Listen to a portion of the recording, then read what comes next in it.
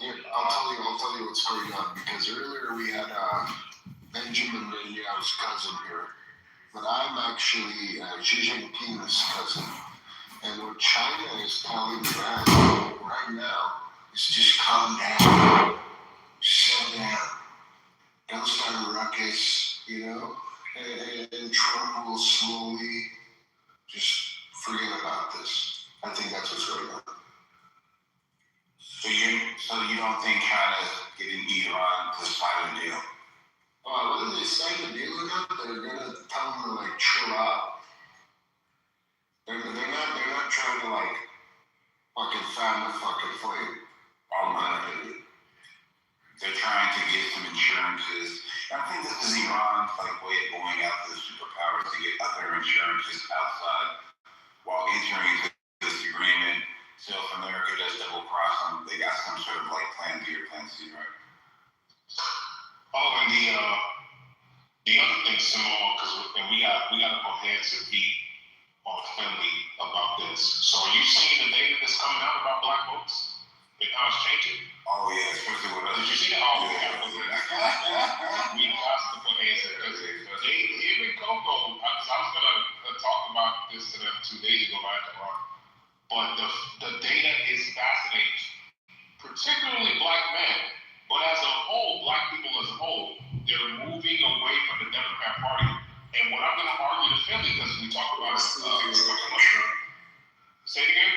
Trump is losing support among black voters. That is not true. So I can tell you you're not paying attention. So, and you can't say this is Fox News because it was CNN that put it out a couple days ago.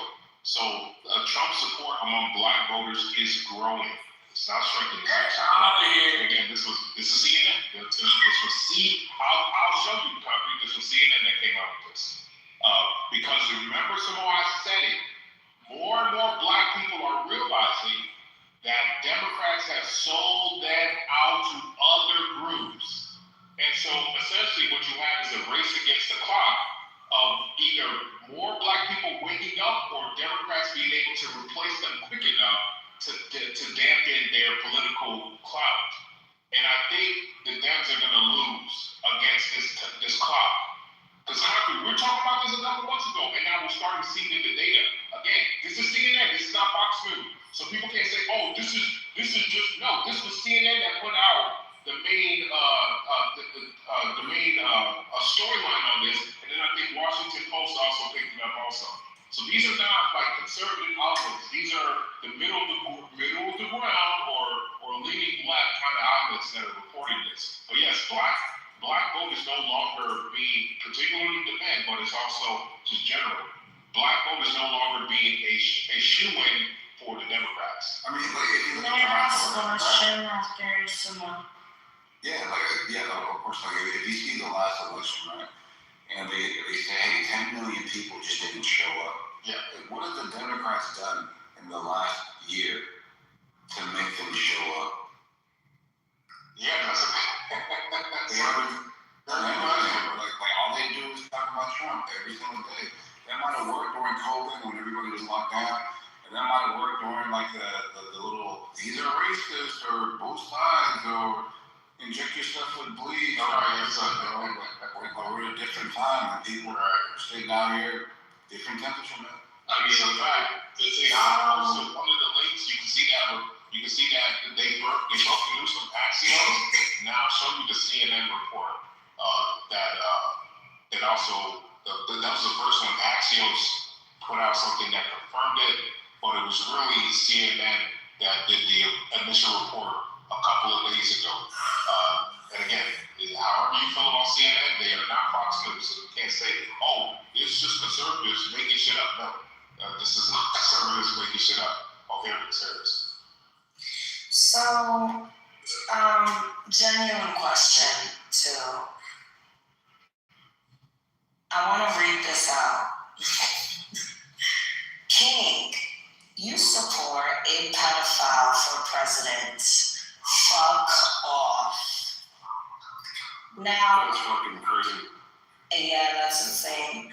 Now, I keep hearing repeatedly, and it's starting to creep me out.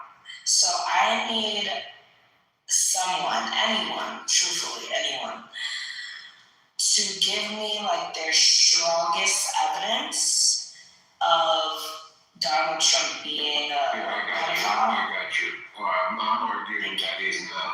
I'm arguing that he's not. Shots like you don't know that these fucking freaks like Necro, look at him, he's a fucking I genuinely want someone to present it to me. 10 seconds on the way Trump's not going to fly. Billionaires hanging around together. Here, check out the photo I have on my PTR. That's fine. If there was any evidence that Trump was an actual pedophile, the Biden administration would have released it and fucked them over. Why? Because they went after him for nonsense financial crimes. oh look, Jessica. Okay, so he's not a pedophile? Jessica. The only other No, I'm asking because it's always. The only other option is And I knew- everyone is involved. Everyone is complicit. And I just want to be fair. So I'm asking for evidence from those who call him that to see what they have. Because what if I thought you were saying their evidence is substantial? You know? I mean, Necro should be. So like, what is the reasoning? Right, exactly. What is the reasoning behind Necro calling Trump a pedophile? Reasoning behind Necro? Is it because he's actually a pedophile? He's a faggot. Necro is a faggot. Guys, be nice to Necro. Oh my fucking. You know, the bad part here, Shasta, is that we know the evidence against Trump better than these people do. And that's the bad part. I'm here and I was found there with all these guys. I'm like, damn, bro, there's way better shit out there than that. That shit. It's like, remember yesterday, remember yesterday how, like, Alessandro said, like, he's a rapist and then switched it down to, like, sexual assault. Like, I need something like, So I just want to say, is anybody that's going to contest the Trump is innocent? Innocent of what? You're innocent until proven guilty. Innocent of what? Right, but do you think, so does anyone believe that Trump is completely innocent? You're innocent until proven guilty. This is Okay, so you not your fucking addict religions, utopia. So you You fucking faggot. contest. Oh, by the way, Concrete, I posted all the all you gotta do is go in the chat and scroll up. Those are all the links from CNN and the others that are reporting on the Black vote moving away from that. Also, just posted because some of the chats around it. So yeah, I'm gonna ignore. So anyways, Yo, Necro, shut the fuck up. I also said black women more than hey, I Okay.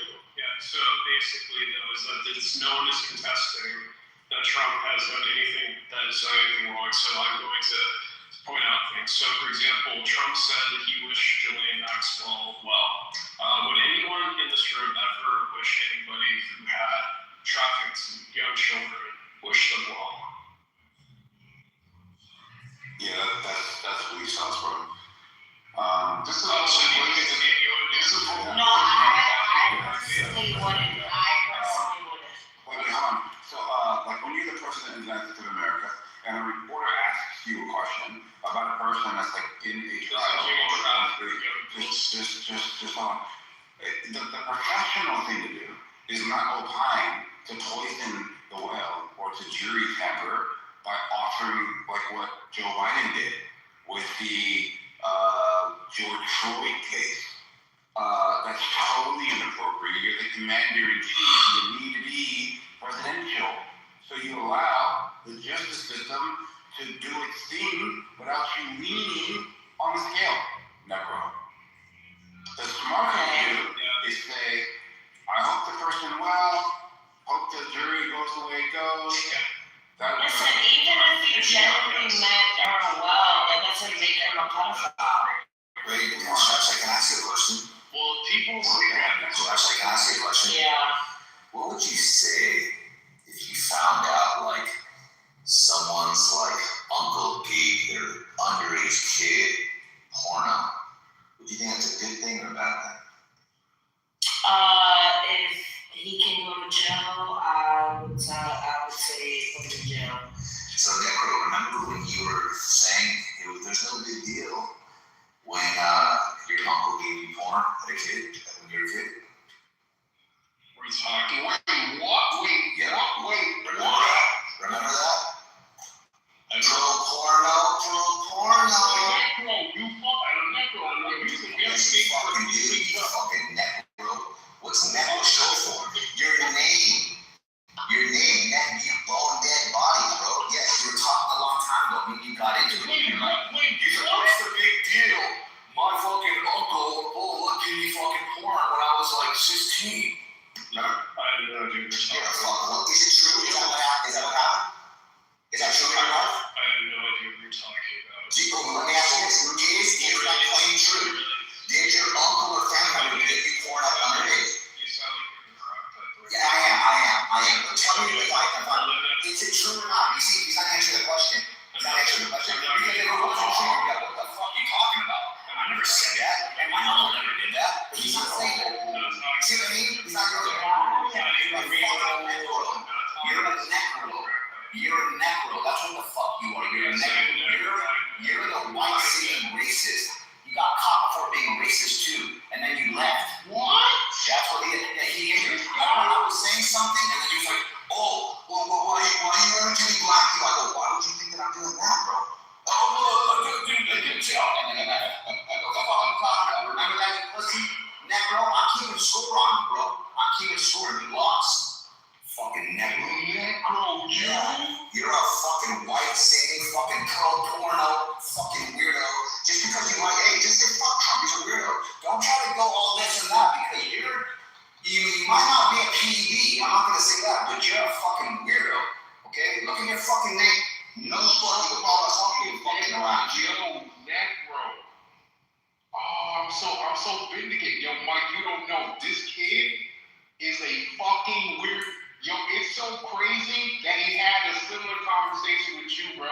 This kid is a fucking weirdo. God, who names himself that? Exactly. Fuck. I mean, we don't tear it now. Guys. No shots, I trust me. This is not 100%. I'm telling you. I'll put that if you want, but I'm not saying. Hey, here we go. Am I afraid? How do you know that I'm not? How do you know that I'm not on the spectrum? How do you know that I'm not on the spectrum? How do you know that I'm not on the spectrum? How do you know that I'm not on the spectrum? Yeah, you're afraid of me, right? How do you know that I'm not on the Oh, spectrum? you're afraid of me, bro. Yeah, I am. I'm afraid of you. Yes, I'm afraid of you. I'm afraid of you. Oh, yeah. I'm afraid of you being around my kids. Yeah, You're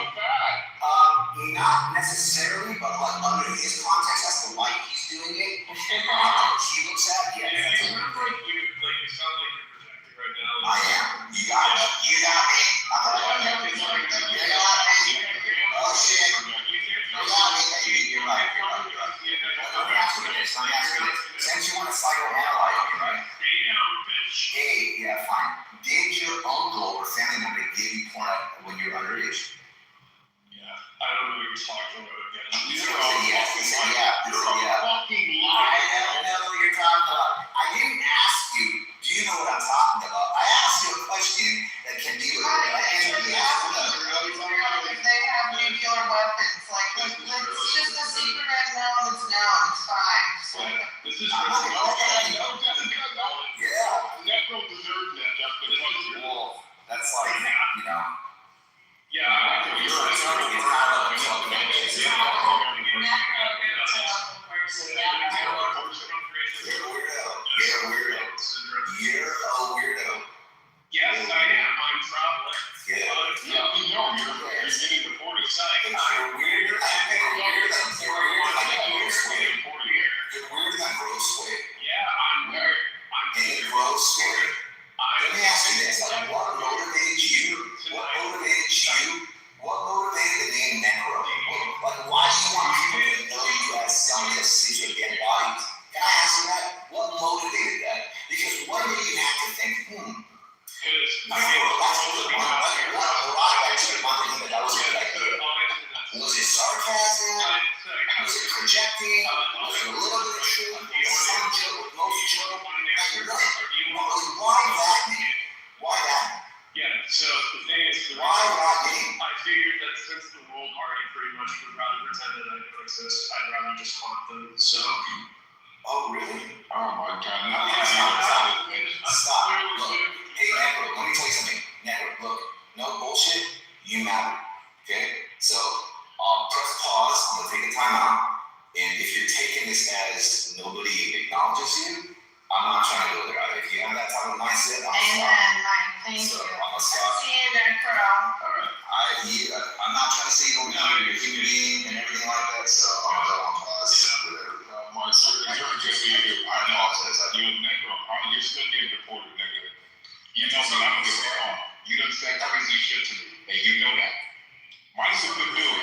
I'm not. You can't even deport me from this room. I'm deporting you, bro. You're getting deported.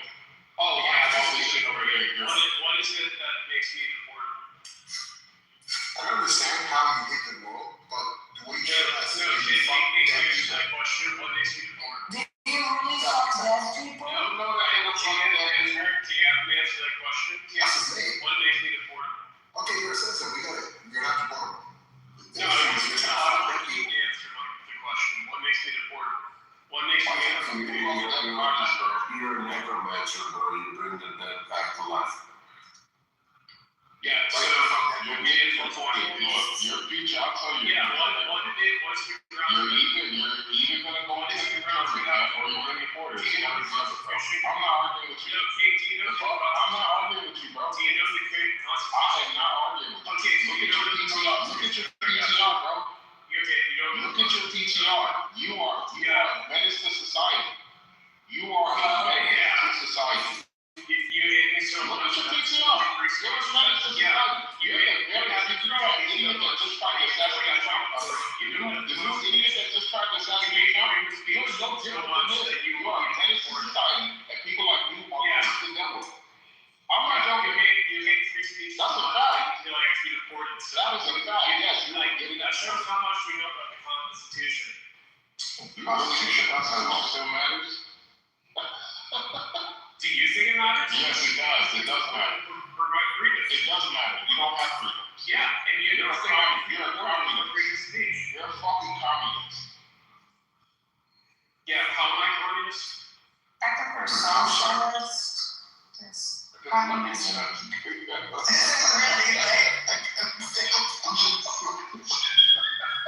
No, but like changing the accomplishing of the Constitution. It's like that should be reported for. Shut up, nigga. I don't care what you think you know or not, bro. I remember the Hey. No, I know you don't have the Constitution. That's You're not a good person. I need help. Look at your PTR. You're not a good person. You're not respected. Look at your PTR. You're not a good person. I don't care what you have to say. You're the same type of idiot that goes Try around making your case in the court. It's going to be a lot. and creating these people that think it's okay to assassinate their political opponents. I'm gonna. You're lucky I'm not dictator. If I was dictator, you'd already Why be in should the camp. court you go? You would be in Kansas. Supreme Court. You would be in the camp, bro. It's gonna be the. No. Yes, he would be in the fucking camp. I don't play with people like him. Look at his PTR. What do you think that means? Look at his PTR. What do you think that means? See, y'all be playing with people who want to What is wrong? I haven't looked at his goddamn PTR. Stop yelling at me. Look at his PTR. Just look at it. Y'all be playing with people that want to kill them. I don't play with these people. No, I speak. I'm a real dictator at heart. You will either be the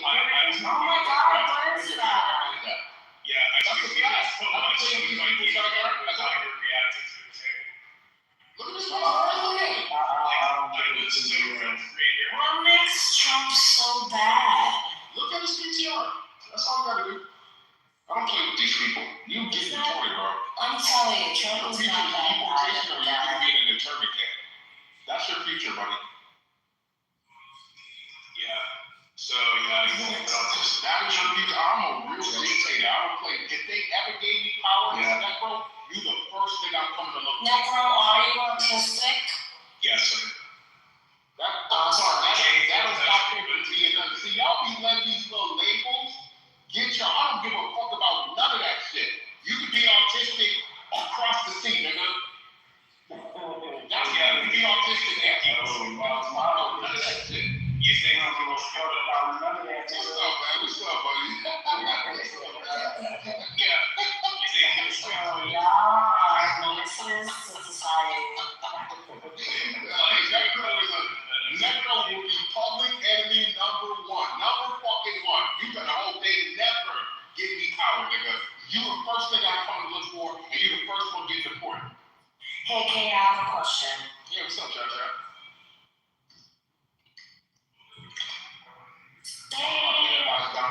Yeah, you first, nigga.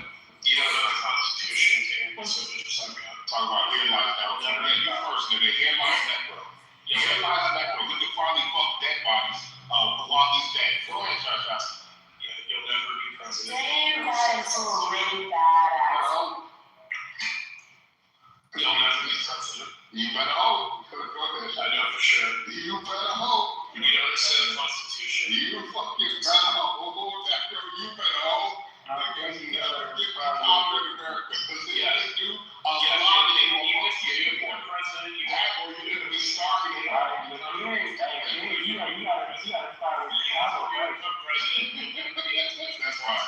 I heard you got it. You'll never be able to do what you want to if you become president. I'm sure you believe Wait, that. but I don't think I really got an answer to my question. Or me, not to be. Oh, why is it? What is the strongest evidence that anyone can provide me of Trump being Yeah, that's what I'm trying to say. To me, there isn't any conclusive anything. When we're all innocent of guilt. like, even if it were true that he genuinely, like, you know, meant good towards that, whoever the fuck you mentioned, was it Maxwell? It's like one of those questions I have. When you Even start if it being was, your wife, but it's just, even if he genuinely meant, like, well for her, that doesn't make him a pedophile. that's why, You know? when did you start beating your Well, wife? there is a rumor about a 13-year-old child. Rumors don't make you a I'm pedophile. saying that that's where they're getting it from. Nothing is definitive, but yeah. What 13-year-old? There was a 13-year-old that had sex with them and supposedly got pregnant, and then like they killed the baby. Yep, that's Here's the thing. I don't think the thing is. But it's dangerous to accuse people of being a pedophile off of like baseless rumors. You know? That's insane. And like, I'm not saying that he's a pedophile for sure, but I definitely wouldn't trust him alone with my children. I wouldn't trust any one of you along with my children. Yeah, what The the fuck did I do? president. But that doesn't make you like a pedo, right? Like, I mean, There should be some higher standard of even rumors like behave in a way that is presidential. I don't know. Just Yeah, children are precious. I don't know. I mean, who set that standard? You know, they say birds that say feather flock together. So it's pretty If I'm being honest, I don't care how a motherfucker acts. As long as he's getting the job done, I think that's what we should make our focal point, right? Like, he could talk like a belligerent buffoon, but if the job is getting done and America is improving, which ideally is what we all want, right? We live here. Then I think that's what you should focus on, right? Like, I'm saying if America is improving, if the president is getting the job done, ideally that would be what we would focus on, right? Rather than him not being politically correct. To me, those are little minute things. That's not politically correct though. Like it was a civil conviction for a sexual assault or something like that. Like he is behaving badly, period. That case was bullshit. matter. It does matter, yeah. It doesn't matter to me. Let me make it clear. It doesn't matter to me. He's not presidential, period. Well, okay, that's fine, I can see like. But someone accusing you of something doesn't make you less presidential. I'm He trying to is taken understand. away from the, like, forefathers, in my opinion. He has taken away something sacred from that office. Good. I think we shouldn't live like a fucking, the old people did. Yeah, but it weakens us across the globe. I know it doesn't. Okay. It's because we all live like fucking George Washington. Well, and fuck him too. Fuck him too. George Washington was an asshole. Because the problem is that you guys have fell into this dimension of you just want to feel comfortable. And if they look the part, even though the outcomes that they promised you are not going to come true, you don't care. You just want to be comfortable with how they appear in front of you. Hey, they look clean, but they're dirty as hell. You got a guy getting some head in the Oval Office. You got another guy killing a whole bunch of American citizens. You got another guy that's like laundering money. And I bet you don't even know what presidents I'm talking about, Jessica. JFK, Carter, who are you talking about? Bush. Crazy. Oh wait, no, Clinton, that's my favorite. Oh, see, look, you got the first one getting head in the Oval Office. What is that boy killing on everything? Jessica? I hate Clinton. Fuck him. Do you You guys act like I like politicians, and I don't. Oh, I asked you. I didn't ask you anything. I asked you genuinely. I don't know what you happened. But at least these guys like didn't tear apart our fucking country by separating us, dividing us, and then globally trashing every fucking bridge that we're built. To be honest with you, Plus the inflation, not to mention the gas price. like as far as me, like a non-politician, fucking or political person, that guy didn't fucking separate me. That guy was the one that made me feel better in opposition to the people in power. That's why I liked him. I'm glad you feel that way. I don't. Yeah, well, it's not like I'm trying to tell you, like from my, it wasn't like he made me angry against the other side. It was like, I didn't like what the other side was doing, and this guy that came out and unpresidentially said, "Fuck you, motherfuckers," and I was like, yes. Now you can say something about me personally. I'm not presidential. I don't care about hearing presidential speeches or talks. I don't give a fuck about that. To me, the way that guy speaks or spoke, whatever, like he spoke to me. He spoke to my brain probably understands. Look at these guys. There's a reason why this is the type of person who voted in with the popular vote overwhelmingly, right? Was because the last people that were there shit the bed. And Jessica's like, no, this is the guy. This guy right here. She wants the gas prices. Do you want to know what the height of the gas prices were? How many prices were there? Yeah, I live in California, Samoa. Thank you. I don't know. Was the last administration's gas prices higher than this one? Slightly, yes.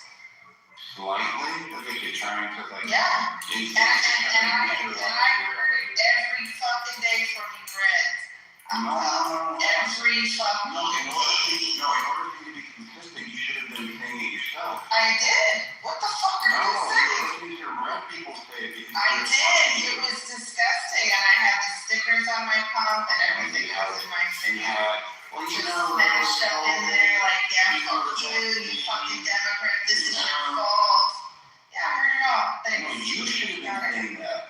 I did. I was complaining about why gas were the red people getting on your nerves for saying because it was disgusting. But shouldn't both of you guys have been on the same line? We were, but I didn't have to act like an asshole. That's between me and the animals. See?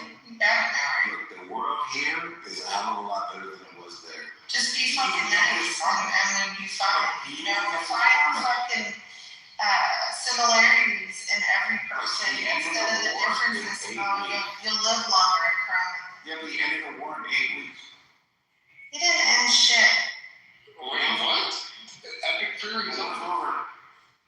so delusionized, you didn't even know. Delusionized is hilarious. I don't know.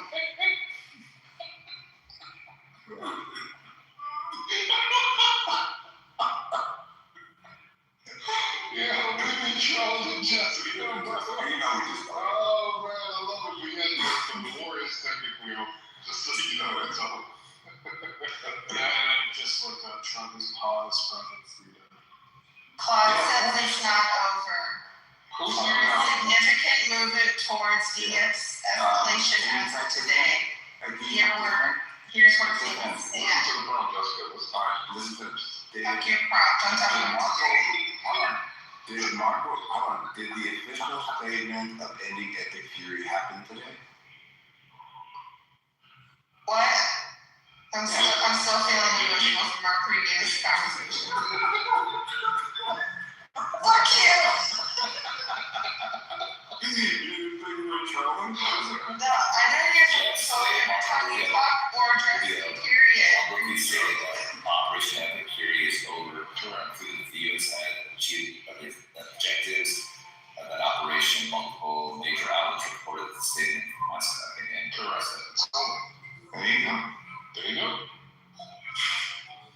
So this whole thing about he said never ending when he said there's never gonna be these wars and he said what's over? He said Yeah, but he didn't accomplish his goal. The nukes still exist. Iran has not agreed to end its nuclear program. The strait remains closed, and Iran's hardline leaders appear to believe that they have the upper hand. See, this is the problem, Jessica. This is the problem. You're allowing the media to create new objectives that are outside of the reach of our president. If you just go and look up what epic fury is without listening to the media or people like Epic fury Well, you know. is my motherfucking ass. Because the fucking shit is not accomplished. So what? They still have nukes. The fucking rear orbit is still closed. Like, what the fuck are you doing? Epic fury cannot Stop be changed. badgering me. Stop. Epic fury cannot be changed. You can go back to when it was first presented and look for yourself. And that's what we said we were going to do. We were just going to go blow shit up. We weren't going to rebuild anything. I understand what you're saying. I'm not a fucking moron. We're still not accomplished the goals that I heard come out of that motherfucking orange ass piece of shit. Which ones? That they were gonna end the nuclear program, and they haven't done that. They did. You don't think the nuclear program's over? They blew up the centrifuges. Who's there to still? They're still going to move forward. Is my Who's there to still run this program that you think is still moving forward? And where are the centrifuges? Why are you asking me questions that I don't know the answers to? God, come on. What the hell? Hey, Jessica, like, you can't just... I came on for some light listening, evening listening, and I get fucking grilled, man. You just shove that shit on my ass. We'll move on to the way. We're just joking, Jessica.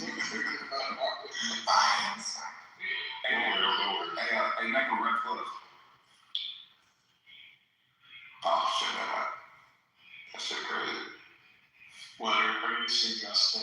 I mean, I'm not trying to, get dark or anything, but like the thing is that are you suggesting that Parliament's go shoot a school or something? Is that what you're suggesting? Bro. What just happened? Who said that? I think he's a lot of times saying that. Gloves? Boxing gloves, getting the Necro. green gloves. Yeah, like why would your mind go there? Bro, who do you say go to It's school? not easy. I don't understand the connection. Out of all the things in the world, I best thing, go to the school. just asked because it is something I have been asked before. Like people said, are you going to go shoot up a school? Hey, yo. Yo, Samoa. Some of the people were crazy, man. It's insane. Yeah.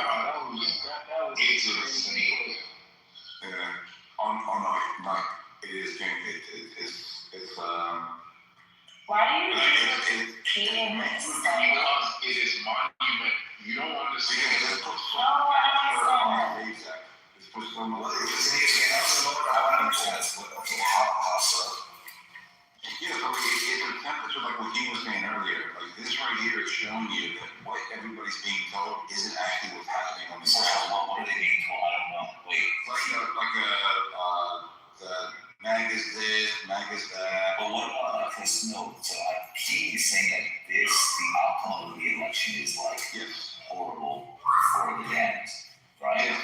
Yes, because there's certain And you're things. saying that it affects the state law?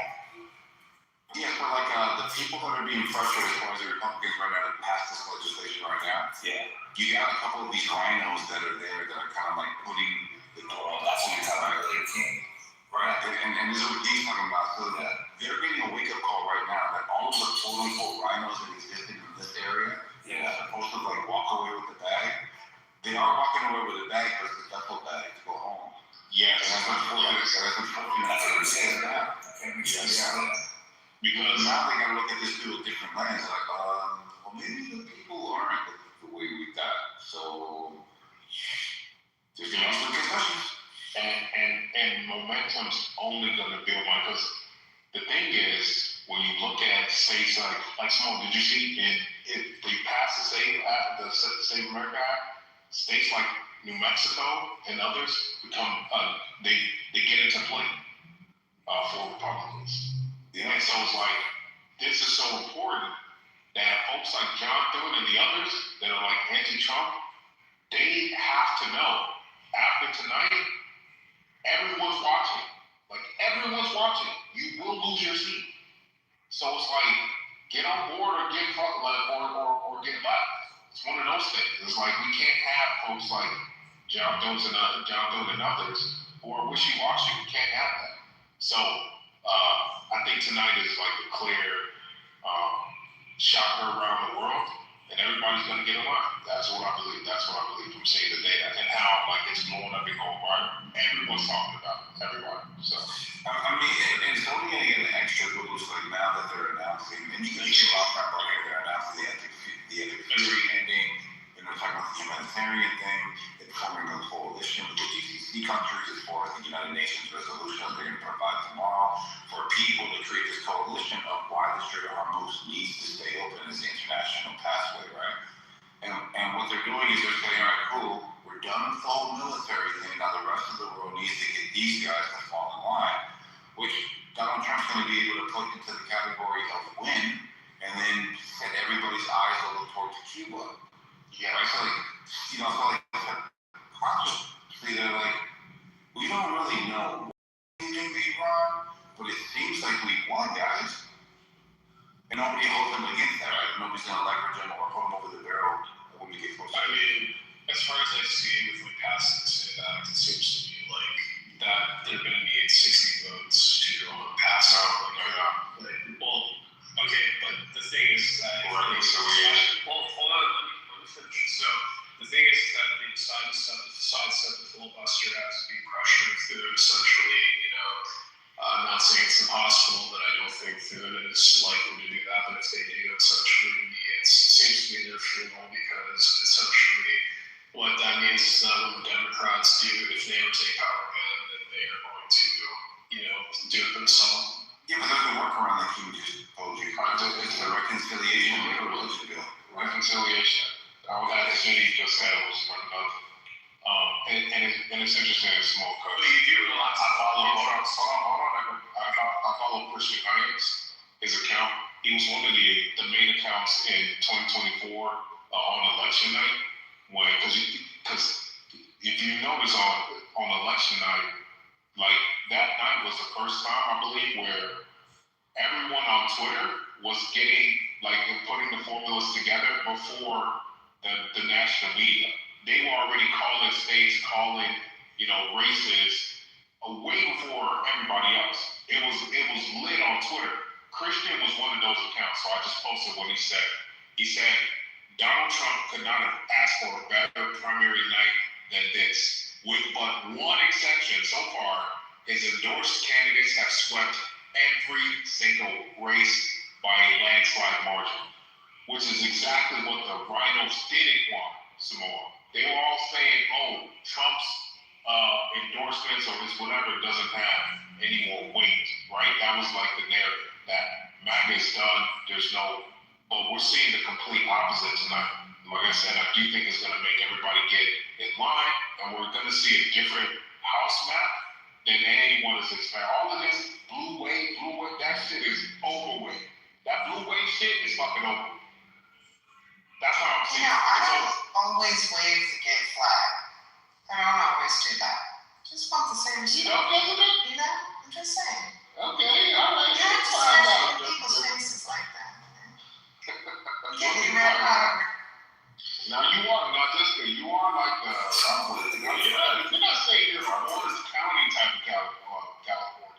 Are you? Is that what you're saying? What kind You're of? Orange County, No, I'm LA County. Okay, LA County. I'm northern LA County.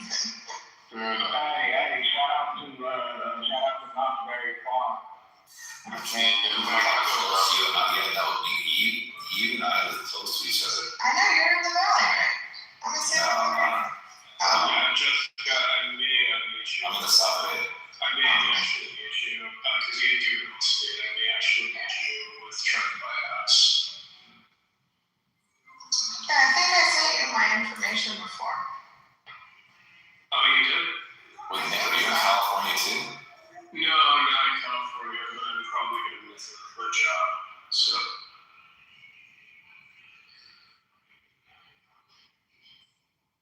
Unless if my job is remote.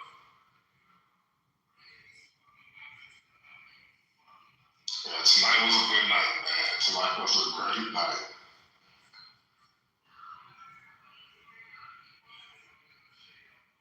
Yeah, I mean, as far as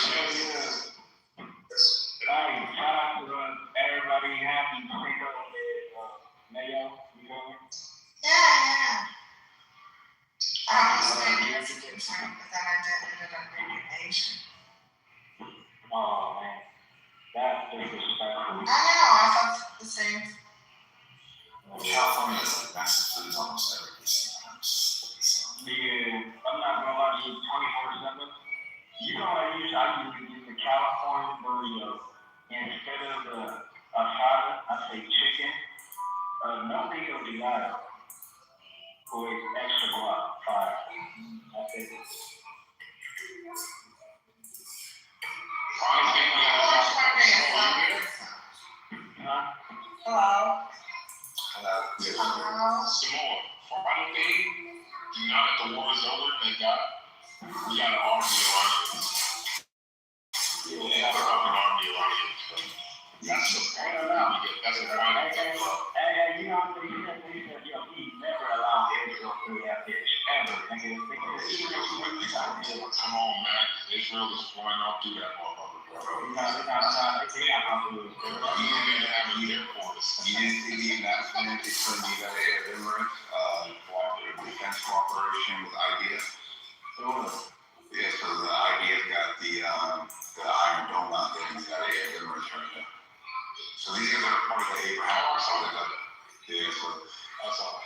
They're in cooperation, and the crazy part is how a lot of people didn't link this up, but Israel a little while ago stopped all types of interaction with France, and then at the same time, the United Arab Emirates pulled out of their fifth generation, I guess, jet or whatever contract that they had. I saw that too. Small, yeah, I caught that a couple weeks ago. I did catch that. I didn't pay too much attention to it because I don't know how it fits into it, but I did catch that news that they pulled out of it. Yeah, I didn't link the two together. I thought just in the story because I thought that it'd be a little bit too like over the line, kind of like if Iran were to find out that the IDF was right across the water, right? So I didn't think that type of a relationship would develop a little. Yeah, well, yeah, the UAE were, because I told you some of the UAE, that was some niggas, they get it. Like, man, nigga, we know this motherfucker. Literally, that's what they said, bro. Because they got the brunt. The thing is, from the Caliphate era, the last Caliphate era, they got a lot of the brunt of that, where a lot of people tried to overthrow their kingdom. And so I get their sentiment, like, because they had to live through, like, the paranoia of who's going to be next, who's going to be next to try to overthrow us. So, if I was running a kingdom, I wouldn't want that shit. I don't care if it's part of my religion or not. So I get why they would be the first ones to warm up to Israel, because obviously Israel is, and again, I'm not endorsing Israel. I got problems with vengeance and all that. So I'm not saying that, like, I fuck with Israel. The point is, I can understand why the UAE was one of the first to hop on board with the Abraham Accords and be cordial with Israel. Because the enemy of my enemy is my friend. Not in all cases, but hey, this makes sense. So. Can I say, today I saw Are you saying that fulfilling prophecy? No, I hate eschatology. So eschatology is one of my pet peeves. I don't like eschatology, so I don't get into like all the. I used to a long time ago, but I don't get into all that. How does this fit into like end time stuff? Wait, can I ask a question? Today I saw someone Yes, sir. like, is there like a fucking internal like fight between like white Jews and non-white Jews? Like the white Jews? Yeah. So you're talking about like the Mizrahi, like Yeah, that's the name. I heard somebody talking about that today. Yeah, there is. So they're not uniform, like just think like what Ryan says all the time. Like it's like that, just with Mizrahi and Ashkenaz. I saw him. I worked for 2 Jewish lawyers for like 2.5-3 years. Yeah. One of them was a Polish Ashkenazi, and the other one was a Persian Mizrahi, and they are so different. They're very different. I know it's anecdotal, but I was much more chill with the Persian dude. Yeah, the Mizrahi. The Mizrahim are usually like culturally similar to us. That's why. Wait, what did you say? It's Culturally similar to us. Yeah, like he would play backgammon, we would play backgammon together. The Polish guy would look at us like we're retarded.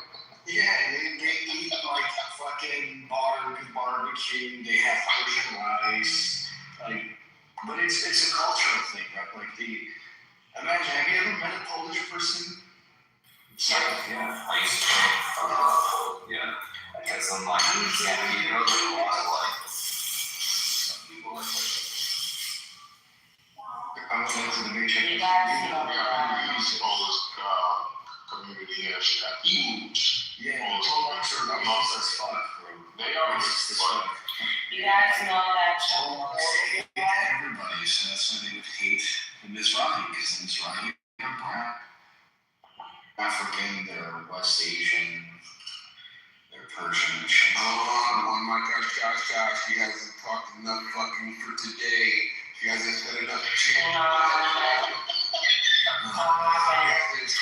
just want to say that concrete's a homosexual, but now we have to define the word homosexual to figure out that fucking concrete likes anal play. So go ahead, guys, let's figure out the definition, since that's what we do nowadays to show our intelligence. Asking, what is the definition of homosexual? You guys bring in your charged up energy into every conversation, and it kind of like moves the conversation forward we were talking about. That was the entire hard cue. Don't care. Like, it was only for 30 minutes, but it worked. And you guys shut the fuck up. And we had like a conversation for like an hour and 15 minutes. It wasn't really a conversation, it was just people making submissions. Yeah, that was nice. That was a lot better than hearing you guys It yell. wasn't a back and forth conversation, it wasn't nice, actually, it killed the fucking room, if I'm really gonna be honest. The room is better now that we're conversing, now that we're outside of the queue. I'm just saying. Back into our queue. Well, fuck you, no, and this is just my views. This is just my views. Go ahead, my views, bitch. Go ahead.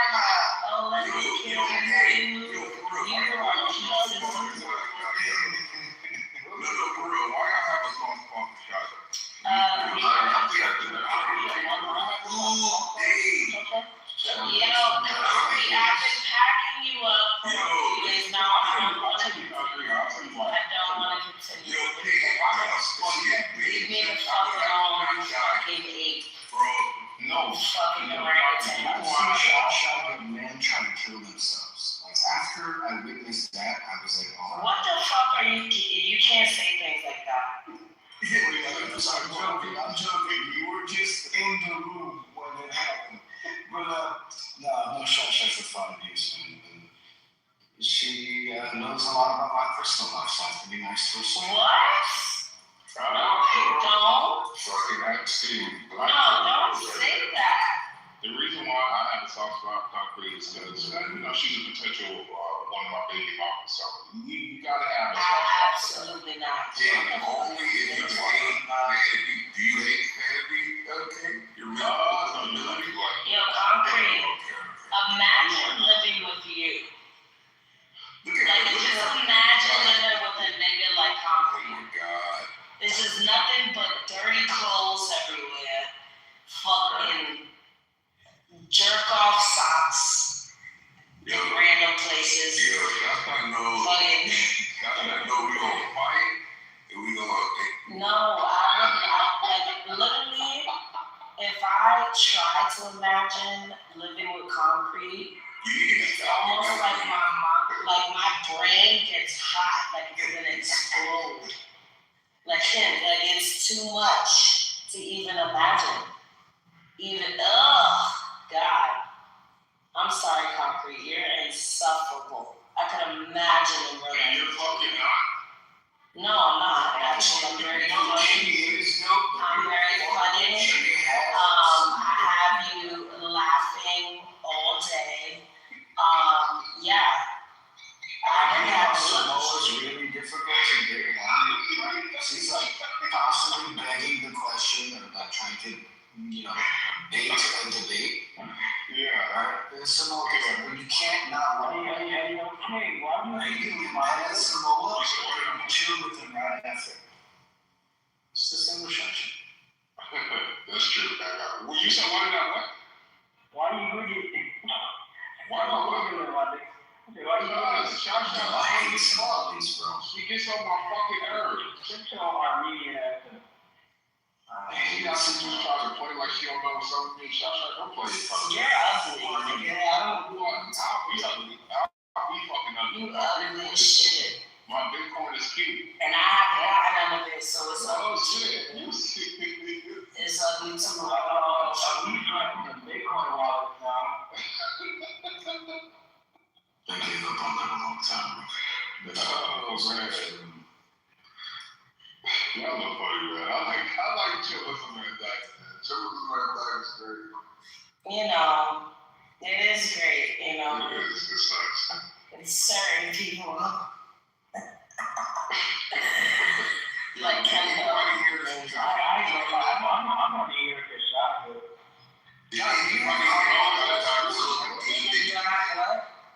Cardano's Instagram. I wish. Fuck, bro. I remember Guru had it. I want Cardano in here, man. I feel like Cardano. I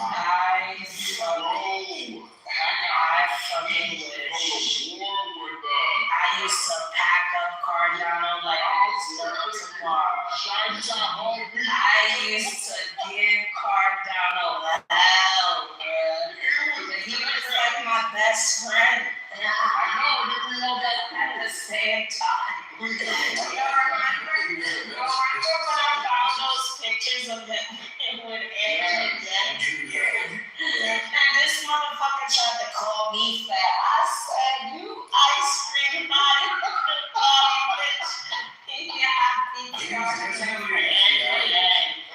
He was definitely an FBI. Yeah, because the last I remember, Cardano turned into he calls himself the meat maker. The meat maker as an MEET. He's not a butcher. He was basically like Cupid. Like he was like Cupid. He would trust it together. And how you go from like an extreme white supremacist, like straight up KKK, probably even worse than the KKK. How you go from that to like a matchmaker is like, yeah, you're a fucking fat. And first of all, before that, go into a room with all black women and just flirt with them. He would constantly he loved jazz. He loves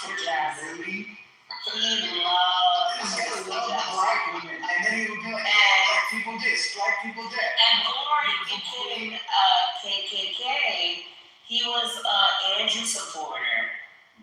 Andrew is a part of He was a part of the Trump protest in Canada.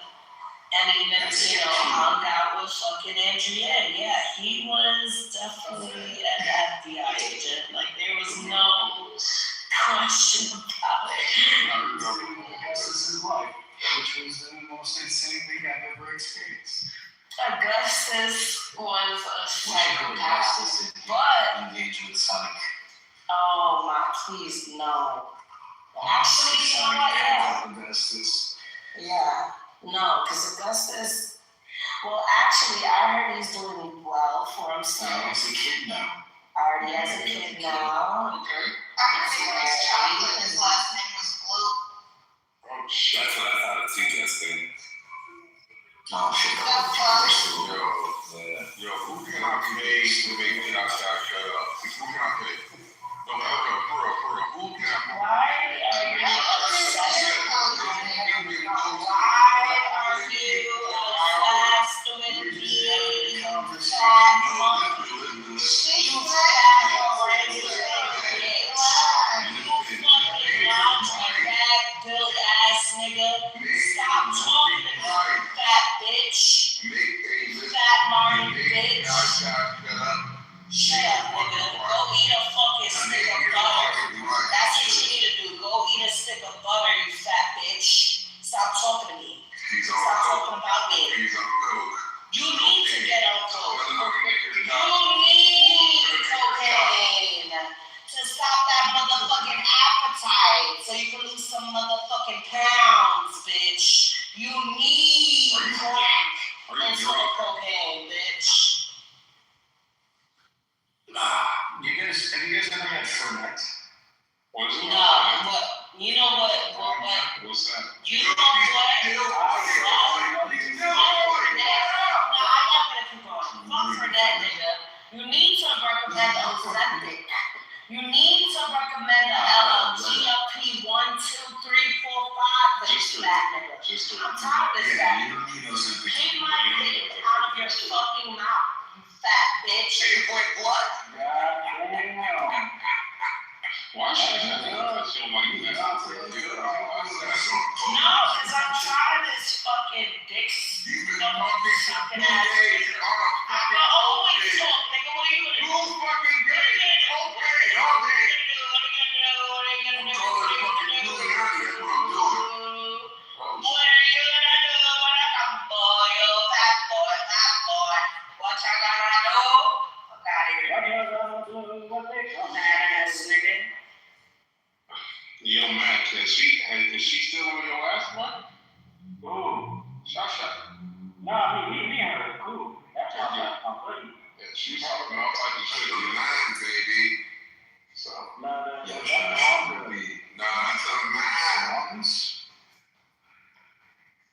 Shasha, get on my I could be a man. Your mother's a whore, though. There she go. Your mother's a stinky pussy whore. Your mother is a dry pussy whore, nigga. Your mother's pussy feels like a cat tongue, nigga. What are you talking about? Yeah.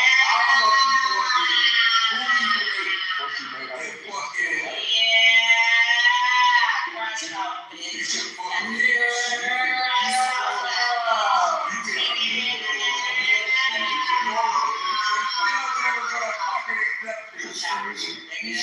Suck my dick. With your mother's lips. With your mother's lips, you can suck the dick. With your mother's lips, you can suck my dick. You fat bitch, you can suck my dick. With your mother's lips, suck my dick.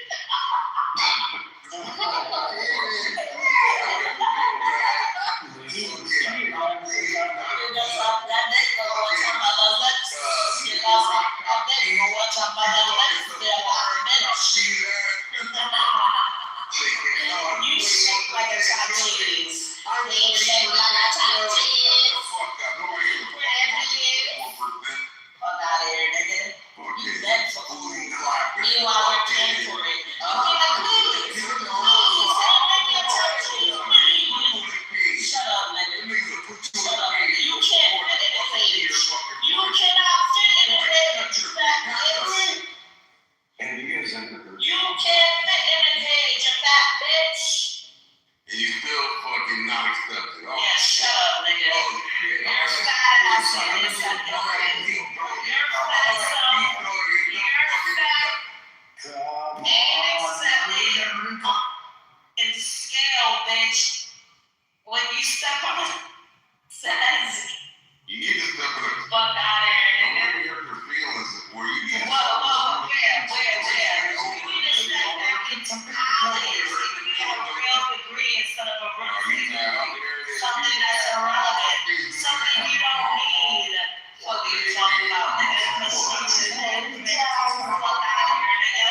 This is the intellectual. Fuck out of here. So, goddamn, get back in. Get your mother, bitch. It's 9:25. We're moving on. Yo. We're having a fucking conversation. Well, then it's wanna keep bothering. If you let This go of fat that fucking monkey, leave the fuck alone. you won't take a Oh, I need it. take a nap, man. I'm Take a fucking nap. You That's all don't I need. need. Okay. That's all I You know, fentanyl. Take a nap. If I was on fentanyl, I would be taking that. Get to know your drugs. Get to know your drugs, you little bitch. You're on Adderall. You should have said Adderall, you stupid. Smoking, fucking. You're sober and you're still sober. You need fucking drugs, nigga. Nigga, don't calm your fucking tits. There you go. Fucking fat bitch. Sardines in a can. Fat ass nigga. I'm tired of this fat ass nigga. I'm tired of this laundry bag shit, hot shit ass nigga. Shit that loves nigga. Medicaid and no housing, but I pay my own bill. I thought you were in the hospital. Fat ass nigga. No, but whatever. Big back ass nigga. Brisket back ass nigga. Brisket back. Brisket back. Brisket back. Brisket back. All his back is loaded up. Everything that you need is fatty. Back.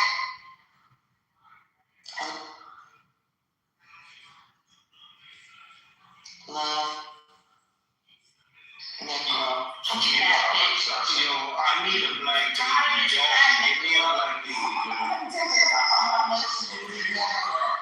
I'm gonna cut that shit. I'm gonna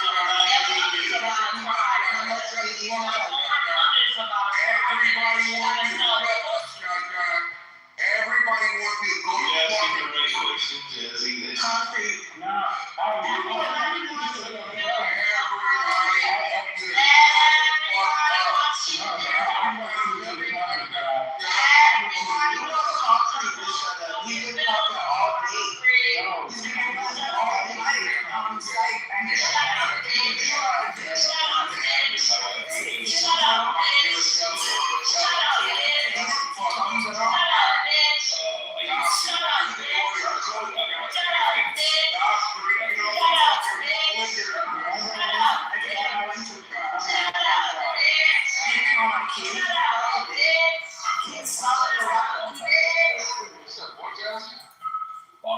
Hey, good night. What's up, Jazz? Who was the king who did that? I'm gonna let both of you up in 10 seconds. Just hear me out. Hear me out before I let both of you up. Please. I'm begging both of you. I love y'all. Stop fighting. Let's have a conversation. Stop trolling each other. It's very selfish. You guys are Let both of you up. one day, you know.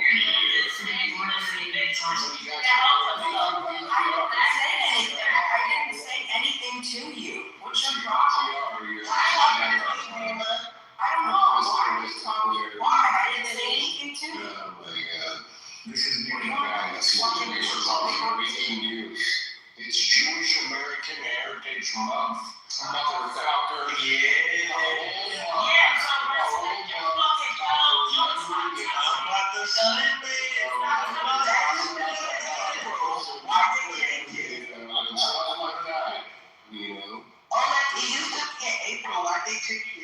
we still got April. We're gonna get July. We're gonna get December. We're gonna have some holidays.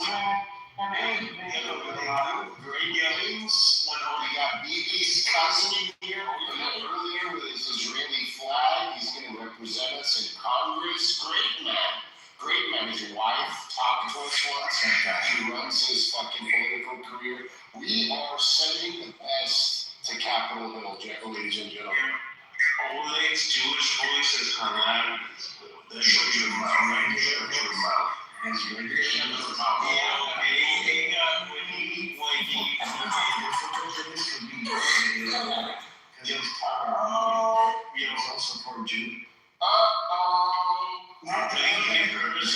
he impersonates I'm not justifying Armenian genocide, and I'm not wait, Matt? Hey, she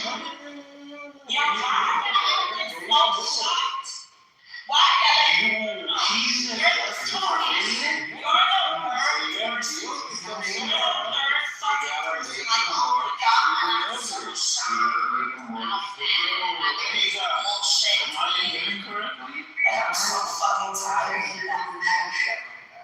Because it's like he's the third fucking person. Like, oh, I'm so surprised. Are you in that Matt's position? It's like, yes, you stupid bitch. Why do you think so highly of Matt? I don't understand. Oh, she cursing me out? Yo, you're not here. I'll take you in the I'm talking to you, Jazz, and you don't know what. I'm gonna leave it alone. It's the PTR, bro. No, because I'm allowed to be nice. That's a fact. Tell him to watch that fucking tone. You said it. So I'm gonna be nice. She know I don't play that. She know that. She knows that. King, I wanna take shots out of Disney World and them kids so bad. I want to tell you, like, don't hate your life at this one. You got much more to look for. Concrete, shut up. You got nothing. Fat ass up, bitch. Shut up, fat bitch. Yo, fatty, hamburgers, hot dogs, french fries, bonbons, plain Do you realize if you leave a crumb, Congressman's gonna take it right now? Can we not do this? I know, because he's a fat I'm ass. talking to Andy. My bad. Yeah, I did not realize. But can we go back to Matt on his position? Wow, I don't believe this, bro. No, let's not go. Let's not. He's not here. I'm disappointed in He's that. not here. Let's not do that. He said death to Armenia, King Solomon. That's not what he said. That's not what he said. There's shut up. Can I say Wait, hold on. Did y'all say anything to him? Can I tell No, it would be you who would say that. But it's fine. Don't be surprised that billions of people want less than 10 million Armenians to die. We're such a thorn in Faisal's fucking dick that you have to come outside and say, I was going to do that. It's a fucking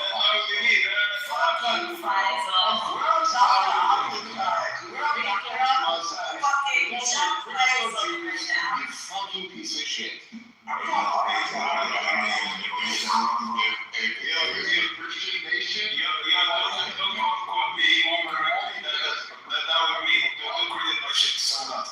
Bro, Facebook trying to jump me in a whole person. I don't care. And we was in a whole room and I was beating up all these towel heads, right? And this dude Facebook came out of nowhere, bro. Swinging on me, He said, I'm out of the Iranian room now. That's a roof of They had a roof discussing the ongoing things that are going on in Iran. And Samoa jumps in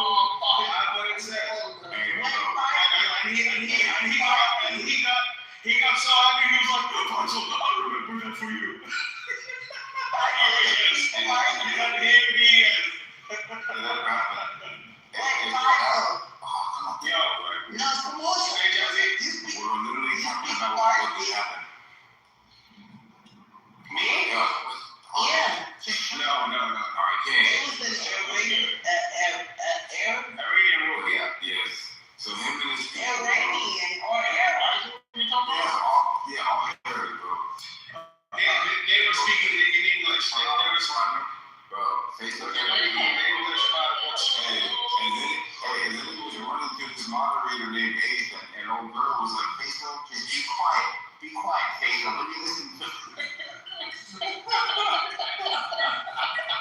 and Hazel was all opposed to them. No, you always think that you're annoying it. Yeah, bro, I never heard that. Why you letting So why do you think Faith was because I was making this? Because as you were listening in here, you know, this room is technically ghetto, so it's not a place for me to say, oh, stop being so ghetto and annoying. However, when he takes that shit to another room that was civilized, and he ruins it, you're trying to convince me a room full of Muslims is civilized? Is that what you're talking about? You know, you get that a lot with that guy. Bro, we had Lebanese people in there. We had Iranian. By the way, I love Basil, y'all. I live in Kitover. I love Basil. I'm like, damn, a room full of Middle Eastern people. Yikes, I'm scared. And Jazzy, it was like, and they were jumping me. And then Hazel, They trying to panic you? bro, when I seen Hazel, I get too much. I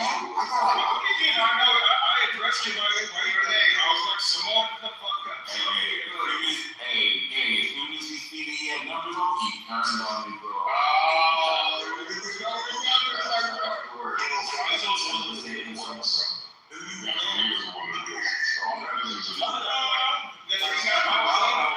was down in the audience. I was just listening to the other conversation until Simone came and was forcefully centering himself. Of course, I have a genre. Faisal, how the fuck you end up in this room, bro? You're from fucking... was black. Yeah, we said. You're not gonna be... Every song you have to react is that It's I think like a day ahead of us on the fucking... How the fuck he end up in chillism? Bro, in that it's convenient.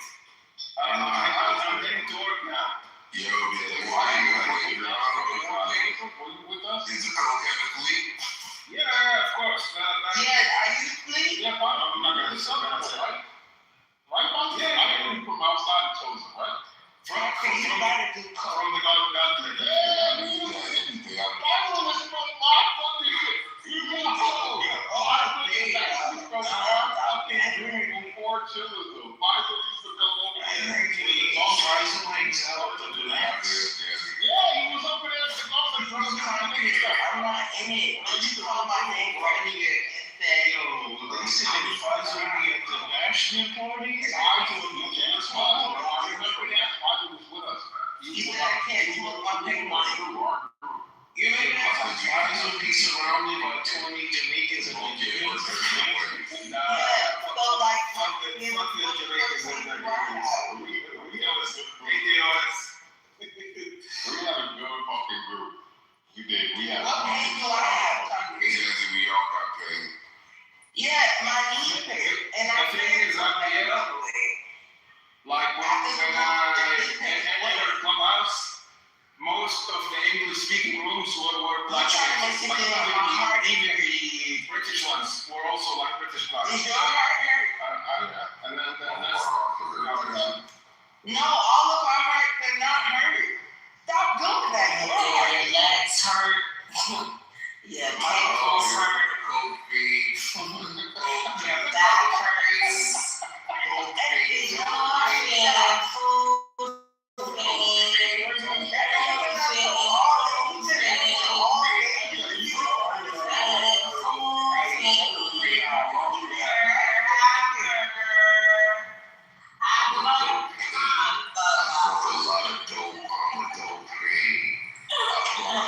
I eat a lot of big summer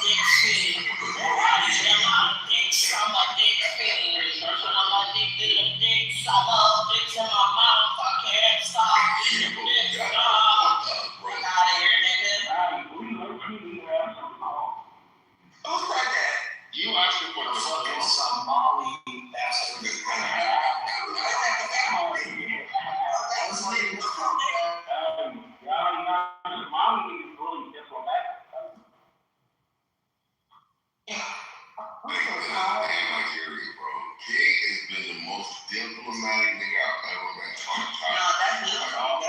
Yep, Yeah, Jack. Luffy's Nigerian too. These niggas know how to do it. Can I do one thing? Luffy's Yoruba too. He's literally my tribe. So.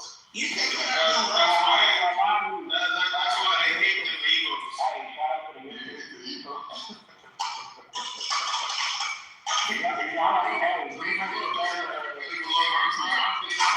She's a different tribe, she's Igbo.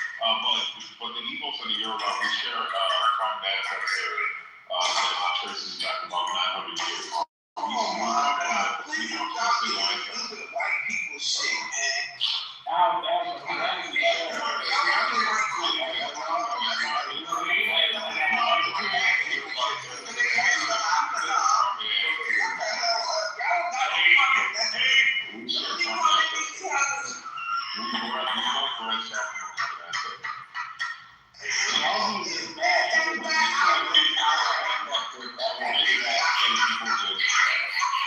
It's like how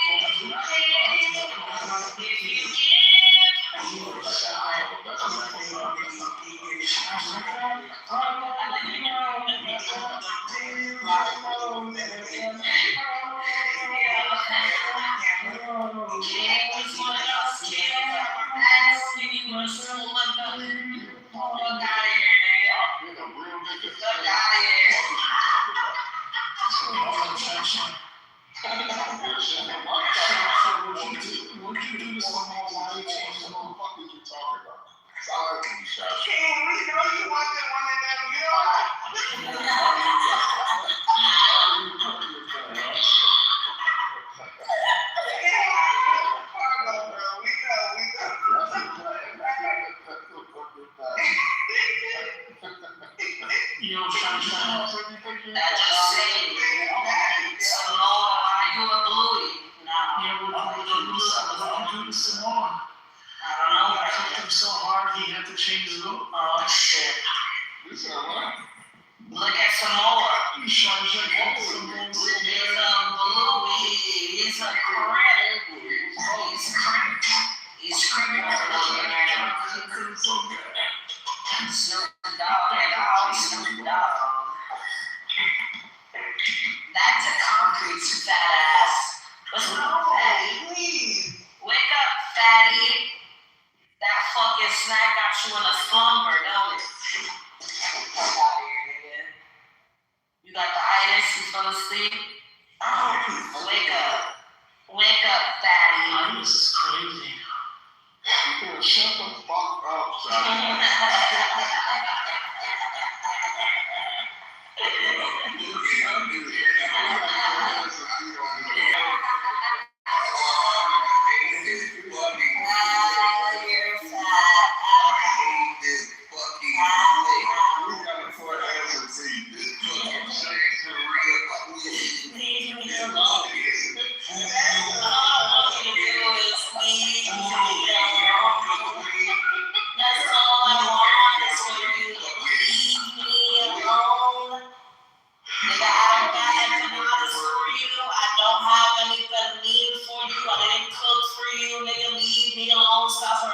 Me for food. Fuck are you talking about? You know what fucking hilarious, right? That's not That's a lot of kid. fucking food. The fucking Don't eat anything. You would eat anything. You would eat anything. You would eat every fucking thing anybody gives you, nigga, because you're fat, nigga. You're a fat bitch. You go into the fucking lunch. You go into the fucking break room. You go into the break room and ask niggas leftovers, nigga. That's the type of fucking coworker you are, nigga. You ask, are you gonna finish that? Are you gonna finish that? I'll take it, bro. I'll take it. Fuck out of here, fat bitch. You the type of nigga that pulls food out the fucking fridge in the break room, fat bitch. They put cameras in the break room just for your fat ass.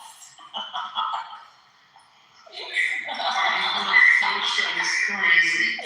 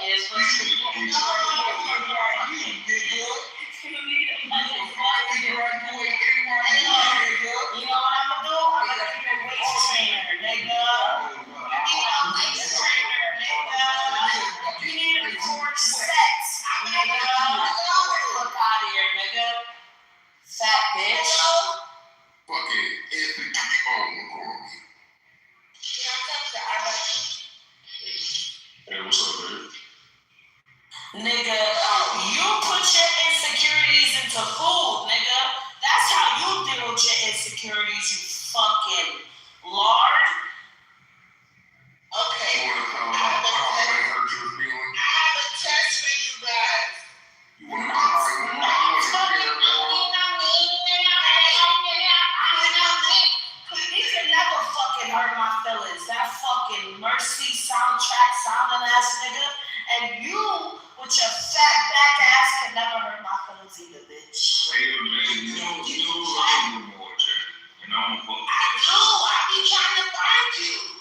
No, Almost late at night, I gotta get up to 6:50 in the morning. man, you know I feel crack, but look though, I feel like ever since you see me, you don't fuck with me no more. Like I Are don't you know what's dumb?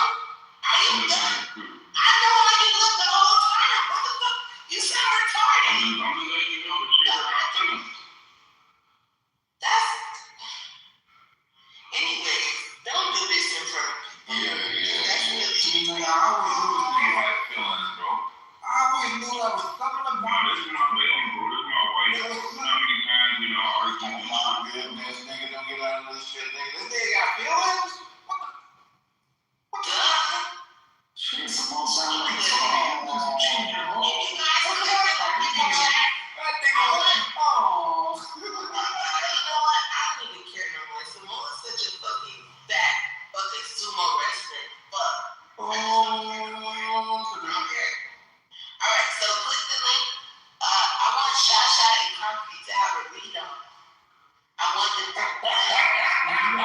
Crazy. read this passage. Yo, I'm gonna come to a challenge for you. Let it go, bro. Stop it. No, let's have a read on. Oh my God, bro. Just stop it. Why? Because I was just joking. I'm just giving her a hard time. I'm trying to, it's over. Let it go. No. He should actually have a Let's have a read on. You weren't joking. Stop that. I'm not that. Just give you a hard time, please. Yeah, he sounded pretty serious. Listen. He did. If I was child, Ladies, you know I love y'all. He did. Please. I think we should. Stop how you know I love you. Please forgive me. I think we should. I'm just saying. I love you. Please stop. Why are you scared? take care of friends. You sound like Samoa earlier. Caroline challenged him to a date. And he got scared around it. You wouldn't. I always push it. I will still get on your fat ass. I still love you. Hey, Concrete, the whole time I was talking earlier, I didn't hear Shasha say a word. I was like, where's your friends at? You saying? What are you talking I about? was like, hey, well, she just got in here. Concrete, don't let Shasha backdoor you.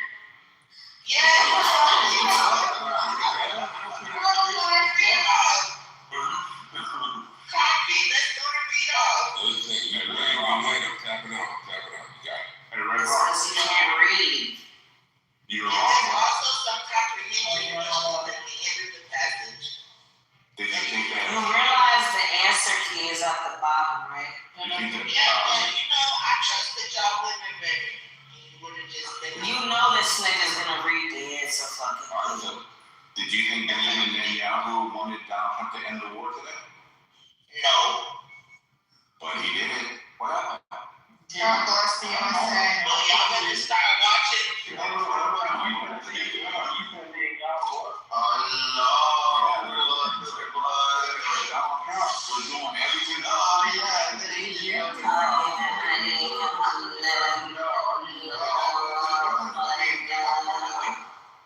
Create the whole Zionist movement thingamajig if there's not warrant, right? So, just saying, doesn't really seem like it's consistent with the greater Zion project.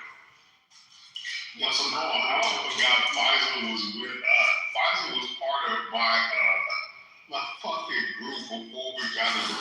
I totally forgot that nigga was with us, bro. He literally told us about my group, like come from our shit. I totally forgot. We don't care. So the nigga, Cassie,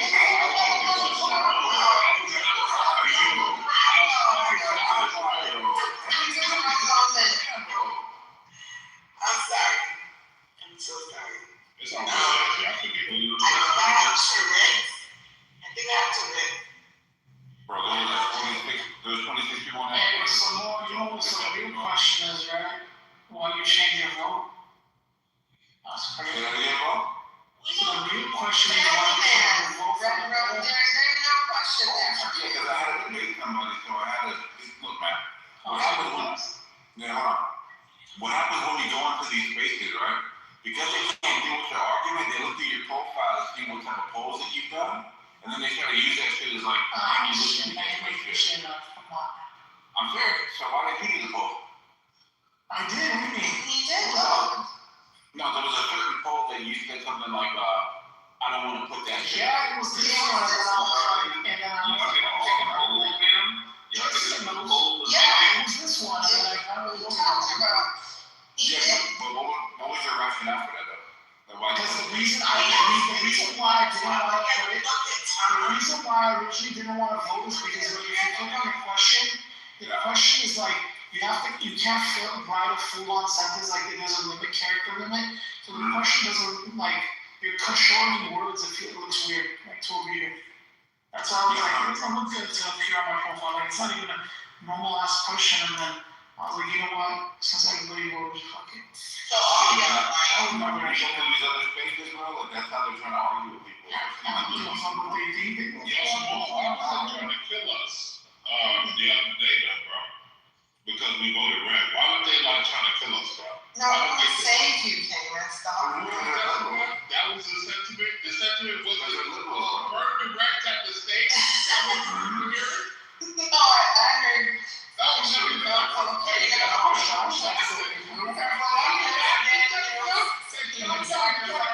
No, King Shasha said, Please get out you of have a here. red dot on your forehead to identify what you voted for. At the end of the day, you're gonna live no matter what. Yeah, that's how The love is powerful. Sasha has that bully mentality, bro. It's like you don't You feel so, I feel shame for voting red and then blue one. I think there's every very hard thing. hypothetical, every variation that she had, bro, was the ability to target you for the decisions that you make. Everyone, it's like, bro, you vote this way, you know who you are. Like this shit right here is like, like bully, strong arm type of mafia shit, you know? No, don't you think you should feel type of shame if you voted red and blue wins? Like, she's right. Like, you should have like something where it identifies you voted red and blue. Stand on it, 10 down, fuck it. I know you want to be targeted to some crazy blue voters. Some crazy blue voters might want to come after you. All right, No, they should have like 70% reform of self-love. 70% of the people, 70% of the people vote red. 30% of the people that voted blue are all pedophiles, criminals, and murderers. Are you missing any seconds of sleep? No, if they're all bad people, of course not. There you go. So why the fuck would you want to save bad people? What? I thought, listen, I'm gonna say this. I mean, I see what they did too. Listen, You want to say no, the fuck I didn't say I would kill him. I said there wouldn't be like a you reason want bad. pedophiles, rapists, and murderers to be in the life? So then why don't you just right now? That's how you really felt. I'm God. I don't play God. If you wanted rape is dead and so bad, why don't you ever for the You dead? want every person to live, even those that God doesn't want to live. If he didn't want to live, then If kill him. you want them to live, you wouldn't make them Yeah. live. But that's kind of the question when you push the button, right, God? No. When you push the button, that doesn't mean like everybody lives forever. Like you're just at that moment. Everybody lives. That means that if God wanted this person to pay the fatal price for molesting a woman or whatever, right? I was going to say child, but that's a little inappropriate. Yes, you will. That's it. You're fucking the blue? No, that's No, just God. They kill more people. You're telling us that we're in control of ourselves. That doesn't mean life doesn't continue. That If doesn't he was meant to brush red, You know what's crazy? You know what's that crazy? wasn't made by men. You know what it is? A pedophile is God was just free will. Listen, let's say if the vote was right now. Absolutely. That's why God said red button for sure. No, let's listen. If the vote was right now, and Trump, and let's just say the Coming from the fucking morning.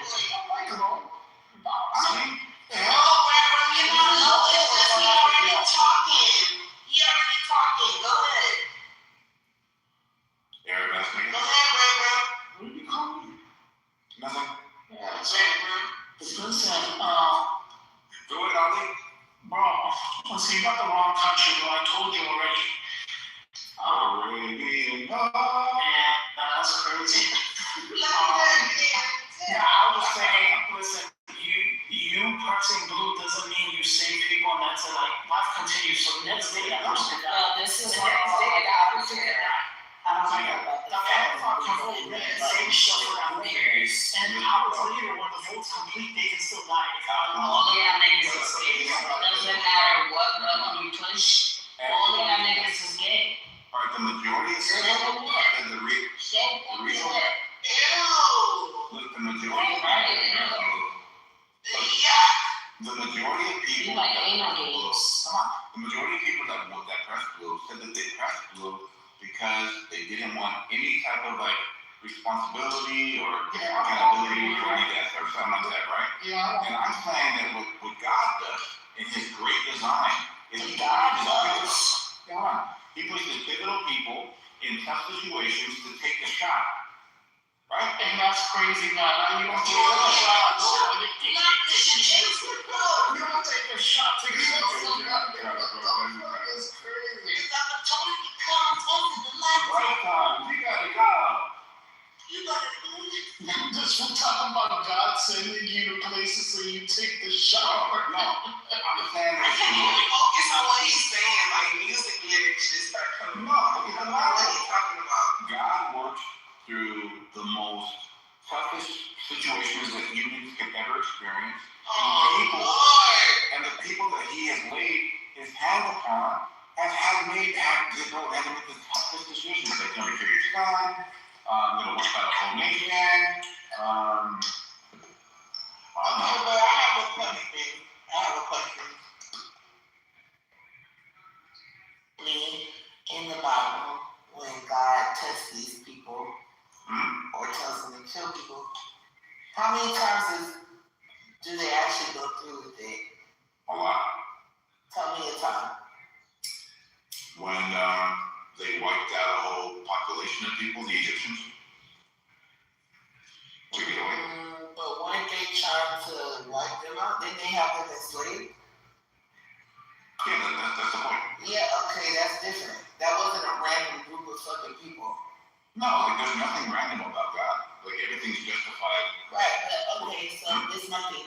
When God turned people into a pillar of salt, told them don't look back, right?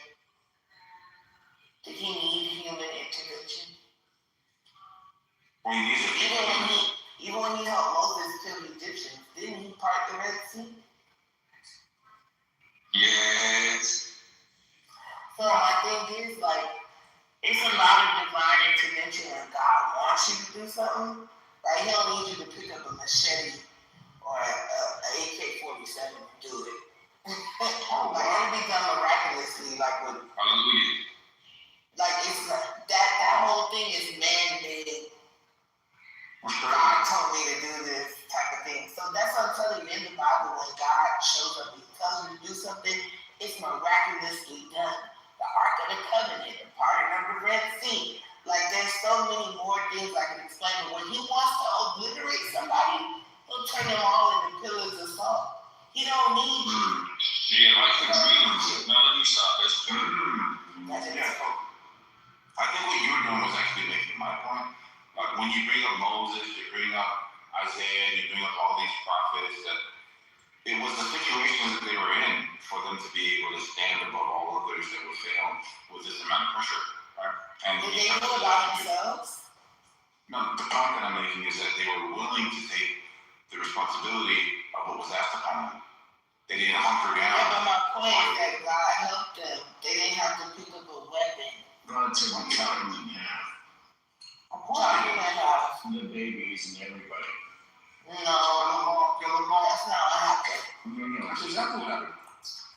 No, that's exactly what happened. So God said, you go in, you kill all the Amalekites, you kill the men, the women, the children. Amalekites? Yeah, the That's Amalekites. not what we was just talking about, was it? No, but you just said that when Yeah, I have an example where God said, go pick up a sword and go do something. Yeah, I don't even believe that. I don't believe God Oh told my me. God, you believe in the Bible? Not that part.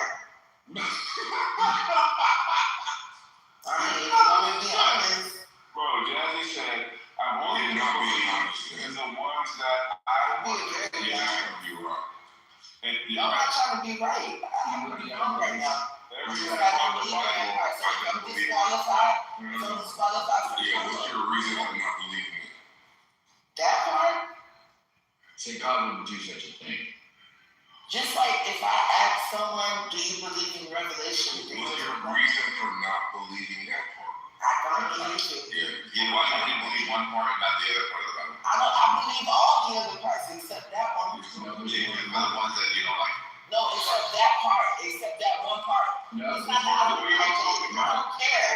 he tells them to kill the Canaanites, he tells them to kill the Amalekites, he tells them to kill, there's several people. What are you talking about? It's not Man, just you sound crazy. I heard what's his name get up there and say the reason he was doing in Palestine was because they were Amalekites. Once again, another foolish man saying some bullshit. I don't want to hear that. I don't want to hear that. I don't care about no Amalekites. No, let's talk about, well, you just said that one part, but there's more than one part. Okay, well, go ahead. Bring up another part. They were Okay, shaking. the Canaanites. Okay, hold on. He said, kill the people you bought the land from. Bought the land. And we think there are one God in the Bible. He needs to hold on God. That's what Abraham bought the land from Cain. He purchased it. Man, you know, let me go on mute, man. I'm That's done. a bad. That's not bad. Let me give you a good one. Let me give you a good one. The Midianites. Numbers 31, God ordered vengeance against the Midianites, resulting in the killing of males and the women who had known a man. Was the Midianites, Numbers 31. In Exodus 32:27, following the incident with the golden calf, Moses instructs the Levites to kill their fellow Israelites, stating that the command came from God. Idolaters and... Whoa. To kill their fellow Israelites? Yeah, cut them up. Hey, tell the part when God told white people to kill niggas. Yeah, what y'all getting for? Hey, why that comes later. Okay. Well, actually, 1 second, that's in the Talmud. That's not in the Bible. What I just gave you is in the Bible, yes. No, I'm talking about the part you said that comes later. That doesn't come in. That's just you being a race baiter, but it was idolaters and blasphemers. Deuteronomy 13:6. Israelites were commanded to execute anyone, including family members, who entice others to worship other gods. Praise God. Who told them that? God. No, God told Moses that. No. So God didn't even talk to them. What scripture did you read that from? He didn't talk to them people. Listen, my friends, and if you're going to start saying things like it's not God that's actually the one giving the commands, then I'm just telling you he didn't. Moses was the only one talking about God. butchering. He had to go up on the mountain. Okay. What are you talking about? No, my point is that He wouldn't talk to them. God said, I'm talking to people, they weird. He would not talk to them. if a He was only talking to Moses, his good and faithful servant. if a prophet or one who foretells by dream appears to you, or appears among you and announces to you a sign or wonder, and if the sign or wonder spoken of takes place, and the prophet says, let us follow other gods you have not known, and let us worship them. You must not listen to I don't know what you're talking about. You must not listen to I don't know what you're talking about, bro. You must not listen to the word. Come on. Yeah, but that has nothing to do with what we saying. You know, it is that something, because then listen, you must not listen to the words of that prophet or dreamer. The Lord your God. Bro, you don't even know who wrote this stuff. Okay, now It's a dude that be in your mouth. now we don't know if the Bible's It's a dude. No, I do. I believe in the Bible. You should know. Because there's a dude in his room named Lilith that said it's pseudo-figurative. That means we don't have the author. Stop over-talking me. Are you good, bro? We don't need to come over this part. Was I not reading you over talking? Yeah, what's your what you King Solomon, you don't even understand what I'm doing. I'm gonna need you to move out the way, bro. You don't understand this nigga hangs with people that believe in shit and promotes them to go around room spreading this bullshit. So let's get into it, nigga. Miller said that these books are pseudo-figurative. He told me, we don't know who wrote this shit. Is it Miller your boy? He's also Miller has no consistency when it comes to historical documents and primary sources. There's none of these niggas that have participate across the board when it comes to that. So I don't take any of them seriously. And If we look like this shit, there's no I don't take Andrew seriously. time period. I don't take Andrew seriously. I don't take Andrew seriously. Why not? Jesse, I just read to you the scripture. You should. Man, I agree. Okay, King, that's on you. I'm not pushing it like Andrew. No, but King, the question is, the reason to reject what I just read. Does he have a reason to reject Objection to what you just read. That God don't need us to kill people. Oh, yeah, so I had it right. Yeah, I just don't see your issue, guys. I mean, look. My issue is I don't believe these niggas. That's that. Yeah, that's fine. I look, including the to Bible? me, Andrew, it's like people I think the first worldness of our modern culture kind of blocks people away from like the realness of the world. So they just live in this fantasy world where, hey, nobody has to kill anybody, nobody has to, it's just one of those things that the first world does to people's brains. Yes. You know, that's what I've come to see, like, especially with women. They just don't get like how the real world works. Especially when one of the commandments is thou shalt not kill. I really don't get it. I don't get it. And then the nigga come King someone to come and say, God told me to kill my kids, right? He told me to drown my kids in the tub. You really think God told him to drown their kids in the tub? No, of course not that situation. Right, you don't know. We don't know. Yes, we do. Wait, did you hear Andrew say, I don't know, maybe. Did you hear him say that? But you heard him though, right, King? That's what I'm trying to tell you. Yes, he said maybe.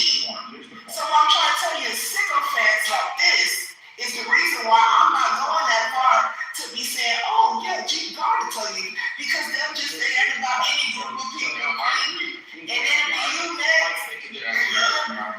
Okay, that's all I'm saying. That's it. I don't want to get too deep into it. Can God today tell you to kill your family? Well, I think in principle he can. But that being said, He stopped Abraham from killing his son. but you know what, Right, so it's like, bro, let's stop the cap. It was a test. He would never make you do a senseless killing just because, go kill your son. It was senseless. That's why he didn't let him do it. It was a test. Telling David's baby who had nothing to do with the son of David, you think that was senseless? What you on here? Are you like secretly like a cannibal or something? Damn, I just said that stuff. Possibly. You want me to? My thing is, Andrew, I think Jesse has a good point in the sense that I think the time of scripture was a very special time because that was during what now becomes what we see as the great revelation, where God is actively working in creation to give us what we now have today as the Holy Bible. But after that time, though, I fail to see how anyone can make a good argument for God acting out of what we know to be the norm in scripture in terms of no longer getting direct because I told you I come from a tradition where we speak to God directly still, but we don't get divine revelation that adds to scripture, but we get other revelations that have to do with people's daily lives and navigating the world. So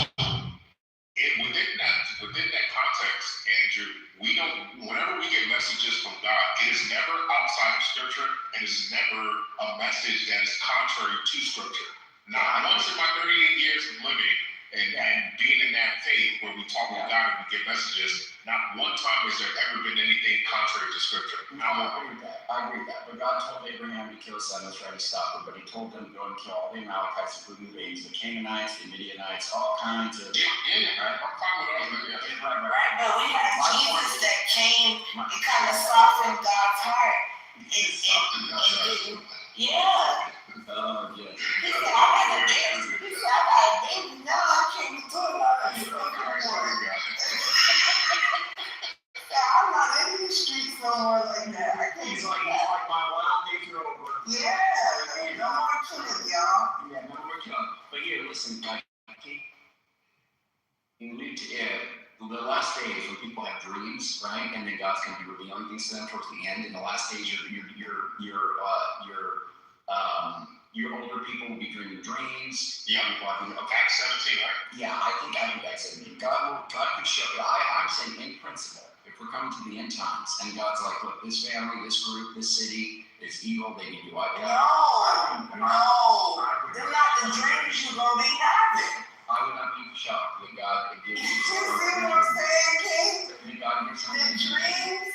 I'm sorry to break the news, but if you get dreams like that with a guy claiming he's God, he's actually the devil. That's what I'm trying to see.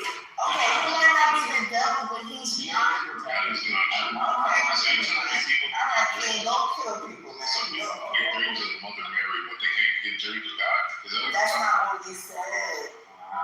about? I'm asking a shot. Hello? Yeah.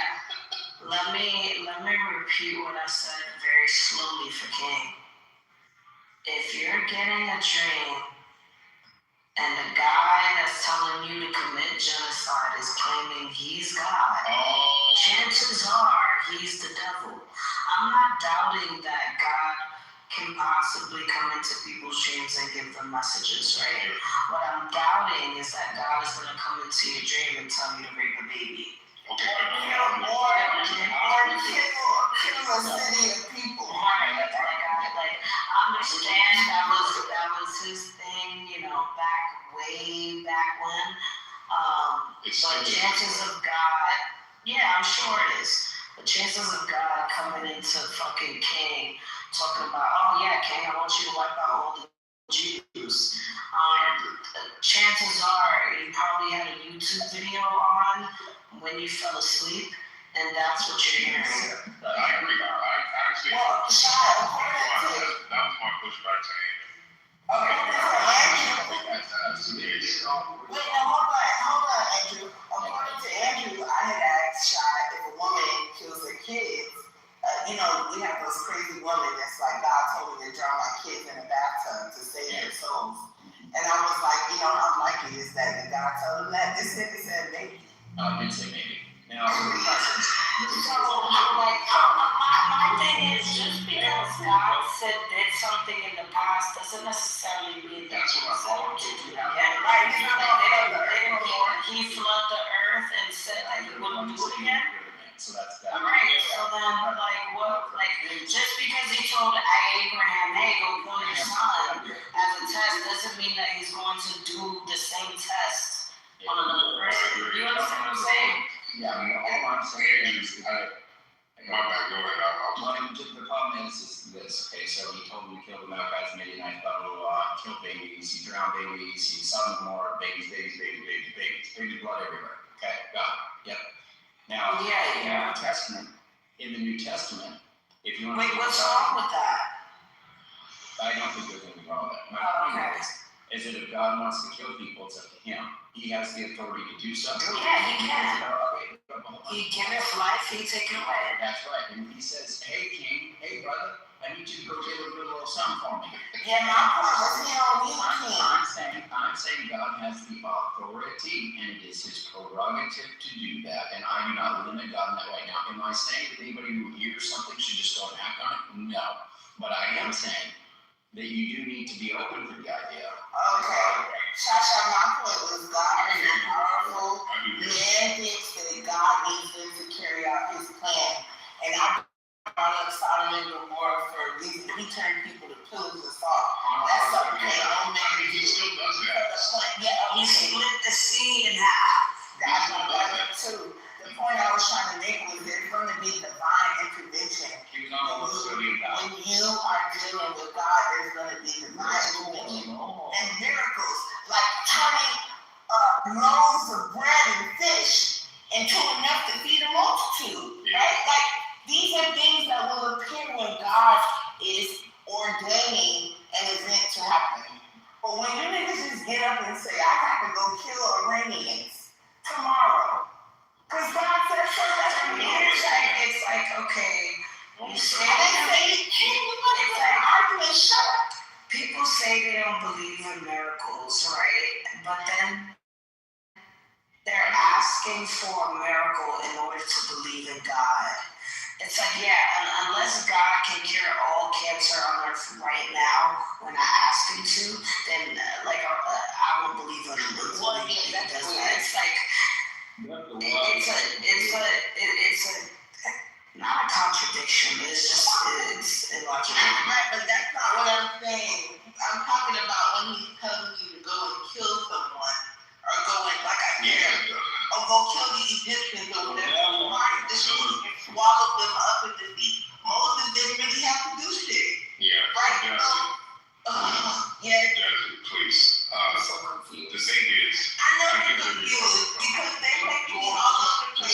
said God doesn't need you niggas Yes. to carry out his master plan. He can do it on his own. That's all I said. Yes. So now I'm trying to defend a million other points when that was the original. No. Look, Jazzy, I agree with you. As a matter of fact, I would agree. I actually lean more towards how you're framing this than Andrew is. Not that Andrew's wrong, but I like the way you're framing it because I agree with you that God works more now in terms of general judgment instead of directly leading people.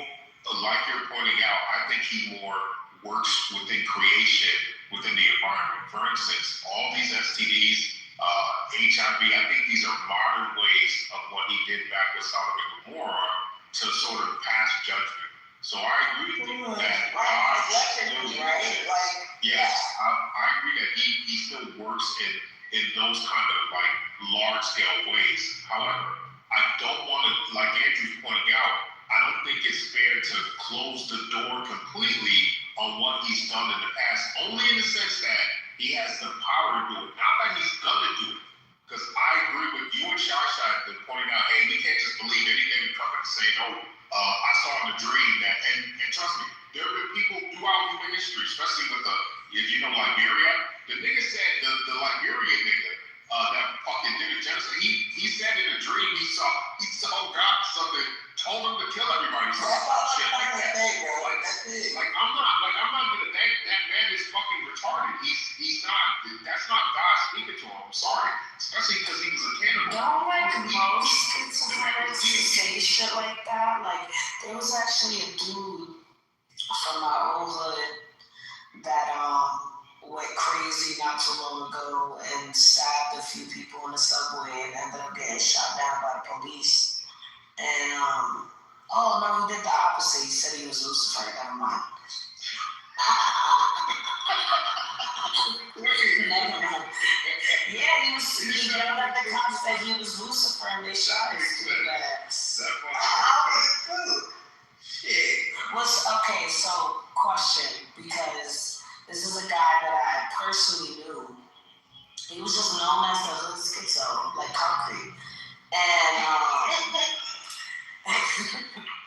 And the nigga went into the subway, like I just said, and he had a machete, so not regular life, but a machete, and he stabbed 3 random old people. And like my timeline was flooded with R.I.P. Fox, that's fucked up, this and that, and like I wasn't close to the guy, to be fair, so I didn't really know him like that, but it's like, dude,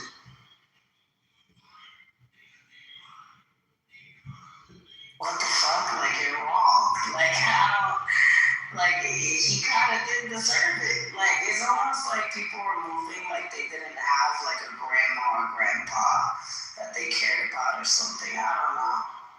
I feel like that shit was like my relationship or whatever I felt about someone like falls out the window once you do like an egregious act like that. Am I fucked up? To say like he deserved it? No, why would you be fucked up? That's Satan fucking speaking through that man. But to be fair, he was off. Like he was a fucking schizophrenic. Yeah, you know? so that if you remember, but it's like through love yesterday. That's love. It was loving to put him down like you would put down wrapping up. I hate to put it down, but that's serious. But hold on too, right? Because it's like people always. There was another thing I wanted to point out. People always point out like if they're schizophrenic or before they were diagnosed with a mental illness, and that like automatically cuts them loose from like responsibility for their actions.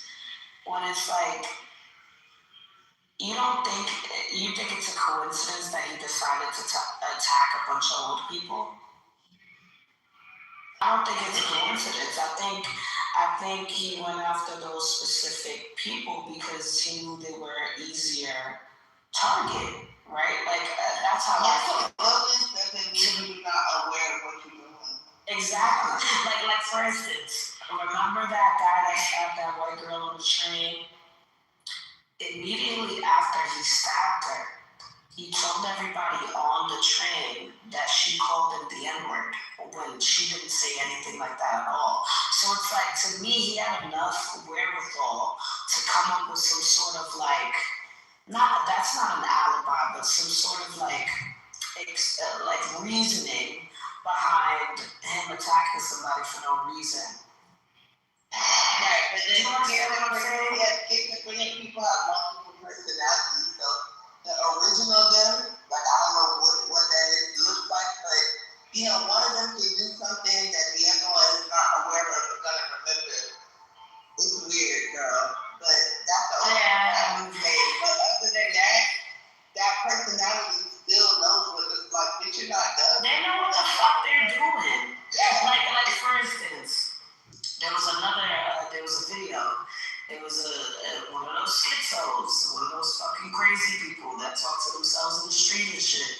This nigga was going in front of people's cars, but it looked like he had a metal pole or something like that. And he went in front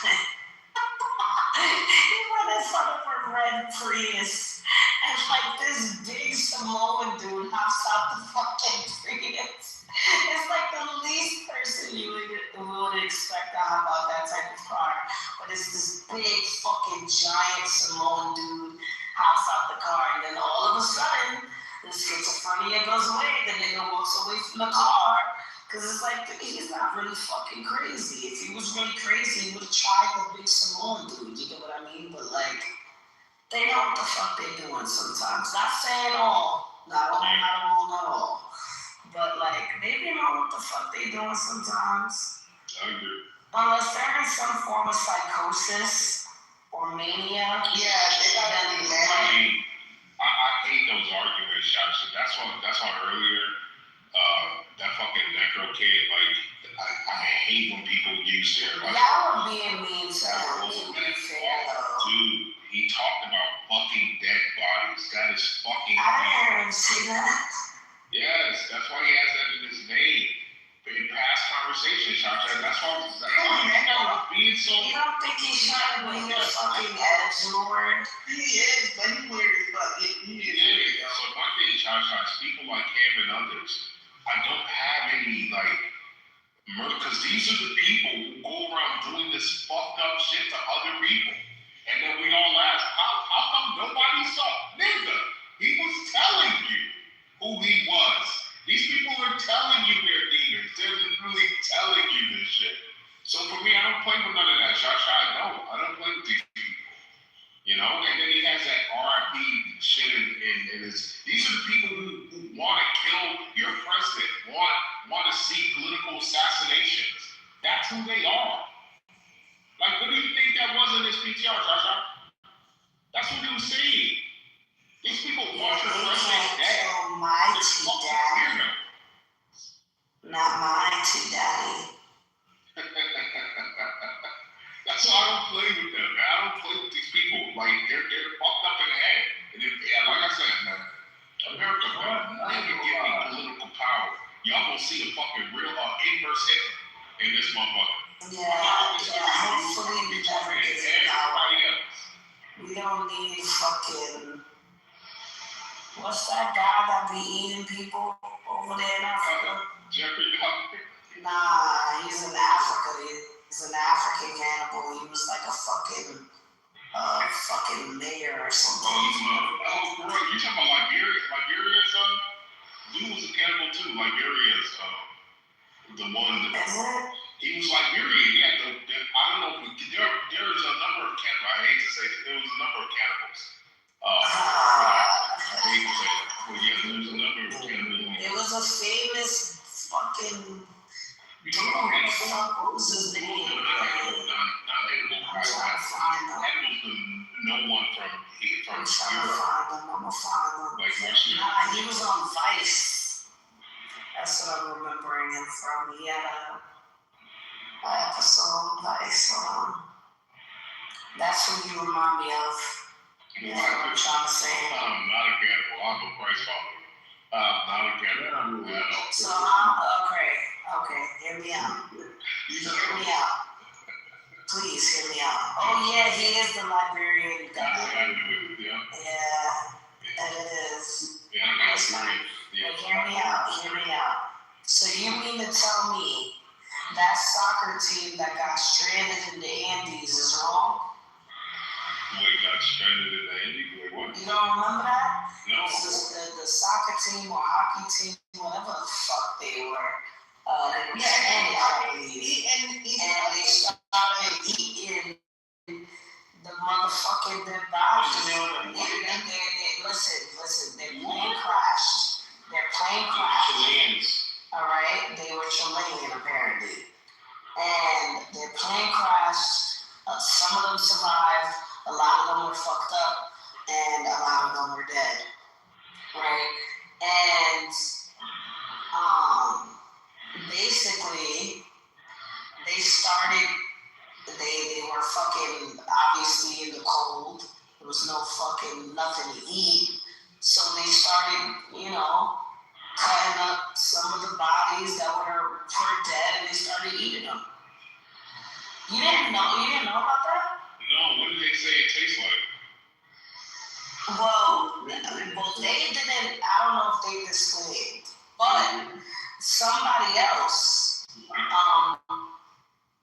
some Chinese dude that was a cannibal, we got caught eating somebody, and I think he did time, but then he got out a short time after, and they did an interview with him, and he said that basically humans taste like pork, veal, and what was the other one? Talking about the Japanese guy. Yes, the Japanese dude.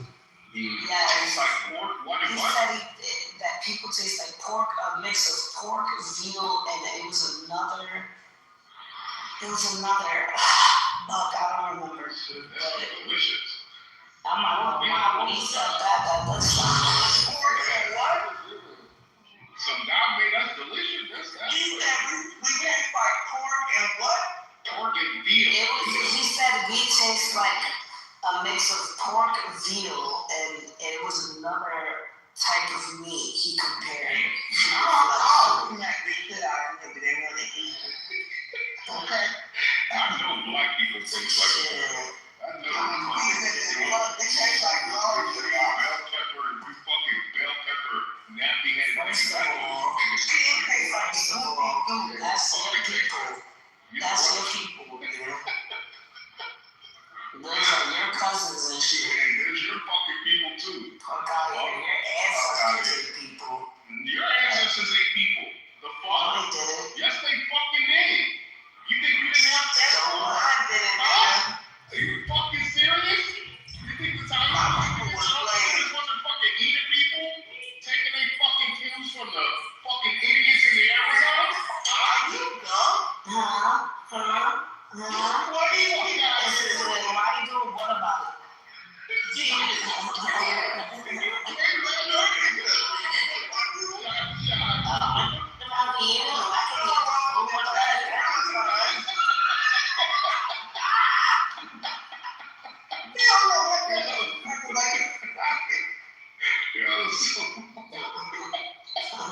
Look, man, that's just fucking sick.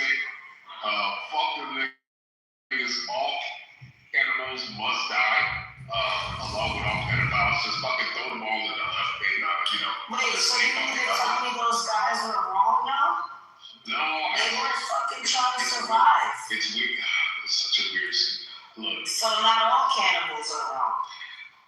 not all instances of cannibalism are wrong, I would say. Yeah, buddy. But I wouldn't consider them cannibals in the If I'm not mistaken, they went through a lot of flack for that. How is any form of cannibalism You justified? said what? And yeah. I'm saying, Listen, all I'm saying is, if we were stuck in a room and you died before me and there was no food, you eat in my ass. I'm eating. I'm not gonna lie. We all have the boss meat, nigga. I wonder that too. Nah, that's gonna sound racist. Never mind.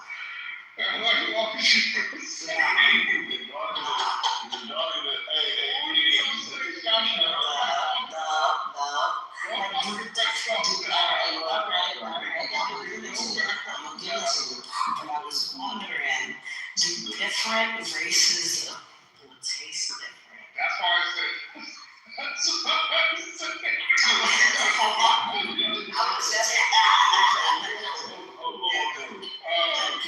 But not just like darker skin. What if like the Japs taste different than the Indians? That's not a flavor, but that's not Okay, I would never eat the Indian. I would never eat the Nigerian. I would never eat the Ghanaian. Why?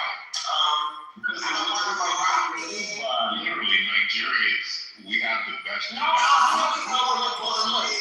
We have the best genetics. You would not All cows are the same, right? There's different brands of cows, and you'll get different types of meats. Like there's fucking Wagyu cows. I'm wondering who's the Wagyu of humans. You know? That's what I said. You don't have no grass. You can't even be grass. We're the Aldi's chicken and steaks. The Americans are the Aldi's meats. We're not even Whole Foods, nigga. The type of shit we eat compared to the rest of the world, nigga, we are the Aldi's of human. I just want to kill it. I want to kill it. Give me the people who eat the cleanest. I guarantee they taste the best. Japanese. Yeah, give me a Jap. That's probably why you see that Japanese nigga described it that way, because they eat food. But you know, Shaka, they eat a lot of pork. They a lot of pork. Pork eater, That's not what I'm saying. The reason why I brought that up is because just like if you feed a Wagyu, they have that special Wagyu cow where they only feed it olive pressed leaves, and so the meat tastes, and it's a special Wagyu where they only eat olive pressed leaves, and so the meat comes out very fucking, even more tender than regular Wagyu. So I'm wondering, does our diet, like, the quality of human? We need to put this to the test. You said what? Huh? You said stop eating Listen, all I know is that Brazilian food doesn't have any spice, and I'm really disappointed. And food not too much. If we're eating Brazilians, and I don't know if they taste good. Actually, that's great. Speak for yourself. I guarantee somebody took my leg and fucking grilled it, it'll taste amazing. But Brazilians have they have that meat though. You know they have that meat. They good. Their meat is good. That's right. It's alright. There's just not a lot of like spices, and that we're not Indian. Where you from? Yeah, where you from? You want curry? Go fucking India. Alright, go to India, man. They'll give you specialized curry. I already know Indian people. Yeah, what kind of spices are you looking for? Like there's nothing spicy. Yeah, why do you need spicy food? What do you mean? Why do I need spicy? For real? What the fuck? Why do I need spicy food? Indians taste like trash. You already fucking know it. And fucking South Koreans, you know they do nothing. Wait, why are you talking like you taste something before? Like you went to a fucking Indian restaurant and chilled. Fucking talking about diet. Yeah, I want to get from that's a legit Fucking trash ass diet. I'm from the Mediterranean. South Korea would be nothing but goddamn plastic. That's all the fuck? Open Okay, it. what about Out there, the plastic surgery, and it's crazy. That for some reason they're obsessed with like pale white ghost skin Yes, and like fucking doll eyes. It's very like kid-like. It's very off-putting to me. Well, I'm describing the Japs. Whichever one, the Asians are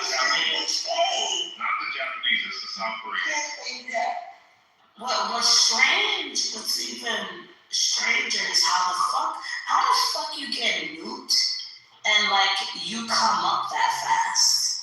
Cause he We nuked them, we had to pay him. we nuked them. What the fuck is the point of that?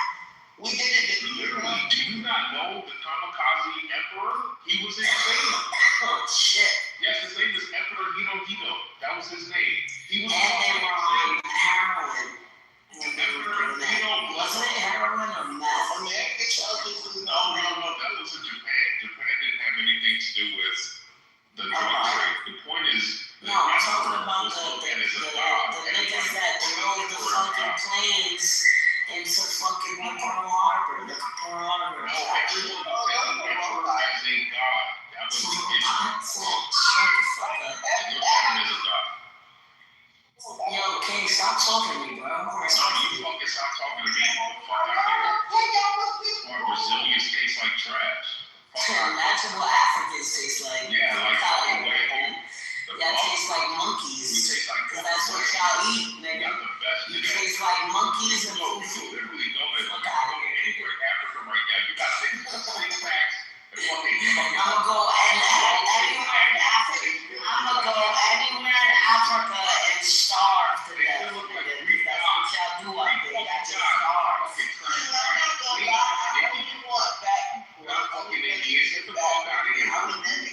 At least we got beans. You got nothing, nigga. You got zilch, zero, nigga. Not even a donut, nigga. Fuck out of here. You want me to import some flour to you, nigga?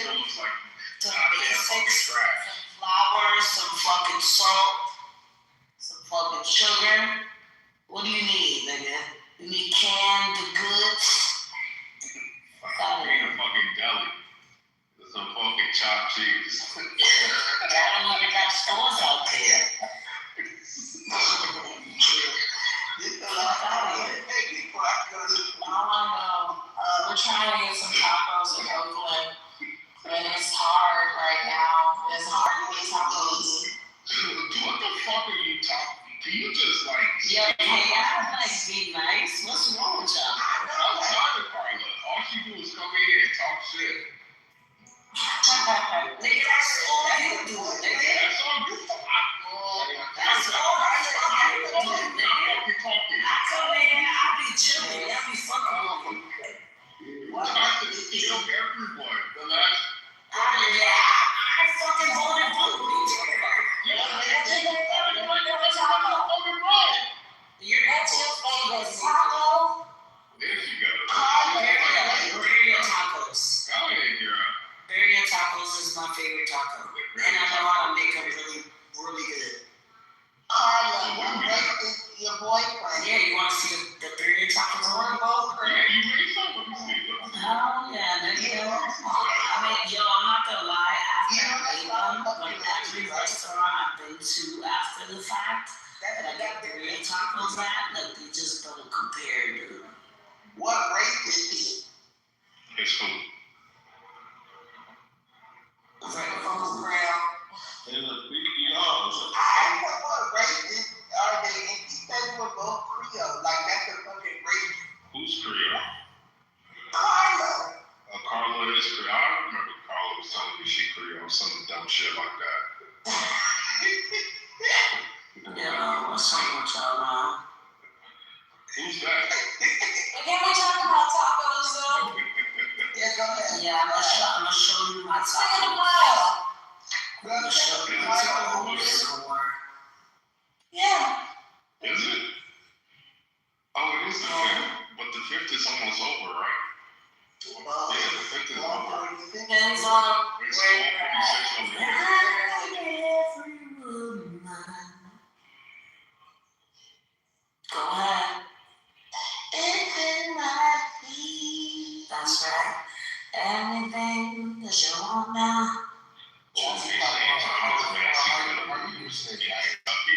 That's crazy. I don't want to argue. You want to argue? Ifani's a faggot. I'm tired of that fucking albino looking bitch ass nigga. Yeah, you gotta chill sometimes, bro. That ass, like, you just be on dicks, bro. Yo,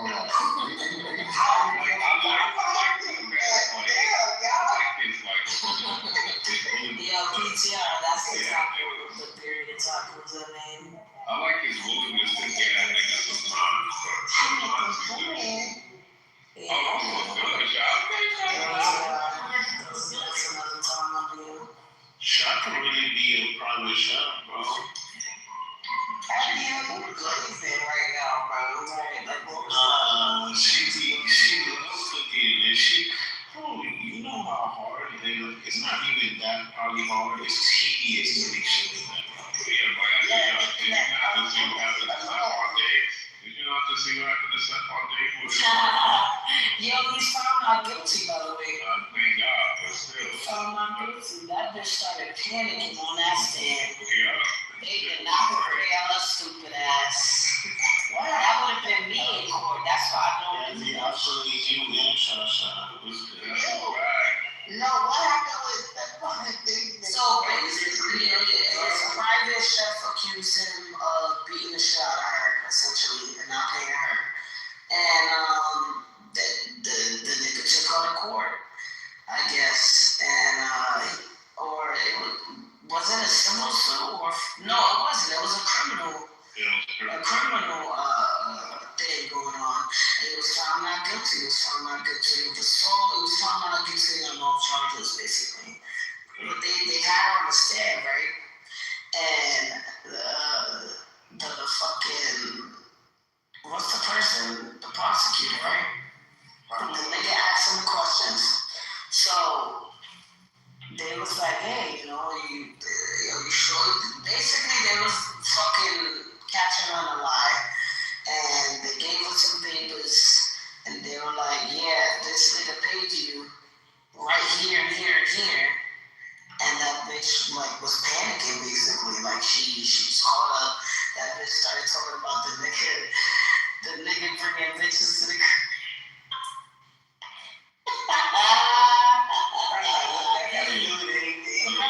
like, she was not, like, she was not prepared, bro. You ain't hot dog. You didn't want that. Yeah, dried up fucking hot dogs. That's it. This because she was just there to get a cheek clap, man. That's all she was. She was there to get a cheese clap. I'm not making hot dogs. She clearly wanted to be his next baby mom. I'll make a nigga like King some hot dogs. Yeah, but they gotta That's what they deserve. They gotta be in a good thing, hot dogs out there. I'll boil them shits. And give them straight like that. A nigga like Stephon Diggs, he don't even deserve a meal. Straight up, man. Like, you lucky if I even cook for you, you bastard. You lucky if I even offer you water. Man. You know he's a millionaire. You know he's a millionaire. So what happened with money? Not mine. Interesting. Right. So, I'm not impressed with the doctor's opinion. I'm not impressed until a nigga give me some. I'm not impressed until it's a billionaire. For me, it's a billionaire. Okay, so now you act like a wife? You want me to act like a wife? So you act like a husband and pay my bills, nigga. You act like a husband and give me some money. Give me a weekly allowance. Fuck out of here, nigga. Yeah, I ain't gonna suck shit, nigga. I'll bite your balls off your body. What the fuck is you talking about? I'll bite your balls off of your body, literally. You start bleeding out, nigga. Let me get my motherfucking Big Mac. She was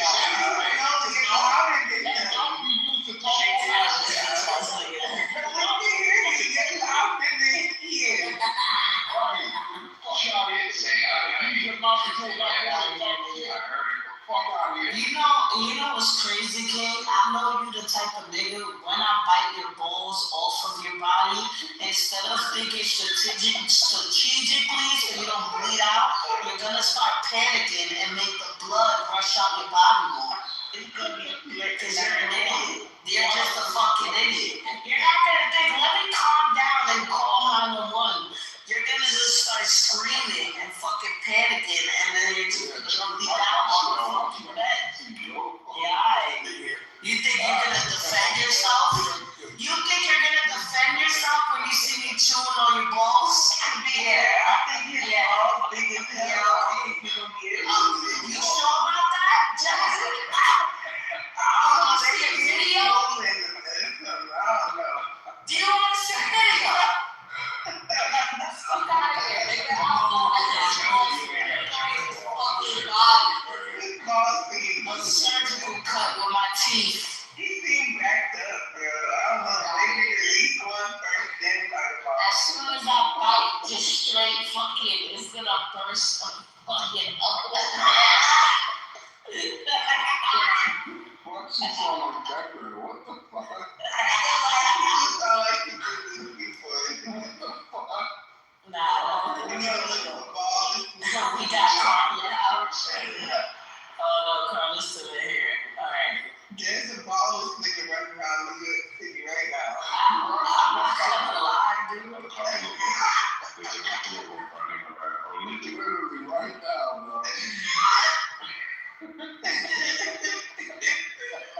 flipping around was elected first. Is that against the law? Hell no. That's, I mean, unless it's the law to fight someone's ball though? there's no way. There's no way. The chat GBT it right now. I got to. Yeah. That's comedy. Lorraine Robin is the nigga. I went to jail. This is she. Hell yeah. But wait. It depends on context. She went to jail. No, I'm talking about like biting someone's balls off their body. You don't automatically go to jail. No, because what if it's a non-consensual type of deal? Yes, That's self-defense. yes, biting off someone's scrotum is a serious crime, typically prosecuted as a high-level felony due to the severity and permanent nature of the guilt. Depending on the jurisdiction and the specific circumstances, the charges may include malicious castration,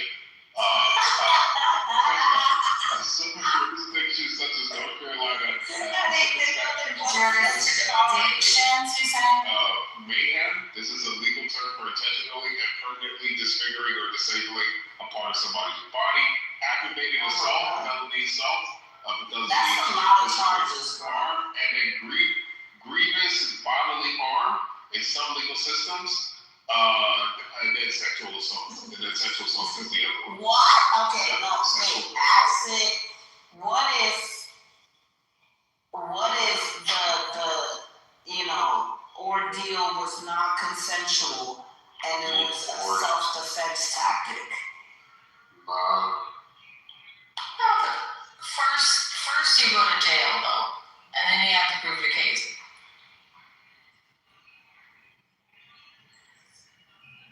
What if the ordeal was non-consensual as a defense tactic? If the act occurred during a non-consensual ordeal as a defense tactic, it may be legally justified Let's go! under the doctrine of self-defense, Let's go! provided the force used was proportionate and necessary to neutralizing an imminent threat of serious harm or death. So you gotta prove it. You still gotta prove it. I love America. America! Fuck yeah! To be considered a legal defense rather than a crime, the following criteria must be typically met. Imminent threat. You must have reasonable believe you are in immediate danger of serious bodily injury or forceful felony. Proportionality. The force used must match the level of threat. Courts often permit greater force, including force likely to cause great bodily harm. Baby boy, I don't care whether I get in trouble or not. I will bite your balls off your body if you ever think. I don't give a fuck. You're going to jail. I don't care, nigga. You're going to jail. You're going to fucking jail. Women's prison is better than men's prison anyway. Yeah, I'm like, right, orange is the new black, nigga. Get ready. Oh yeah, I'm gonna be getting my pussy ate. My fat neck. Let's go. Let's go, buddy. It sounds like a good time to me. No more fucking Yeah.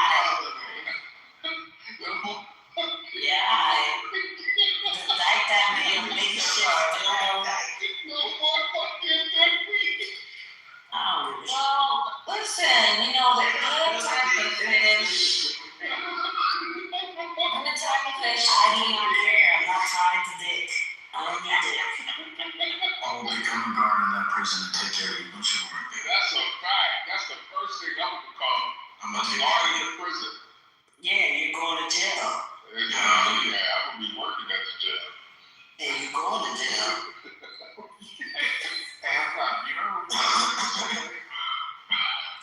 Oh, here this nigga go. I was comparing it to Shasha. I was saying, the love I have for Shasha is like this. It's unexcusable, right? Because of the way she treats me sometimes, and it's like unexplainable. And I have that same love for you. And I was bringing that up in the room, like you bait the baits all the fucking time. And I'm like, it's just who you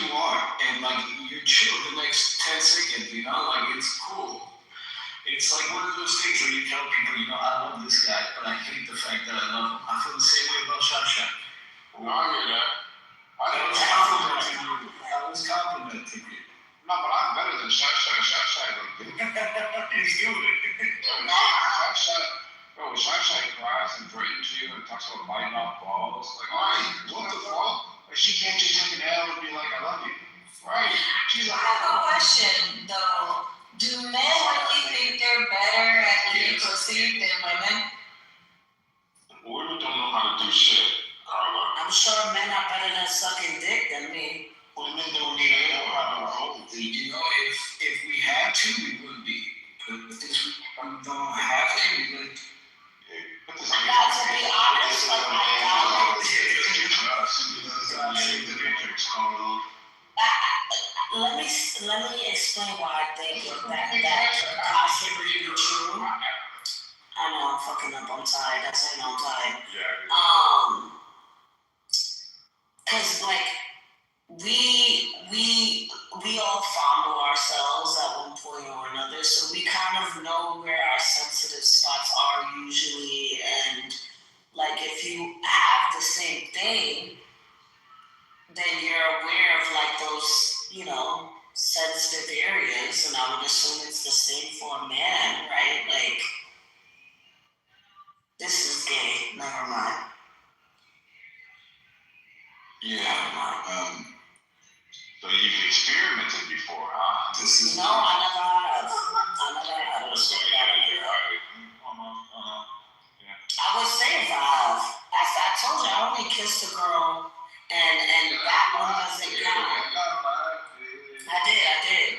I was really drunk. It was in my early 20s, and apparently she looked exactly like me. She was like a doppelganger. I don't remember it because I was drunk. But yeah, she told me the next day. And I don't count it as a lesbian experience. If anything, I was confused and thought I was kissing myself. And she looked like me, you understand? I understand, but So it doesn't count. I that experience. you know that's the meme, right? Have you ever seen the meme? Men get drunk and high five each other, women get drunk and start kissing each other. I only did that once though. No, but that's the meme. The meme is that women get drunk and turn into lesbians. Men get drunk and start high fiving each other.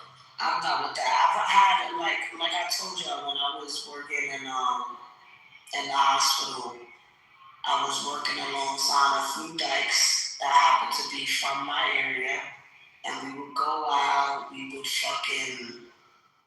I've had plenty of opportunities. You know what I mean? My homegirls,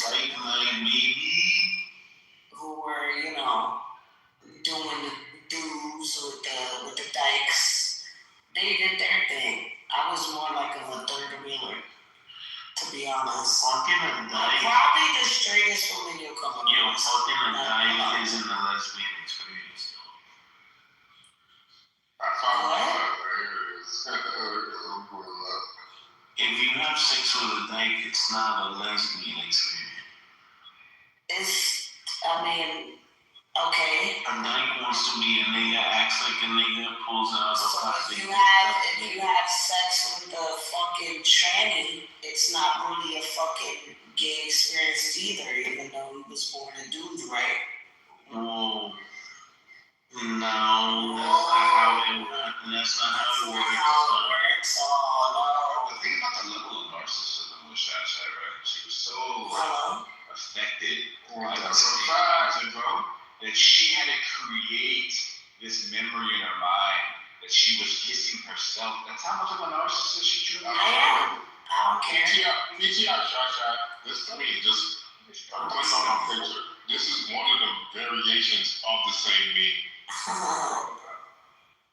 No. When they get drunk, we fucking fight. When women get drunk, they start turning into lesbians. They all start kissing each other and bonding with each other. Well, that's because you guys are violent. Okay, girl. And you guys are lesbians. You guys are naturally violent. And you guys are naturally fucking lesbians. You know, you guys are the problem with the world. If men cease to exist, we'll be just fine. Shasha, if we weren't in the Just world, save all the semen, extract all the semen out of the guys.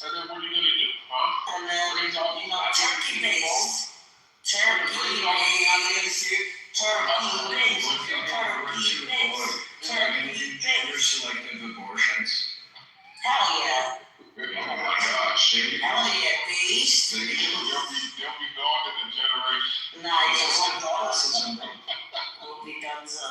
That's such a genius play. And it's like, I never got those, like, what are they, misandrists that are like that far in it, that are like, yeah, kill all the guys. It's like, who's gonna fuck me? Like, no. Not all of them, you know? Oh, that's good. Do you think they genuinely believe Yes. that, like, Very few of that them. shit is, yeah, that is a little nuts. Like, very few of them. They're super extreme. Yeah, I'm sure it's like 10 of them.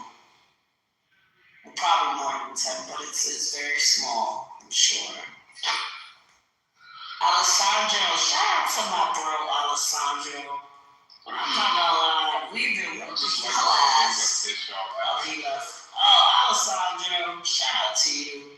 What a real cat. That nigga sucks. They just love You the suck. niggas who kiss their ass and shit. That's all. You don't kiss my ass. What are you Yes, talking he about? fucking does. You kiss my ass and I hate you. It's when you literally put this nigga behind your skirt and try to fight niggas just to protect the brother. Yeah, I didn't say that for y'all to start talking shit. Shut the fuck up. That's what you did though. No, the fuck I didn't. Shut up. Yeah, you don't bring a woman behind you, nigga. Shout out to Alessandro. Don't listen to these fucking weirdos. Fucking losers. Little niggas who kiss All of their these ass. fucking She even losers. got a deeper voice than Alessandro. Right. She I crazy. got a deeper voice than you, nigga. That's a fact. I got a deeper voice than you, nigga. Right, shit, I can find out. Yeah, so that's so true. Alright, y'all don't call me. When that nigga said he just put it on his chin, I said, good. I'm not mad. Look Dr. Adams. Like, you know how many My guy, Dr. Adams. you know, understanding about how you're sitting at the feet of the professors. I wish I All could do science. that, but I can't. Bro, My nigga. that was Alessandro. That was Alessandro. Did you hear him earlier? Was it? That was on the Bro, this dude was talking about college. He said, you know, you're sitting at the feet of the professors, of the scientists, of the authorities. Who are you to question them? I said, oh my gosh. Oh, hell no. Why am I the arch villain of this room? Why am I not? Y'all niggas can sleep without worrying about me. Like, It's not, buddy. that's like, It's not no. I love me some Alessandro. You're literally the ass kisser. With the You're the ass kisser of the actual arch villains. Damn, I want to keep drinking. I'm not an arch villain. What are you talking about? Should I keep drinking? You literally were calling for genocide for Reds. No, I Hey, wasn't. should I keep drinking? You're delusional. Yeah, I'm drinking. Oh my God, now you want to Okay, do I'll that? keep drinking. It's 2 a.m. Horrible numbers. Oh, it's 1 a.m. over here. I went to 5 with 3 people today. Fuck, that's so damn, bro. That shit sucks, bro. I was telling y'all last week about the email we got about the layoffs. Some of those people were from my team, and I had to meet with them and tell them that, you know, they already received their layoff letter, but I had to do their exit interview and basically tell them why they're getting fired. So that shit sucks. And like I had 2 of them cry. You know, so I'm gonna drink tonight, not because of them, because I think I'm about to lose my job eventually. So Stop, don't say that. no, I'm waiting for the day that way I can just focus on the business instead of worrying about the day job. I'm too comfortable with the guaranteed paycheck. Like I could leave and do a job and be fine. I'll hurt a little bit, but I'll be okay. But it's too comfortable, bro. Getting a paycheck like is guaranteed. It's like easy. It almost suppresses you, right? Like your potential and like your ceiling. Just in a way, yeah, like a weekly check or like a bi-weekly check. In a way, yeah.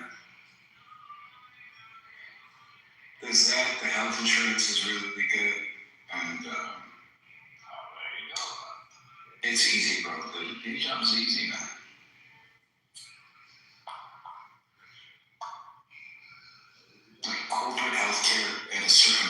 is literally just managing a bunch of personalities.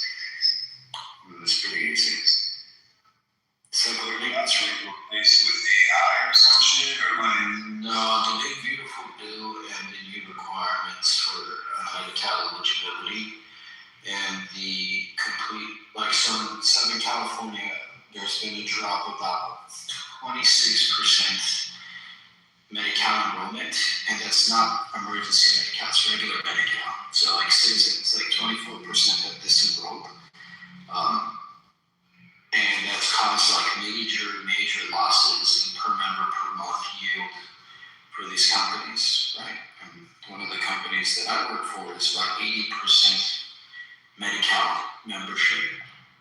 So we've lost a lot of fucking members. Well, the big beautiful bill on the what do you think about so far? It's impacted healthcare at an unprecedented level, man. Like not in a good way. All the other stuff, there's a lot of good shit in there, right? Like especially for middle class people, there's a lot of great shit in there. Like blue collar workers getting their overtime and making their money and not getting that tax. That's like a huge fucking deal for a lot of people. But their health insurance is not at risk because the state can't afford to cover certain costs. I don't know, it's a mixed bag, bro. It's a mixed bag. I mean, I heard Not everything's perfect. in more rural places that are not like blue, like California, they have to close hella hospitals. So people have to drive like 3 hours to like the nearest, physician, which is like, it's crazy, yeah, man. But when you're talking about losing 25%, that's like 1 in 4. That's pretty fucked up, bro. Like somebody in 85, like it's pretty good. Yeah, bro. 10% of our administrative team out there, bro. Their last day is the end of May. What do you think about all these indictments that's been going around for the fraud? Bro, Medicare fraud is the biggest governmental waste imaginable, dude. Yeah. And so there's Medicare fraud and there's Medicare waste. That's another thing, where it's like just money that's unaccounted for, that just like doesn't get spent and then goes away. Where the fuck does that money go away? And it's a big fucking problem, bro. It's a big fucking problem on the federal level. It's huge. All this small fish that they've been catching, like the fucking schools and I was about to say Somalia, but like Minnesota, the hospice fraud that goes on in California with the Armenians. Like, it's a lot when you look at the numbers, but when you really do the breakdown of what's being lost on the federal level, it's small. But I think those things need to, I think if you start from the bottom up, it's a lot easier. So that's why it's being handled this way. I just think the people that are in charge are not very good at what they're doing. And that starts from like 3 administrations ago. CMS has had the same C-level staff, the Center for Medicare Studies has had the same senior level staff for the past 15 years. And they're all fucking horrible. The directors change, but the senior level staff doesn't. And they all fucking suck. How is it we're the richest country, we have the most diverse healthcare system, yet Medicare is 10 years behind private healthcare in terms of like innovation, in terms of like what they cover, what they believe is medically necessary. But if you pay for private insurance, you're not on Medicare, you can get immunotherapy, right? Which has been around for 10 years for people that have had cancer. Medicare just needed a thing 2 years ago, for them to cover immunotherapy instead of chemotherapy. So they're still making the elderly suffer with chemotherapy for no fucking reason. Because they're so fucking behind and they have these backdoor deals with these companies and they're just fucking the American populace. And it doesn't matter who the president is, because these faggots still keep their job. Yeah, my bad, I've been ranting.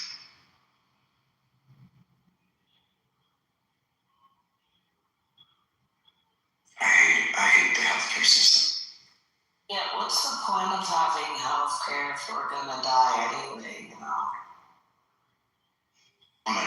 out blood in your 40s, or do you want to live till 80 and be okay?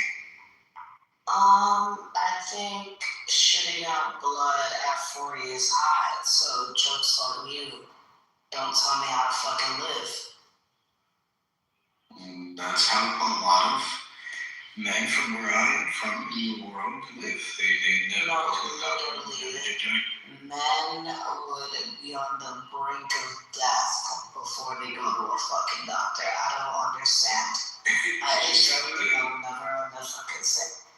It is so fucking gross.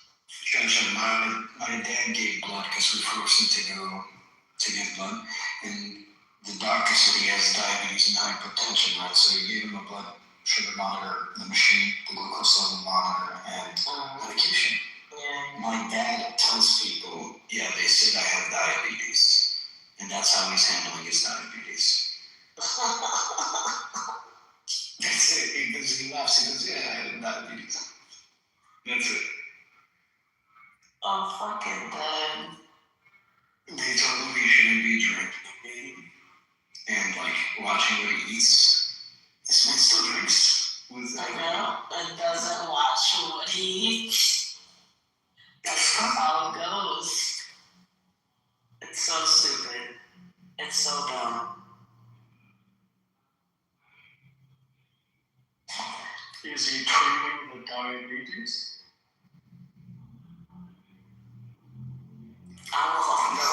No, he doesn't take medication.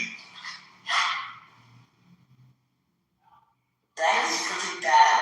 Like, that is The not most he's doing is like, since my sister's kids are always over, and he's like managing them while they like take him to school, picking up from school. He started walking more, and he says he feels better.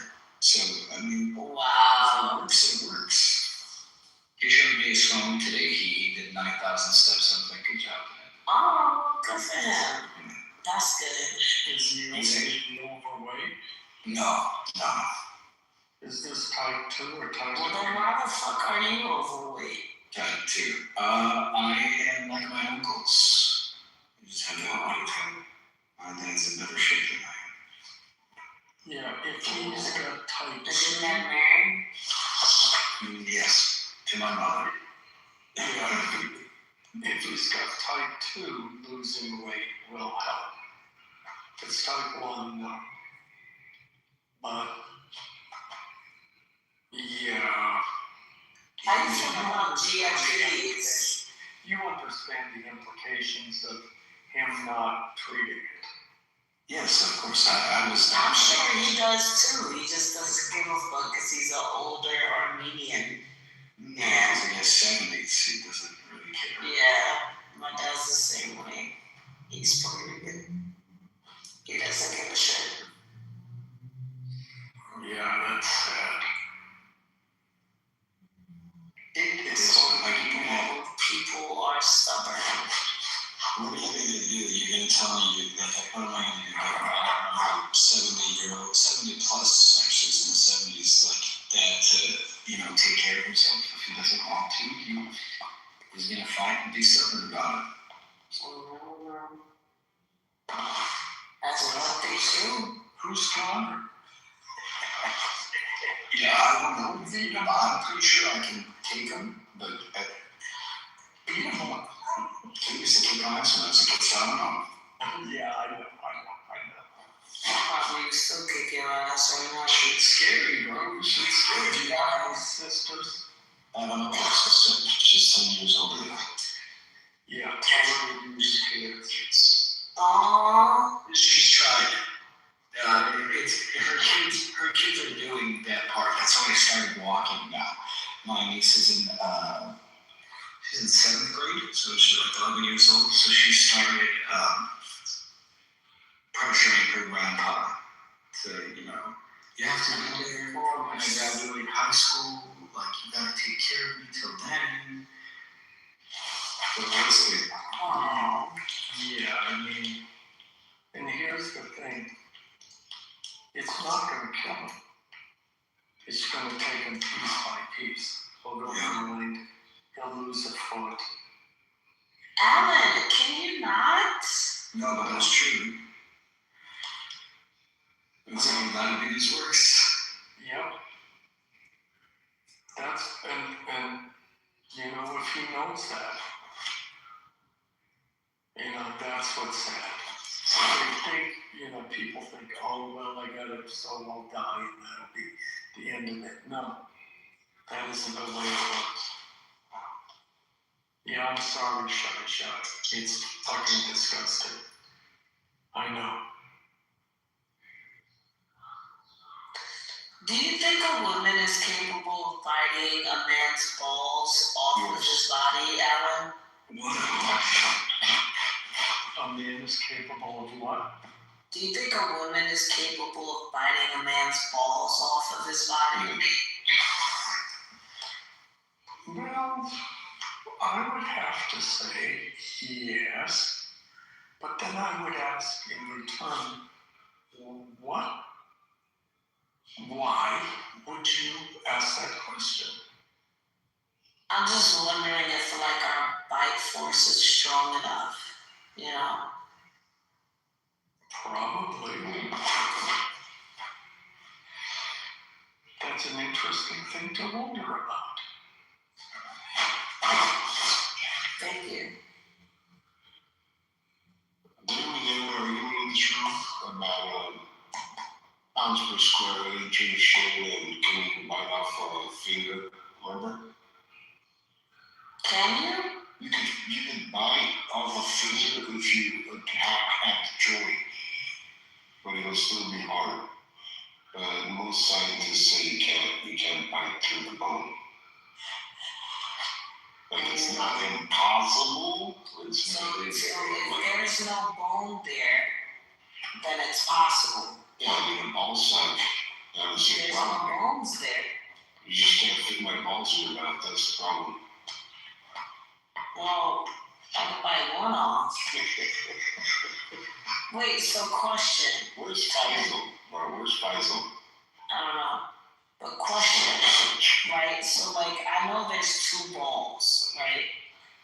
Well, Are not there for two different sacks, or like, cause say I bit one of your balls off, right? Does the other ball like fall out of the like hole that I bit? Or does absolutely it like stay in its pocket? it could stay in its pocket because it's like hooked up with wiring, right? They're not just like floating there with no wiring. That's unfortunate. I looked it up on Google.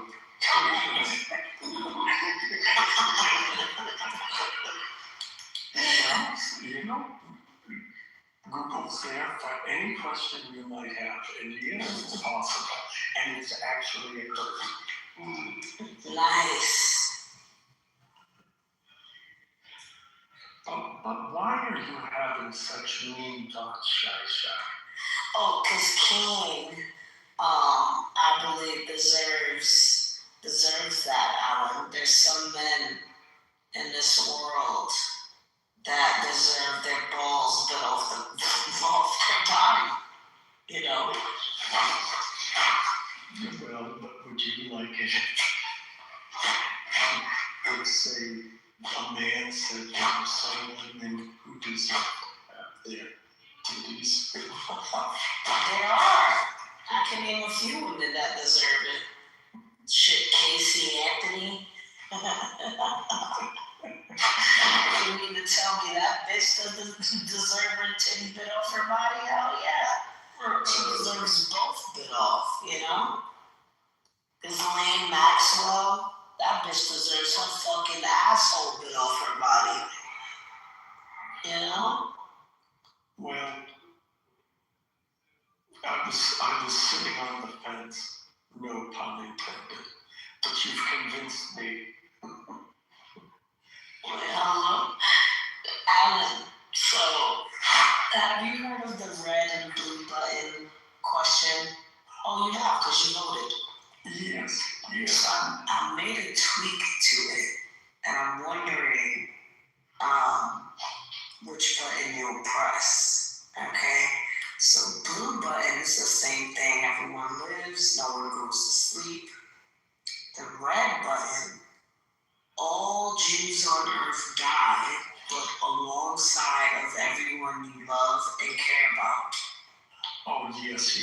heard this argument, and I heard people discussing it back and forth.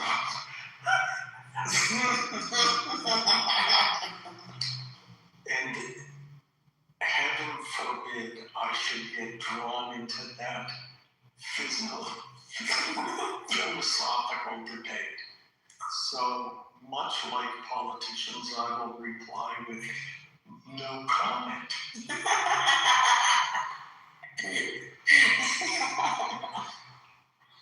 Alright, I'll give you a better tweak. I'll give you a better tweak, hypothetical, right?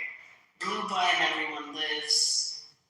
Same thing, except if majority blue win, then you have to get a red dot on your forehead if you are a red voter.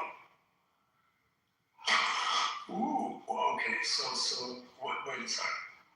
So, if blue wins, Everyone lives, but all the red voters have to get some sort, it doesn't even have to be a red dot, it just has to, some sort of identification to show that they are a red voter. Okay, but what happens if red wins? Nothing. So, well, that's not. Well, red, no, red, it's still the same, blue dies if red wins. Oh, I'm saying, yeah, like, would you still vote red? Yeah, would I still vote? Ooh, that's a good one.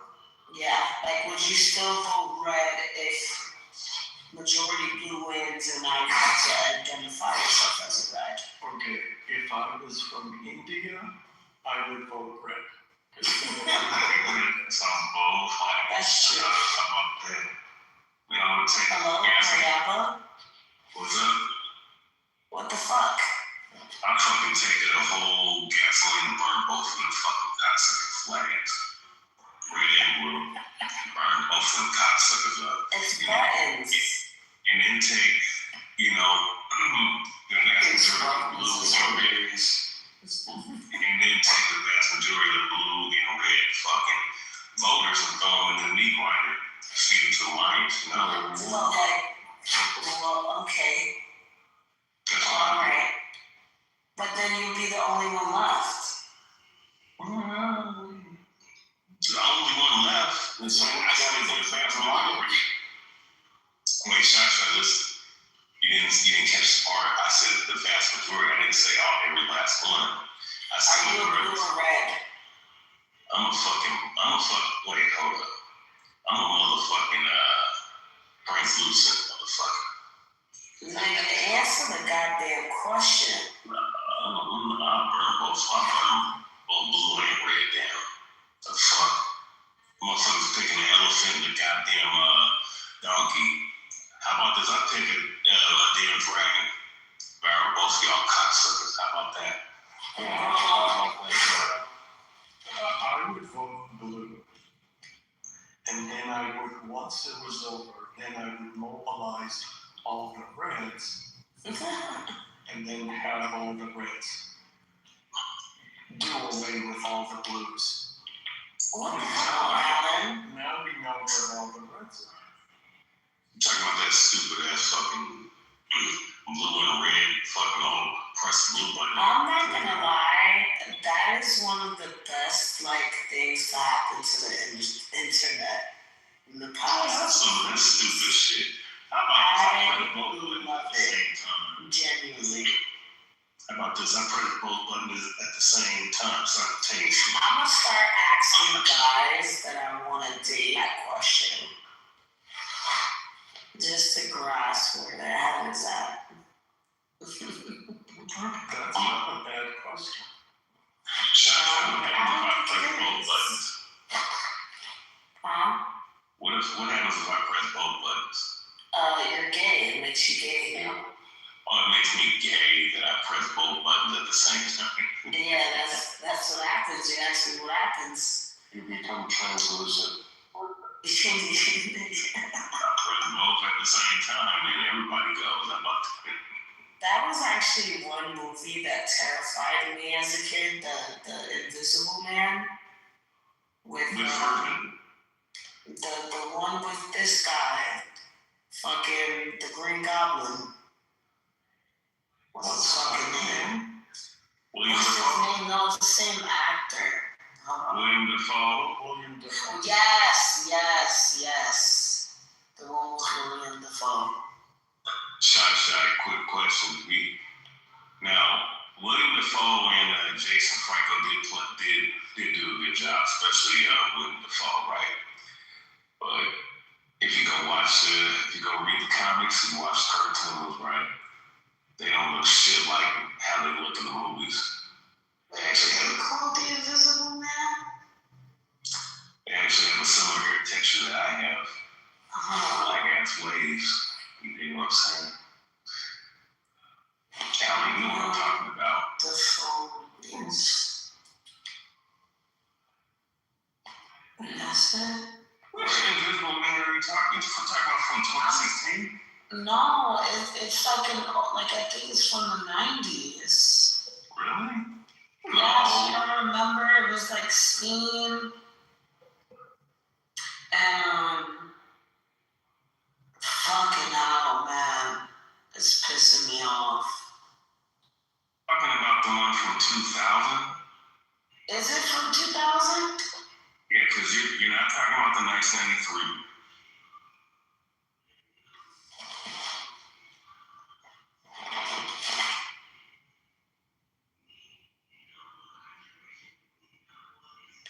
With Kevin Bacon? Is that who I'm mistaken? Yeah, it was Hollow Man, and this was Kevin Bacon.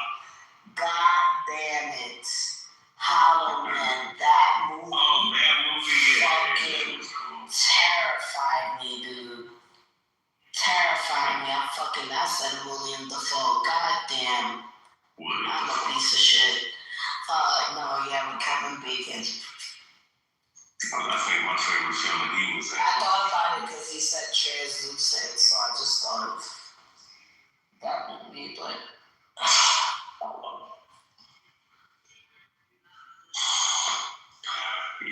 Hollow's that was an interesting movie. I don't know if I got scared off of that shit though. I got scared, dude. That shit was scary. To be fair though, like odd shit used to scare me as a kid. Like fucking, you know what movie scared me as a kid? Hocus Pocus. Hocus Pocus.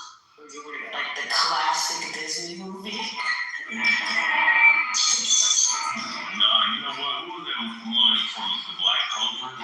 That shit was scary. Hocus Pocus. Creep me out.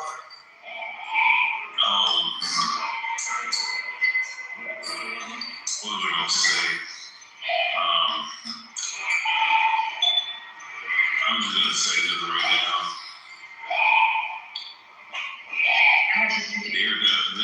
This last Daredevil season, Daredevil Born Again season 2 got to be the best TV show I've ever seen. Going to Paris. Yeah, watching guys. I just want Kingpin to die and stay dead. Jazzy. No, I want to kill off King.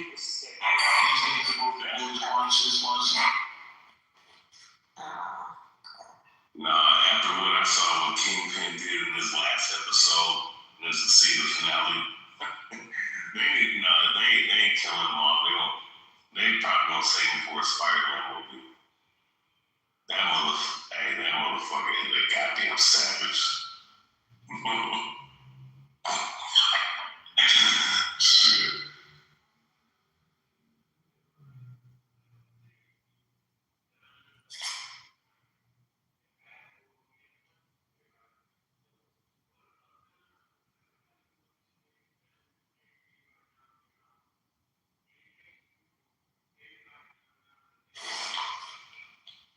You killed the fucking room, Rihanna.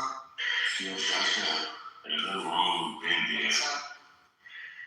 I think I discovered something, and I need to share with you. Okay. Share. So So when I was on Facebook for preaching for like 7 years, I was like combating in the chat section in the college. And I was able to come back on my posts, videos and all that extra shit. But then I came on here and I was like, oh shit, it's a bunch of niggas. It's like me, I want to interact. But that's the simplest way to put it. I'm not adding all the extra shit, but we wanted to interact. Like, debate, share thoughts, all that shit. I'm on something called You Mingle because I seen a bunch of Jewish bad military bitches going on there debating like we doing it. But they're not doing it for fun. They're doing it like an agenda because I see it. So I said, let me try it, right? Let me try what they're doing. I just finished debating like over 24 niggas. Not, at least 15 of them wasn't debating. And I think that's I was talking niggas from Israel, I was talking niggas from Sweden, niggas United States, different type of Muslim niggas. This shit is different.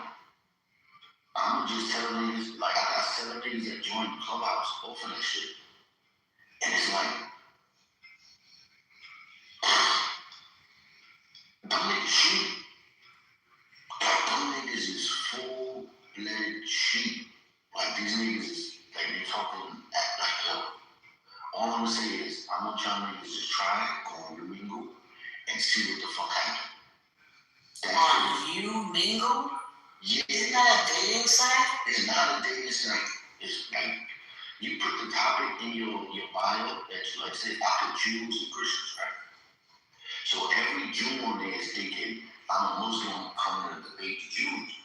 So mad Jews came on, and I'm like, they like, yeah, what the fuck is up? I took a young girl off and I said, you're Muslim. He's like, oh, shalom, brother. He's like, shalom, brother, you're broke. I say, like, it's 24 hours, like, you go on there, like, I smoked the blunt, I jumped on there. That shit is raw. This shit is like, I don't know how to explain it, though, but that shit should be illegal.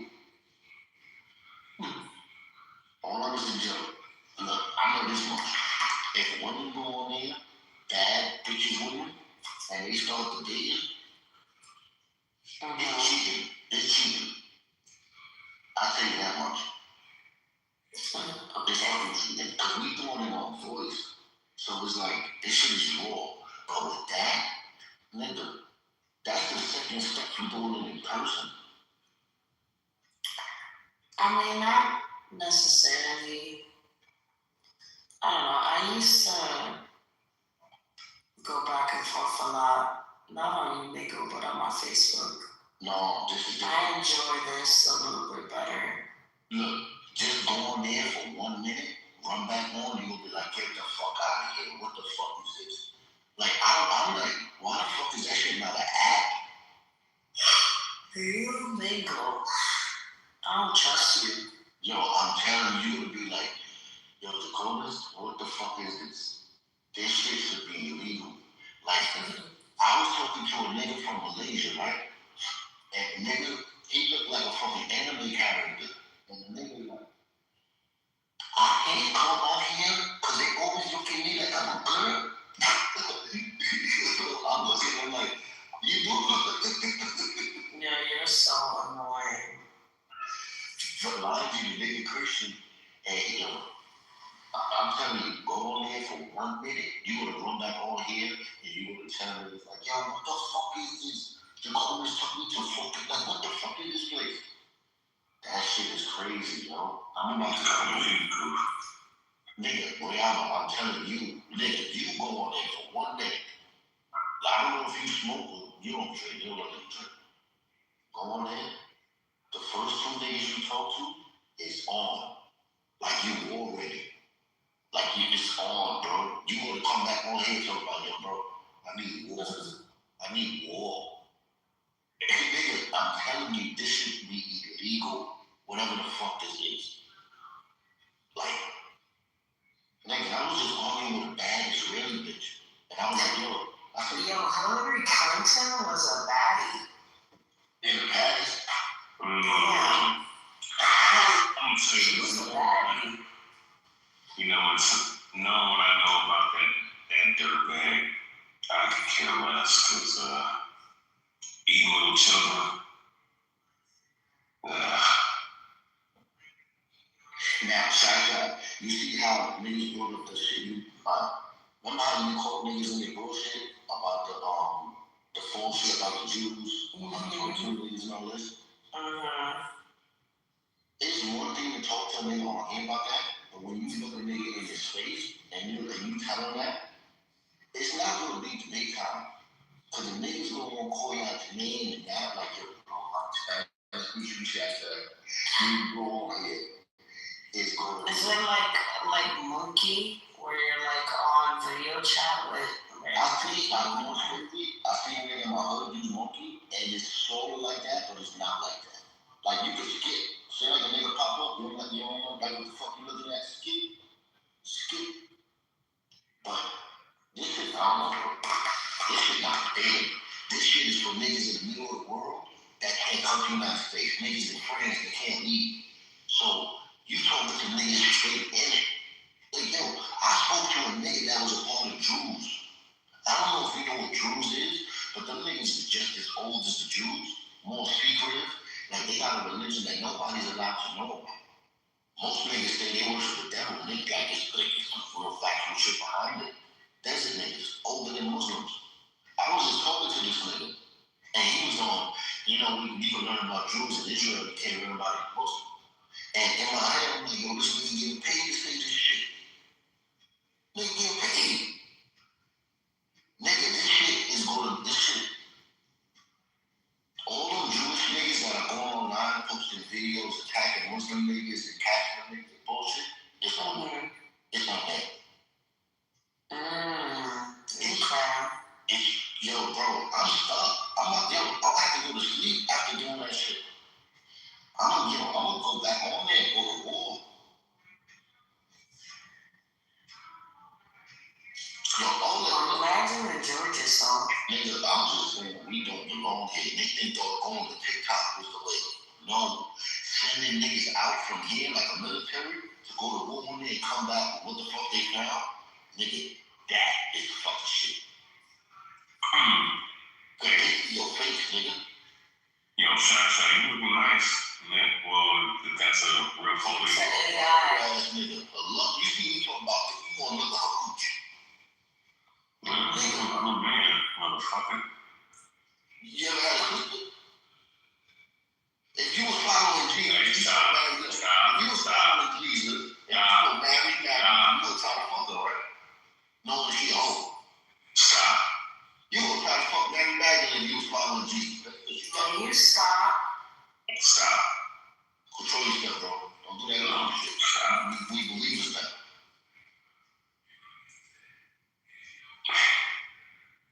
Yeah. Whatever. Yeah, you know what? I would press red. You know why? I tell you right now, the Muslim niggas will fuck you up on there, because they'll look you right in your eyes and say, nigga, you ain't so tough.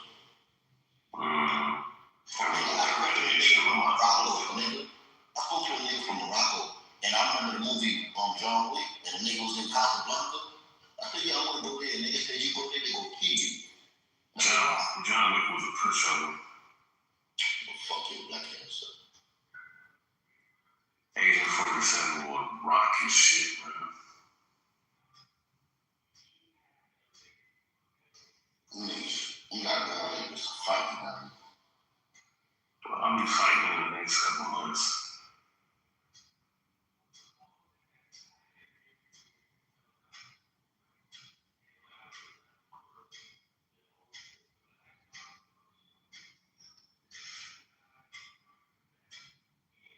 Oh, I did speak to a Jewish nigga on there, and he did teach me something.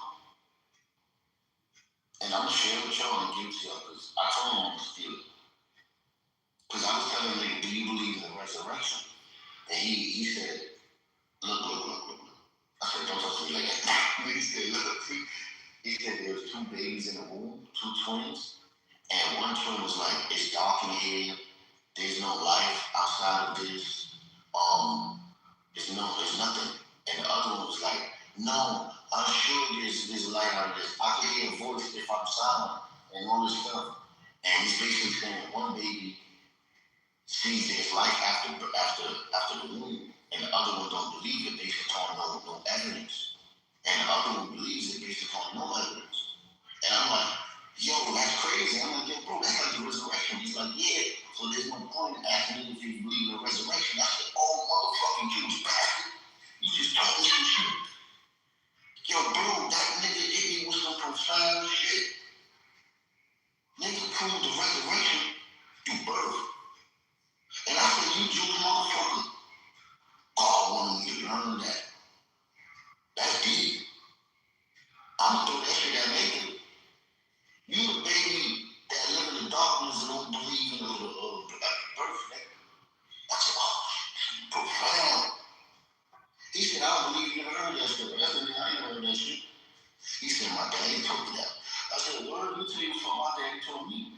Like, man, you were at it for a little bit, but yo, that nigga told me some shit. Some shit I could catch niggas and children with. So I'm a baby that believe in there's a voice, if you silent, there's light outside the tunnel, the cooch. Yeah. And then somebody that's gonna take care of me, so that's God. But if the Jews knew that, and wasn't telling niggas, that's deep.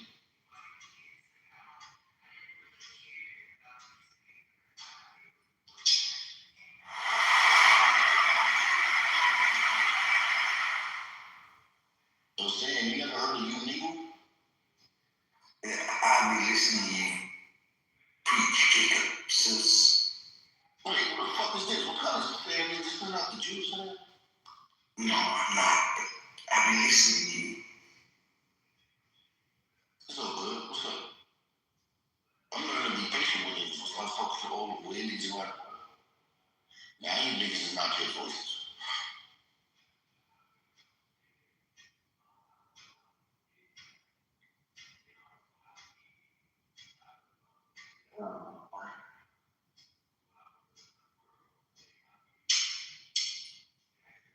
Yo, you see how we caught that nigga in, Joe?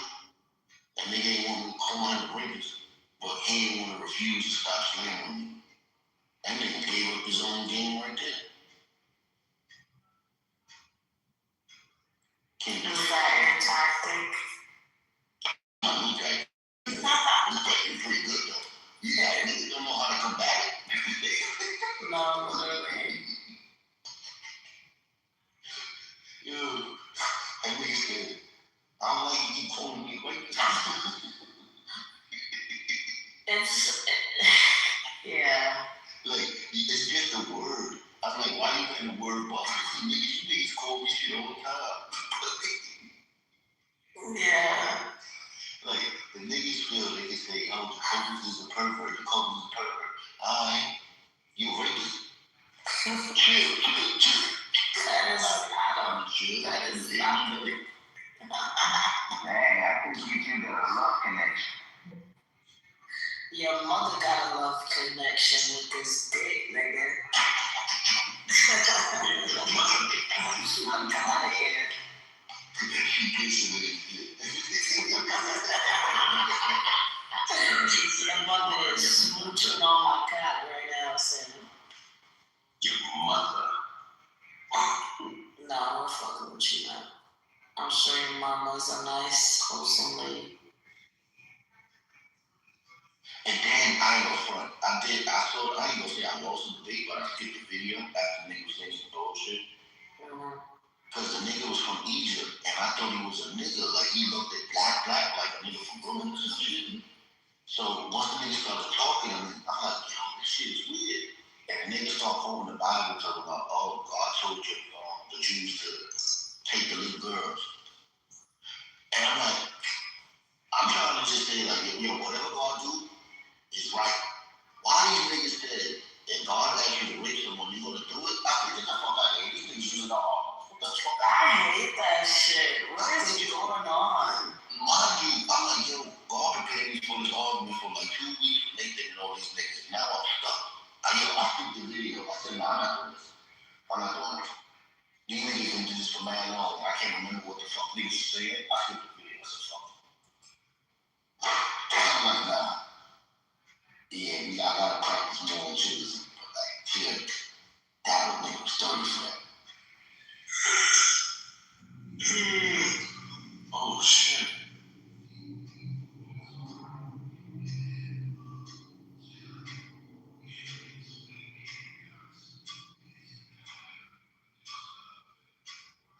Yo, that fucking clock, dude. No, I know, I love that shit. That fucking, I don't know how you could do that. That would drive me literally insane.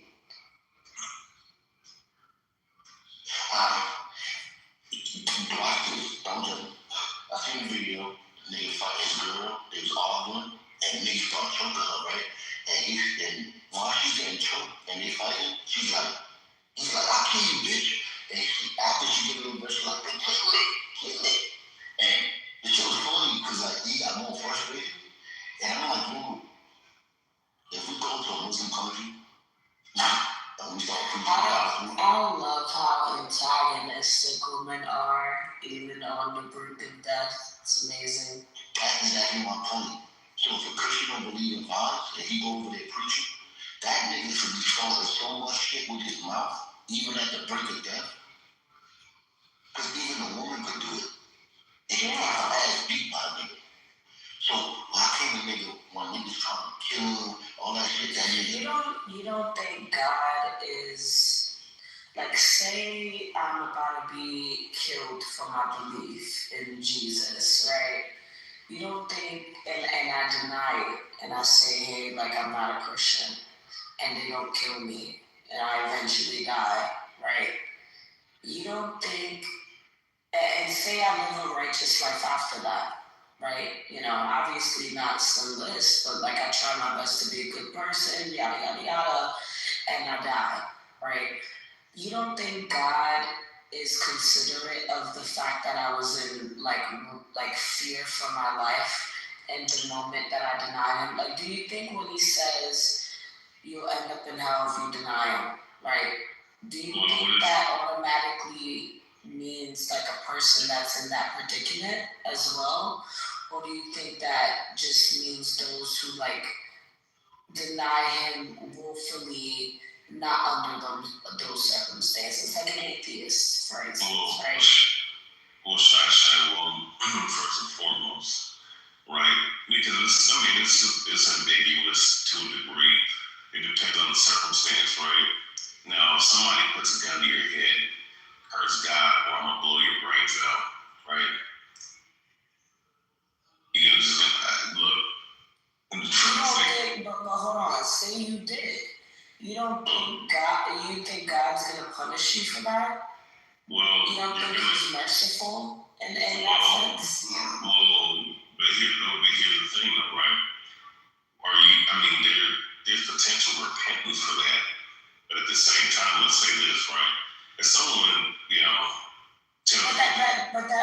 why do you think I got into, like, say, whether it's you deny him or curse him, either one, right? Say after you do that, you live a good life, you're a good person, you go to church, you check off all the boxes, right? You think God is going to send you to hell because of that instance where you feared for your life and you denied him or cursed him?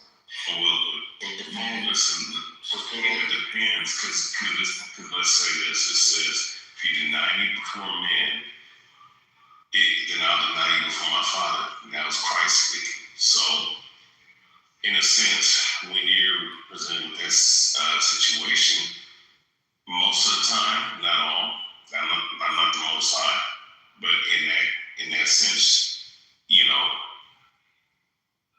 being afraid for your life, he who seeketh to save their life shall lose it. Them that's willing to give up their life shall obtain life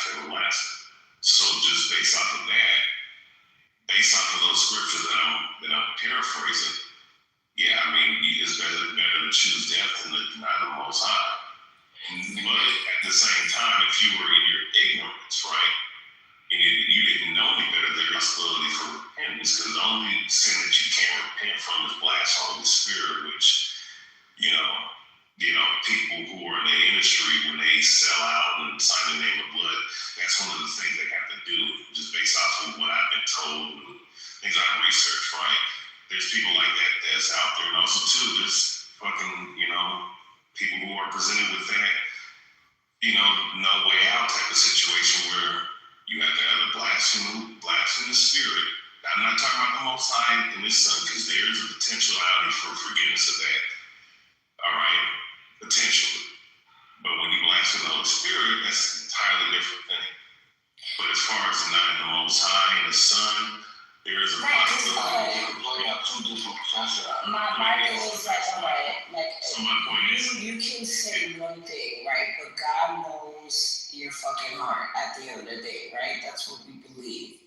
So even if you deny Him with your words to save your life, that doesn't mean that changes like your belief in Him and like how you feel about Him, whatever. You're right. In your heart, you understand? So And I'm sure He recognizes that. it could play out two different ways. One, the last one that your intuition knows. The first one is this. He touched on it. Blasphemy can only be committed, blasphemy against the Holy Spirit can only be committed by someone that could distinguish the Holy Spirit from something else. That's somebody who is aware of Christ, they're a follower, and they're saying that's not the Holy Spirit, that is of the devil, but they're able to recognize that is the Holy Spirit. That's different, that is very deliberate. Now, let's look at a real life event. When the Christians were getting persecuted by the Romans, them niggas getting skinned alive and tortured, but there were some believers who ran and they hid. And when the persecution was over, they started walking back in the church. And the believers who was maimed and cut up, they're like, nigga, you ran, you don't belong in here. Like, it was established that they should be able to be welcomed back in the church. Because, fear. Niggas ain't going to get their arms cut off, they were scared. They was denying Christ. That still low-key exists today too, right? Like I'm sure there's some Christians in like Muslim majority countries who like probably do wear a burqa, do the whole shebang, and portray themselves as Muslim to save themselves from, persecution. You think they should live like cowards? No, my thing is, they go outside, they wear a burqa. Everybody thinks they believe in Muhammad, right? Yeah. But in the house, they profess their belief in Jesus. They live like as if they're Christian. You think that those people are going to hell because they hid the fact that they were Christians outside to avoid persecution? And you don't think God is merciful to those people? It's not only that they're hiding it, they're not allowed to say certain things in regards to the Bible. They're not allowed to call God Yahweh, they gotta call him Allah. Now that you call him Allah, you can't say Allah has a son. So they gotta preach around that part of the gospel. Then they gotta preach around another part. So eventually their gospel aligns with the Islamic teaching of Jesus. They're not allowed to preach the real gospel. So it's like, it's not that they're telling them, it's not that they're denying, they don't know. And it's waiting for a Christian to go over there, tell these niggas the truth, get killed for saying it, inspire these niggas to say, fuck it, I'm not doing this. Then they get killed, and then they come, nigga, it's calling for you to lose your life for it. We can't do that sitting in New York, fucking going to the grocery store, getting everything you need so easily. No shit. So obviously I'm speaking from like a place of it's true, right? Like I'm obviously speaking from a place of privilege, right? Like I'm sure those circumstances it would be completely different, like right? Whatever. But and this is why, like, to be honest, the more and more we have these types of conversations, I'm going to continue to say it, the more and more I fall in love with Catholicism, because Catholicism recognizes the instance that I'm like, someone is petrified, scared for their life, and might deny Christ in that moment, but in their heart, they're not denying Christ. You know what I mean? And I think God is merciful still to those people. I'll tell you this. If me and you were sent, And Catholicism agrees with me, by the way. it does. Because that story I told you was a Catholic story about those Christians getting cut up and shit. But say like if me and you was to go to the Middle East right now, there would be no way. You see how me and you be coming at each other talking shit? It would be no possible way for me and you to ever be able to do that over there. Because we'll be too busy being Christian-like. I'll be forced to defend you spiritually every fucking second of the day. There'll be no second for a joke. Because the fact that we believe in Jesus, we would have been at war.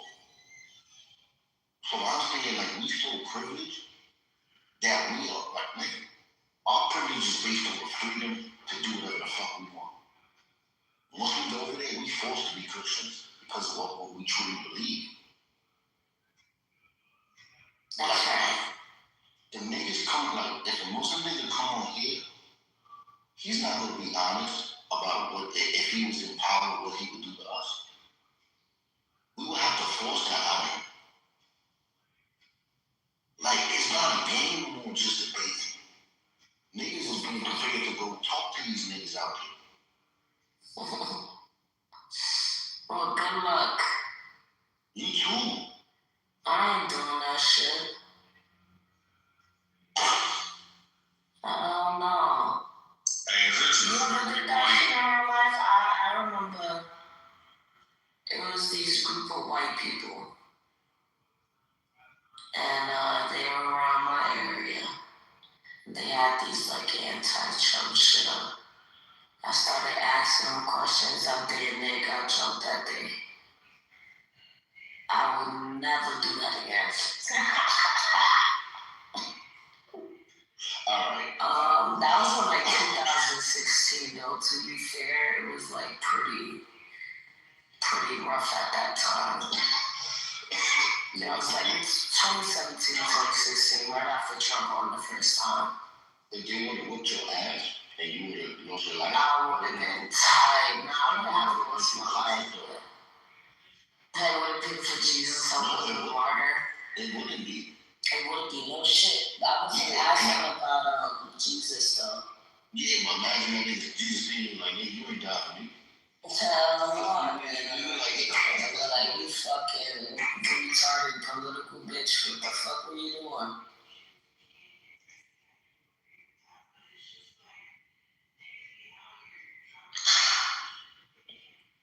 There was a No Kings protest too, down the block from me. Like a month or two ago. A bunch of old white people literally. It was shit. I was passing by though. I was in the car passing by. Well, this is a kingdom, though. Ironically enough, but we're ran by a republic, a democratic republic. So, from that perspective, you know, this is not. And of course, you have different judicial branches. You know, Senates and House. You know, so you know we're not ran by a king, but this technically is a kingdom because it's ran in a similar sense, but the government structure is not a king. It's not king oriented. Yeah, Shasha, when you seen all those white people demonstrating their front, did you roll up your window? It was already rolled up. Then why did you say you were gonna get jumped? Who was gonna jump? No. I'm talking about the No Kings protest a couple months ago, probably a month ago. That's when they had it. When I almost got jumped was in 2016. I'm probably over exaggerating a little bit. They got a little feisty. And I ain't like that. And I didn't like the sense of like not having control over the situation because it was literally only just me. I was like, nah, nothing again, nigga. Why would I roll up my window, Sam? He sounded like he was I just speak to let you concern. No, not at all. It's a bunch of old white people. Why would I be concerned? They just doing what they do, doing what they paid to do. It's not their fault they're retarded.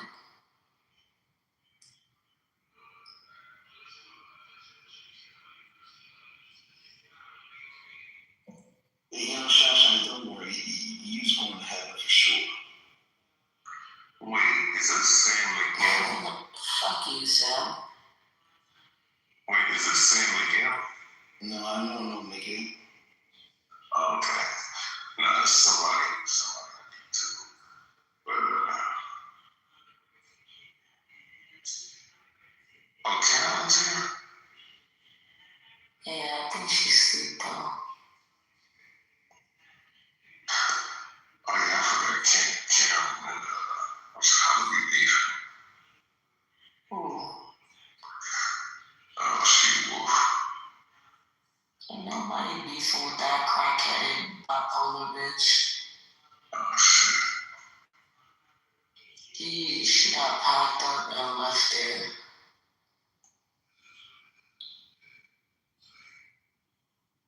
That's right. Oh,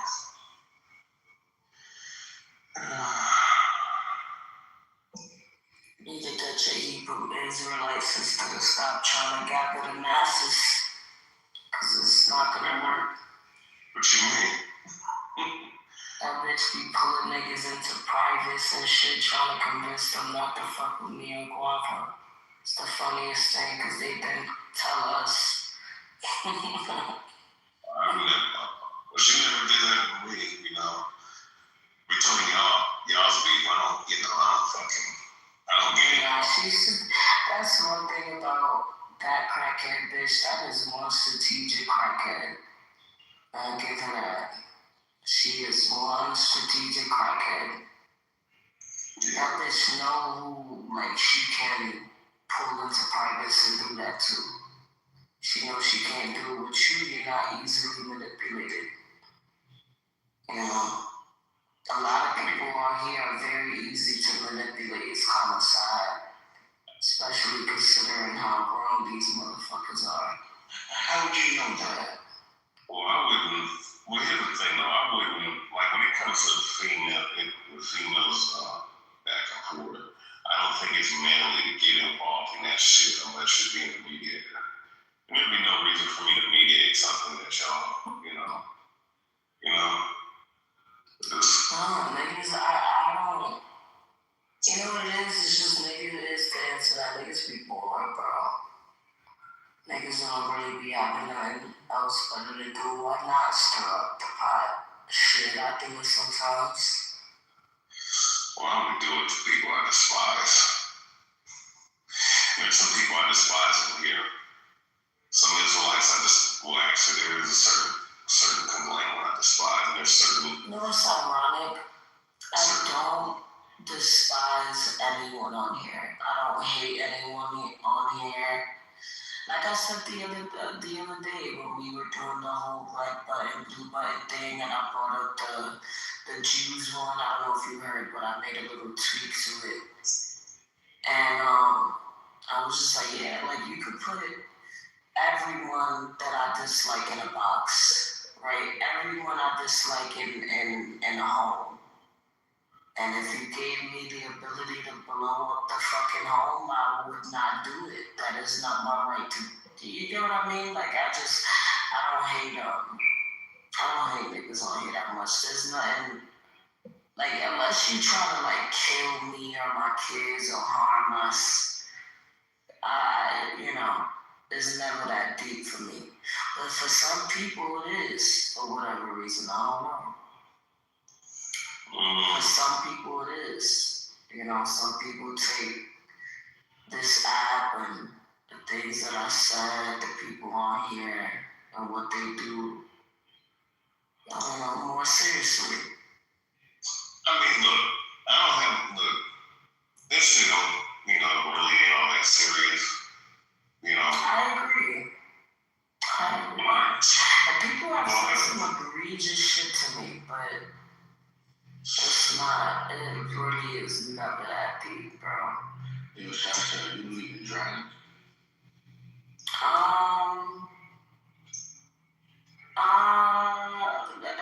That is not a hill I'll die on. I don't know. I wouldn't be surprised though if they did exist at one point. What if I told you, say like, you see how you got the sky, then you got space, right? Right above space, it's a funny-looking dragon flying around, right? And what if I told you right after that, Eden was in heaven, and we was up there, and we got kicked out of there to fall down here, and Satan got kicked out with us. Bro, you're saying quite silly shit, bro. Yeah. Now, look at what I'm saying. Pay attention.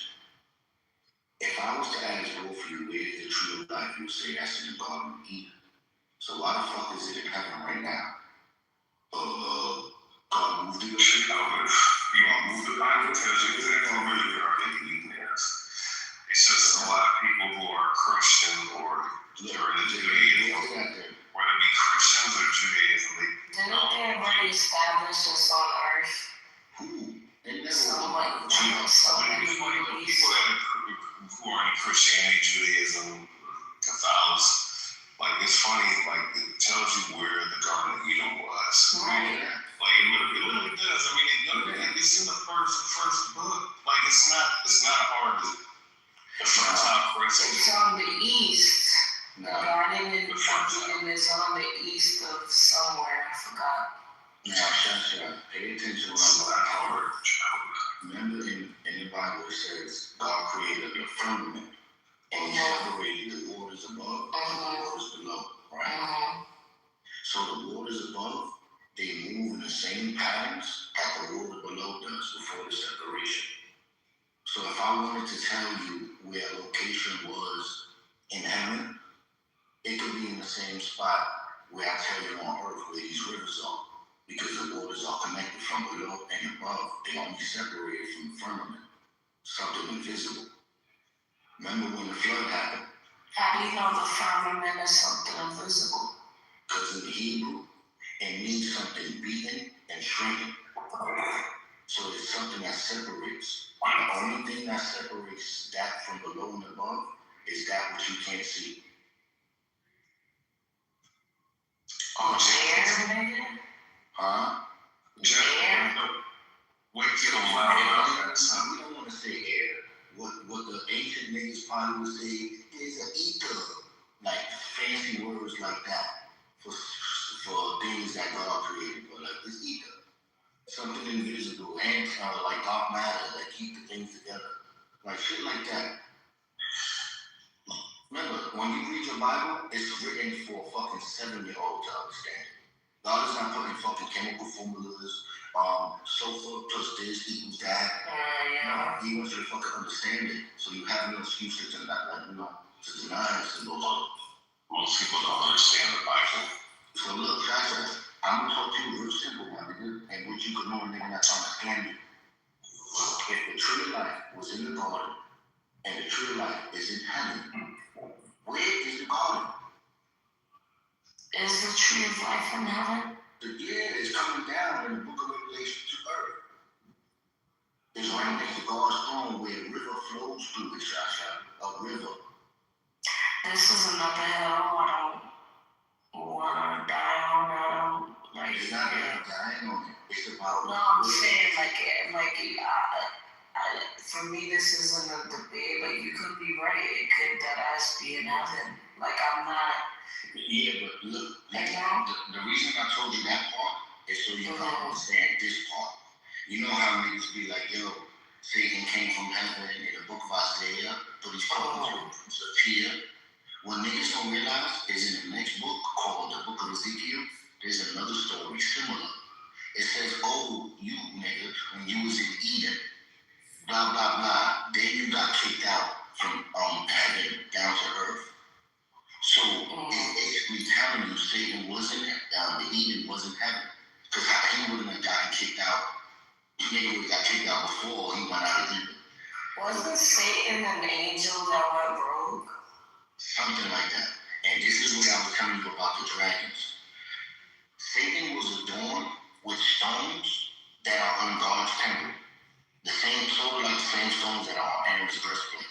So he was a cherubim, if you want to call him that was adorned magnificently. But he gave up that adornment to take the form of a serpent because he wanted something. That's why I was that old serpent, the wicked devil, the dragon. See, now watch this dirty shit. This is what I'm fucking head up. You have seraphims, cherubims, and the regular dirty angels. Seraphims have 6 wings. The cherubims have 4. The 6 wings niggas got 2 to cover their face, 2 to cover their feet, and 2 I remember that. Now pay attention to this. Now pay attention to this. Remember when Moses was told by God to make the serpents in the wilderness? He told them to make a seraph. That's basically a singular word for seraphim. But what did the nigga make, Cha-Cha? He made a serpent-like thing on a stick. Why would you make a singular type of celestial being as a serpent on a stick? Because when he told them to make a seraph, he was saying, make the single seraph, make that one, the evil one, make him. And he made that. So basically, yeah, so remember, he's called an anointed cherub. So that means he's a little above the cherubs. So one may even call him a seraph, the closest nigga to God's throne, God's temple himself. So so this shit it's weird. It's like God told him to make a seraph, a singular angel thing, and this nigga make a snake on a stick. He's not stupid. You know what I mean? Like, so basically what I'm telling you, nigga, is in heaven, and we got kicked out with Satan to earth. Yeah. Now, when you look up, it's sky, it's space, and whatever's above that, that's where we was at.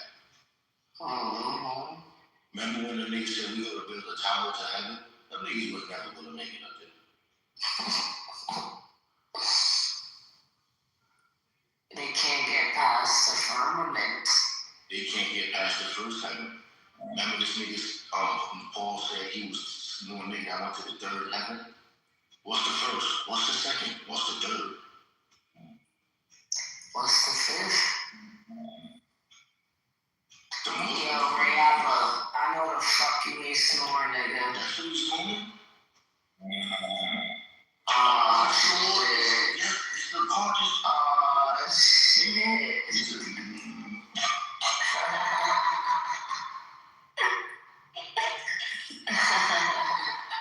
Yeah, I'm not gonna mute him. He does this shit every single fucking time. Nigga got sleep at me. Oh. Bumping deep though? Nah, my ex, dude. Yo, I used to be ready to fucking duff him. The way he snored was so fucking bad, dude. I used to think this nigga's about to die in his sleep. Nigga, what about them niggas that be scratching their throat when they sleep? Ew, that is one of like my pet peeves right there. Like that right there is a pet peeve of mine. I don't really used to do that all the time. That shit used to piss me off every single time. It's fucking disgusting. How niggas scratching their throat like that, like a real animal? Right, like what the fuck? Why is your throat itchy, nigga? Cause you know what niggas be doing in real life? They be swallowing they spit. They swallow. You supposed to spit it out, that's why it's called spit. Pause.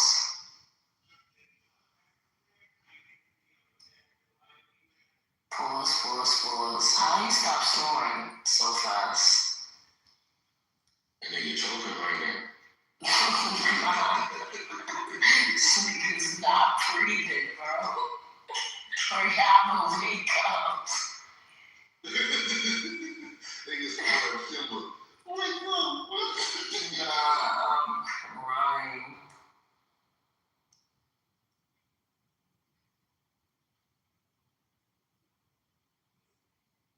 It's funny because Abdul and Haggard were up and they did not bring up a fucking Kendall. Thank God. That nigga was probably drunk as hell right now. I can't hear when people raise their hand. I was away from my phone. Like I was on my desk and my phone was on my bed. Well, I'm not gonna tell him that. Whenever I wanna fuck with him, I'm gonna tell him that I did that purposely. No, I wanna deal with his drunk ass. You're evil. He's gonna see your reaction to me. And it was after he wrote. And there the story goes, he's alive. He's alive, ladies and gents.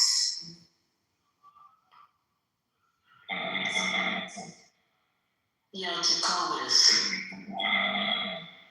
if you could pick one Christian denomination that you would align with the most. Baptist? Anabaptist. Anabaptist. What's the difference between that and a Baptist? Alright, so an Anabaptist gave birth to like the Mennonites and the Amish. They believe in turning the other cheek. Mm-hmm. But that's the only reason that they believe shit I don't believe, but the fact that they believe turning the other cheek is.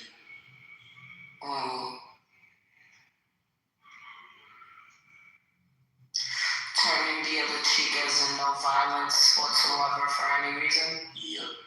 Jehovah's true Jew, true Christian. Yo, you will get killed for saying that in Islam and a Muslim culture. Don't say Muslim. Yeah, we Jehovah's Depends on the Muslim country. Jehovah's, we do live in Mondamistan. It would be honest. Shout out to Mom Donnie. Fuck Mom Donnie. I think it's a clown. He gave a really good breakdown of his support for the recognition of the continued genocide of the Armenians, and now the entirety of the Turkish population of New York is after him. He's the biggest bro. So we're gonna get this guy impeached. So he spoke against Eric Adams as a man, and now they're about to go. Well, Eric Adams was taking direct bribes from the government of Azerbaijan and Turkey, so fuck Eric Adams. I didn't like that black guy that you Probably good with your terrible. That's one of the reasons I didn't like him, was because he was black. The majority of it was because of his open support. I didn't say that though. I'm convinced whoever the next New York City mayor is for the next 100 years is gonna be me. Imagine me as New York City mayor. Oh yeah. Fucking. You'll be the hottest. Hotter than AOC, that's for sure. That bitch is a fucking horse case. Nah, come on. I don't know what y'all see. She's ugly. She's annoying, but she's not bad. She is ugly. Her teeth are too long. I don't like her. She got a nice brush. This is. Nah, she probably do. Yeah, she got them heavies, bro. But she probably do. I don't like how she curses at white people and then leaves with one at night. It's the dumbest shit up. She calling that nigga a cracker in the bed. That'd change your life. I'm sure you would. If we're talking politics, she's one of the better looking ones that we've been on. What? She has a great politics too. I mean, out of the games, yeah. A lot of Democratic bitches are ugly as shit. No offense, Haga.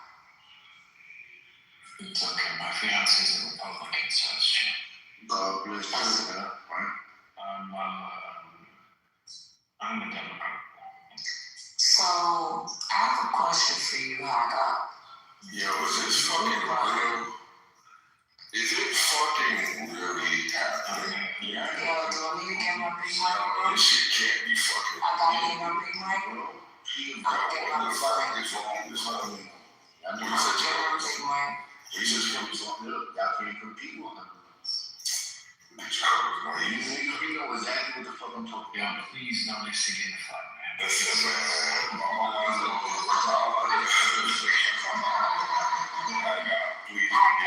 Please, dude. You know I got to. Just forgive me.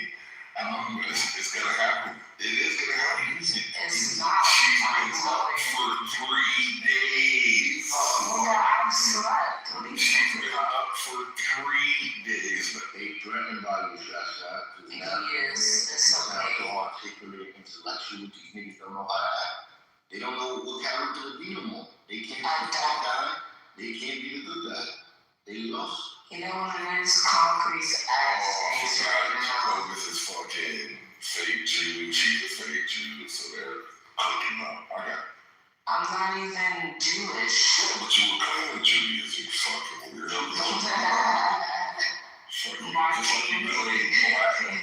Mark came in and I was like, we gotta stick together as Jews.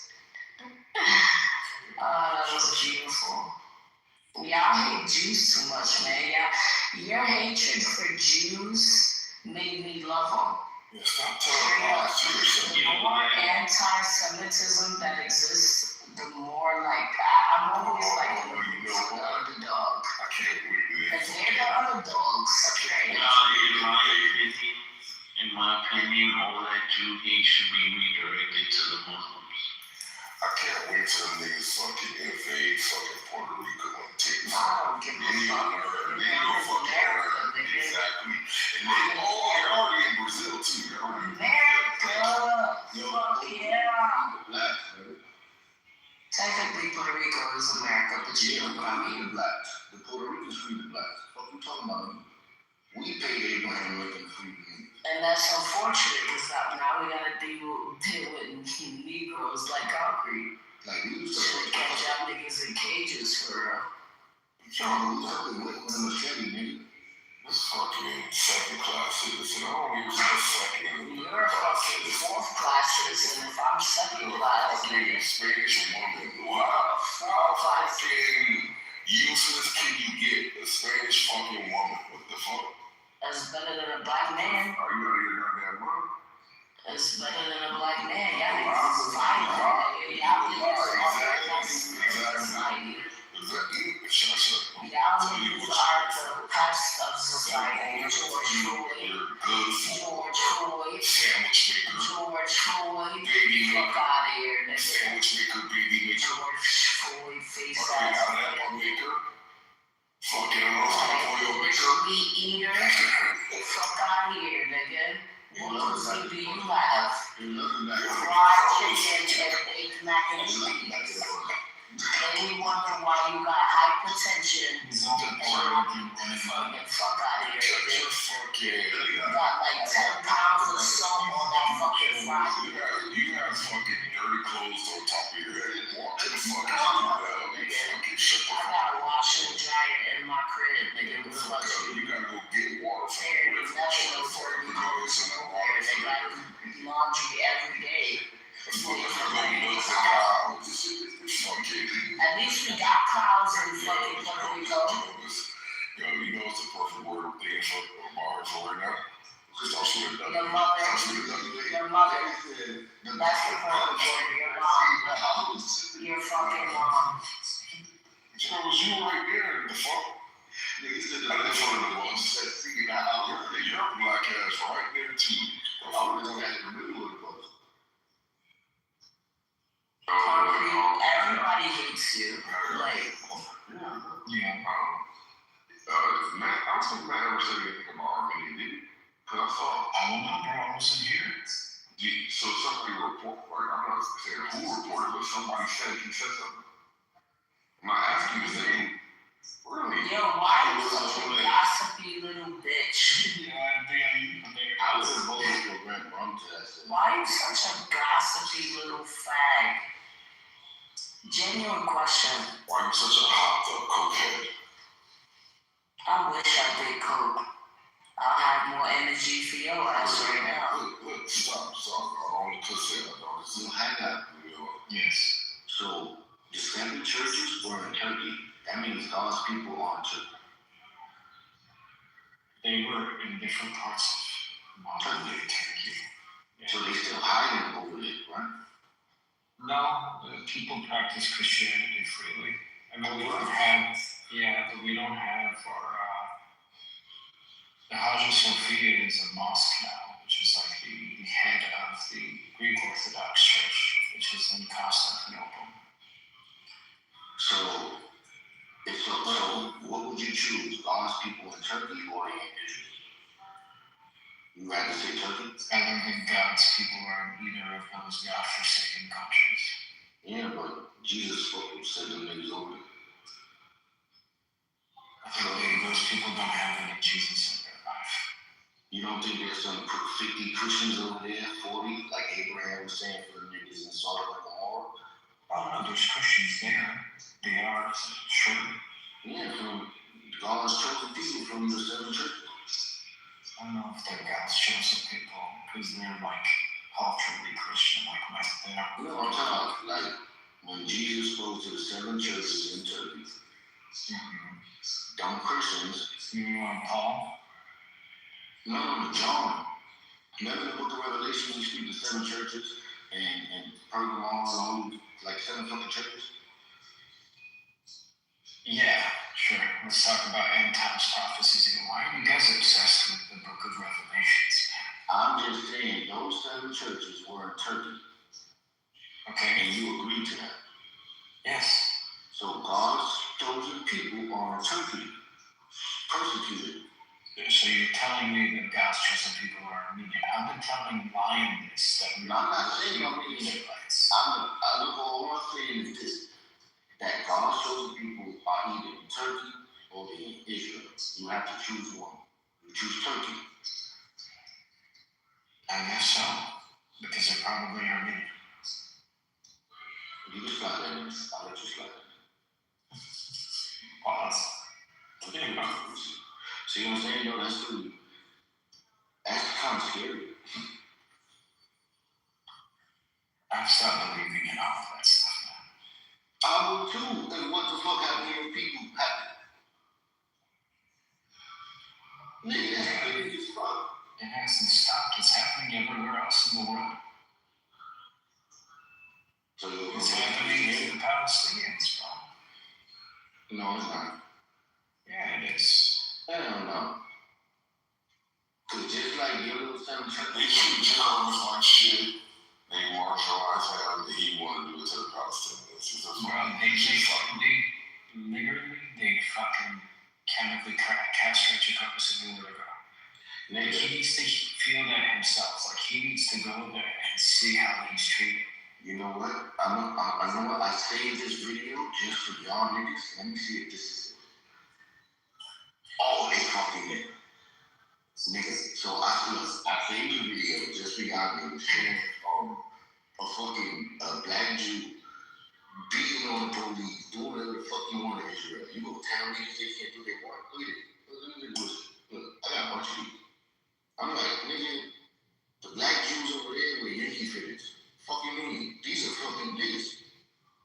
What's up, nigga? This is a nigga in Yankee fitted over there talking that stupid language. On with these niggas. I can't figure out a whole new theory about black Jews. Look at this. This is in chat. Look at this nigga Jew in a Yankee fit, nigga out against Jewish police.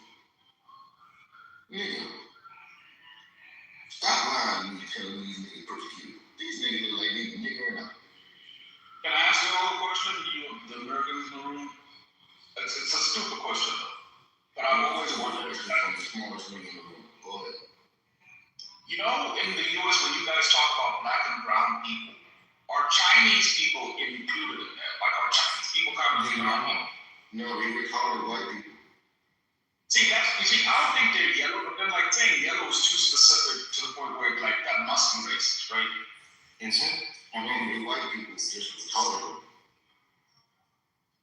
Honestly, I don't think people in America really care to be not racist to Asians. I feel like we're pretty racist to Asian people. No. Indians get to lump up with, like, let's say, the BIPOC community. Like, I've noticed that, like, Indian gets to play the brown card, right? Yeah. But, do you see what I mean? So, like, depends where. everywhere. Like, think about the comedians, right? Like, Akash, what's that guy's? Akash from the Great Park. Akash Singh, Mini Pinda. Is it Mini Pinda? The Indian nation. I try not to keep up with the Indians. It's the smell. Sure, but like fair enough. All of them, right, get to play the brown card when it's time for political talk, right, and allegiance, right?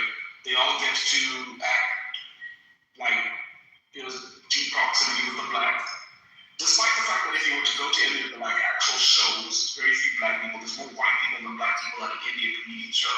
But anyway, like when it comes to like the BIPOC shit, I've noticed Indians get to be brown. But where do Asians go? They white, nigga. Not Asian black though. Where do Chinese and Japanese and Koreans, where do the yellow niggas go? They white. That's why white men like to fuck them.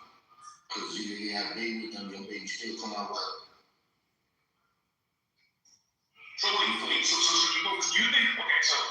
think it's the case that like they think they're white, but white people don't think they're white? No, white people know them niggas white. The Chinese niggas know they white. Because they know when they fuck, they want a white baby.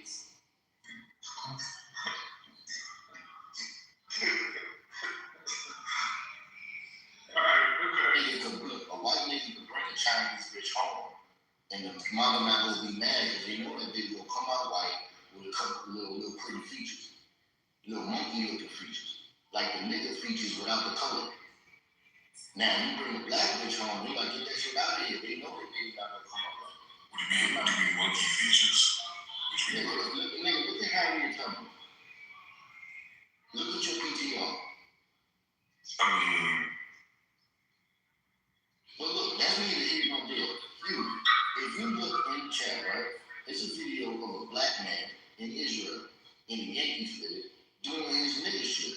And he's a Jew, a nigga Jew. He talk just like a fucking African, whatever. But he look at this shit. So when niggas tell me the blacks are being treated poorly over there, nigga, look at this. The nigga Jew, nigga out in front of the police, and nigga, he ain't scared. This is a nigga. Jew.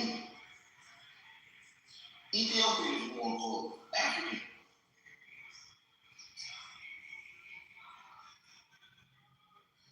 But back then, we took the president. I'm half black, so I'm light skinned with black features.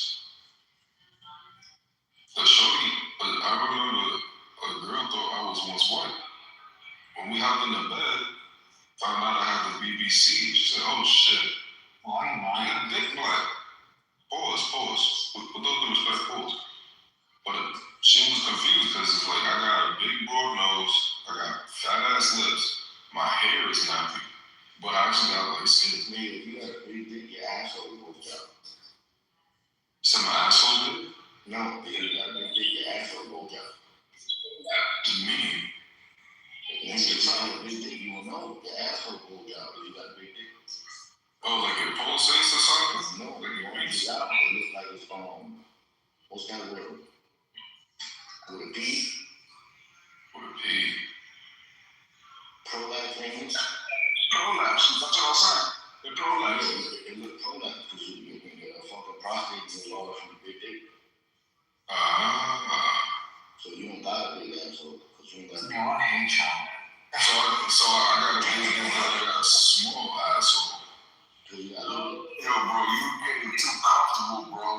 Doing all that dick. Come on, bro. You just got here, bro. This is science, my nigga. Come on, bro. This is science. Hold on, bro. You We have this proof. It's not. I didn't know this. The more you know, I didn't know. If you have a huge phone, you need a little ass. Wait, what is it? Homosexual. That's not what he's saying. What is he saying? He's saying that if you really actually did have a big dick and you knew if you did for real, you know that it comes with a prolapsed ass. So in other words, your ass is like leaking out of itself. You got a big asshole. Oh no.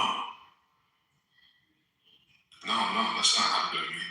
So you got no dick. No. You don't look like everybody else. If your asshole's normal, so you don't look like everybody else. I mean, I got a huge dick, but my shit's solid. Like, I don't got medium asshole. You got medium asshole. Nothing leaking in that? I don't want nothing leaking out of it. No. Wait. Bro, you putting me up the fence. What's yourself? You're not one of us. No. Don't say that. I don't want a leaky asshole. I don't got that. I've never heard the word medium asshole in my life. That combination. Yeah, now I'm scared I got medium asshole. I just like, I want to go to the doctor now. I'm gonna get a prostate check. Measure this shit. How do you measure your asshole? From the scrotum to the black hole. Okay. Well, you tell me you've never measured it? No, I have measured it. I've never measured my own asshole. Now you don't know the diameter. You don't know the diameter nor the circumference of the asshole. That's just basic. Am I supposed to? No one told me this. Did I miss something? I don't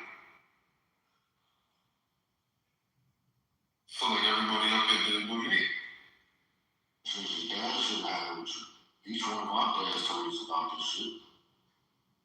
I didn't know you're supposed to be measuring up. Nigga, you know what happens in my family if you want them niggas? What? You get sent to an orphanage, nigga. You will not have a real family man. You serious? Nigga, you lucky. I don't feel like I feel like I got something now. You got a little ass on. See, I don't know if I'm supposed to. I don't know if that's a good thing. But look, Concrete saw that video, and that destroys his whole argument. As soon as I see that, I saved that shit, just in case this nigga said the Jews are racist in Israel. You know what? I got a whole nigga checking out. In an anti-crib, you can't get more nigga than that. How you gonna debate this? Once niggas see a nigga in anti-crib accosting the police, nigga, that's a full-fledged nigga. Why ain't I getting beat? Why ain't I George Floyd in that nigga? Because he's a black Jew. Too much problems come with that. Now you got to do with racism and anti-Semitism. Nigga, these niggas the chosen niggas in Israel.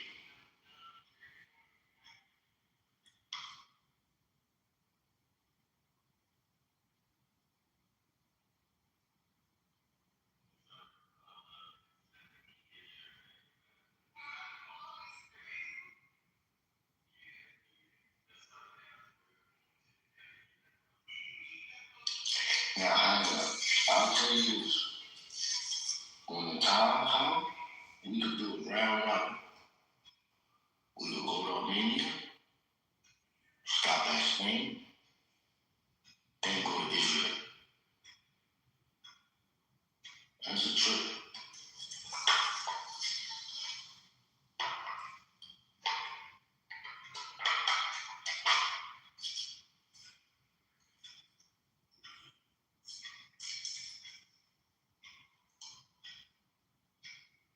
Are you still there, nigga?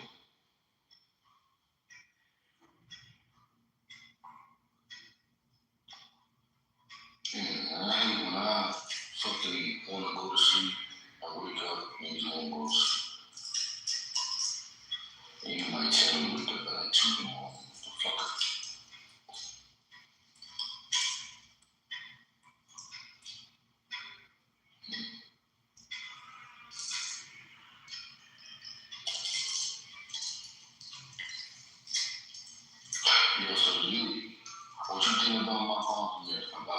Eden being in heaven.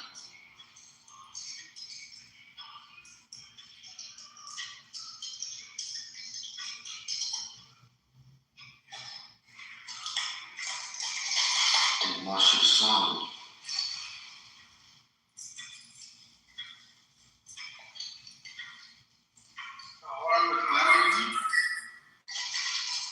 Yeah, I can do that. How's that going? He finally agreed to have a molded. Yep.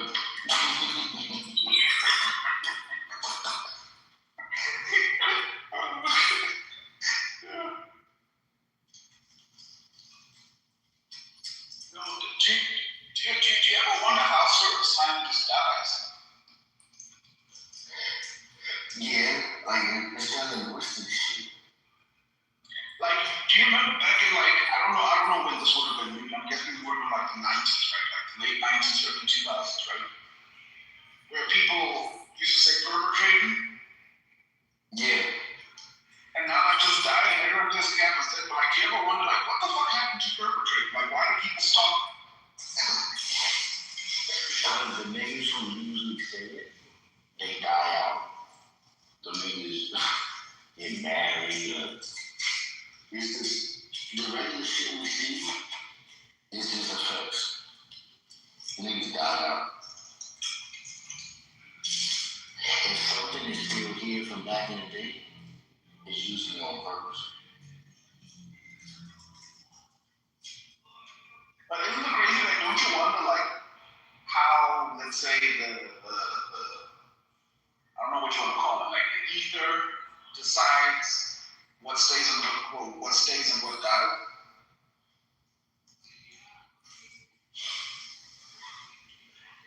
I'm not gonna lie to you. I'm starting to take that whole celestial order a little serious. Right? There are principalities that govern shit, and these principles have a conscience. Oh, yo, bro. I should have never been conscious of heaven. Because now I can see how principalities govern certain nations, govern certain thoughts, and whether they still exist today is based on those entities. I don't want to sound like agnostic when niggas talking about egons and aeons, all that stupid shit. Nah.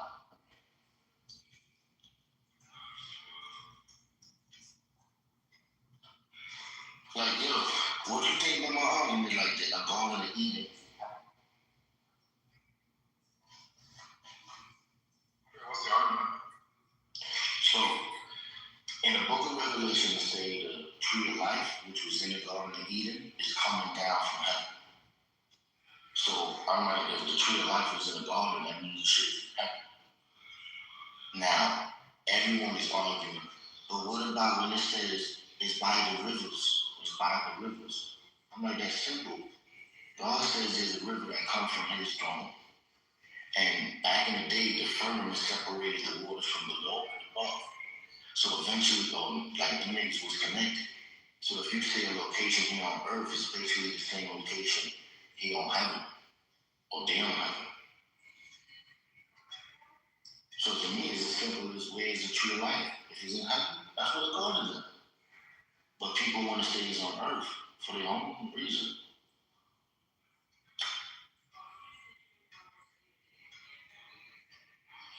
Now, Would that mean that the fall of man or whatever would be not happening on earth? is that their punishment would have been to come to earth. And when Satan fell, that's when they fell. You know, I'm not gonna lie to those, you know what's crazy about what you're saying? Doesn't it sound kind of like what the Mormons have been saying about like the originally what happened, and that's why, and the black people who were neutral in the Satan versus God beat. Have you heard the Mormons whole?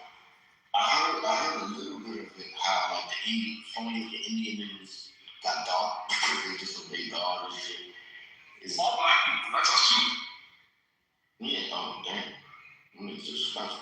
Now, here's the kicker.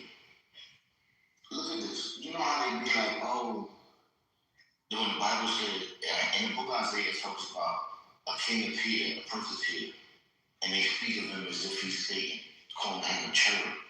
And people are like, no, it's about the king appeared. No, yeah, it is about the king appeared. But the same way a prophet speaks and God is behind him, he's speaking to that thing behind that name. And in that story, it's saying you was once in Eden, and then you got kicked out of heaven. I'm looking at it like, when that serpent got cursed to eat the dust of the earth, that was his curse, to come to the earth and eat the dust of the earth. And he had like a dragon form. Yeah. Yeah, I was saying that. Because like, I'm not going to say I see there's dragons flying in the sky, no.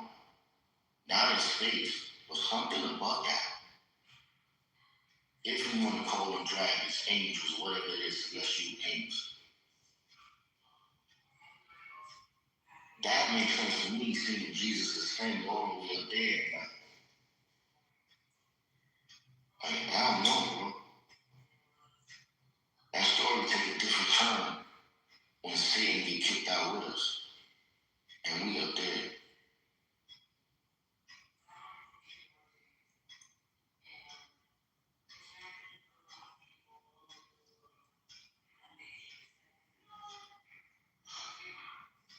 And I know, you ever heard the story where they say that Cain was the son of Satan? I mean, the son of the serpent?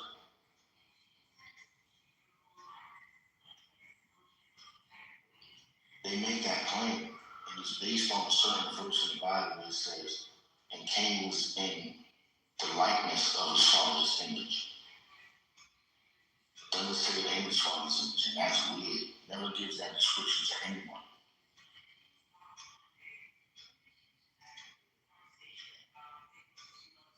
I was only just to demonstrate that Cain was the older child, right?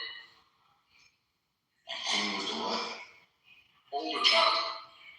I thought they were twins. They say it was twins. Him and Abel.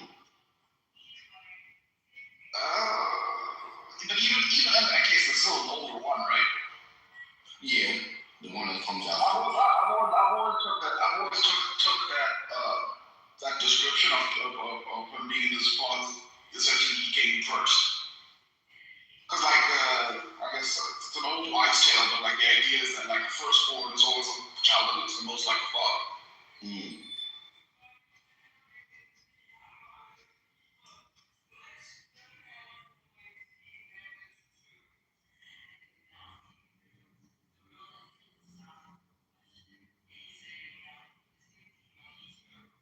How do you feel about faith and hope? About who? Look, here's the argument. If you say you believe in God, it's because somebody told you. You agree?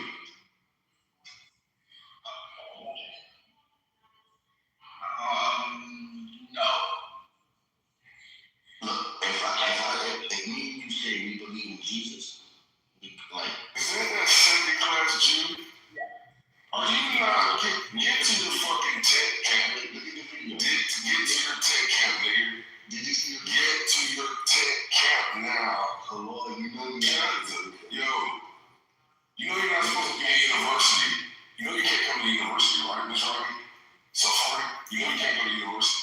Nigga, Shut the fuck up then. what are you talking about? Go back to your camp. What are you doing? They do not let you niggas get education. They do not fucking let you live in their same neighborhoods. You are, yo, I don't even know what I was like, bro. That's sad, bro. We have to fuck for them. Nah, this is what you don't understand, bro. That Nazi don't like you. No, fuck that Nazi. I got that nigga in my blood too. Look, you heard of the Obadiah book? That all the Hebrew Israelites love and shit? Sounds familiar. That's one of the Old Testament books. It says basically the Jews of Sepharad is going to go to the God. That's the Sephardi Jews. So the Nagab is where the black Jews are at from Chicago, where they fucking nuclear bases at, their facility, and there's a bunch of Sephardic Jews over there. But that's the same place the Edomites used to live. So God was saying, I'm gonna give you the places of the Edomites, which is like the Nagab. So yeah, nigga, God saved us before the niggas go to get that shit. Jacobus, listen, so what you want to do is you want to try to like, oh, do I see God's hand in this or do I see man's hand in this?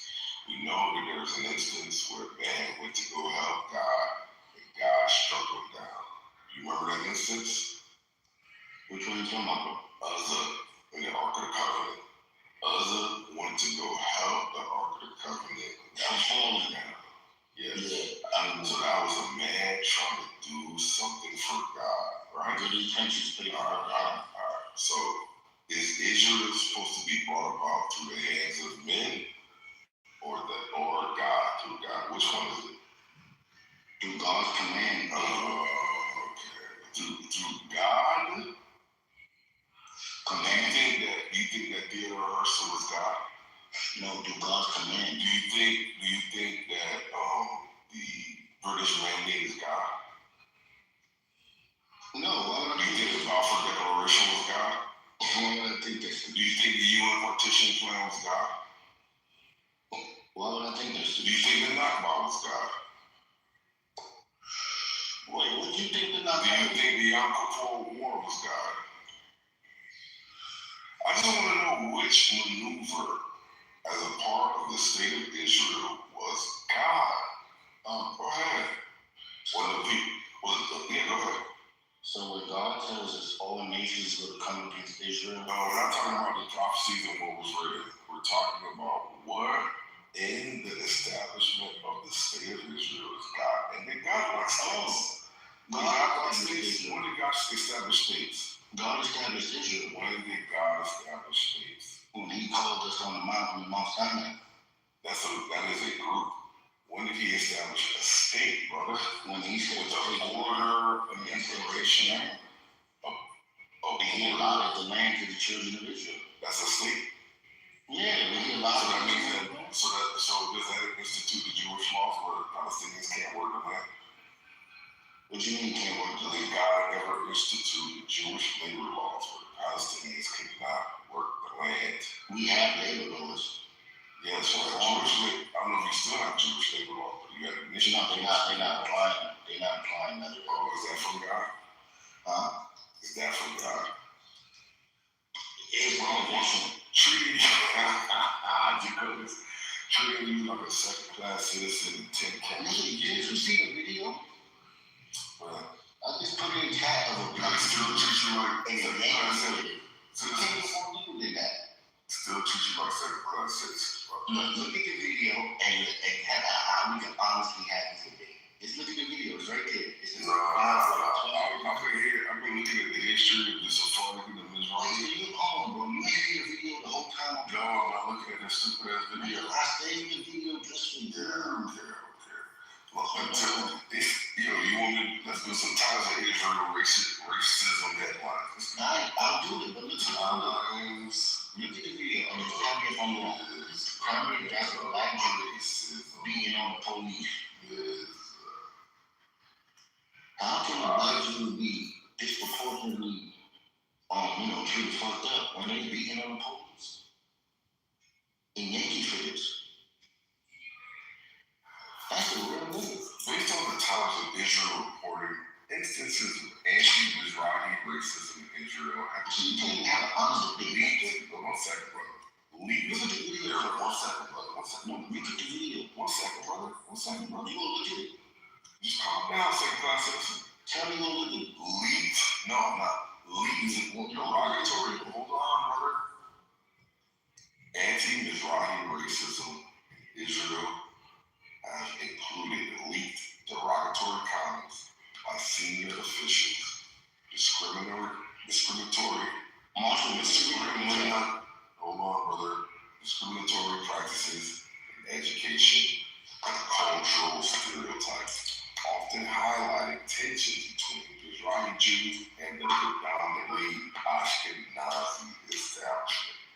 Israel's an Ashkenazi establishment, brother, you are an afterthought. You are a, unfortunate consequence of the program. They're not about you, but.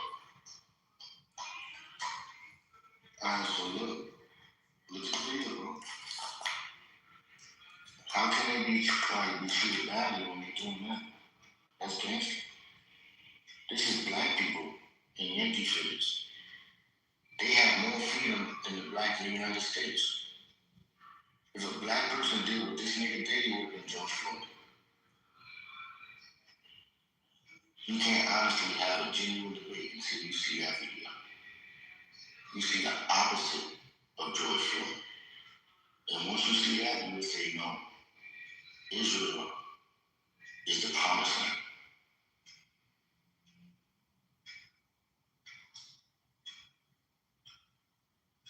Clock is ticking concrete.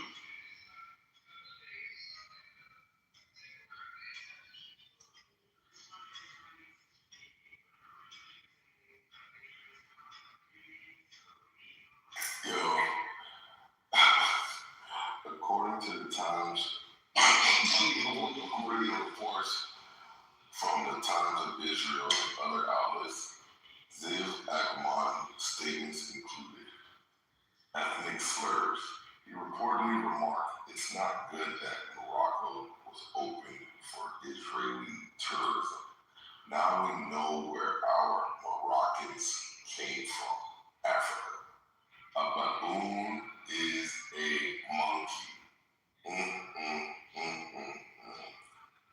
He specifically targeted the Kurd members of Mizrahi descent, calling MK Nissim Baturi a baboon and MK Eliyahu Revivo a retarded Moroccan. He also dismissed MK Eli Dalal as a clown and a nobody. That's how they talk about you, bro. That's how they talk about you, nigga Jew. Yo, who's your boo? What kind of nigga Jew, bro? Your brother Jacobus. Yo, Mar, are you Mizrahi, Sephardic, or Ashkenazi? Sephardic. Oh, you're another nigga Jew. Second class Jews. Where are the first class Jews? Where's the no? Somebody get the first class Jews. I don't want to talk to these Jews. I'm telling you, I'm official. He's in the co-signing, bro.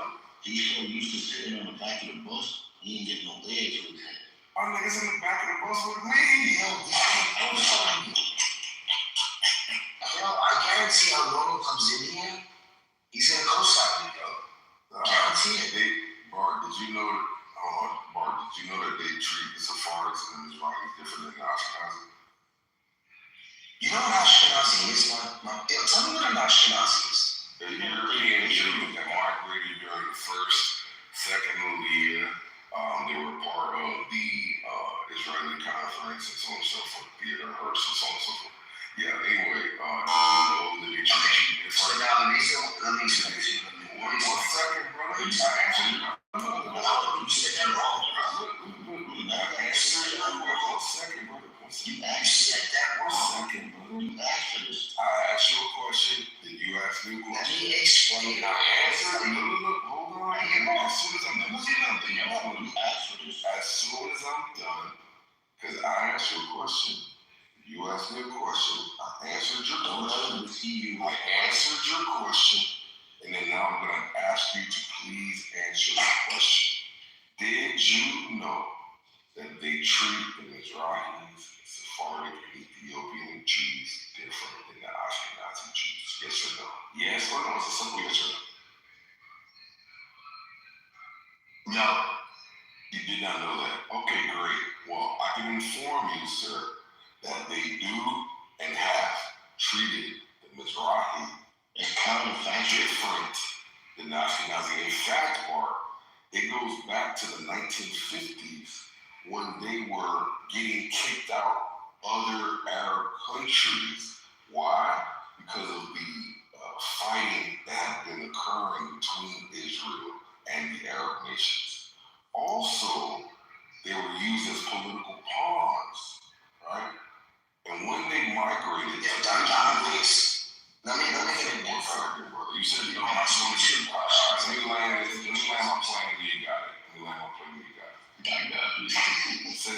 1950s, when they got there, they were put in tent cities for years. And the tent cities, I'm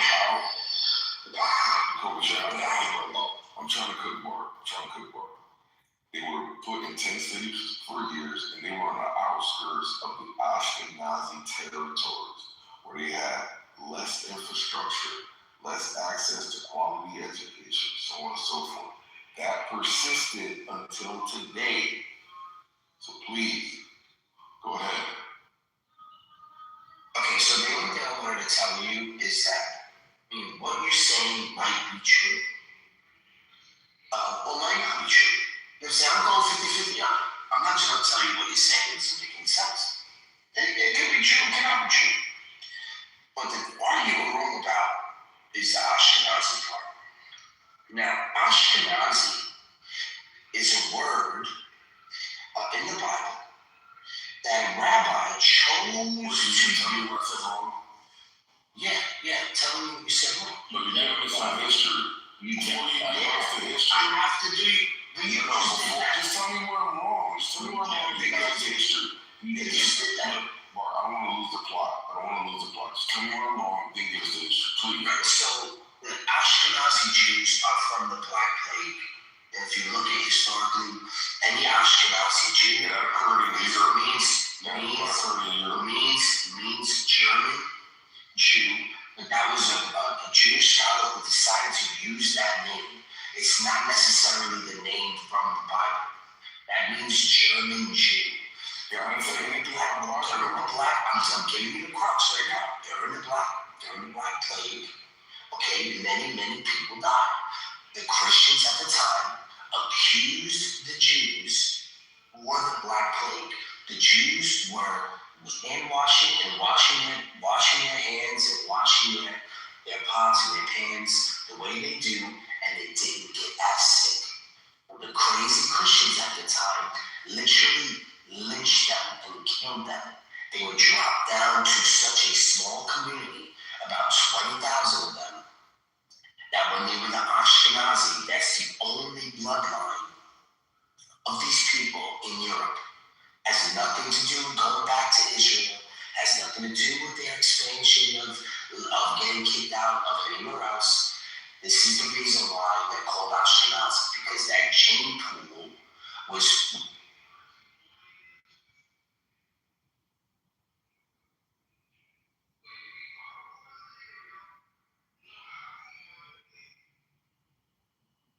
homeland. Doesn't say that it goes back to all the way to the 2nd century. You cannot prove that historically. That's why it has Ashkenazi. And it was a Jewish rabbi who decided to take a name and call those German Jews. That's it. So all the extra conspiracy shit that you heard makes him think that when you're talking about them being in the West Bank in tents, you just, I don't know, it just kind of seems like, I'm not going to say you're lying, but I mean, if you didn't know who the Ashkenazis were, I'm going to automatically think you don't know who the Mishraim said they were European Jews that migrated since the first of the year, which is 1886. I said that. And all you said was that I was wrong, and then you told us where the origin of the name came from. So they are. And I'm telling you the history. Yeah, so. Yeah, but you said I was wrong. So you just added that for rhetorical effect, and it wasn't like. You asked me who was Ashkenazi. Who was that? No, I didn't ask you what Ashkenazi was. I never asked you what Ashkenazi were. You asked me what Ashkenazi were. I asked you, did you know that Ashkenazis treated Israeli as far as different? Wait, yeah, that just sounds like you didn't know it. You did not. Because you know that that's not true. You don't lie, Bart. Don't lie, bro. I'm not lying. I said that. Don't lie. I'm not lying. You're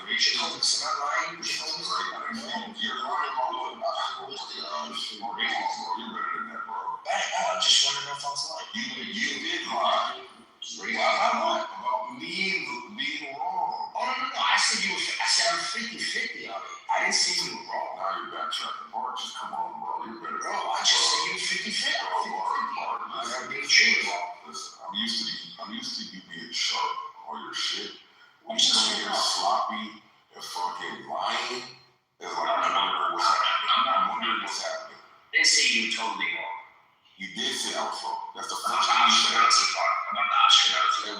say I was wrong about Australian support?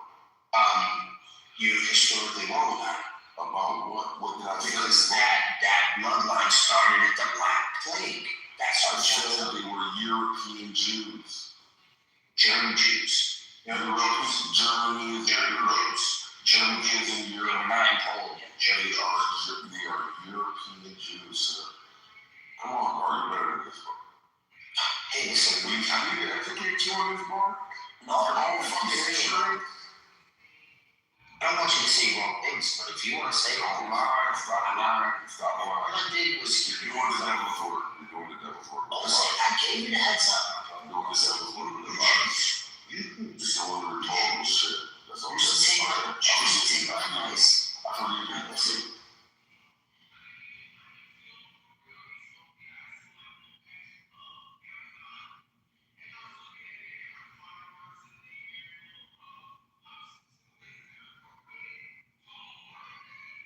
Y'all bought my wife a car.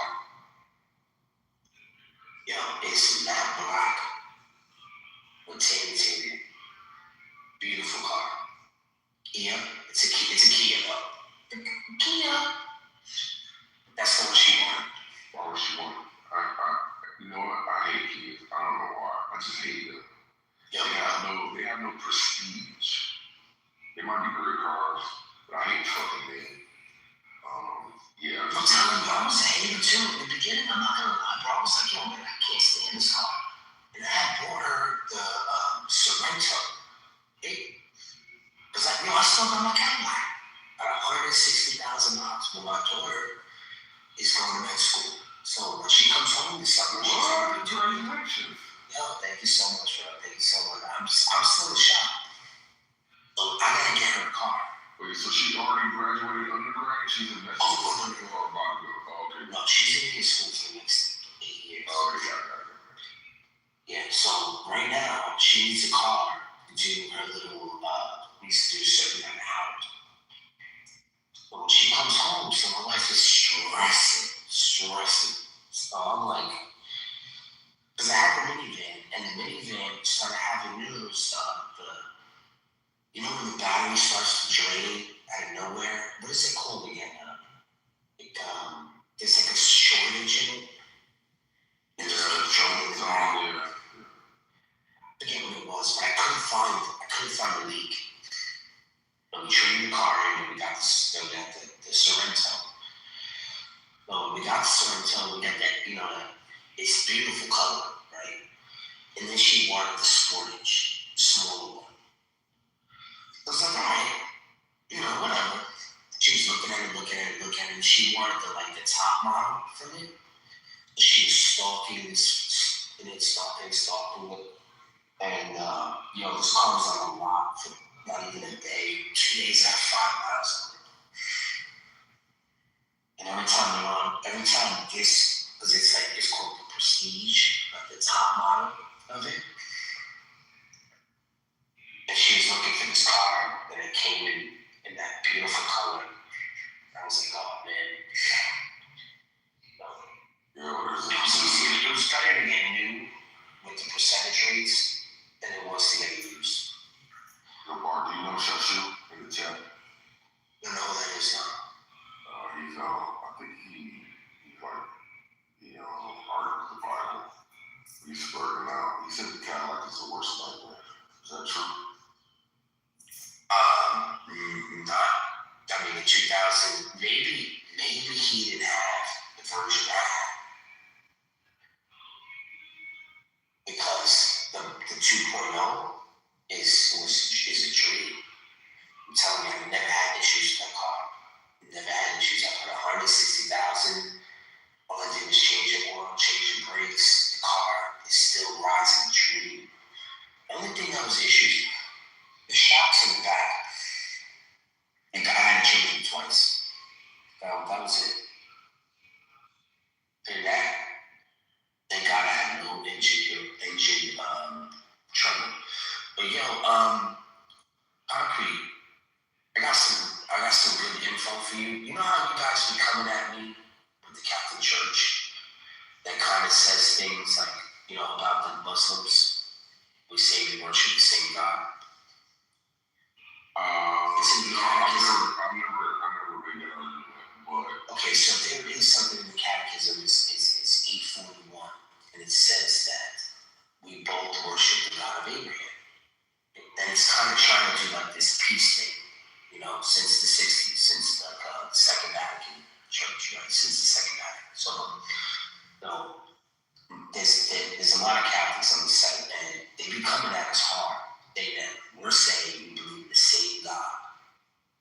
we're not saying that. We're saying that we both worship the most merciful Abraham. You understand? Just like we would say to the Jews, bro. They're going to say we're misguided, we're going to say they're misguided. We're saying the same thing to the Muslims. We're trying to make some peace here. We've been trying to do this since the 60s. But if you look at my PTR, it has Eastern Orthodox bishop after Eastern Orthodox bishop literally saying the same thing that we were saying in the catechism. And I really love this message because it's the only way to unify, and try to move forward, right? For the kids. This is for the future, bro. Forget all this shit. They're little bullshit. They're not gangsters, bro. We know that. We know that. We know none of these Muslims are skinny. They're humble, they're skinny, they're malnourished. You know what I'm saying? They only get fat when they come here. They're not naturally fat. None of them dudes is eating. They're not eating. When they get here, the women are not malnourished, for God's sake. We're just trying to look into the future and make a better place. Because I like the tall, skinny motherfuckers that come in for construction. I want them to keep coming over here. We need them motherfuckers. I'll make them into tapers and painters.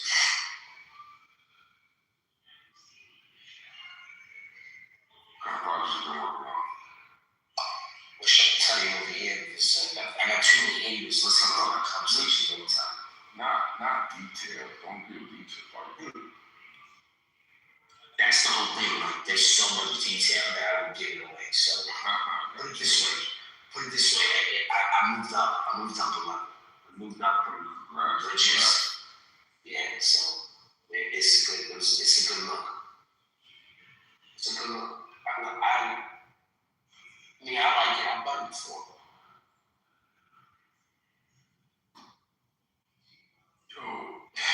The guy I saw, I had this Jamaican guy, right? At my job. I'm not gonna say his name. He's from the islands. His name Marlon? No. And he recently lost his wife, so he has one kid with his first wife, and then he has the 2 girls. So he has 3 girls, but he's the primary guy. But we get to the job, and this mom. When I tell you that there's copper everywhere on this job, there's copper everywhere. People don't mind and take little scraps here and there, whatever. He started ODing a little bit. The labor foreman told me they caught him 3 times. Leaking stuff. What the hell? 3 times. The labor foreman tells him, listen, if I catch you, he tells him, if I catch you again, I'm telling you, bro. He gets caught again, right? Tells me. Well, first thing he does, he tells me, and I'm like, 3 times, really? I'm like, so, it was, and I'm like, well, I'll get rid of it. He's like, he looks at me in my face, the lady friend, he goes, I'm fired. Can't fire. He goes, no, fire. I'm like, all right. Now, on a manager level, why would they say not to fire him?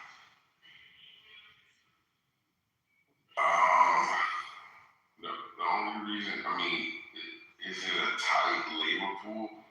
Like you can't get it. The only reason why laborers got upset because the laborers are there for the first and they're there in the last. But they always get blamed for shit. So, you know what I'm saying? Like if you see somebody do something, they're not gonna blame anyone in the trade, they're gonna blame them. Because they're there first and then they're last. Who else are you gonna blame? That's the reason why you gotta be tight about it. But why don't you think he told me don't fire him? It's just legal liability, most likely. No. What happened? No. Because when you go into the office, right, and you're like, oh, I'm firing this guy, why are you firing him? You let him go. Fiat admits that he knew he was stealing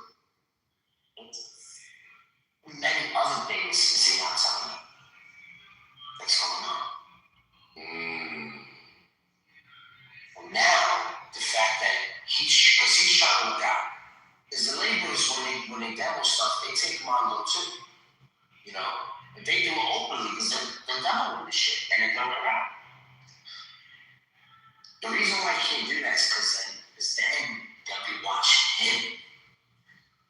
Then he looks like pretty fuck. Get what I'm trying to say? You can't just be like, if you're actually like doing something, you understand what I'm trying to say? So you gotta be careful that you don't wrap yourself and be cool now. You know what I'm saying? And sometimes in situations like this that happen. Now my man was getting there at 4:30, like cutting off of like a huge school, like he was cutting them up, cutting it up. And he was getting there early and he was on floors he shouldn't have been on. Whatever he was ODing. But spoke to him and I said, listen, don't get here early no more. And I'll catch you here early, then just go home. I said, don't be here early, get here on time, and don't be out there for floors. Because they're watching you. Yo, that's a fucking crazy ass headache to have to deal with. Fucking people, grown ass men. Is he like, what age group he is?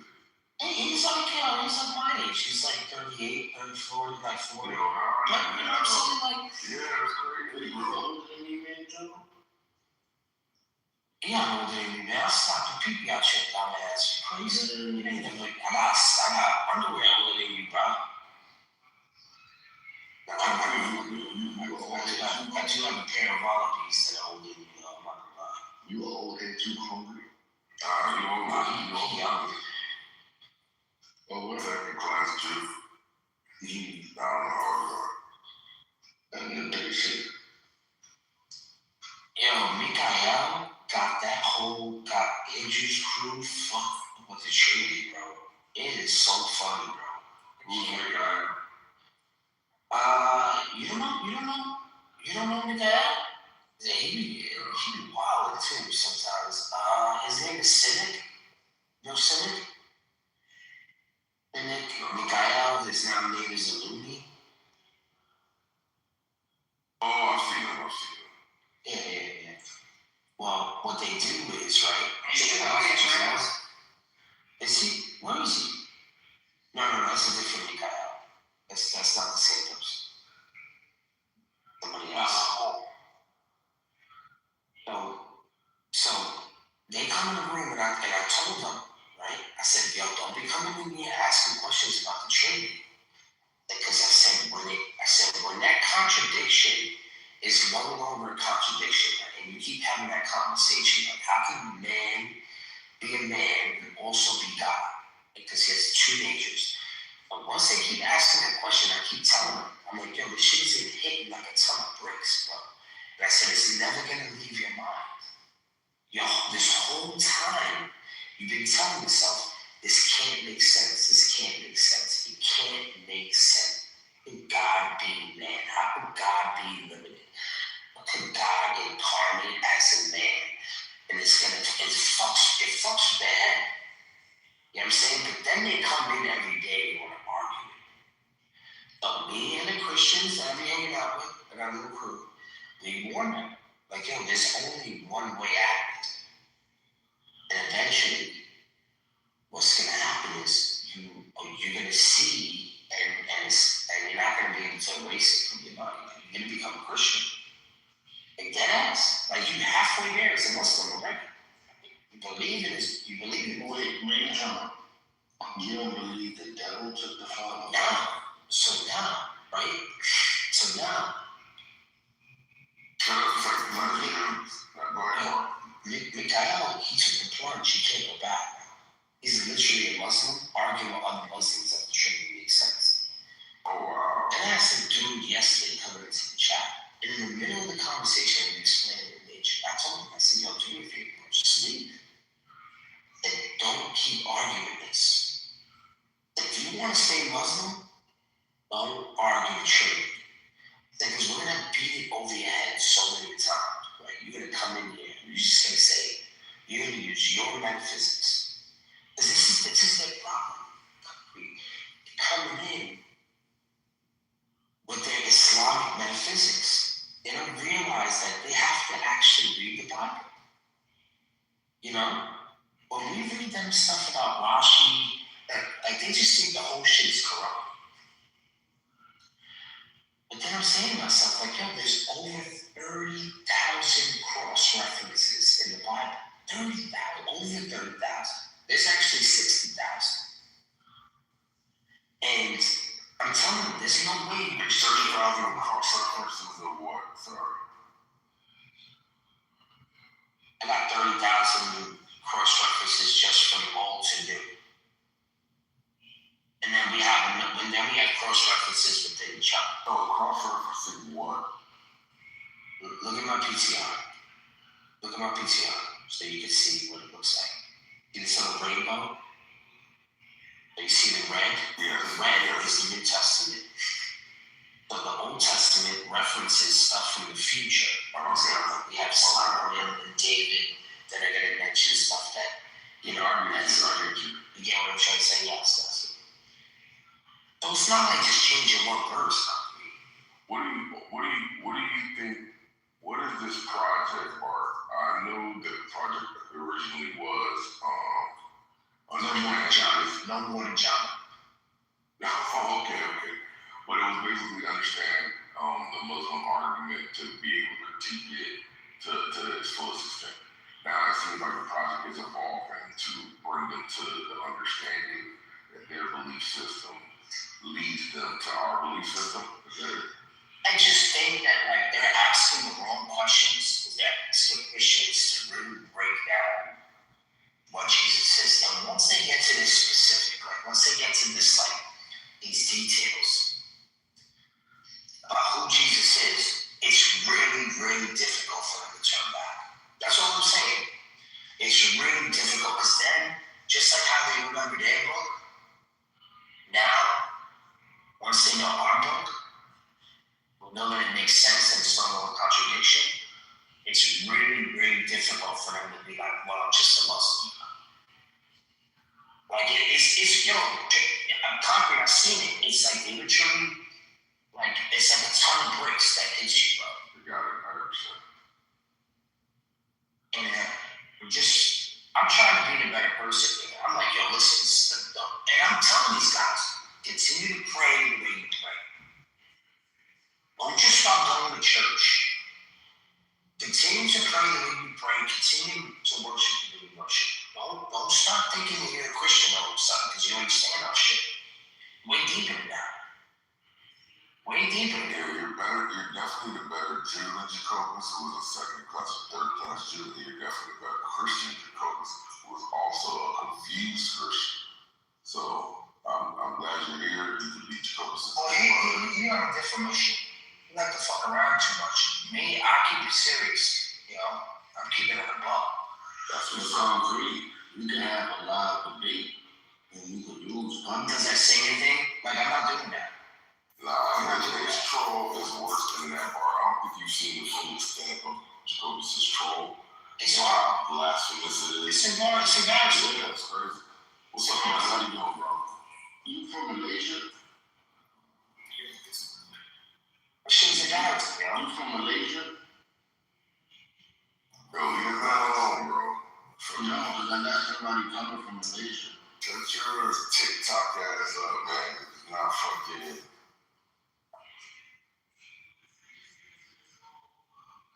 Anyway. But on Megatron, you don't think the devil could take the form of a man? Of course he can. So why can't God? But maybe can we answer that? Why can't God? Who did it first? Fuck you asking me for? How the fuck I know that? In the Bible, you asking who did it first? My God, he came as a snake. He comes as the Leviathan. You don't think he could come as a limited man? Come on, bro. Oh, let me ask you a question, bro. Tell me once where the devil killed somebody in the Bible. Tell me once where the devil killed somebody in the Bible. Bro, what's your argument? What are you trying to argue, bro? Because I can easily, this is an easy defeated one. Go ahead. What are you arguing? And the devil's not his own. Okay. I'm just going on. Hold on, Scribbles, don't interrupt.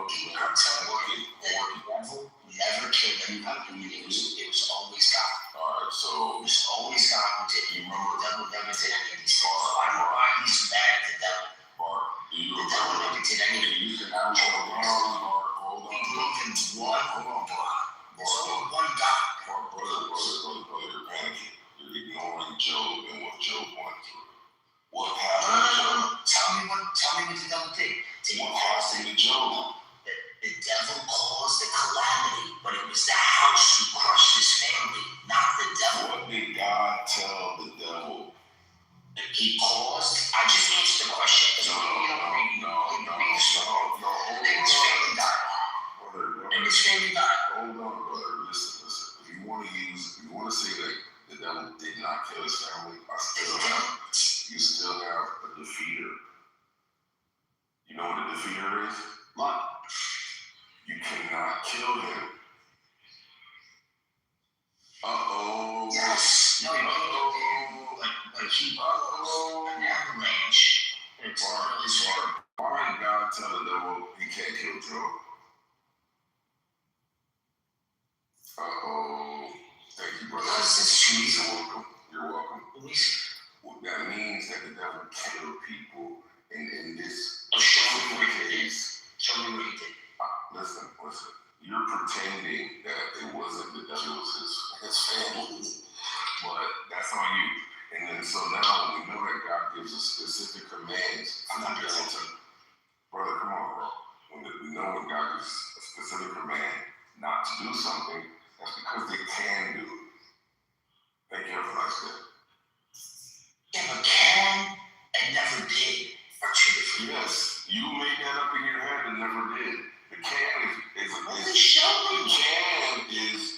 ingrained in the Bible. Just go and search Job's family. He didn't cause them to die. He didn't cause them to die. Yeah, bro. He caused an avalanche or some kind of storm that then the house landed. He had nothing to do with the house. That shit landed on the house. This is crazy. He had nothing to do with it. Ask ChatGPT. No, I don't Job. Why are they going anecdotal? Why can't we go to the facts? It was a personal statement. That's your personal statement, bro. You're telling me that you know. That's not good, man. Listen, obviously you're swimming in murky waters. You're not used to these type of waves. You don't want to do the drama out of it. It's not drama. You don't want to be out talking to these females. Yeah. You know I don't listen to shit. You know I'm not out here to talk to females. You guys are looking for personal attack. You guys talk to females all fucking day. I don't talk to females all day. Now you're using me to. No, knowledge. Knowledge is the one that wants to talk to these girls that sends into the dark skin girls. You know they ain't into dark skin girls. You're doing too much. You're doing too much.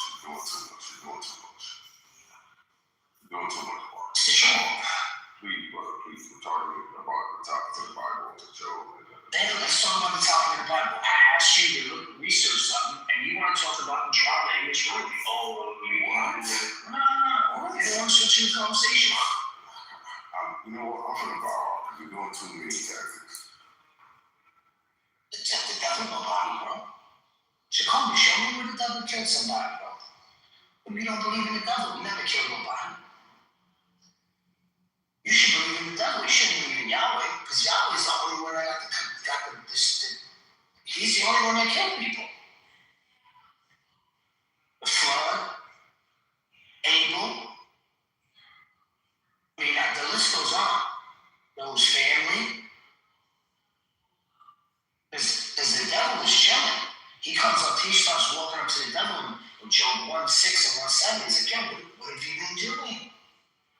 Where have you been? The devil responds, I've just been traveling back and forth.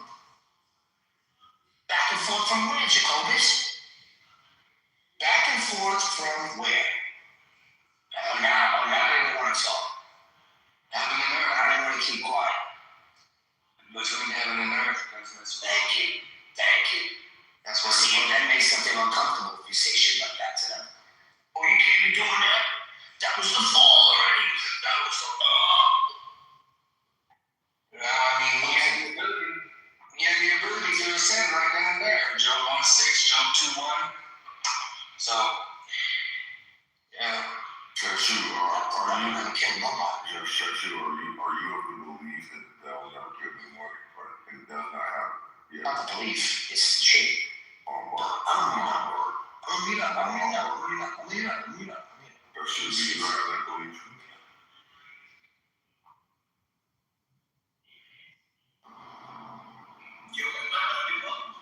Yes, we hear you.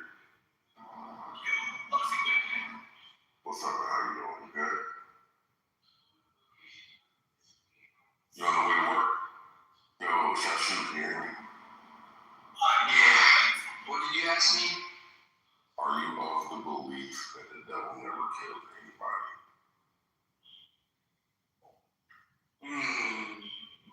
I'm not sure. Like directly, I'm not sure. Who do you think is responsible for killing Joe's family? Joe's family? You said Joe's family? Yes. Well, I mean, he could have sent a tempest. I think a tempest did kill some of his people or cattle, right? A tempest, right? But I mean, Satan could cause a tempest, right? But if you want to see an explicit, where an angel kills somebody, I would go to Revelations. I would go to chapter 9, verse 11, where Abaddon is called the angel, the king over the bottomless pit. The one who ascends out of the bottomless pit is the one who kills the two witnesses in Revelation chapter 11, verse 5 through 7. Because if any man tries to kill the two witnesses, fire and every plague that they so will, as often as they so will, is going to come out of heaven and destroy whoever tries to kill them of mankind. But there's this one who ascends out of the bottomless pit, and he's going to kill them. In Revelation chapter 11, verse 5 through 7. So there an angel can kill somebody. Not only that, and that's a good point. Not only that. Oh, you said gunner? Oh, thank you. Hold on. Gunner, he's gonna kill me. Damn, Lord. I'm glad you said that because Jesus also talked about the legions that he had access to, and what they would do. Legions of angels. Anyway, besides that, we're going to read Job 1:11-13. But put forth thine hand now and touch all that he hath, and he will curse. But who gave him that permission? Thy faith. Is he giving permission? Is that God giving him permission? 1 second, bro. And the Lord said unto Satan, behold, all that he hath is in thy power. Only upon himself put not forth thine hand. So Satan went forth from the presence of the Lord. And there was a day when his sons and his daughters were eating and drinking wine in their eldest brother's house. Right? Oh, let me find 1819, keep going. 1819. And behold, there came a great wind from the wilderness and smote the four corners of the house, and it fell upon the young men, and they are dead, and I only am escaped alone to tell you. So we can clearly see the changes, and we can clearly see how God established what could have been effective. And we clearly see what was effective that was belonging to Job and how it was effective. What was effective and how it was effective. Bart, this mental gymnastics that you're engaging in, I don't understand it. What's your ultimate purpose? My ultimate purpose here is, you're not changing my conversation. I'm not having an answer what you said first. Okay, so the direct is basically is a secondary cause.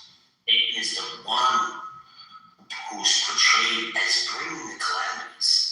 But the ultimate and primary permission is God allows it to happen. But boundaries do not touch is life. Later in the story, right? So right here, God is permitting this evil, this calamity, that only he can cause calamity, that isn't the result of death, because that is the permission he's been given by God. Other than that, the devil himself is powerful.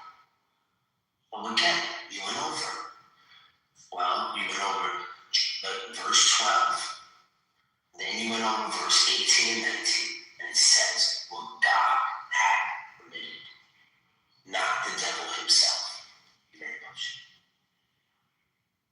So this is where I think niggas is getting confused. Concrete, correct me if I'm wrong, but all evil. Yeah, I don't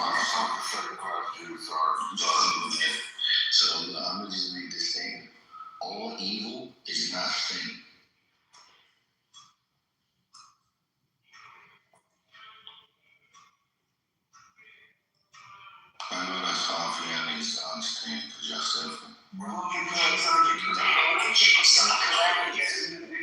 you crazy? You cheat on your girl, you cheat on your kids, bro. The anguish your wife goes through, your kids see that. Your kids do that. If they see it. So it's not, it doesn't just, it passes down. This same shit happened with Adam. And who had to do the sacrificial lamb to atone Adam's sin? Abel was, right? Listen what I said. What about King David? Listen to what I said. This kid, he fell. Listen to what I said, because you're not all. No, Adam raped Tamar. You're not arguing. And then guess what? Actors love little David's brother. You're not arguing. David's kids. You're not arguing. David's sin. You were not arguing a point. I'm just saying, all evil is not sin. Give an example of two. Give an example of two. Disease is one of them. And death. These things because it was also sin nature in the fall of the world. It's not because any one person delivered evil in their actions. I'm saying, son, you think people can remember when Jesus Let's say I'm talking with the devil here. I mean, we're in the devil killed. Don't go into personal bullshit. We don't give a fuck about what y'all said. We're talking about the Bible. I don't care. I only got sick or something. Y'all know this, man. Y'all liars. Don't let me get the Gino. I mean, don't let the Gino here call you a liar. You a liar. Are you a liar? Are you a liar? Don't believe in your Gino. Making some Gino for nothing. He's just elaborating the statement I asked him directly. Yeah, thank you. That's pretty cool how you articulated that. So basically what I'm going to say is this: all evil is not sin. And disease is one of them. And I remember someone asking Jesus, hey, did this man sin with his parents? So basically all evil is not sin. True. What are you talking about? Then should we count that as natural evil? No, you're mistaken. He's conflating what happened. So what happened is he's talking about the ailment of this person. I think they were possessed or they had like an abnormality. And they're saying, okay, so the evil, the sin. I didn't mean to jump. I was just clarifying. One was the instance where Jesus said, this isn't that you're clean hands, but it's so that God can be glorified. Yeah, so he's calling the blindness evil that is not a sin. I'm saying disease is evil, right? Yeah, I don't know what does evil mean to you? Now the question is, How are you using the word evil? Something that's not good? No, I sin with the devil, bro. You got, listen, hold on, you got evil. And you got calamity. These two niggas got their own agenda that they both trying to fuck around simultaneously. Bart wanna run his bullshit, and Jacoby's wanna run his bullshit, and they're looking for entertainment. You saying all evil is sin, I'm saying no, it's not. I think the problem is, I think the most important picture of evil is intention. So this is called rich baby birdie. So what they're trying to do is actually tangle in some mental stupidity so that he can continue to yo-yo you, bring you, wind you up, move you around, play just all kind of wild, weird shit. Something that's probably been developing in his head, and now he wants to get the world to examine it and play with it, and it's just silliness. Yeah, Jacobus, he just goes off on stupid shit. Like, I mean, I actually have a conversation, but Jacobus has to jump in and he has to ruin my conversation. Listen, I'll try 1 or 2 more times, and then I'm just gonna opt out. Like, I'm not gonna win here, bro. I'm not gonna yell and scream and try to win like a little bitch. I'm just gonna leave and start my own room and make new friends. Like, that's what I'm gonna. Yo, that's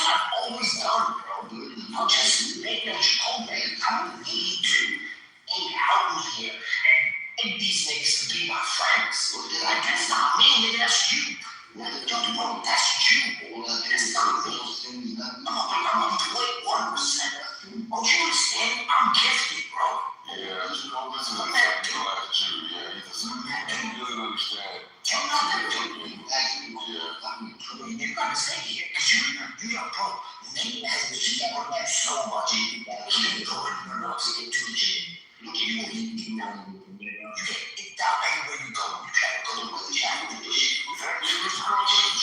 I don't know this shit. Come on, Dude, you're his fucking bitch. He's listened to you so much, nigga. You can't sit in another room. Yo, prove to me that you can sit in another room, right? Yo, all I know is that all evil is my fear. You can't go Years ago, was very bad at doing this in yourself.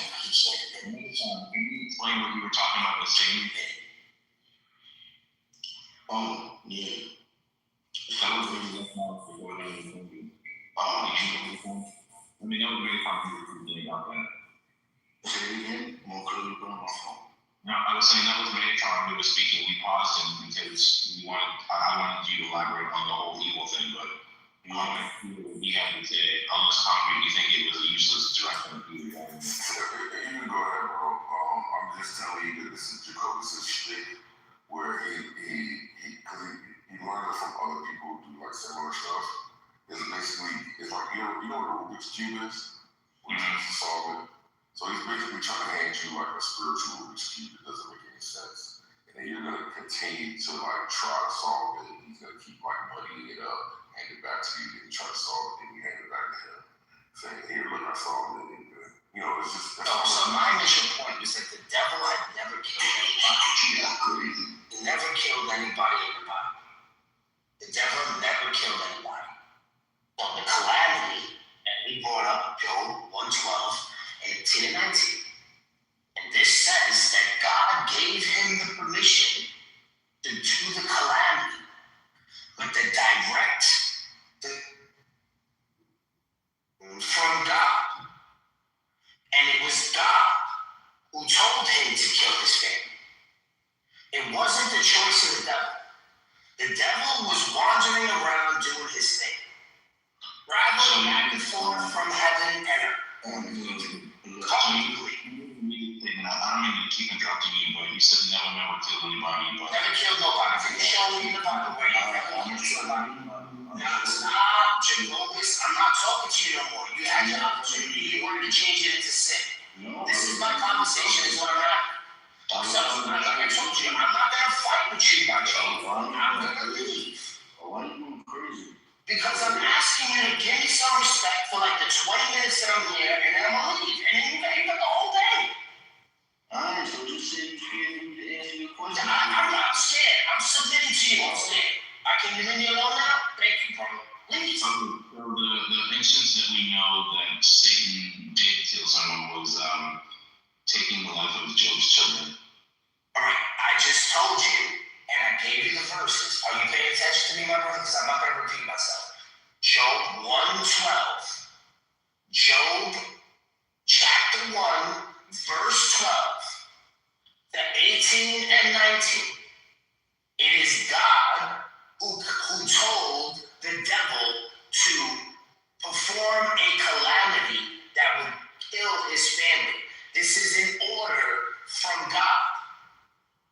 It is not the devil himself choosing to do this. Do you have another example? Because this one does not work.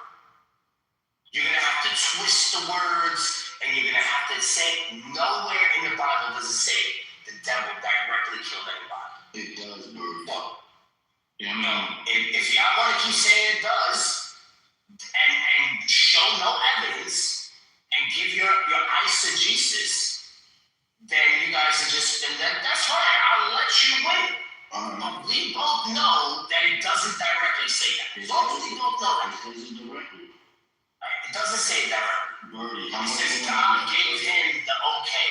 Birdie, how much? That's God's command. We have the Bible. Okay, give me the verse. Look what it says, Birdie. This is Jesus. You are of your father, the devil. See, I'm going to another fucking verse. I'm not even fucking jump, man. Y'all constantly doing this, man. Y'all just want to derail. Y'all hate this room. You hate me. You hate me and knowledge. You hate these motherfuckers. You do. No, you hate these motherfuckers. Because they constantly in here changing the shit. Constantly fucking changing the conversation. You never want to stick on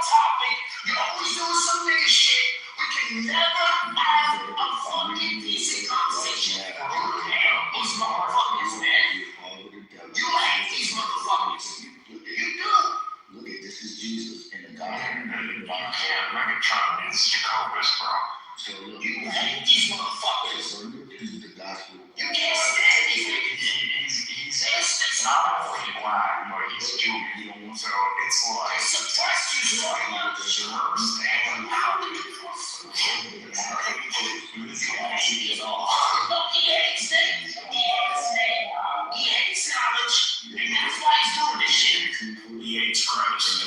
Yeah, he hates Christ. Why do you hate Christ? You see what's going on? What kind of animal? I'm trying to read the verse. So What kind of fuck did you And these Jews claim to have killed Christ. I honestly don't know. I really have found Christ recently, and I'm really asking myself a question. Who the fuck would kill Christ? I definitely don't know. Yes. I saw the only answer that I could have given an animal. Only an animal would kill Christ. Only shit would follow that animal. Only shit would follow that animal to go. The animal should be slaughtered, but the shit, like, I don't know what else except to bury it. I think Jacobus should be buried. He's not gonna stop talking, yo. Or dishonoring Christ. And doing the nigga shit that he does. He knows What is it? What is it in Judaism? shit. And he's doing What this is shit. it? What is the punishment And then the for denying mother the want Messiah? you to freak out, right? They want you to freak out. What is the punishment for denying the Messiah? And hit the rule. You do it too. It's the punishment for insurrection. You do it too. What is the punishment for insurrection? Stoned alive or crucifixion? I ain't so dirty. So we should be stoned alive. You're talking. Shut up, Jacobus. You, by the law of Moses, should be stoned alive fighting the Messiah and dishonoring him. And from the synagogue of Satan that proclaims to have killed him. You fucking homo. You don't even You don't take your respect for those. You can't As long as you fucking love Jews, you're not going to see a curse. That's what we get there. That's what you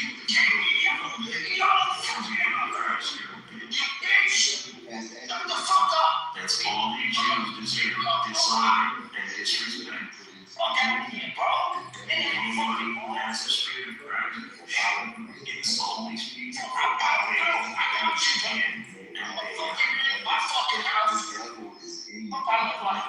These people are killers. They should not be here.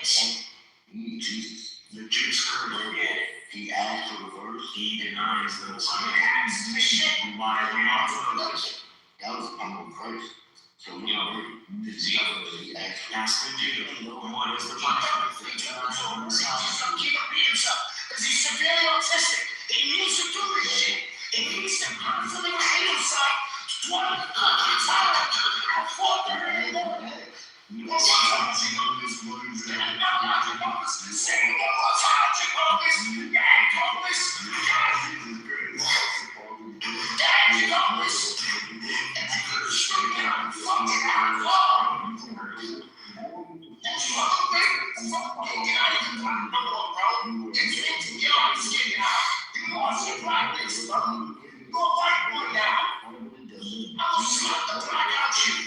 You stupid motherfucker! you are of your father. You can't even yell in your house. You can't even yell in your head. You was a murderer from the You a bitch. You are of your father. I'm fucking yelling this shit out of the phone. Exactly. I'm not gonna smoke the phone on there. You nigga. He was a murderer from the beginning. John Fucking 18. bitch. So that's the answer to your Look at question. these dudes. Every time I come in here, they always get so mad with me. They won't give me no point in here. They never start things like that. If I start talking, that's a fucking problem. I'm just being a better dude than you. They know to come in here and take all my fucking shit. They don't want me in here. He has an insurrection. Oh shit. He has declared himself opposition to Christ. That's why I love coming in here. I love coming in here to this shit. Because they're so jealous of me. Christ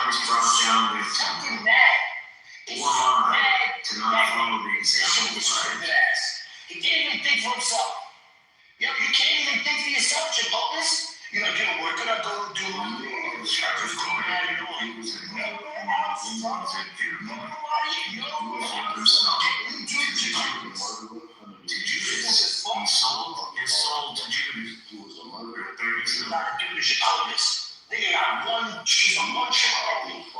He's not even talented. And emergencies a year ago. And you he's drowned the fuck out every single time he's gonna get drowned out. This is why I say he's not a star player. The nigga he's not a star player. He knows he's not a star player. You're not even star 5. You're not even the 6. You're second string because when they 20 points, then you get on the court, Jacobus. That's when you make your final. You're the second string. You're not the 6th man. It's sad, Jacobus, after all this time, and then you let Nick do it to you too, because you got no talent. Zero talent. If you had talent, Jacobus, people outside this room would know who the fuck you are. Nobody knows who the fuck you are. Nobody knows who the fuck you are. Megatron, when I read the scriptures, verse 12 to 19, I didn't see a clear explanation that it was Satan who did the killing. Thank you. I only looked at King James and NIV, but neither of them conveyed that it was really him who did the killing. Thank you. It's always honest. So, if you can continue, So if we have any other verses, if you want to go to Kings, you want to interrupt like Jacobus, and just can't, like his jealousy is so bad. Like these guys in here, they're so jealous. They can't allow anybody else to talk. They gotta do the nigga shit every time. Let's go back to the nigga shit then. Let's go back at Jacobus. Yeah, what mic on you, Jacobus? John 8:44. And what does it say? What does it say? Does it say the devil killed anybody? You dumb stupid fuck. Did he kill somebody? Did he kill anybody? What does it say? He put it right through his heart. Does it say it? Where does it say it? You're wasting time, Jacobus. You're not talented, my brother. You don't know the scripture. You just browsing through. No, I understand what Jacobus is saying now. So, is your claim saying that Satan is not a murderer? That's what he's saying. No, I need you to give me an explicit verse. I just told you. Not that he would. Not that he would. No. Alright, so who did he kill? Who did he murder? It didn't have to. Nothing to say. It just says so you're a murderer. No, then you a murderer. No, Jacobus is a murderer. He's murdering that fucking Bible. He's murdering the Bible. He's murdering the Bible. Every time he talks about it. So, where is the devil killing someone? Who did he murder? Bible isn't tracking my Who did he murder? On comments, he killed that man. It's all you just a filibuster, bro. You just hit me up, and I guarantee you, he turns up the light, he's gonna push up the shut the fuck up, Jacobus. But he gonna let you filibuster, because there ain't shit going on right now. So he's just gonna let you talk, because there's nothing going on. But once he comes over the mic, and he's telling you, shut the fuck up, you're gonna be halfway total in the rain. You didn't say what you tell. You didn't be like, you're all fluffy now, nigga. Once the ball hits you, once the ball hits you on the mic, you're gonna shut the fuck up. Jacobus. Hey.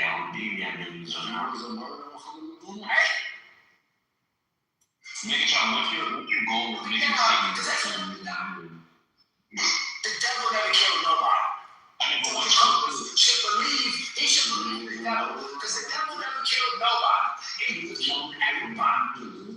It's God who killed them, not the devil. Don't you call this? You should believe in the devil, because the devil never killed nobody. This is metaphysics. He's saying Jesus was alive. And never killed me. You're a liar. You're a liar. Yes, I knew. Be a liar. Right? But you could also make this, this is throwing you a bone. You could also say, Jesus said, if you have hate in your heart, you've also committed murder. So you could argue and say, yes, okay, Jesus did say that he was a murderer, but it was never actually the physical killing of an individual. It was more of the hatred for mankind. Is that something you're willing to at least concede on? I'm saying Jesus said he was a murderer, so he's a murderer. He's a liar. Said even hatred in your heart can be counted as murder, and you could So say you're a murderer. So you're a murderer. Yeah, we're murderers. All right, that's it. So what was your endeavor in that? My endeavor is that Jacobus, because the devil never killed nobody, he believes in the devil more than he does with God. I'm confused. I'm missing that lead. Jacobus is a Satanist. He believes in a God that kills people. And he doesn't want to believe in a God that kills people, so he should believe in the devil. And I'm telling him he's a devil worshiper because he thinks that God never killed nobody. All evil is not sin. See what he's doing again? You see what he's doing again? Megatron, we are aware that God gives and takes. I mean, you don't even have to use the whole Bible situation. You can look at the first children in He's going back to Job. We're going to talk about Job. You see what he's doing again? This is severely autistic, bro. This is some medicated bullshit. Like, this dude should be medicated. Let's count Job as a little bit of ambiguous, and you can't really win in that spot anyway, here or there.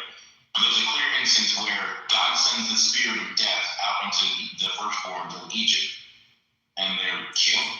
So yes, God does give and take away life. That's not a thing that he's hiding. So with that, are you saying? First Kings chapter 22. Let's go. 1 Kings chapter 22. With Moab. I've already made a statement. Guys, I agree with you, and I'm solidifying the statement. I'm making the statement stronger. Because in 1 Kings chapter 22, if we go to verse, what is it? I forgot the verse. Is it 12?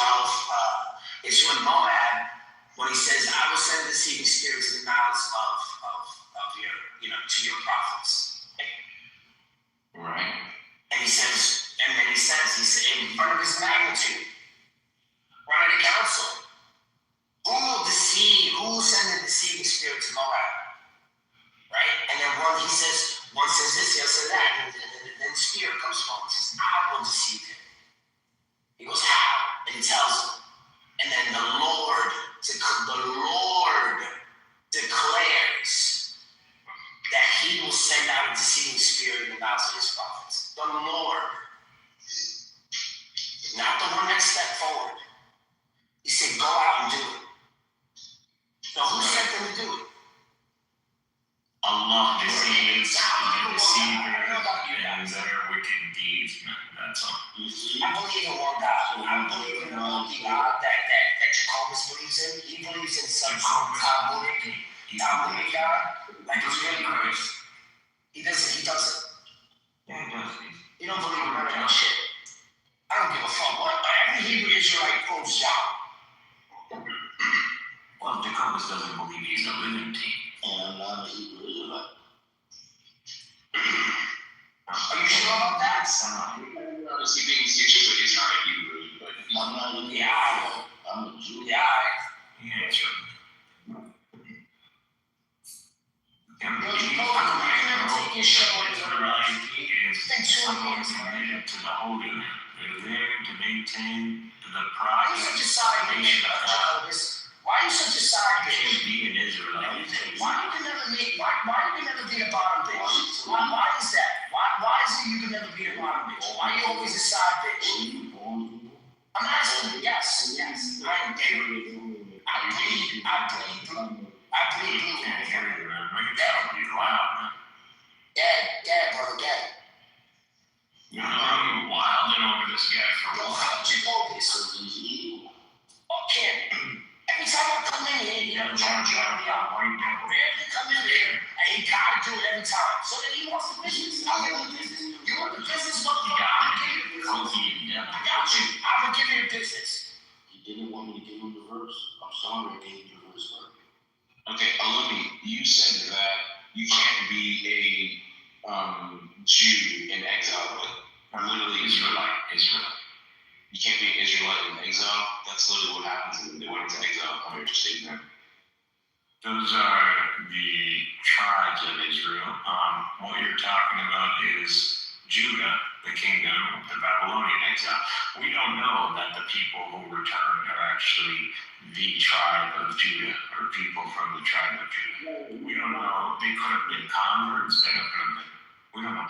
All we know is that they were clients of Cyrus who returned, and they wrote these texts. Clearly, they were influenced by a tradition, which is the Israelite tradition that was in the land. And the Israelite project has always been establishing the Holy Land and a nation of God-conscious people in the cross sections of the continents, which is the Levant. There's a lot of traffic and trade that goes through here, and these people would come through here and witness these people living in the grace of God under the covenant of Abraham. And they would see the blessings of the God of Abraham upon them as they maintain the temple and his worship, and they would be assigned to the nations. And so the nations may gather, and they may make them judges. So I agree that who might have returned might not be the true descendants. But when it comes to being thrown into exile, both the 10 tribes and Judah and Benjamin were also sent into exile as well at some point. Like you have the whole like Daniel and Meshach and Abednego, they were of the tribe of Judah. So I don't know if you're disputing that part, but I guess I'm confused about what you're really trying to tell me. Obviously, we can't really get to the bottom of it, but if we have people today claiming to be the descendants of the kingdom of Judah, and hence the Hasmoneans or the returnees, then we know we can check for that. Yo, let me ask you a question. If they get a We have samples. let me ask you a quick question here to the wannabe Jew in the house, Jacobus. When King Cyrus, the Messiah, went back and he built the temple, did he take notes from Ezekiel? Did he take the notes from Ezekiel? No, he didn't. No, he didn't. He didn't. He didn't build the temple that Ezekiel said. Why? Why, Jacobus? Why when they're doing sacrifices in Ezekiel, they're not following the law? Why, Jacobus? Why? No. I gotta tell this wannabe Judas shit. You're telling me the Messiah ain't the Messiah. Do you believe in the Messiah, yes or no? Only Jesus Christ. No, you don't. You think that another temple has to be built. If God cared about a temple, he only wanted to destroy it to begin with. Thank you. Can I answer? No, you can't. And no, because you're scared of me. No, get it. Say the bullshit that's gonna come out of your halakha. Get it. So, in the book of Ezekiel, you see, You don't have to suspect them all, not suspect Trump. in the book of Ezekiel, you see a man or the son of man holding a stick, measuring the third temple. In the book of Revelation, John is told to hold that stick and measure the third temple. This third temple is coming with the tree of life down from heaven. This is why Jacobus says the See what he's doing? wasn't You see what he just did? What is that? That's trash. Hold on, are you talking about New Jerusalem, Jacobus? That's Because trash. Jacobus? That's trash. You just pulled that shit out your fucking ass. a demon Ain't program. nobody saying that shit. A demon program. Who the fuck is saying that? Who the fuck? I'm gonna tell you what the Jews say. I'll tell you what the Jews say. I'll tell you what the real Jews say. I'll tell you what the Jews say on the side. Hold on. Let's pull it up right now. Yeah, let me pull it up. say what the real Jews say because Yeah, I'm telling you what the Jews say. Jews. Let's go to Let's go to Rashi. Let's go to Rambam. Let's go to Maimonides. Listen to what Rambam says. This is what he says. He says the Mashiach to be given all of the kingdoms of the world. In this instance, right here, and it's got it in Hebrew for you. You want to be Hebrew Israelite. And I saw in the visions of the night, and behold, with clouds of heaven, one like the Son of Man, was coming in the clouds. I'm proofreading it. The clouds of heaven, one like the Son of Man, and he was up through the Ancient of Days, and he was brought before him and gave him dominion, glory, and kingdom to all peoples, all nations, all tongues that serve him. His dominion is an eternal dominion that will not be removed, and his kingdom is one which will not be destroyed. This is Daniel 7. Well, no. And listen, I didn't get to Rashi's part yet. I just read the verse. Let's go to Rashi. Rashi states that this is the one who came up to the Ancient of Days, and above passage, all nations, all tongues will serve the King Mashiach. Rashi also says, one like a Son of Man. One man is coming, that is the King Mashiach, and up to the Ancient of Days, who was sitting in judgment and judge all nations. Again, you want me to go? Let's go to the bottom one. Rambam also identifies the one like the Son of Man in Daniel 13 above as the Mashiach, whom all peoples, nations, tongues shall serve. Furthermore, he states Mashiach would exceed all men in his knowledge of the Almighty. And the wisdom would come and his elevation of the Messiah, and is the nearest to God, for nearest in Abraham, who is the glorious, the feared name that speaks and as his friend, this is Isaiah 41:8, and wishes who also would be made the covenant, nor Moses, that was nearest Amen. Some people come He's saying that the angels that was standing around the throne, even closer to God than all the angels around the throne.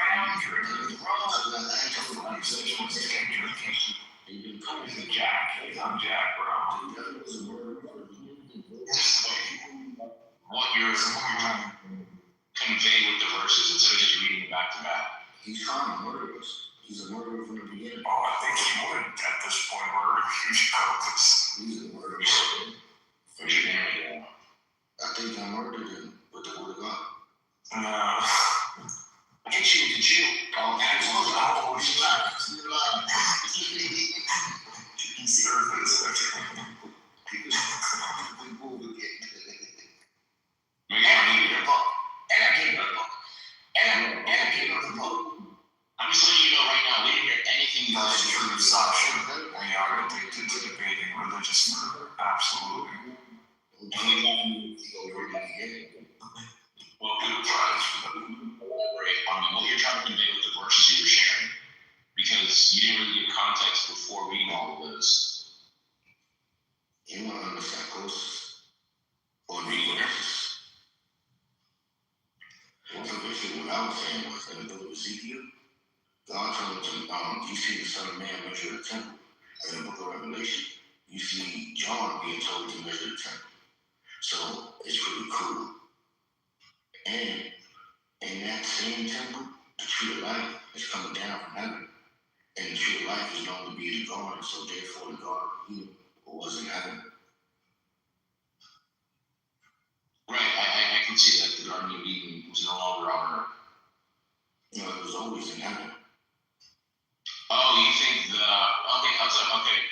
I don't agree with that, but I don't disagree with that. Because I'm not landing on any perspective, I'm just looking through it. It does seem like the garden was never actually here. It it seemed like it was in this overlap plane. Like if you were to look at a diagram of Earth and heaven, it seemed like the garden wasn't on like some flat surface. It seemed like it was on a mountain. Bernie, talk to me, bro. Don't talk to this dude. He's gonna take you to just nonsense. Talk to me, bro. Just talk to me. Just ignore him. Ignore him. Ignore him. Now, can we go to First Chronicles chapter 20? Yeah, I can hear you. Can we go to First Chronicles? You know, we were asking questions and you went silent for a while. Yeah, because I said a lot. So now, First Chronicles chapter 29. Damn, You read a lot. You gotta elaborate on what you read earlier. I'm elaborating. Now let's go to First Chronicles. Brother, let's go to First Chronicles, chapter 29, verse 23 and to 25. Let's see what happens here. Go to First Chronicles, chapter 29, 23 and 29, 23 and 25. All right, hold on. Everybody. First Chronicles. Yeah, First Chronicles, chapter 29, verse 23 to 25. Any version. Read the Masoretic for all I care. The same shit. Okay, so Solomon sat on the throne of God. He sat on the throne of the Lord. Dead. As king in place of his father David. He prospered and all Israel obeyed him. He prospered and all Israel obeyed him. All the officers and warriors, as well as all the King David's sons, pledged their submission to King Solomon. How far do you need to go? You said you went to 25, right? No, okay. The Lord highly exalted Solomon in the sight of all of Israel and bestowed on him his royal splendor, such as no king over Israel ever had before. Okay, so no king has ever had before. Now let's just go to verse 28, because before you took on this, in 28, 4 through 7, you see that Solomon didn't fulfill this. So it's yet to be fulfilled. Go to verse 28, go to First Chronicles 28, 4 through 7. What wasn't said in 29? Read 28, 4 through 7. Read the whole Bible. No. Calm down, Jehovah. Dad, read it. It said, yet the Lord, the God of Israel, chose me from my whole family to be king over Israel forever. He chose Judah as leader, and from the tribe of Judah he chose my family. And from my father's sons he was pleased to make me king over all Israel, of all my sons, and the Lord had given me many. He has chosen my son Solomon to sit on the throne of the kingdom of the Lord over Israel. He said to me, Solomon, your son is the one who will build my Exactly. Your son is the one who will build my churches and my courts. For I have chosen What's that last verse? For I have chosen him a son, and I will be his father. I will establish his kingdom forever, and he is unwavering in carrying my commandments and laws. Exactly. Exactly. So did he do all his laws? Did he fulfill all his? When God gave him dominion, was it over all nations, all tongues? People shall bow. He given it to just Israel. You know why? Because Solomon was a degenerate. He was a loser. He couldn't do it. He's not his son. This is yet to be fulfilled. We're talking about all the things. He's not a prophet. He's not a monarch. He's not a prophet. Nobody calls him a prophet. Look at it come off the mic. Look at it. Yeah, Ahmed. What are you gonna say, Ahmed? The one who witnessed the peak of the human pattern. Yeah, Ahmed. Oh, Ahmed's done? All right, cool. It's too hot now for you. So obviously, it's obvious, right, that chapter 28, 4 through 7 was not fulfilled through Solomon. He wasn't given dominion over all nations, all tongues. He wasn't given that. He was in given America this time. what was he given? Oh, his sons are to listen to him. All the generals, and would give him all the splendor. Why? Because he couldn't fulfill all of his laws. That's what I want to show you. It's all in Patrick. That's where his kingdom was. Bird, Bryce has the everlasting. He is the king. King Michelle. How do you carve in that rock, bro? Everlasting king. Those people were literally carving palaces in that rock. Oh, are you just narrating? Mm-hmm. 80% of that place is still unexcavated, if I'm saying that correctly. 80%. That's crazy. They pop in mummies out in Egypt every single day. No one is focusing on Petra. Weird, right? Petra. Mm-hmm. You know how difficult that shit is? Have you been there? They're ginormous, man.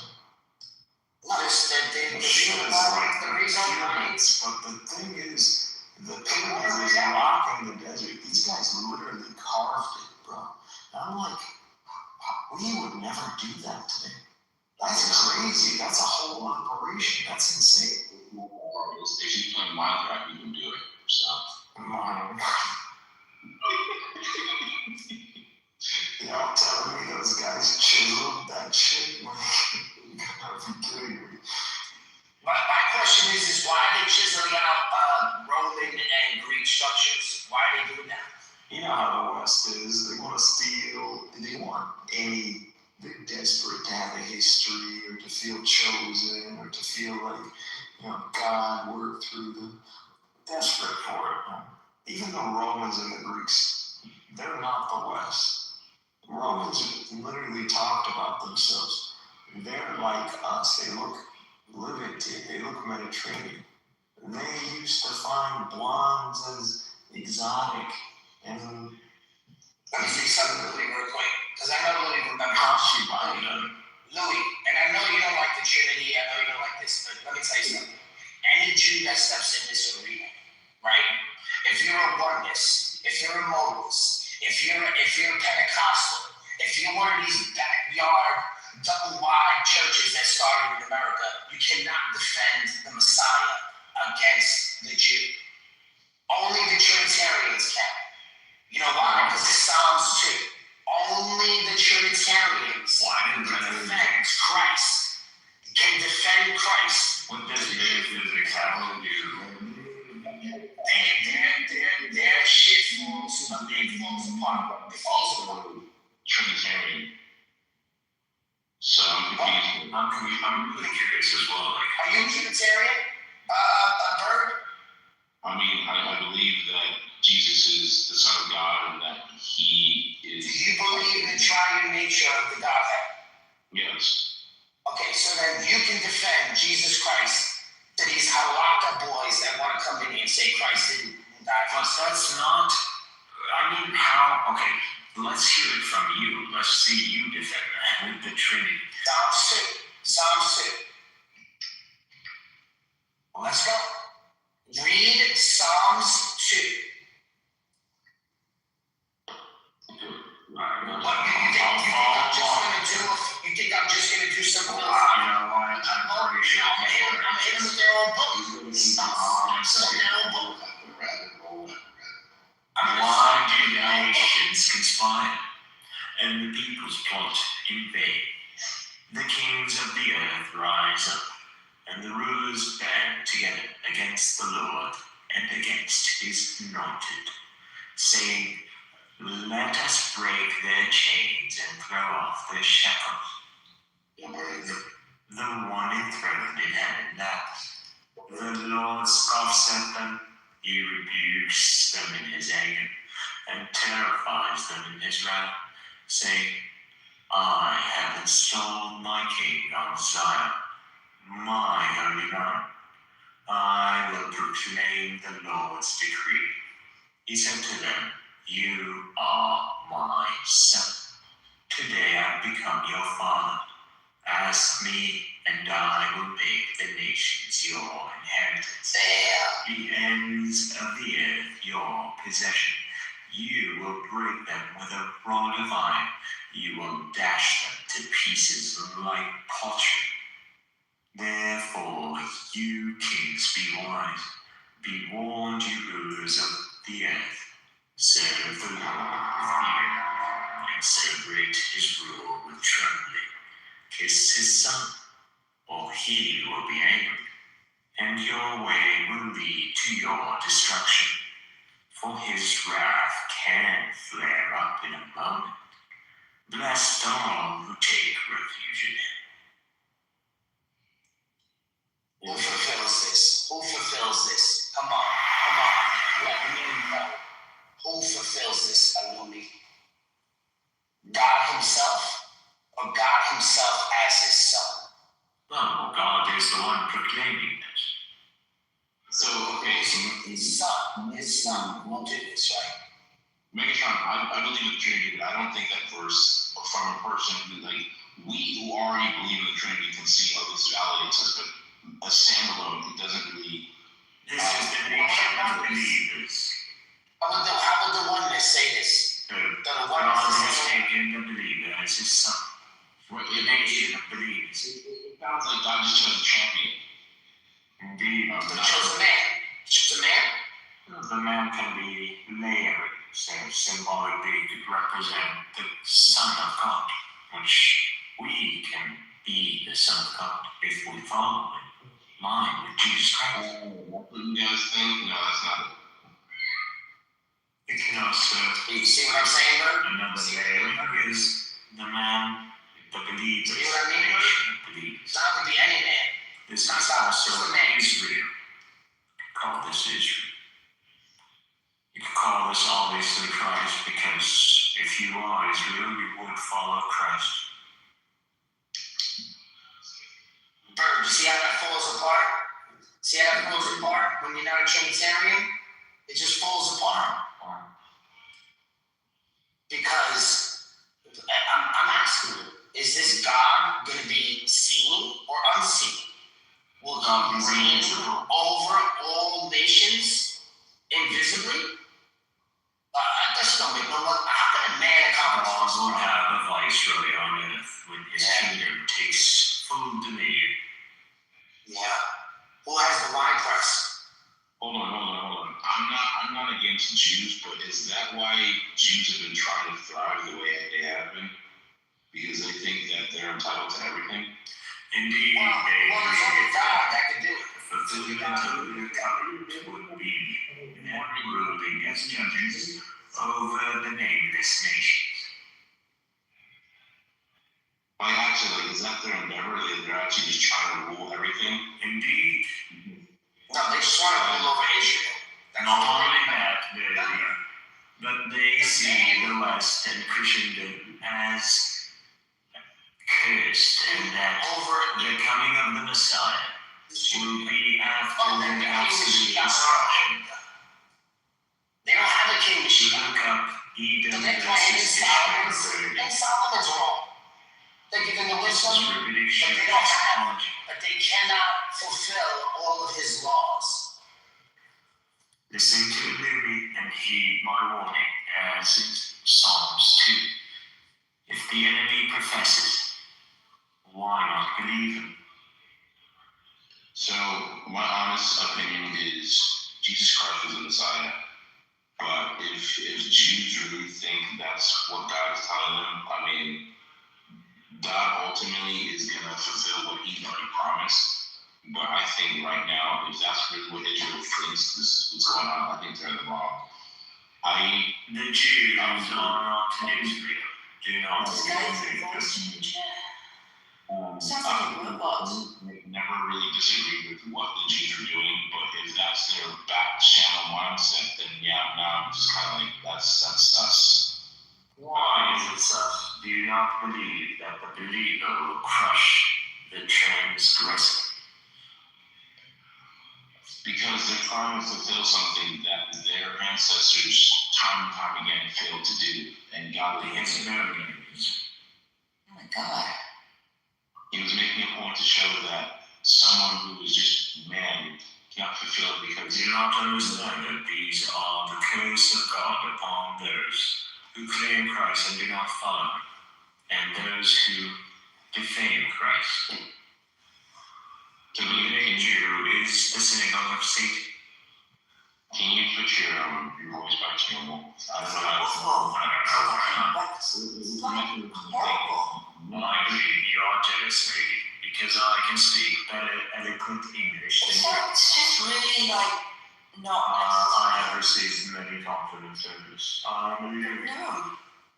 I'm manifesting the Son of God, the Son of Mary. It literally hurts to hear. It seems like all you can do is complain, Frenchie. Yeah. Do you have any intellect in this? Why are you using a voice changer though? This is simply me speaking No, eloquently. stop lying and tell me why you're doing it. I will take this as a compliment. Thank you very much.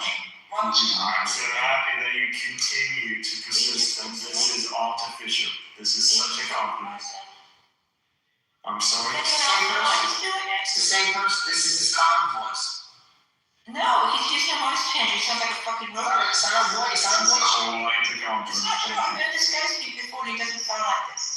Yes, you can speak in accents and you can speak in different ways. And That's so I can speak Arabic Well, too. then he's just a crazy person. That's not the right. Crazy was crazy. I'm simply speaking English in the Fusha Arabic way.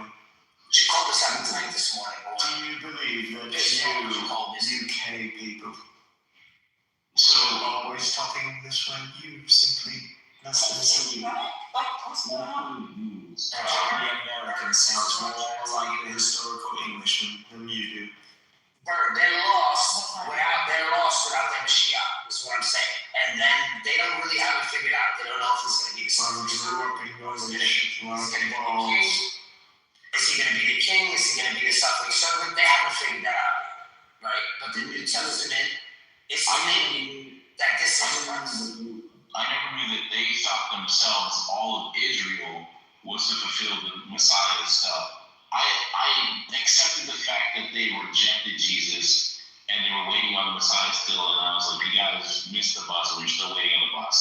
How did we miss the bus when many of Israel joined in Christ and remained in the land?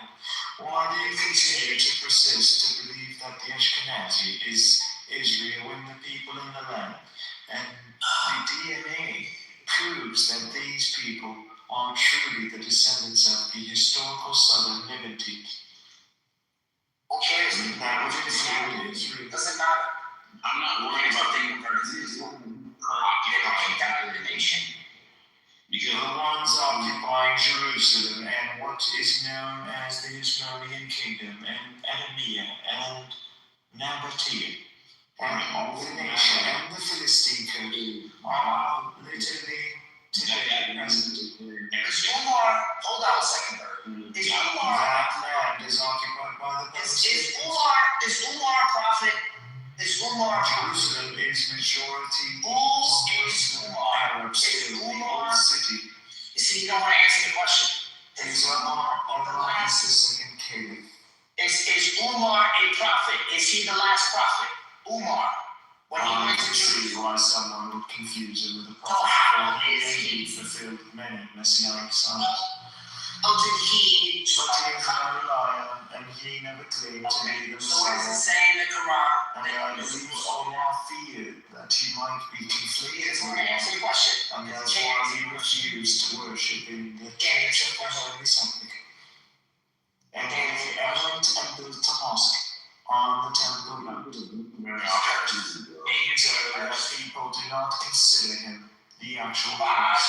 500 years, the Christians never built anything on the Temple Mount. Never built one on the Temple Mount. But Umar comes in, fresh out the gate. The religion's not even 100 years old, and he's building on the Temple Mount. Well, he fulfills Daniel. He fulfills Daniel. So you're saying Umar is the last prophet? Thank you. So Umar is a prophet. That you shall know Christ, you shall know Christ by the Spirit and the body. You shall not know him by the flesh anymore. It's not Muhammad now. That's the last prophet. Umar. Flesh of Christ, you shall forget about it Otherwise, you are not following the writings of Paul. Paul tells you to forget about the flesh. All that concerns you is the mind and spirit of Christ. However, the mind and spirit of Christ works through the Son of Man and the Holy Spirit. That is what you are witnessing through Omar. Give me 1 second here, please. Let me just speak for 1 second here. They go and they say that Umar, when he got to the Temple Mount, right, and it was desolate, he was the one who called for 12 families, or 72, I don't know, whatever, to come back to Jerusalem because the Christians kept kicking about, no, this is for everybody, right? Speaking with authority. Then he goes and says, he completes the journey. Omar eliminated Rome. Umar That is the said fact that it took Jerusalem 47 months. said that he would complete the Jerusalem hasn't been under the control of Semites for over 7 centuries. And Omar fulfilled this, coming on a donkey in ragged clothes, in a peace manner that was celebrated. The very bishop of Jerusalem welcomed his coming and delivered the key of Jerusalem to him. And he ushered peace to a city that was drenched with blood for centuries.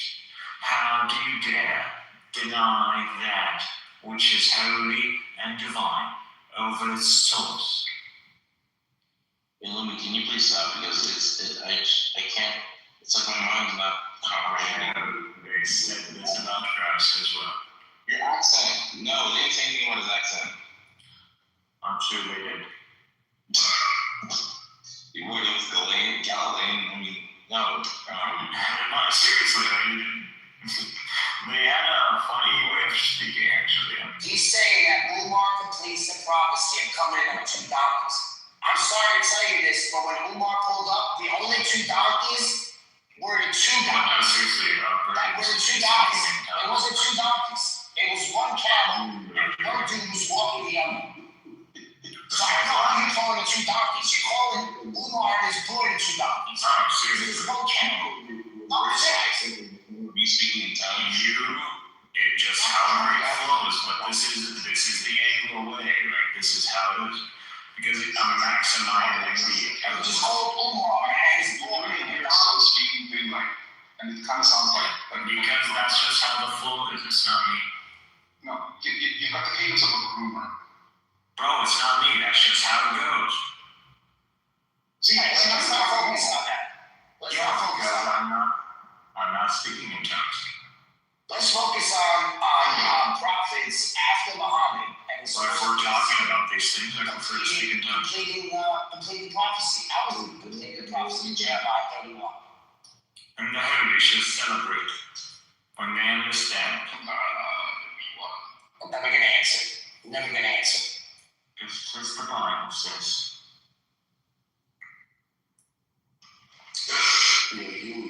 You know why this dude is mad at me? Because that's Muhammad was worshiping. I'm not trying to. I simply thought that you were Every time you trash it up Muhammad, I'll leave because I heard Megatron affirming that you are denying of Christ. So Megatron lied. It is not my fault. But yes, I apologize for coming at you as if you were a denier of Christ. Such an accusation should not be thrown lightly. There's only salvation in the Catholic Church. There's only salvation in Catholic. Lumi, can you in your normal voice? Lumi, in your normal voice. I just got this one. You will we can see is manifesting the Son of God and speaking in tongues via Holy Spirit. Lumi, can you read my PTR part, please? Chill. Can you read my PTR, please? Please read it. Ecumenical Patriarch is Bartholomew. No, whatever sounds like a Pokemon.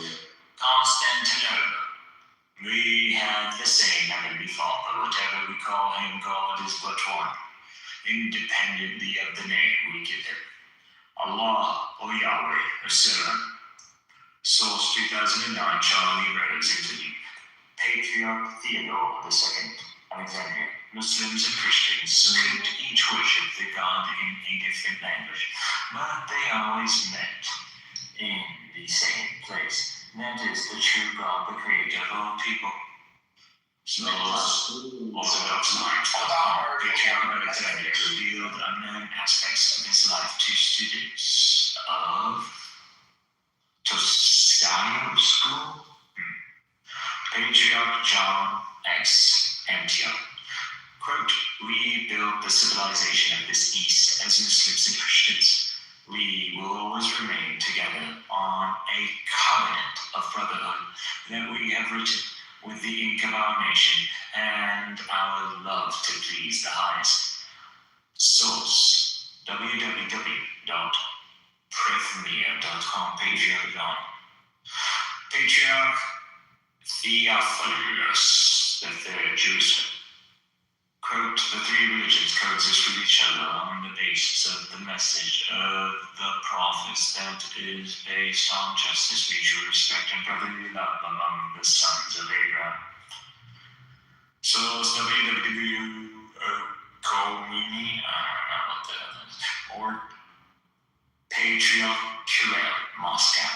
Muslims and Christians are inquiring to the same God creator, and in answer to that, we are getting God's real help. Patriarch Porphyry, Serbia. Those were virtuous Albanians, regardless of the fact they were Muslims, or precisely because they were Muslims, sincerely believing people who knew the power of prayer, who knew that in the Orthodox shrines prayer was being offered for them and the children as well, and that God does not choose sides. Patriarch Daniel, Romania, speaking to an interfaith council that included Muslims, he said, the primary purposes of this council are to promote faith in God and its importance in the lives of individuals and societies, as well as to express common opinions, attitudes, and positions on important societal issues. Patriarch Daniel, Bulgaria. Source OrthodoxTimes.com.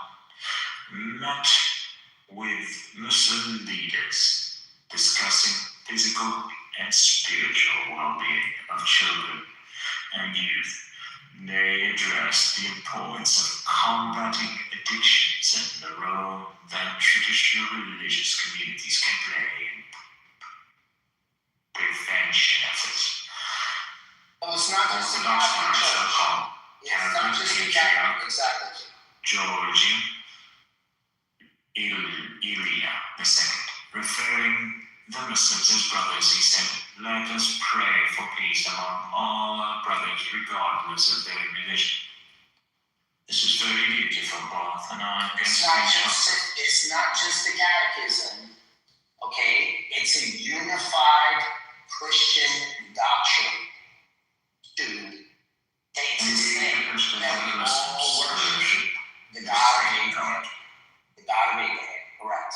And our metaphysics aligns as I have proven, and anyone who wants to test the liberty in his Son of God mode, welcome to come and try the Holy Spirit. Megatron, you will be squander the heel like yeah, let's see what Bird's got to say. Yeah, Bird, you got a comment? are you Catholic, Megatron? 100% Catholic. Indeed, he is a Frankish cocksucker. Yeah, I'm not going to go too deep on it, but my own opinion is, I think, in my current state of ignorance, I'll leave it as humbly like that. In my current state of ignorance, I view the Catholic Church as the player of a lot of problems that we have in the world right now. Submit to Rome. Submit to Rome. You watch that video too? Submit to Rome. Submit to Jerusalem. Submit to Jerusalem. Every nation, every tongue. I do not just read Psalms 2. You shall submit to Jerusalem. Leave it to Megatron as that's my current state of ignorance until I'm more educated, but I'm just letting you know right now, of all the denominations, I stand opposed to the Catholic Church to the highest degree. There's only salvation in the Catholic Church, my man. And I hear you, but yeah, I believe in You can anathematize all those, all of Christ after we just read what we just read. And we read what we just read. I'm really gonna make that comment. Don't allow your ego to take hold of. Especially not for no God. He doesn't have patriarchs. Yeah, he doesn't have patriarch. He's got a double wide trailer with a broke dick in the middle of fucking nowhere representing the church. Not even a tabernacle, not even an altar. Need all Christians should join under one church. But they must also practice the ways of Christ. The ways of Christ are extremely. I didn't guys do the Eucharist, Bird. They don't do the Eucharist. We take communion. Communion? That's the same thing, yes. Oh, you think it's the same thing? Is it a true presence? The true presence of Jesus Christ? Right then and there? If you don't have a tabernacle, there's no true presence, my man. Why don't we call for a crusade, my fellow Christians? Let's read him. No, let's read him John 6. Let's all give our Let's read him John 6, 51 through 58. Let's read this one. Go to John 6, 51, 58. Let's see who Jesus is talking to right here, because he's talking to her. Yeah, start at 51. John 6, 51. He's talking to you, her. He's talking to you. He said, there is such a Roman wants to crucify everyone. No, I can't interpret it if he's gonna read it like that. Aren't you the Roman that brought the necessity for Muhammad? You executed the churches of the East, and even of Constantinople itself. So who's going to read? You claim to be the champions of Christ. Bird, can you read John 6, 51 through 58 for me? Louis, just give him a second. Let him read this. No, I don't want to read it. You don't want to read it because you know it's a dagger. You know this is New Testament. You know what it is. This shit got to be open. It is a dagger, baby. I'm willing to listen if someone Thank you. Yeah, you don't want to read it because you know it's devastating to your belief. It's not devastating. You got to read the Jefferson Bible, bro. Jefferson Bible made a Bible for you. He just took down those verses. That's what Like his Roman ancestors, with a 5-inch blade. If you want to read it, I'm willing to listen. I'm driving. I'm going to work. And I got to get hyped because I got these fucking electricians trying to fuck me. And I got to get hyped before I go to work. So I got to go there and I'm going to have to throw a fucking chair today. Okay? Yeah, I might actually move to New York if all yeah, more people I'll like get you a Bob. fucking job.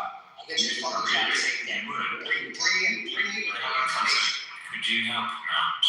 What was what's the book of John? Throwing a chair in the Bible, I think that's a verse. Throw a chair at your neighbor. It's a verse. Yeah, I got the verse. Yeah, I got it. Yeah. And Jesus was identified. He was numbered with the transgressors. He also said this as I well. think they like the Jesus that told the disciples to get some swords. I think they preferred that one. But his sword was his tongue, because he is the word of God. But we can keep going. Go to John 6, 51, 58. Let's go. John, 6. John 6, chapter 6, 51 to 58. Just make like this real quick. I'll give it. We're going to give you the mic right now, brother. I promise you. Let me just read this verse. Megatron, why don't you do something out of John 6?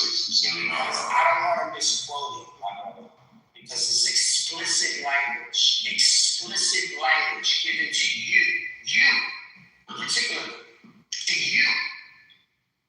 This is for you, not for me. I believe in the background that came from heaven and gave to me. Thou shalt throw the chairs as fast as you can. Allow for Jesus to help you throw the chairs. I'm not talking chair and tea. I'm talking chair. That's right. I'm throwing chairs out. The one without sin casts the first stone. Yeah, Bird.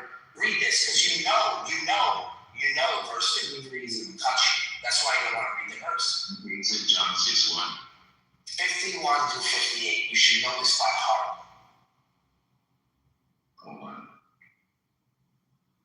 Yeah, you should know your dagger by heart. That definitely. Okay, John 6:51. 51, 58. Okay. I am the living bread that came down from heaven. Whoever eats this bread will live forever. This bread is my flesh, and I will give for the life of the world. Then the Jews began to argue sharply amongst themselves, how can this man give us his flesh to eat? Jesus said to them, That's you, nigga! That's you! That's you, nigga! That's you! That's you! Keep breathing! And then he goes into it again. He doubles down.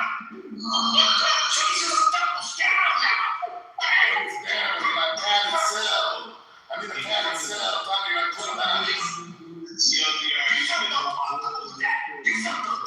So Jesus, tell him again, Jesus. Tell him again. Get it, Bird. Keep reading. Tell him again, Jesus.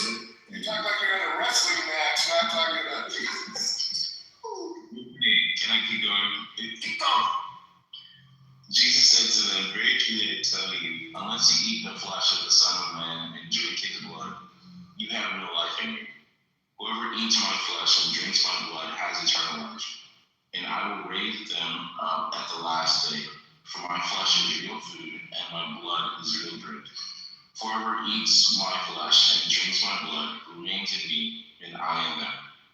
Just as the living Father sent me, and I live because the Father who is one, so the one who feeds on me will live because of me. This is the bread that came down from heaven. Your ancestors ate manna and died, but whoever feeds on this bread will live forever. Is that cannibalism? What's that got to do? You see what I'm saying? He's that Jew. He's that Jew. That dude that just said that. He's the Jew that felt uncomfortable with Jesus saying this. You're that guy. That's you. Just telling us to eat a cracker. That's you. Juice in his And that's Louis. And that's Louis too. Man. You are the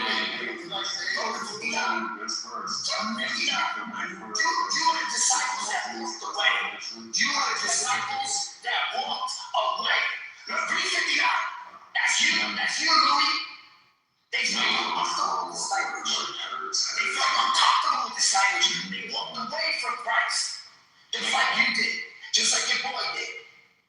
Just like your boy did right now. You do not eat his flesh and drink his blood.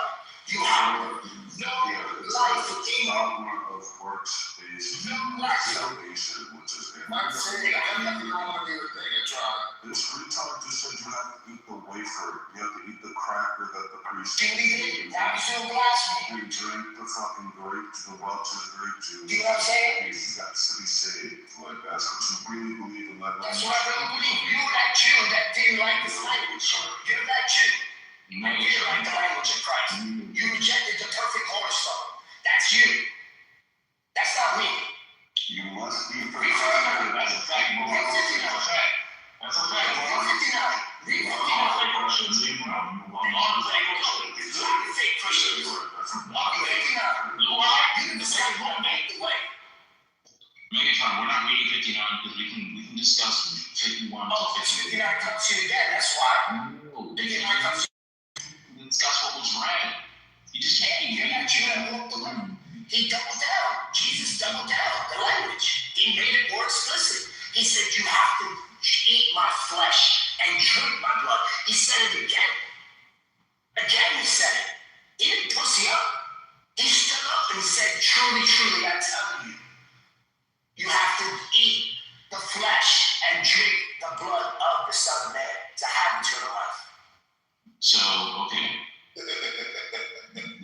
Correct. You know what? Yeah, I don't like it. It makes you feel what's so funny about that, guys? What's so funny about that? What's so funny? Because there's so many different ways you can interpret that. Also, I think Megatron's attitude sounds very non-Christ-like. He just wants to make fun of people and catch them. Right now, you're telling me why you like chocolate ice cream. No one cares, bro. Okay? Don't spoil the show for us, bro. I like Eucharist. I like bagels and Eucharist. Okay, we get it. Everyone has their flavor. But this is the show. This is the show's flavor. Sit your black ass down. Oh, boy. Yeah. You're not the controller. I got the remote. Every time I see it. Okay, throw me out. Listen, sit your black ass down and just listen. Why do you think it's a bossy? What's up with leaking? Yeah. Yeah. That's one of the shame, bro. I'm working out. You still got the bone flex? You still got the bone flex?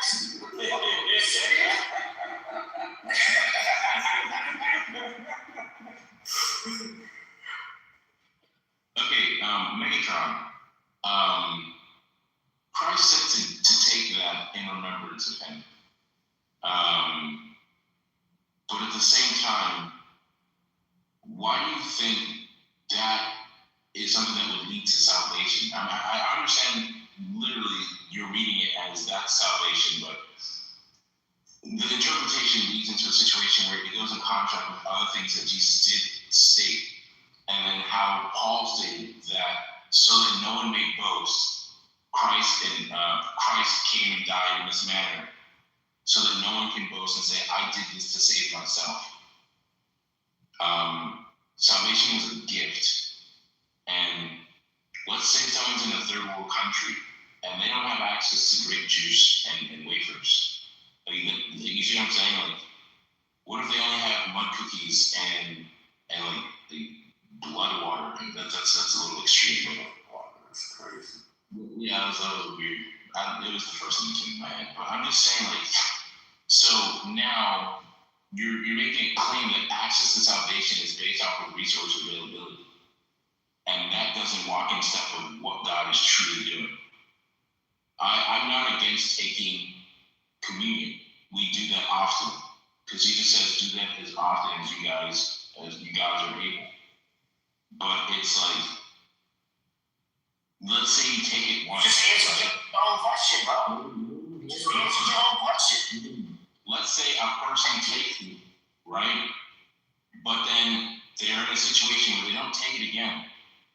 So now it's a situation where it's like, okay, is continual taking of the communion a continual resubscription of my salvation? Like, it doesn't make any sense. I would not re-sacrifice Christ every time we do it. It's doing it in remembrance of him. That's why if you're not someone actually doing it and you're not an altar and you had a tabernacle, you would have the presence of God. You do not have the presence of God. So what I'm trying to say is, yes, doing it in remembrance of him. But there is an instance where a believer might not have taken it. They might have taken it once in their life, but they still took it, right? I'm catering to this physical aspect. I don't even think that's even relevant for salvation. I'm catering to this physical aspect. Resource availability. If a believer only was able to take the communion once, then it's just like, then we both acknowledge salvation is not a subscription, right? You already said why it's not, because Jesus died on the cross once and for all. Yeah, we don't sell salvation in the Catholic Church. We just said You sell salvation. How do you sell salvation? You don't sell salvation. Salvation is given to you by the grace of God. Not by the people of the church. Okay, Louis? Yes, I heard you. You just interpreted that verse as like this is a requirement to eat the body of Christ, and I think you're interpreting that as like communion, right? That this is a requirement for salvation. It cannot be. I think you said verbatim, you cannot be saved unless you eat the body. That's what the verse said. The verse said that. You have no life in you. You're interpreting that If you don't receive the Eucharist, you have no life in you. Okay, so that's the bottom line. You interpret that as there's no way else to interpret that verse. You interpret that as the cracker that they give you, right? He literally said it 3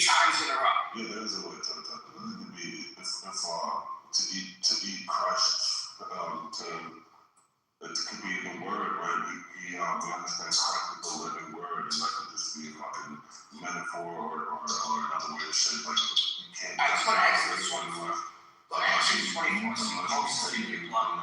Moses, essentially splashing blood on people. I'm not talking about it, bro. I'm talking big, grown-ass man that's part of it. He literally splashed blood on people. Christ didn't cut his hand off and say, eat my finger. Not true, bitch. You dumb fuck. Retard. So, yeah, like, it brings back, like, the same scripture that, says that, the righteousness of man is like a filthy rag, and, like, there's a doctrine that funds works, faith, salvation, and here you are, and here all Catholics are that stand and say, no, you have to wash your hands 3 times and do a and toil in the strip. Louis is the oldest tradition of Christianity. And that's anti-spiritual. No, Louis is the oldest tradition of Christianity, brother.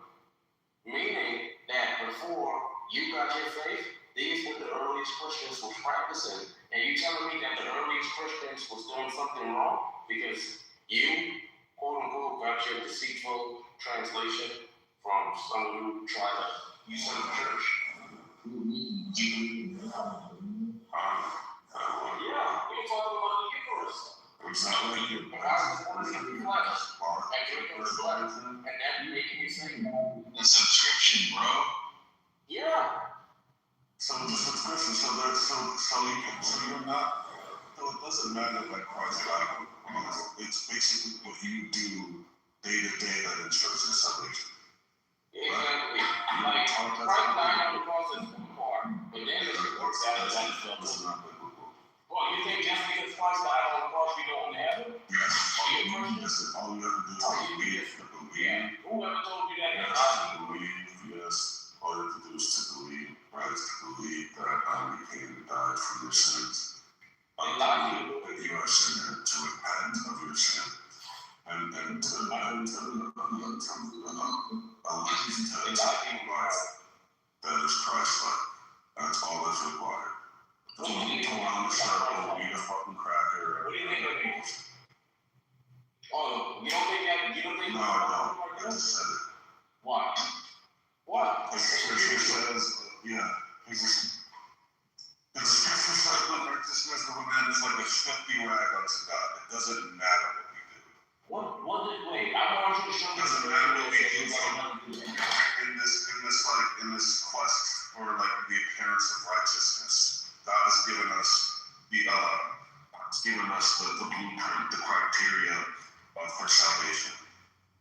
No, show me where in the Bible it says you don't want to. Anyone who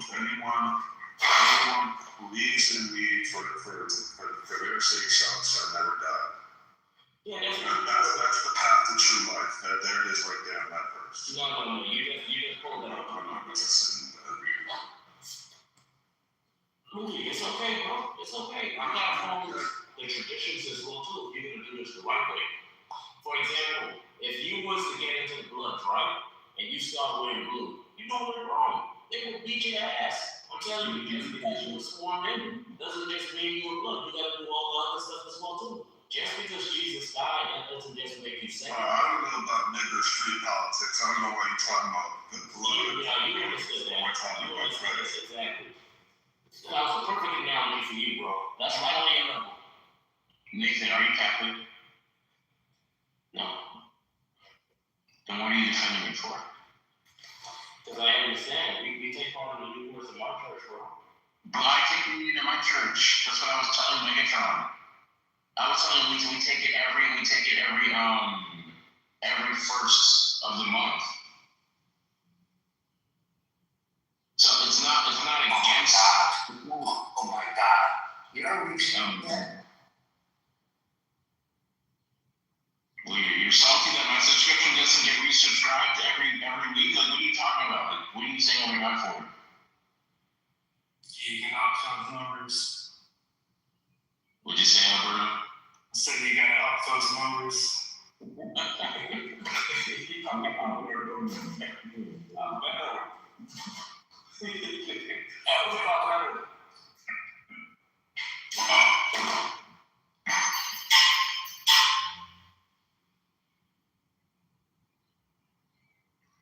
So Ephesians 2:8-9.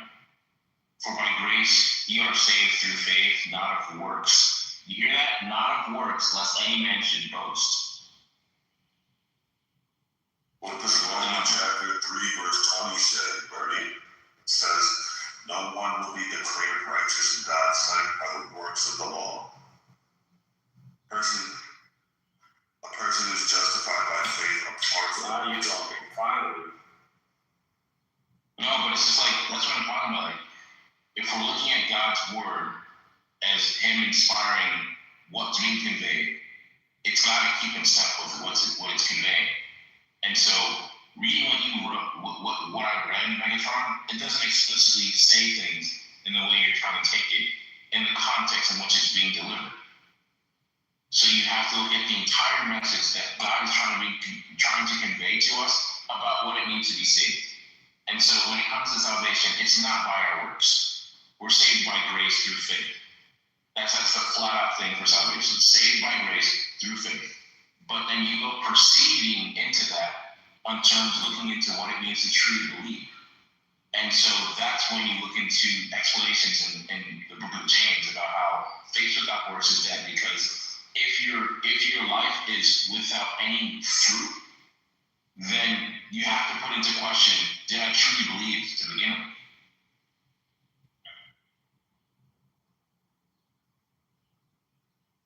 Megatron, you still there? You just go to sleep. Just omit chapter 6. That's it. Just omit it. Like you guys do with the Jefferson Bible. Just omit it. Just omit it. Just another portion. Romans 11 says if by grace, then it cannot be based on works. So chapter 6 is meaningless. Then grace would no longer be grace. What do you think? Chapter 6 is meaningless. What do you think about that? You know what you're doing? You're reading out of the you're reading out of time. That's all you want to do is over time. You just want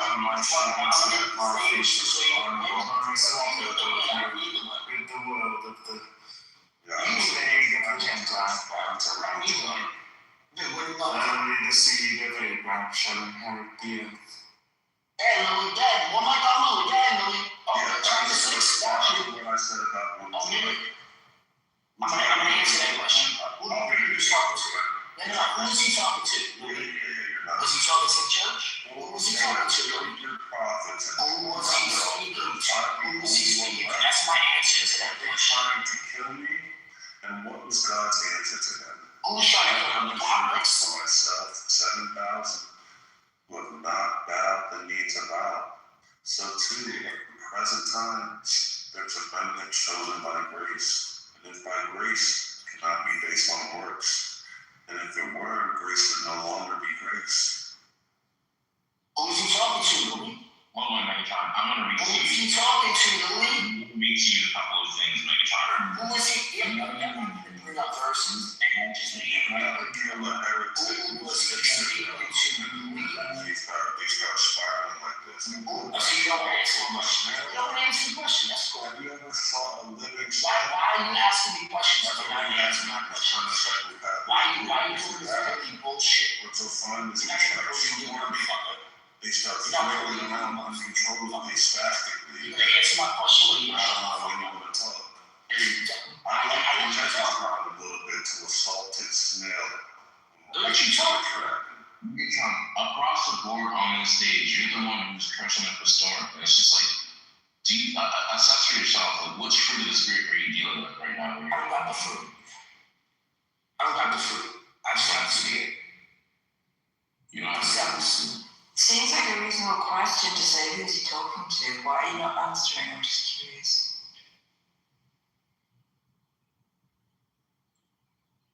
Because then that destroys this whole thing. So if he realized who he was speaking to, because Megatron is really he's picking and choosing.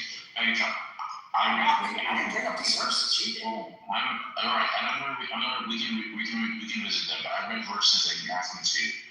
I want to read a couple of verses. I'm not going to go down. Before we go, remember what you read. No, my brother. Remember what you read from the school. Chapter 28. Stop over talking, bro, because I can't hear you. Remember?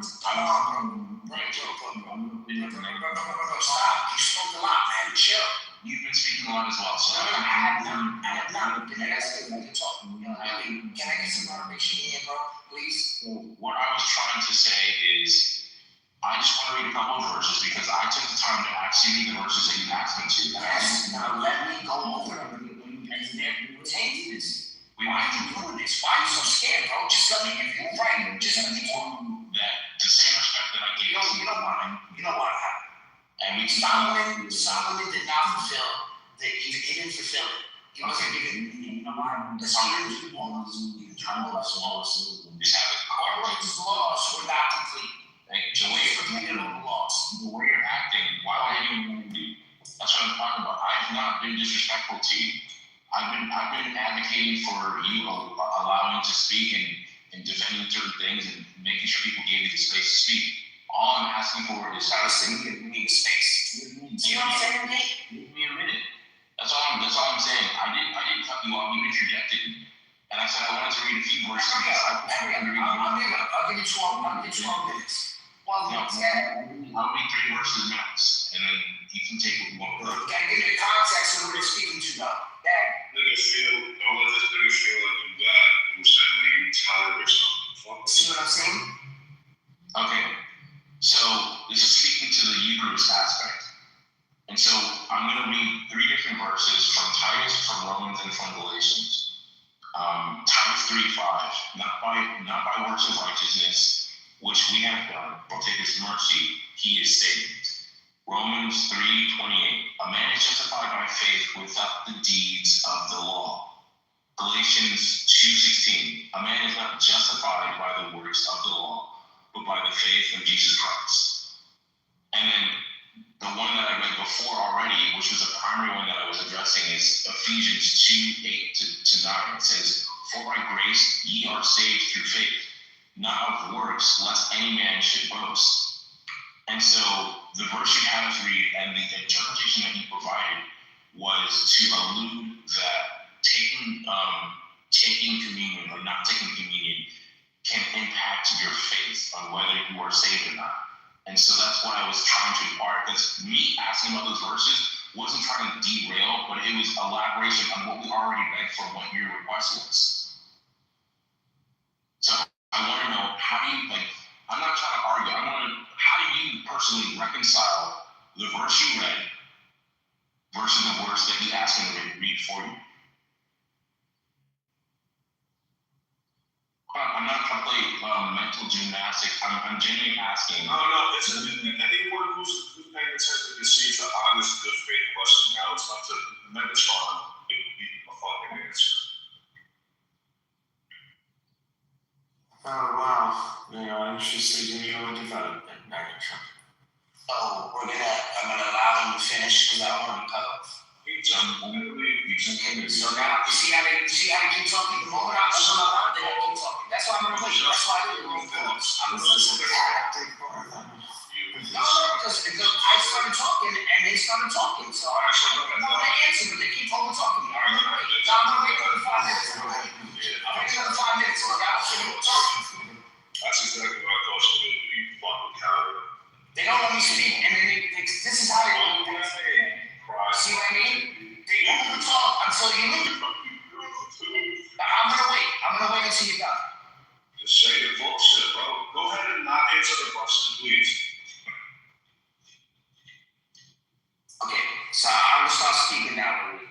So shut the fuck up, Louis. Good boy. Right? Shut the fuck up. I'm talking right now. Let's speak, boy. Alright? Yes, Now, when you mentioned that first verse, he was speaking to the Jews. The laws and conditions that they were doing. Jesus is establishing a new covenant. They don't have the chains and the curse of the law. But when he's appealing to works, he's talking about the current time, not him doing this in remembrance of him, is then that would be contradicting the covenant of Jeremiah 31-34, right? He's coming in the Last Supper to establish a new covenant. The Messiah has come for the world, not just for Jerusalem. His message is for the Jews and the Gentiles. It is known that the Jews would say that if the Messiah comes, the floodgates open. It's for the world. This is what they say. The Messiah is here. It's for the world. He sent the apostles or the disciples to all nations to preach in his name. The Father, Son, and the Holy Spirit, and to purify them with water. Right? This is a work. Are you saying he's contradicting himself? He says not to baptize, not to do the Eucharist. What are you saying? Who are you talking to, Louis? You're not talking to me. You gotta get your shit together, bro. So you're saying that he's saying to do this in remembrance of me, and then don't do works. Does that make any sense? You're a retard. You said that. He did. He didn't answer the question. No, that's not what I said. That's not argue. Because you That's not what I said. You're retarded. And you're crazy what you said. You can say that. You can say this is not mine. It's not mine. Well, you said that this is required for salvation, right? That's what I contended with. That's what I contended with. Yeah, so he's going to contradict himself. Are you going to don't do works, but do this in remembrance of me. Don't do works, but get baptized like you did. Why did I say don't do works? Did I say don't do works, or I say works are not the key or the pathway to salvation? So then how do you get baptized?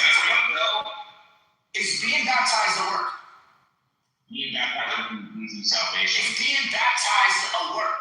Yeah. Is going to church a work? Yeah. Is receiving the Eucharist a work?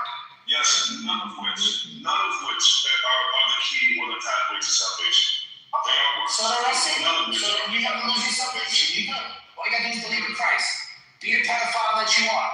All you gotta do is believe in Jesus. You saved. You believe in Jesus. You saved, Louis. You saved, Louis. Not as many teenagers as you want. You saved.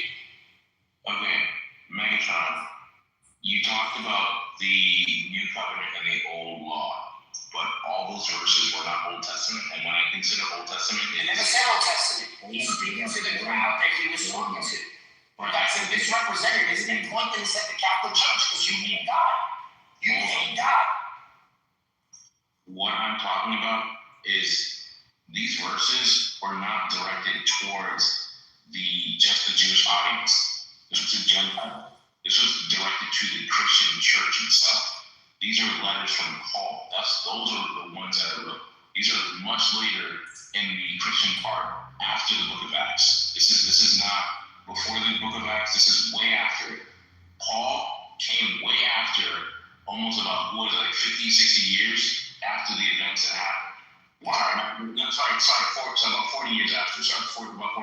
So what was written first, the Gospels or the letters? The Gospels. Oh, the Gospels are written first. That's exactly what I said. You said the Gospels are written first. You're disagreeing with me? You just said the Gospels were written before. You're just gonna hyperfixate on one small thing that you said. It's not a small thing. He's giving me a timeline. He's giving me a timeline, but his timeline is fucking. No, the gospel came before the letters of Paul. Okay, that's it. End the conversation, bro. Yo, I'm not in this conversation. I'm not speaking to you, bro. You hate God. God bless you. Wow, what a smooth way to run away and seem like it's just a little conversation. He gets the benefit of seeming like, this conversation is so beneath. But he also gets to run away and never contend with anything that's dedicated to him. Very, very, very slick tactic, Megatron. I asked you a question for each of those verses. You didn't really address any of them properly because I was trying to correct you and say, these are from Paul. You're talking about it for Old Testament things. I said the Gospels are technically still in my mind. If it's before Christ died, that's Old Testament. But these are talking about after the church has already been established. This is after Stephen died. This is when Paul is an adult and he's leading the spread of the gospel for the world. And so this is to the audience of the church for both the Jews and the Gentiles. And so that's what I was trying to convey. That's why I told you the specific books that I was pulling from, so that you wouldn't just have one or the other. And I wanted to know your opinion, but you didn't even give me your opinion on how you reconcile. You just went on your own tangent and disregarded the question I initially asked you. And then you thought that you were talking to Louie. And I was just like, I'm the one who even initiated the question towards you. Bernie, this is your first debate you had with Megatron? This is my first time meeting him. Oh yeah, so this is all new to you? This is just his thing. This is what he does. He obfuscates when there's a clear question, a pressing question that needs to be answered. Answer the question. I said this was the old covenant. This is the old covenant. And you keep over talking. You need the box. You need the box. That's not mine. That's not mine. Bernie, should that question, if there's a pressing question, Answer that. You don't want to should that question is made to this point, he'll do everything possible. He's a pussy. To obfuscate, to run away, to twirl around, to not answer that question at all. Answer the question. That's what you're witnessing right now, bro. So Bird, just to educate you really quick, Corinthians, when he's talking about, like, you know, when you go to church and you read Romans, stop talking, I'm talking, bro, I can't hear you, you're mumbling when I speak, I can't hear you. So, in Corinthians, was testimony, and see how they keep doing that? Y'all just need to do this. Fuck him. He's the mod, that's why he's over talking. I'm trying to heard this question. So now, before John 6 was written, Paul is writing Corinthians. You had a good question. Paul is writing Corinthians before the Gospels were written. I'm sorry, Bird, but you've been taught wrong. You've been taught wrong, Bird. Bird, you've been taught wrong. And this is the reason why when you go Bible alone, and you don't know the tradition of your forefathers, this is the problem. You're following a false gospel. Again, but I didn't try to get it all. Where does the gospel say bow down towards You want to go fuck up those politicians. Yeah. Right now. Where does the gospel say pray to Mary? Where does it say that? Now you're going to do blasphemy? Yeah, that is blasphemy. You doing blasphemy now? No problem. Pray to somebody other than God is a blasphemy. Yes, that's I got you. I agree, yes. Yes, all right, that's cool. For your prayer to start, Holy Mary, Mother of God, the Lord is with you, blessed are you, and then just pray to this. Look at my PTR, Louis. Look at my PTR, Louis. Look at his face. Look at his face, Louis. Look at his face. Look at his face, Louis. Look at my PTR. Look at his face. Yeah, so. It says, how would you feel if someone insults your mother? Look at his face. I feel Look at his face. Look at his face, Louis. I don't know if this is natural. Does he do this naturally? Is this on a higher plane? Look at his face, Louis. This is how Jesus will look at you when you say shit. That is how it's looking. That's how look at you. It's how you know you. They might know you. If I indeed insulted his mother, yes, that's not how he looks at me. But it's a good thing I didn't insult his mother. Honestly, I think you kind of see it like That's not an insult at all. I'm just calling He doesn't know you, Jacob. He doesn't know. I'm not insulting Mary in any way. I'm saying those who pray to Mary are heretics. No one's praying at her. It says the Lord is with thee. That's what you are praying to her, right? It's an intercessory prayer, right? It's asking Mary. He's saying intercession. We can't intercede now? But by mere fact that you're praying to Mary, not God, right? What does Christ say? What does Christ say? No one comes through the Father. Christ said, "No one comes through the Father except through me." We're praying to that. Does Christ say no one comes to the Father except through me? I mean, not even that. He said there was only one intercessor. Right. Well, you can go and tell your sister mom to pray for you, right? You can go and do that. Is that not in your Bible as well? Maybe Actually, nothing makes sense anyway. Yeah, that's all right. But really, can't you ask your family, hey guys, I'm sick, pray for me? Can you do that? Absolutely. Right, so why?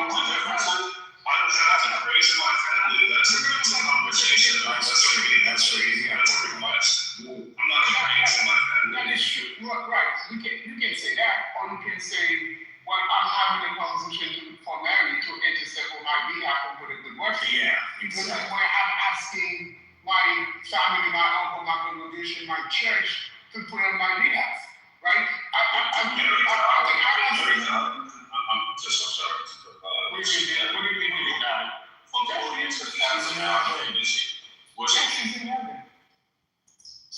Was she like transfigured into heaven, or did like this guy actually? No, she died. I think she sacrificed enough watching her son. She died, but she also performed miracles. That's why she was sick.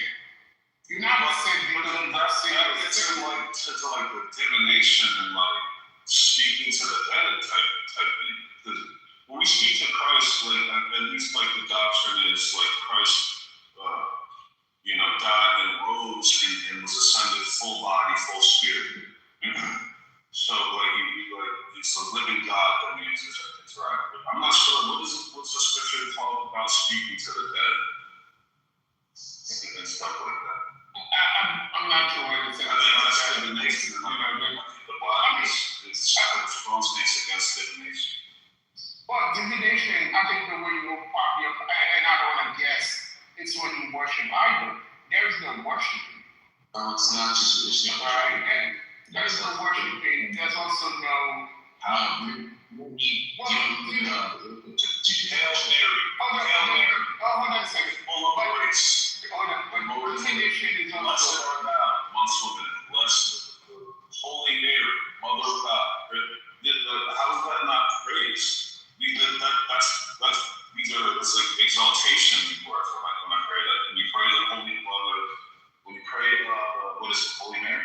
Yeah, but you think honoring is a sin? You think honoring is a sin? Honoring someone who's dead? No, I think praise. I think praise. When I pray the Hail Mary, it's praise. It's praise from the love of Christ and begging her to intercede on my behalf, which I think was explicitly forbidden message. Listen, I don't know the scripture like you guys do. Okay, let me find it. But I think, no, I understand that. You don't have to find it. I'll look at the word.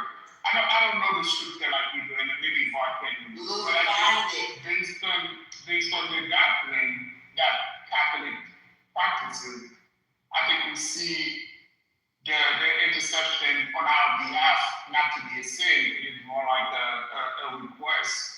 Because I think you can also do it. You can pray to almost any saint you want. You can pray to Peter, Mark, Louis, all of them.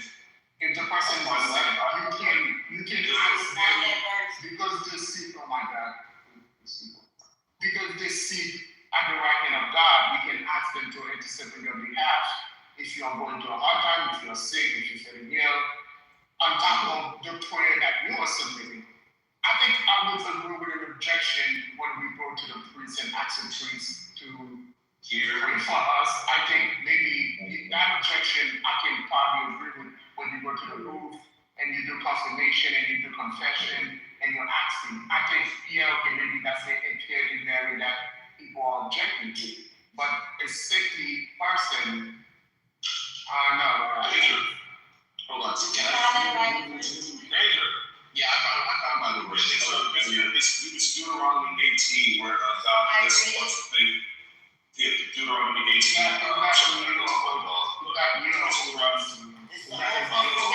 Can you read it, Lord? It's the Old Testament. Well, I got So my dog. verse again, but 1 Timothy, for there is one God and one mediator between God and men, the man Christ Jesus. Another one, it says that he ever liveth to make intercession for them. That's Hebrews Romans, it is Christ that died, who also maketh intercessions for us. John, we have an advocate with the Father, Jesus Christ, the righteous one. You have scriptures warning against seeking the dead, right? So you have Isaiah. Should not a person seek unto their God for the living to the dead? So that verse is saying that God's people should be seeking Him, not the dead. You have to. I think we get to the point. No. It's the same point, right? All of works, I'm shaking together, I'm making the same point. Honor is right to go to Mary because Luke says, all generations shall call me blessed. So she's blessed. That is the honor that goes to her. John 2 says, his mother saith unto the servants, whoever he says unto you, do it. So she's pointing people to obey Christ, and even as she's alive, right? So she is someone who is blessed and honored in Scripture, but her honor only comes from the fact that she was blessed and chosen for this role. So what we see here in Scripture in multiple instances, and there's more, but I'm not going to just keep being a horse like that, is the fact that Scripture repeatedly says that it is Christ who intercedes between man and God. Now, you wanted to bring up the instance about the believer also praying or interceding, right? So you have James, which says, "Pray for one another that ye may be healed." You have pray for one another in the prayer. Okay. And so just as Megatron, he said that you guys are Catholics are not praying to Mary; they're using her as an intercessor. And then Scripture also says, "Brethren, pray for us." Thessalonians, 2 Thessalonians, finally, brethren, pray for us. Ephesians, praying always for the saints and for me. Colossians, with all praying also for us. So it's very clear that when it comes to asking for prayer with brothers and sisters, that is prayer, right? Just as the Catholic Church doesn't claim that they're praying to Mary or asking Mary, they're not praying to Mary for prayer, but they're using her as an interceder to speak to God on their behalf. That is the difference. Scripture is very clear to say, when we need prayer, we reach out to a brother or a sister. But when it comes to someone who is already dead, they are not even hearing us, and that is the form of looking for an intercessor. And Scripture in multiple, not just one or two, but multiple verses, it's very clear to say Jesus Christ is the only intercessor. In the Old Testament, this says Jesus Christ, but the New Testament. Okay, so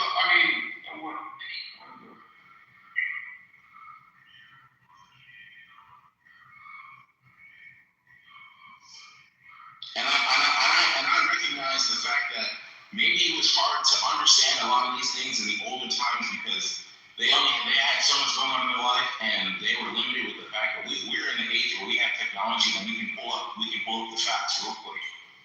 And that's what's there. I'm not pulling from my own opinion. I read to you. Right, but I mean those are the people that also make the interpretation, right? I mean we are following the people that wrote this who are following their interpretation. Saying that you're praying to Mary, you're using her as an intercessor, then you're in the wrong. But if you're praying to Mary, then now you're praying to the dead, and now that's also wrong. It's also wrong that that's forbidden by the law. So there's no instance that you're walking in step with Scripture, communicating to Mary. By what law? By what law? By New Testament law. By what law? By the New Covenant and by the Old Covenant. Okay, so where does the New Covenant say you can't pray to Where Christ says, "I am the way, the truth, and the life, no one comes to the Father said." It's a quotation. How do you interpret? What the hell, Louis? Are you on crack this morning? Because you was cooking. I didn't know you had it in you, right there. No, keep cooking. I just want to listen to this blasphemy. That's all I want to do. I'm asking you a question. When God says, "I'm the way, the truth," then you answer questions. You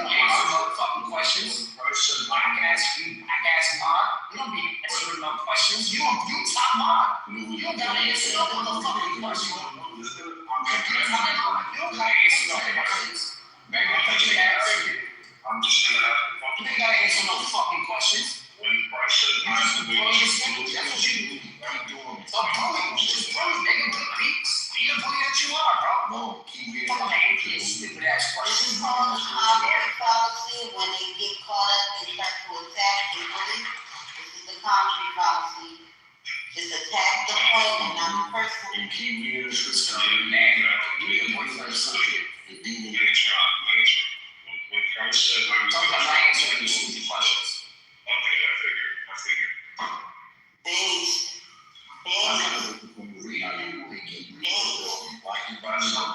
That is pretty basic, and you fucking moderated.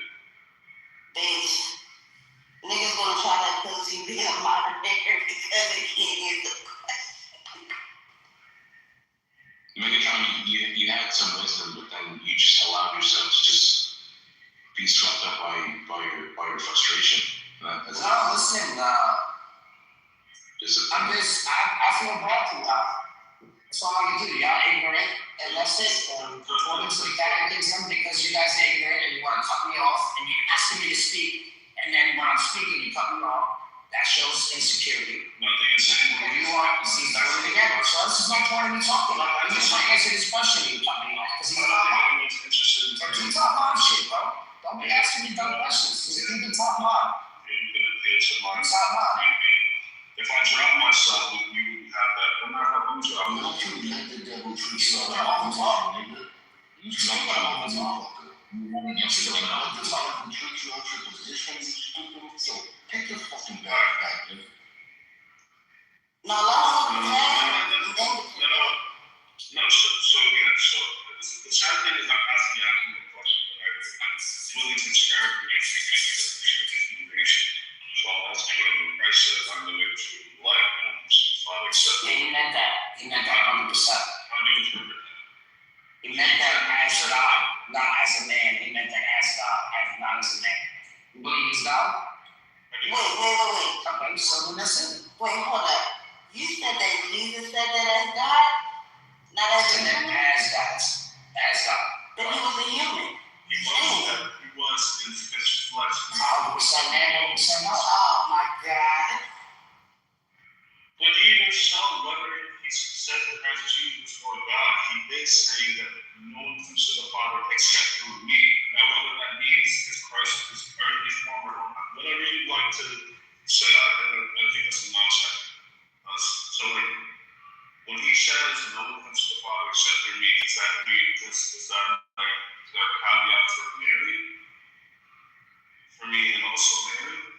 Or is it? Well, there's nothing about intercession there. That's why you're a straw man in the position. Because there's nothing about. That's precisely. Nothing about the message of Christ. That's intercession. I don't know what you're talking about. It has got nothing to do with intercession. Is it not being a mediator between one party and another party? Yeah, we can pray.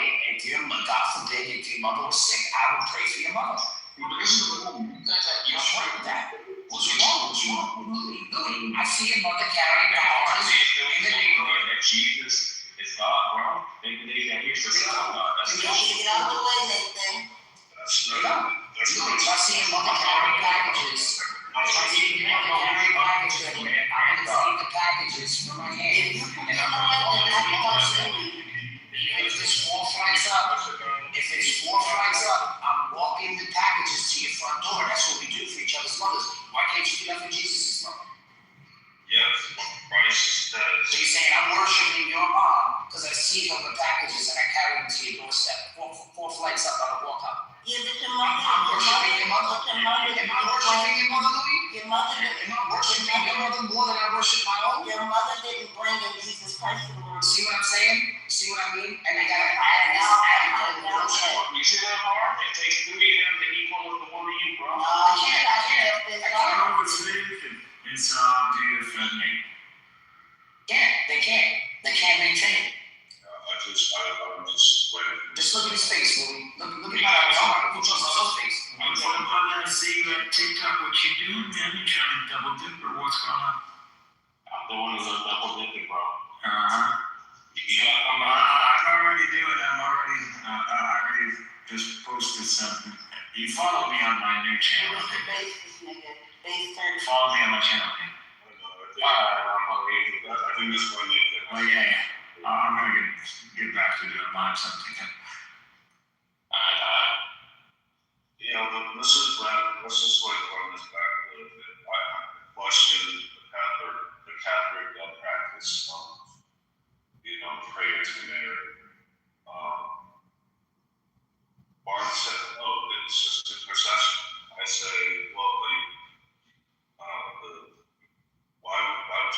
to the dead for intercession, right? And I asked if he believes that by Catholic doctrine, doesn't believe Mary died a natural death, or was she transfigured into heaven as like Christ or Elijah? Well, now you're going into my doctrine. If you don't believe in my doctrine, how are you asking? According to your doctrine, because I wrote. Yeah, so then you're gonna have to take my view according to my doctrine. Yeah, she said that. You're gonna take an internal critique. You gotta be consistent. You can't go external. You gotta accept all the precepts if you don't. That's not true. No, it's not. Yes, it is. You're going to internal critique. See what I'm saying? This is why I'm not in my background for training these dudes. Using it as a reference. And then I'm going to do an internal critique. He has to be, you know what, I'll just say up. Yeah, and we gotta do this for 20 minutes. You know what I mean? If I ask him about his position on Now we're talking about arguing now. This is not it now. Now we're not talking about the subject no more. Now we're educating you. This is the best we got. Now we're educating you. This is the best we got. Nathan, if we're talking, if I'm asking him, You see how he's doing the matter? He keeps doing the matter. Just go into him and everything, bro. I can't do fuck. Well, like, it's fuck. But anyways, you gotta let your wife. You just gotta let him, you gotta like tell him to shut up. Just give him lots again, bro. Just give him his fucking lots back. So he starts to I don't need mine. Shut up. You just shut up. Thank you. So Nathan, I'm asking him whether he believes Mary's dead. He confirms, yes, I do believe Mary died of natural human death. Okay, so then we go to the book of Deuteronomy, and it says you should not God forbids practices like divination, sorcery, speaking to the dead, necromancy. These things are forbidden. So, like, even if you want to say, it's intercession, well, then you're asking, you're speaking to the dead, and you're praying to the dead to intercede on your behalf. This is expressly forbidden. Right? And then you will say, she can intercede. What about the saints? What about, you pray to the saints, pray to this saint, and that saint? I was like, then I think Bernie brought it up for me, but I was going to get there, and I just had to take care of my dog. But I think Bernie talked about how God, talks about Jesus being the only intercessor, and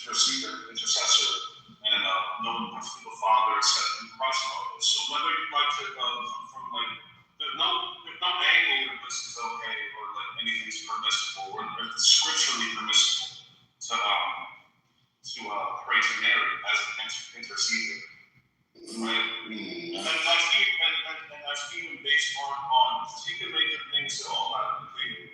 I think Mary's alive, and Mary tried to figure it according to Catholic doctrine. Therefore, I believe in how him look at Deuteronomy, but he conceded that he believed Mary died of natural death, so it would be praying to the dead. Not really. But so you would agree that Abraham, Isaac, and Jacob they died, right? Mm-hmm. And you would agree that God is the God. You said Isaac and Jacob died? And Abraham. Yes. And you would agree that God is the God of the living, not the dead, right?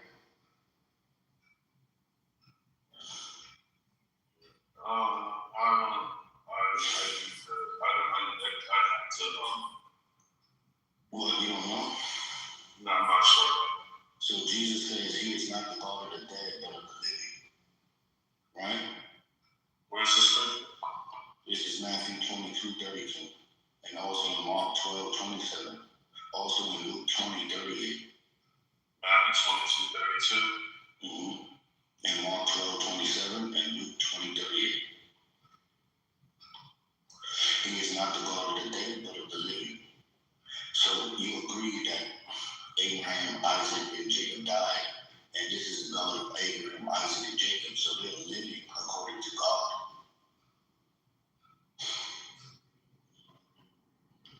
You survived for an error because we did not know the scripture from the power of God, who is present to people who neither married nor be given in marriage. They will be like angels in heaven. But about the resurrection of the dead, you have not read what God says. I am the God of Abraham, the God of Isaac, the God of Jacob. He is not the God of the dead, but the living. So according to Christ's own words, you are ignorant of the scriptures and the power of God. So you don't know that he is the God of the living and not the dead, right?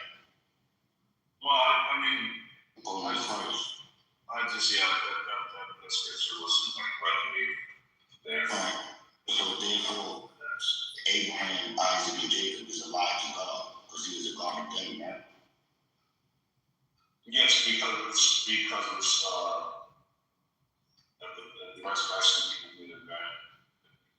They will be like eight that. So the mother of Christ is alive, right? Yeah, I guess that's a good point. That's a good point. This is why I feel like I should bring me into that battles. I am working with this.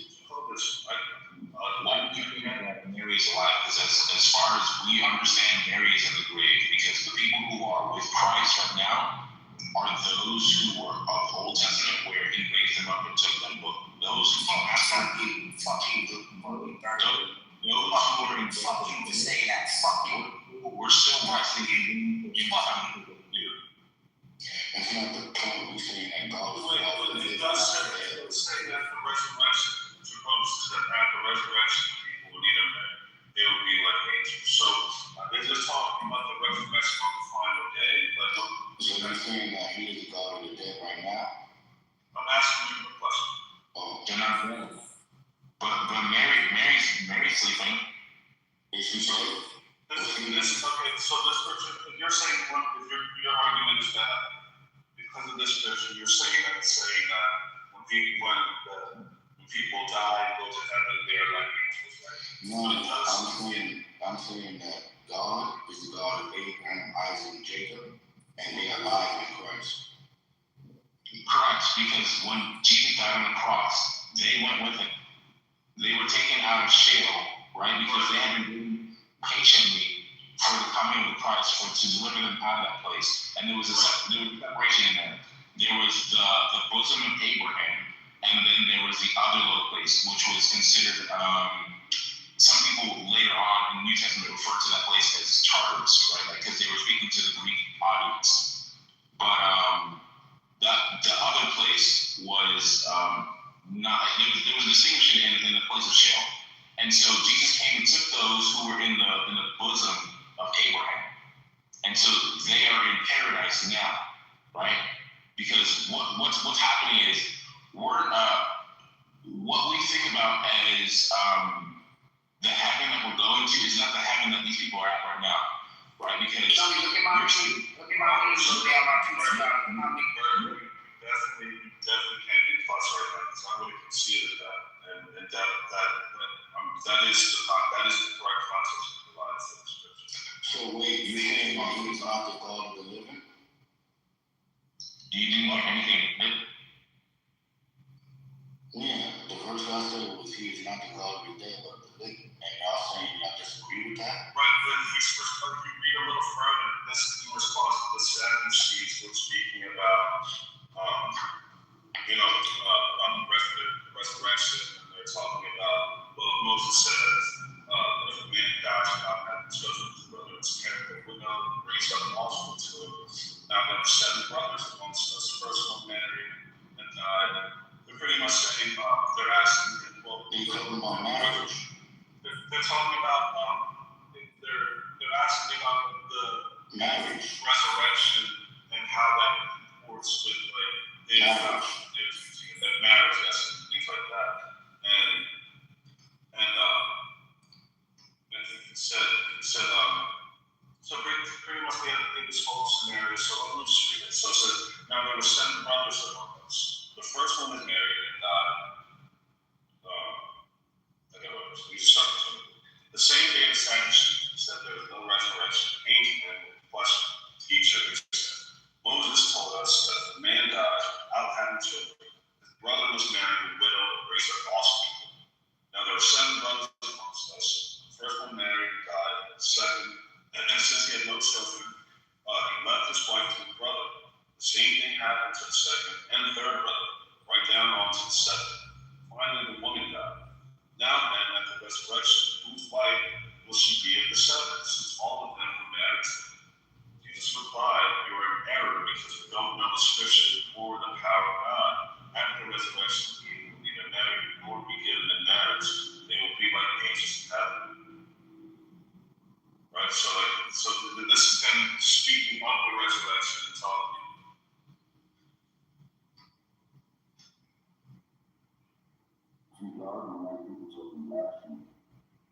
So basically, what the verse says is, he is not the God of the dead, but of the living. And there are people trying to say right now, he is the God of the dead, and that these people are dead and their faith is for nothing. These people believed in the resurrection. These people do not know the power nor the scripture, as Jesus said. Good morning. Good morning. Woke up 12. Morning light. So now I challenge anybody to prove that he is not the God of the living. I challenge you to touch your toes. Want to touch it? Thank you, Jehovah's. Thank you, Jehovah's. See, earlier you wanted to kill me. Now you do. I love you, brother. Nah, I just brought you back to life. That's There's Now, Bernie, let's bring it back to what this nigga tried to do, because now we got this. This nigga said Satan was not a murderer. I told him Jesus said Satan was a murderer from the beginning. So if Satan was a murderer, according to Jesus, he was a murderer. He killed Adam and Eve.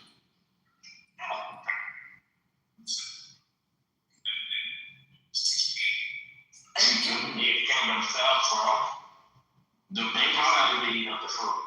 The verse says that Satan was a murderer from the beginning, but we're thinking the beginning is with Adam and Eve. It's before that. That is the beginning. In heaven. No, yeah. God in heaven.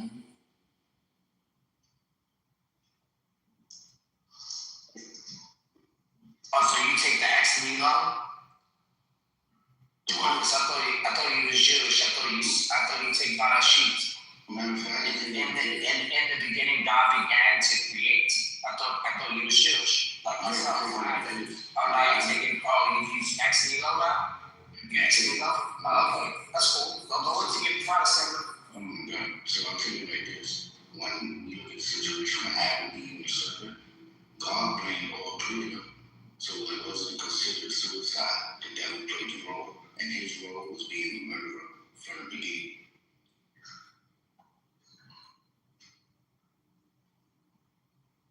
Okay, so when did he fall? When he was cursed to live on earth. When did he fall? When he was cursed to live on earth.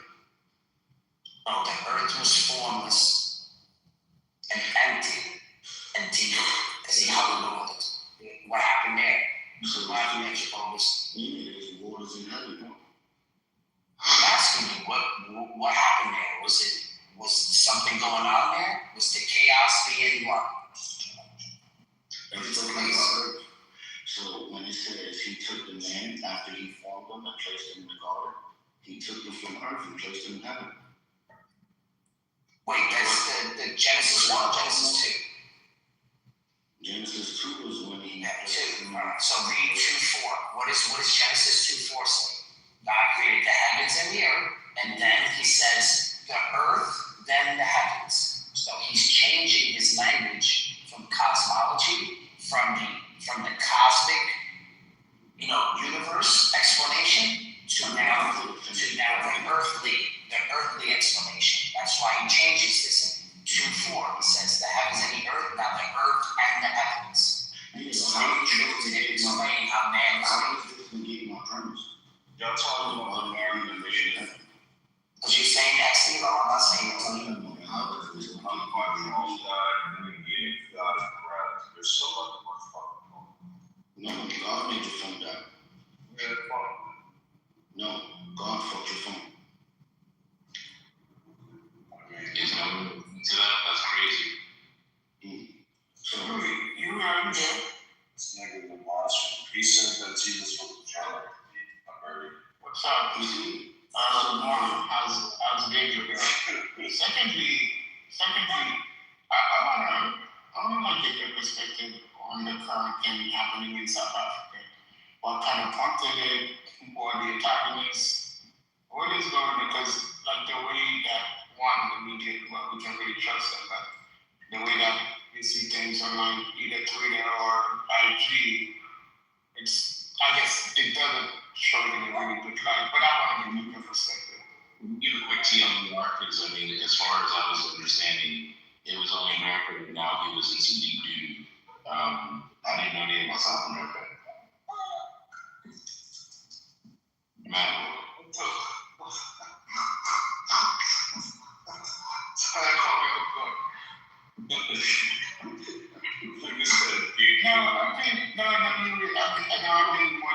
I've been wanting like hometown to visit and stuff. No, hey, listen, bro, I'm ignoring certain things at the moment. You're speaking to a specific person about the conversation that we have. South Africa.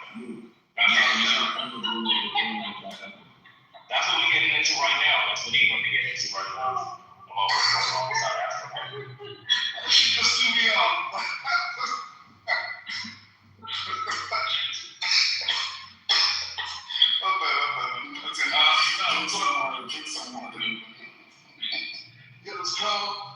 It's hard to say exactly what's going on because the reality is it's a bit of a tricky one, but like this should happen seasonally, and it doesn't just.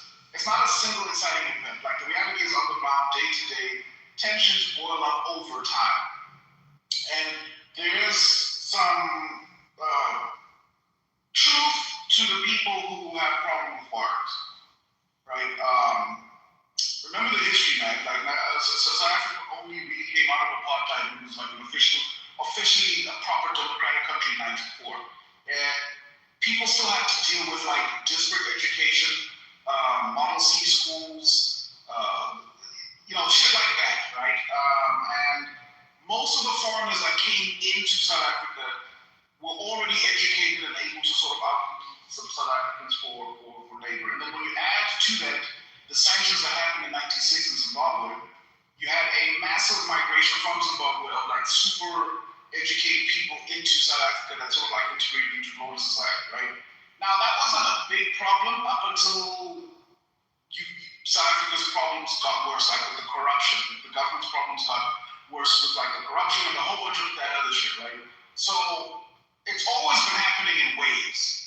This recent wave is in part prompted by, and this is me being conspiratorial. I can't prove this to you if you were to ask me. Let me just tell you. Okay, all right. So this reason, Man, for the first 3 years, we got Nate with the baby, now we got Huey with the baby now. Oh my God, bro. This is daddy daycare all over. So for the first, so do you know the MK Party? You know the MK Party just recently sort of like formed. Yeah, the MK Party is Nkoto Zizwe. If you don't know the history, the MK Party is named after essentially the militant. Not mercenaries, but how do you explain like a group within a revolution that's responsible for sort of taking out like political opposition? There's a name for it.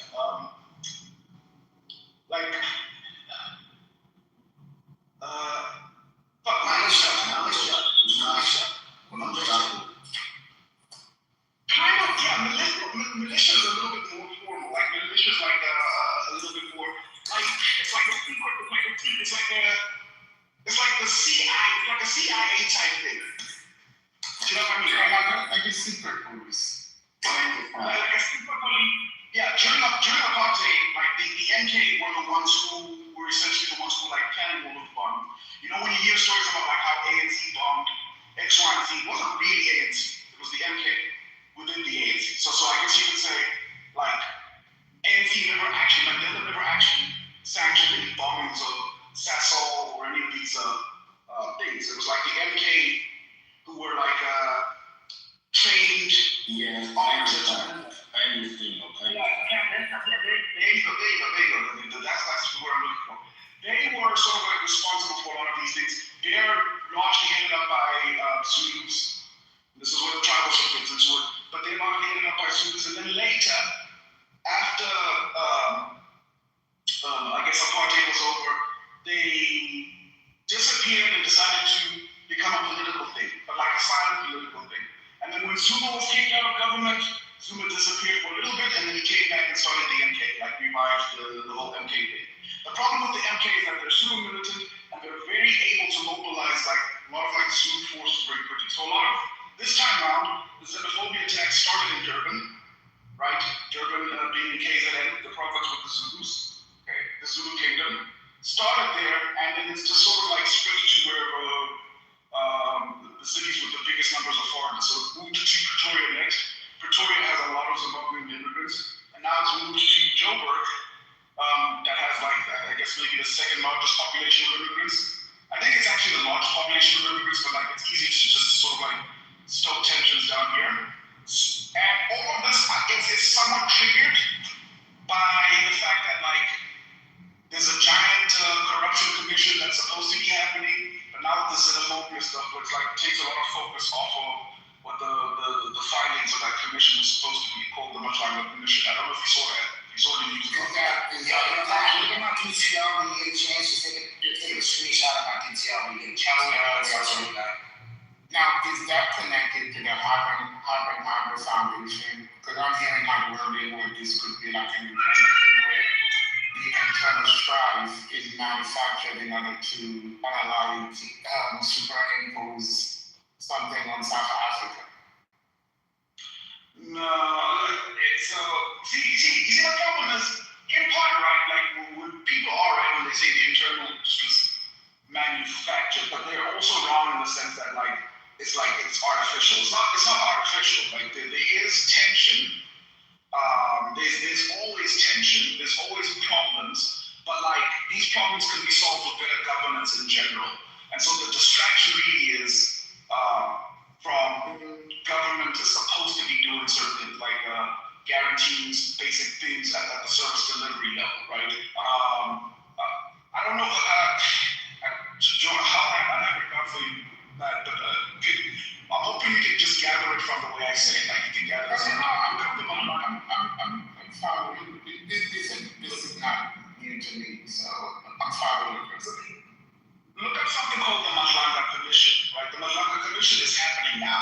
We're supposed to get results, findings. There's going to be some kind of like answer after all is said and done. It's been happening for the past, I want to say 8 to 12 weeks, and it's a giant investigation about some stuff that happened in 2019 during the pandemic with regards to government funding, and it's like a huge conspiracy. It's as big as South Africa, another controversy that happened in South Africa called Guptagate. It's as big as that, right? Where it involves criminal syndicates, politicians, the police, and like how all of them are agreeing with each other, and how all of them were losing money from the government, especially around COVID time, and how a lot of like money that was allocated for COVID relief and a whole bunch of that type of stuff was essentially tied into criminal syndicates. And to top it off, there was a triggering event, a kidnapping and execution of a particular politician, right? And it turns out that like execution was like tied into like the execution of several or the disappearances of other politicians. And the police are complicit, and they're working with the criminal syndicates, international criminal syndicates as well. So there's a commission that's happening that's supposed to like essentially hold police member, the police chief, the police captains to task and find out like exactly what the fuck happened, and then how is that tied in with like the dispensing or like the reduction of like the Hawks abilities. The Hawks in South Africa is like our version of the FBI, but like their funding was cut. How did that happen? Turns out all of this stuff is related. Why? And we're supposed to get answers to all of these things. Like there's 50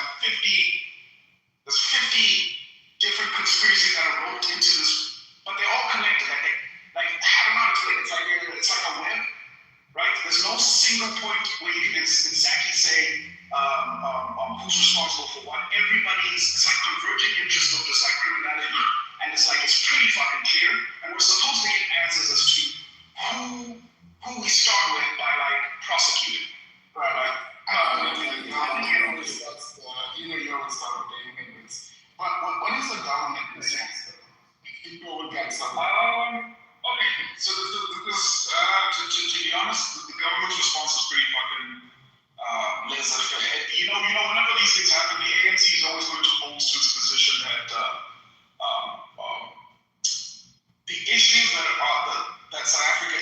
facing are stuff that we need to work together with foreigners. That's their political posture, I guess. The EFF are very, very clear about we cannot attack our black brothers first. If we want to remove foreigners, we've got to get rid of the white ones first. So Julius Miller has always been fucking clear on that. I've heard his rhetoric the other day. Yeah, his stance is pretty much like there's no such thing as a foreigner when it comes to side, which is a bit of a problem, but that's his stance. The MK are publicly silent, but they're actually very actively like, yeah, no, we need to get rid of these motherfuckers. We'll fund the protest. So the May 4th protest is said to have been funded by a couple of MK donors. Now, Jacob Zuma, what is his attitude toward this situation? Is it like staying away? Is he fanning the flame? Is he trying to calm people down? What is his attitude? No, he's shut the fuck up. He's shut the fuck up about this. Quite frankly, Jacob Zuma, I don't think actually has a problem with foreigners, but he's a politician. He does whatever fucking political troubling, right? Yeah, so he's very smart that like if it's optically bad for him, he'll keep quiet while silently like encouraging it in the back. It's like you know what it's like. Remember when Trump did that thing with Bill that was essentially going to take care of immigration by sorting out like the asylum seekers or whatever, and then Trump told the Republicans to quash that shit, despite the fact that you think that it's within his interest to say something about it.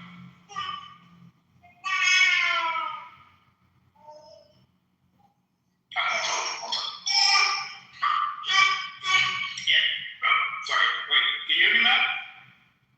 Yes, I can hear you. And the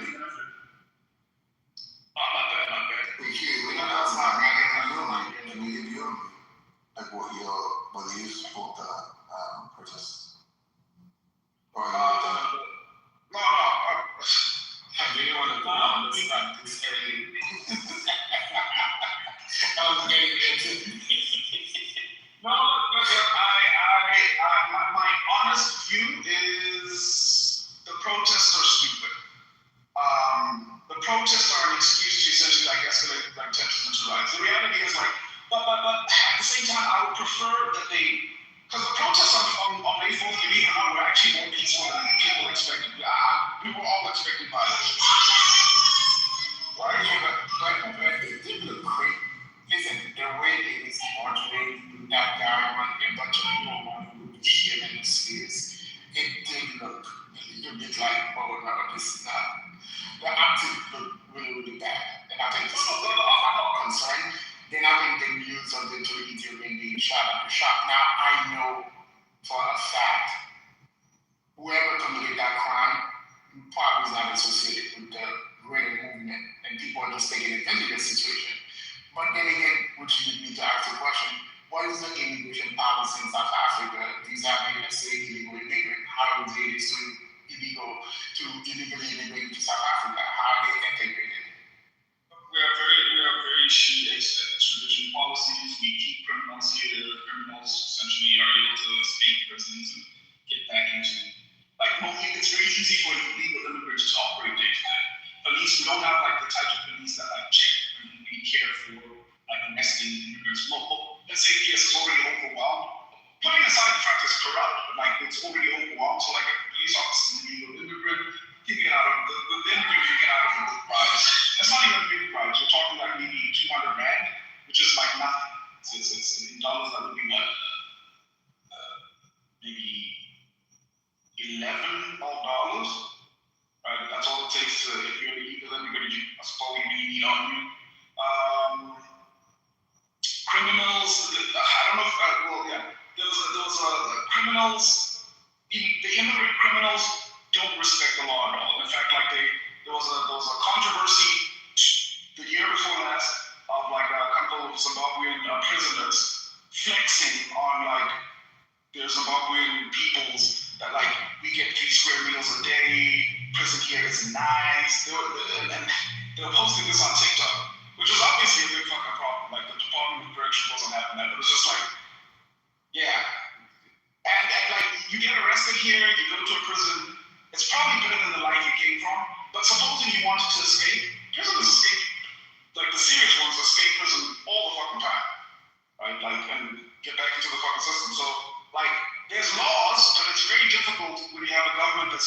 people enforcing any of the laws. That's really incompetent across the board in general.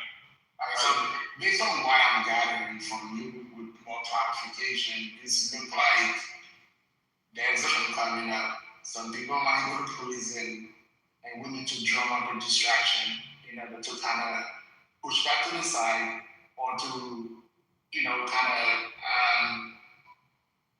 delay the decision. That's what I personally think it is. The reality is it's very difficult to pinpoint exactly why now. But for me, whenever I look at the timing of this, every xenophobic flare typically happens around election season, or campaign season, sorry, for when like almost without fail. So it's like on a 3 to 4 year cycle, right? For municipal elections, when politicians want to start getting like policies on the books and stuff looking like they're super fucking effective. What the MK party are proposing is not really. What the MK party is proposing in terms of like immigration reform is stuff that's been talked about for like 15 years, and they're saying they're going to get it done, but we know that they're not. Not realistically. Like ANC is going to block all of that. Like DA is going to have to work with the ANC to block some of the more extreme immigration stuff. I think what they're proposing is something like deportation and like allocating like a ridiculous amount of money to deporting a lot of the Zimbabwean and Nigerian immigrants, because those are the ones who are the problematic ones for this season. The Zimbabwean and the Nigerians. And the Malawians, to be fair.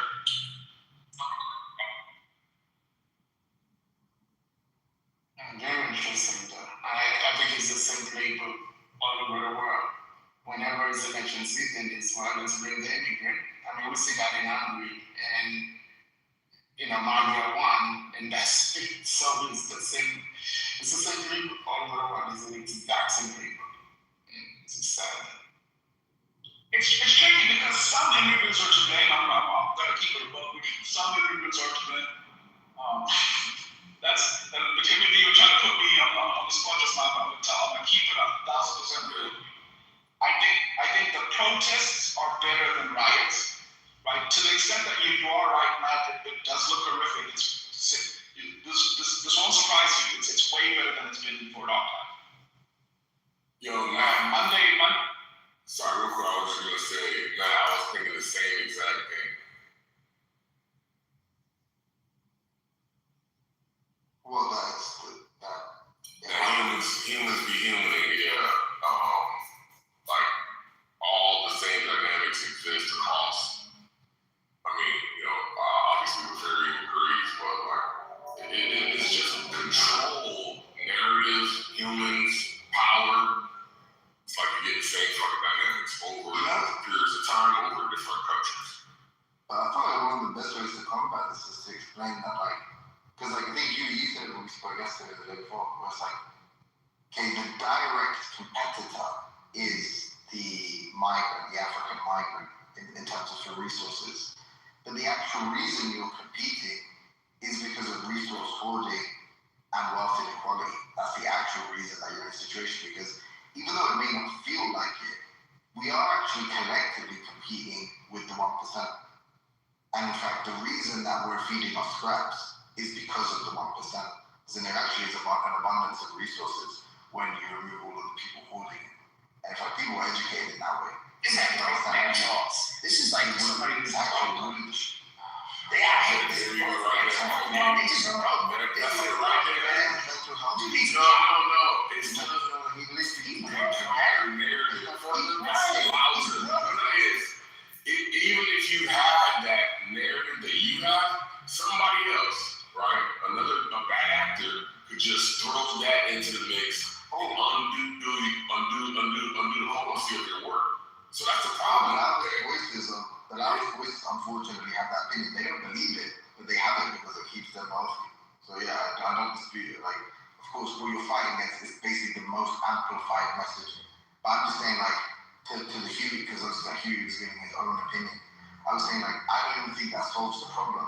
I don't think all of these programs that privilege indigenous people or something, or nationals or whatever, even ultimately do, like, actually ameliorate the issue. Because the issue is So long as wealth inequality increases, there's always going to be a dearth or whatever, of resources that we being the 99%, have access to. Just like that. They are, just because if they're living in mansions, they're living in mansions. I just care about like a 2-bedroom apartment somewhere in the city. It's like, no, they own the building. They're the reason the rent's going up. You know what I mean? Alright, so you talking about the Jews? Sorry to be a landlord. My bad. I didn't mean to be a landlord. So the thing is, it's becoming repetitive where countries will under-educate their population and then import educated people from other places. That's called brain drain. Yeah. And then they point the finger at the person coming in, i.e. the doctors, the lawyers, whatever the other profession, because they say, oh, that's your problem. But the thing is, you want to deport a doctor when you don't have another doctor to replace that person. But yet, we are not saying that the education is substandard, subpar, and we don't have the resources to do it. Like that's like when we complain here about the H-1B visas. Well, we don't have the people to do it. So we have to go get the people. And then like we said, the 1% and the elite turn around and point their fingers and said, that guy took your job. Well, so you were not qualified for the job anyway.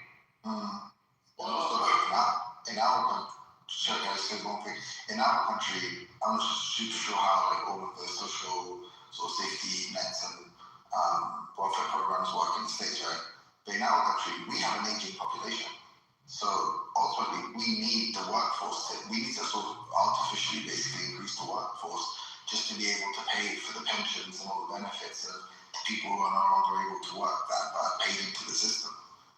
So actually, we don't even have a choice when it comes. Like, it just is not going to be cost effective to basically even if we were able to kind of educate, let's say, the sort of indigenous population, there still wouldn't be enough people to contribute enough to pay for the aging generation, or the aging population, sorry. So like we actually just have to do there necessarily. That's why subsequent governments, Labour and successive governments, Labour and both had to increase immigration has increased on their watch because they realised that's the only way to attempt to stabilise or to put like a patch for the economy. Yeah, right. But when you listen to Tommy Robinson, he paints a different picture and a different narrative. You know what I mean? And it's like, it's not even real. So now there's a question. This is why I asked you, Mary, who is funding this? Who's paying for this? I'm positive people are not taking the day off work to go do this and go chase people and say this and say they're on national TV. A lot of the people who are doing this are unemployed. This is one of the youth inside Africa is largely unemployed. I think we have some of the worst unemployment rates amongst youth in all of Africa. Right? And so a lot of the people who are doing these protests aren't at work. They can't. Their complaint is that they're being outcompeted for labor, for cheap labor, because the cheap labor that's available via the foreigners is even more literate, more educated, and all of these things, right? You're right. People aren't taking days off work. These are people who've been fired. These are people who the government has failed to sort of provide jobs for with no safety nets. The systems are down, so there's no real social security. It takes forever to collect unemployment. So you can wait in that queue for 2 to 3 weeks. And by the time you'll get last month's checks. As this goes on, we owe 15 different checks. You know what I mean? So it's I would say to Tiffany's point, I get the inequality point, but people here aren't asking for a piece of the pie, really. They're just asking for basic needs to be met. Most townships don't have functioning water and sewer systems. I realize though, he's a refugee. He's a refugee from, I don't know, from somewhere, some Muslim country. He comes to the United Kingdom, and he feels like he's owned the world. And they have this. He is, bro. He is. But we can't go to the fun shape in the field, and we have this conversation. Yeah, but I'm just saying, he's a refugee. That's what he's gonna have. A refugee. Can I get the T of the record? Sorry. What's the other one? Too long didn't read. Oh, shit. The abbreviated summary. We'll go to that. They have that nigga like 30 messages, bro. That messages, British, I'll take it then. So, one is there any diplomatic ramification? Because I heard Zimbabwe wanted to cut a diplomatic relationship with South Africa. Is there like any other country is making inroads? Are they making threats? And how the government is responding toward that? Whenever these things happen, all the governments watch. So Nigeria, I think their stand will pull back our labor force. We're gonna provide pathways for Nigerian citizens to essentially be able to like leave South Africa and I guess go back to Nigeria and find work, right? But this again, all of this stuff is said in the moment, right? Because people get angry at South Africa, but nothing really changes on the ground. Not that anything necessarily should, but I'm just pointing out that like all of these countries will say one thing, but they don't really fucking mean it. Zimbabwe and South Africa are never going to like cut off diplomatic relationships anytime soon, because Zimbabwe is, I guess, the biggest buyer of like old South African infrastructure. So, for example, there's trade deals in place to take over South Africa's railway systems, or like there's too much business that South Africa provides Zimbabwe for Zimbabwe to like take a strong stance like that. So it's posturing, it's political posturing, and because of South Africa's party system right now, what people are essentially doing is saying we don't want to work with ANC. You need to essentially get like the shit under control. You need to get back majority in parliament so that we can work with you specifically. We don't want to work with MK. We don't want to work with the EFF. We don't want to work with a whole bunch of these other like fringe parties that like are problematic for the bigger strategic goals, right? Or we'll work with the parties that we feel like are the biggest threat to you. So like IFP, for example, are finally becoming more popular again. Coke are back on the scene, despite the fact that like they've been out politically for decades now. Different coalitions are forming. If you have time, look up the DA's Helen Zimmer Adams, right? She's gaining a lot of fucking momentum, and it's crazy because all she's doing is pointing out how bad Joburg's infrastructure is, right? Like she's doing a campaign where she takes like a canoe and swims in a pothole with the canoe because that's how big the pothole was got, right? And these are the little things that like people are asking to get fixed, and when they don't get fixed and like complaining to the government doesn't work, they essentially have to put pressure on the government by striking on foreigners, and then it becomes like an international humanitarian issue. Now all of a sudden ANC has to step up and try and solve multiple problems at once. Now, what are the white people doing, saying, reacting? What is their attitude to this? Oh, white people shut the fuck up and understand this. With blacks are fighting, like we won't hear white saying. You know, they meet in secret to talk about their next moves, but they're not going to say anything public, right? It's the best possible scenario. Right, so they don't come out and condone it, they don't come out and support, they just stay in their little corner and just see. Helen's a little characteristic in that way. She'll say things like, she's a pure blood, she's a thoroughbred politician, right? Like she's proper, right? You'd like her as if she ran for American office. So she's very bullish. So she'll say things like, to South Africans, like, the foreigners are not our enemy, right? They are our brethren, and it's all the ANC's fault. She'll never miss an opportunity to directly hit the ANC. I just looked it up. I had a sneaking suspicion, you guys haven't had a sovereign debt crisis or issue, and the Council on Foreign Relations does a sovereign debt tracker. I'll put a link in the chat. And South Africa is on their radar for having. Let's take a look and see. So Russia is like all the way red. Kenya is red. South Africa is like a peach color. So you're like a 50% chance of defaulting in the next 5 years on your sovereign debt. And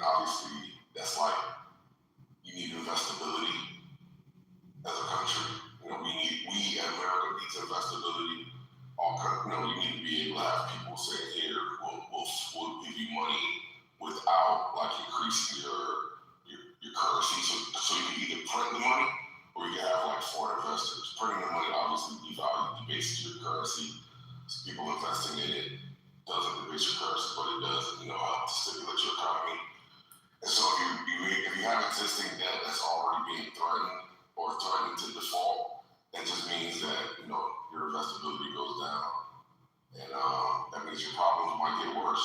I mean, have y'all talked about the sovereign debt over there? I know we talk about it a lot over here, but y'all talk about it over there? To be honest with you, bro, you can obviously not match on some numbers. I mean, has it reached the public discourse yet, or no? Because that's a no, right? It's no. So yeah, I'm trying to say no, but like carefully. I got you. Yeah. Because like this, I'm gonna say this way, there's certain conversations that like the higher level they get, the less people they say people are discussing it. And then in the news cycle, nobody's talking about that for sure.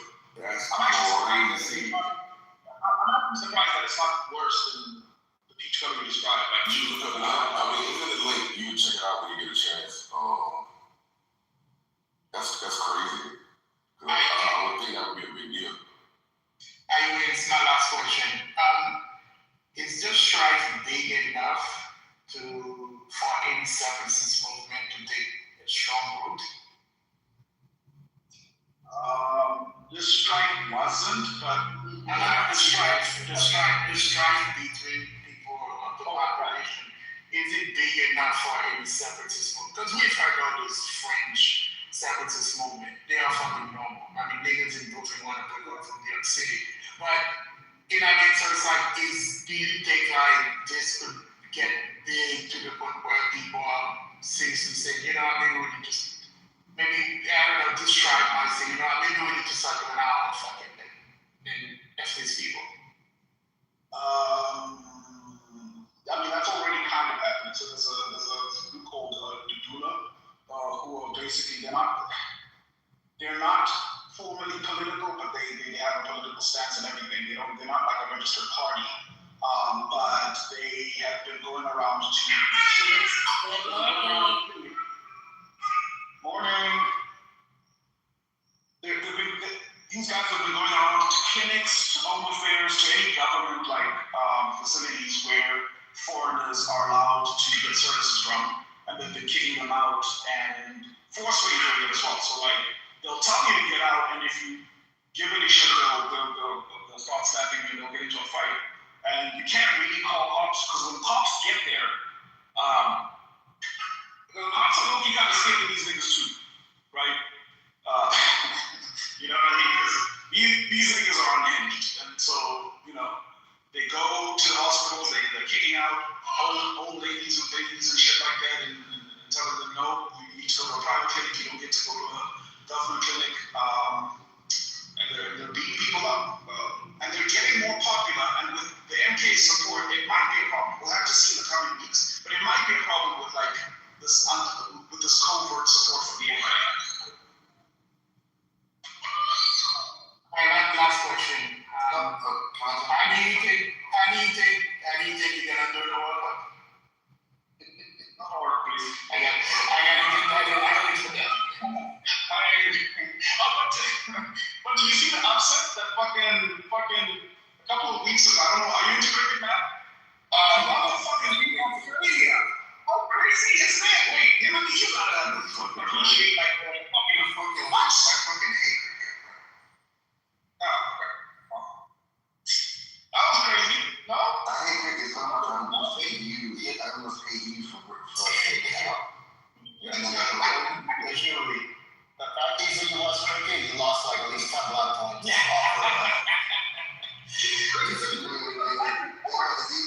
that means he's in the deficit. Yo, you're gonna have to make that up. He's in the minus. How is cricket the blackest? How is it the blackest sport? Best cricket players are the black. Brian Lara. Like you can make an argument for. That's like a trigger. Like the best hockey player would be black.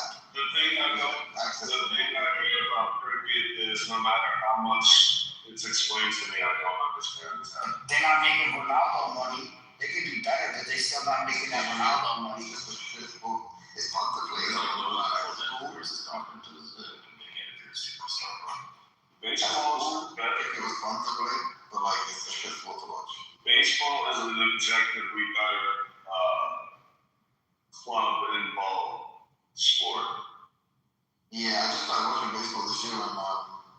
have a question.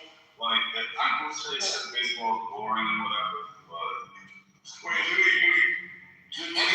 Boring to watch on TV. Not at the stadium. The stadium baseball is fun. It's on the TV. Also fun. It was kickball. This year, what's that Japanese dude's name? The guy. Yeah. Like his highlights are fun to watch. Like this is the first time I've ever watched baseball highlights in my life. Oh, he's the GOAT. We're watching the great all time. No, that Japanese pitcher, the one who like struck out all those Jays guys in last game of the series. What are you talking about? There's like a Japanese dude called Chain, like his fucking has like a white. Begin to the why. I have a question. Yeah, he's a cool pitcher. What's up, Treasure? I have a question for the mod. What's going on? If you can press the drama, you can go to drama again. If you press the red button or the blue button, if the blue button was the red button, would you press the red button or the blue button? The blue one was very question. I got a question to the dogs. Yeah, what's up, Josh?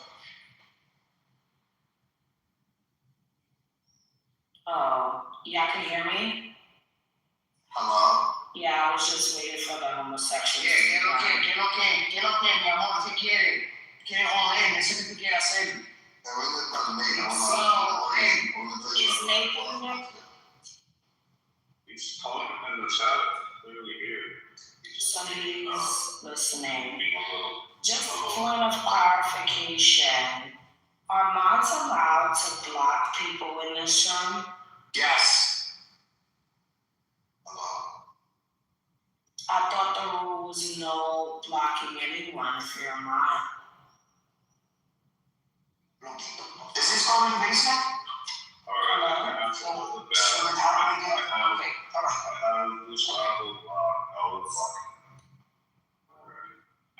You don't have to switch on me. Shut.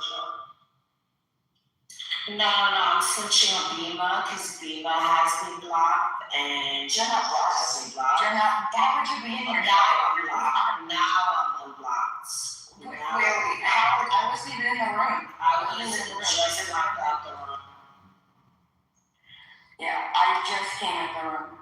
You're So not who allowed. blocked me out there? That's how. Last time it was you. Now all of a sudden, No, it probably was me. When I came in the room, I unblocked you. I unblocked you and your cohorts. Alright, Why would I do it? Right. Why would I do it? Why would I not do it when I just blocked you? I thought she met the team. I'm just making sure that the moderators are following the rules. Yeah, well, you're in here, so. Beamer's a sweetheart, man. Come on. Hey Nate, yesterday, did you see how that fuck that guy password? Did you see how he violated me in the chat? Yeah. He's like, dude, I hate my fans. My fans are fucking weird. Like, No. This nigga humiliated me. And personally, I was never his fan. He's kind of a nerd. But I'm like, you have to give flowers to people that were part that helped build the scene that you No, I saw that piece, man. It's on you. Shut the fuck up, bro. You fucking stupid fucking at my gosh. But like, the reason, like, I guarantee you Nate wasn't a fan of his either yet. Because he wasn't like great. He participated in a battle when he got crushed by Hollow. But he still That's what you were saying, and you were like, but you did, what you said to him was kind of like, don't meet your idols, even though I don't think you're an idol. Right, yeah, no, but he was also like, it's like if you met like, I'm trying to think of a random sixer. Like if you met like a random sixer that was part of like a playoff run, he's like a bench player, and you'd still show love, right? Like imagine you like, yo! You know what I'm saying?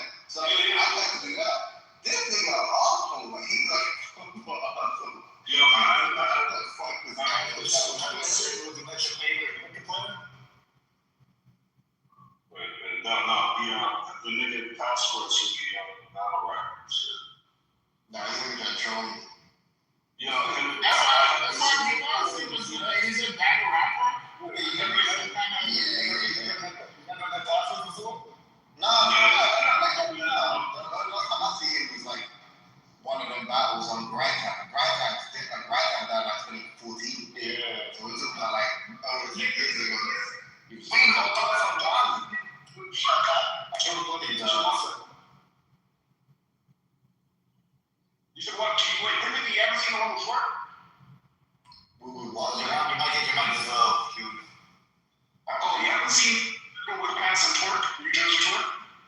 Oh, is he still active? No, I don't watch it anymore. He's still battles. Yeah, I don't watch it. Like, I imagine he does. It's a skill, right? And he's good, like, he was good. Like, so I'm not, when I say I wasn't a fan, I don't mean like I thought he was shit. I'm saying, like, it wasn't like, oh, he was one of the guys I followed. It's just, he was present in the scene. And like Nick said, over there, the grind time was cool. It was like the white, like, where all the white Eminem fans was about, right? And aside from like him, Polo, maybe a couple other people, just because he's like basically one of the only black guys. You know what I'm saying? And he's good. So like, show love or whatever. But yeah, he went straight to just being a savage. Like, and obviously he was getting roots of concrete, so I had to kind of preface it with like, yo. Wait, did I get an answer to my question? I'm sorry, I had to leave it for a second. No, moms are not allowed to block people. Oh, okay. But I do have the lead block. I also have the stuff. I just wanted to confirm. I didn't think that rule changed. Thank you. Good morning. Listen, how y'all doing? We're talking about sports, right? Morning. Good morning. Y'all were just talking about sports, whether you see like the prime players or if you saw some of the guys just kind of play on the team. Yeah. Last Friday, I went to a jazz happy hour at this hotel in Marriott. I won't say location, but anyway, it was some young random players. I think they may have like meetings or something. I'm like, okay, we got some big fellas, you know. So, yeah, we got some stuff you share, you know. Good, thank you. Carry on. I'm tripping, y'all. Definitely be in line. Is that you in your PTO? Yeah, no, that's me. It's fine, baby. And see, we all know what it is. That's what I said. We all know what I agree. What you say, Matt? We all know what it is. What is? What you say? I said we all know what it is. No. I was saying which Marriott. You see one difference in another one. We know what Marriott you're talking about. I'm talking about the Owens Mills. Okay. Owens Mills is the best part of Maryland. That is not DC. No, Owens It's Mills almost county, it's beautiful. My uncle lives there. Any chance I get, we set a month, I go there. I just love it. Yes, I've been in this area for 23 years. I've lived in the city. It just feels good to be there. I love it.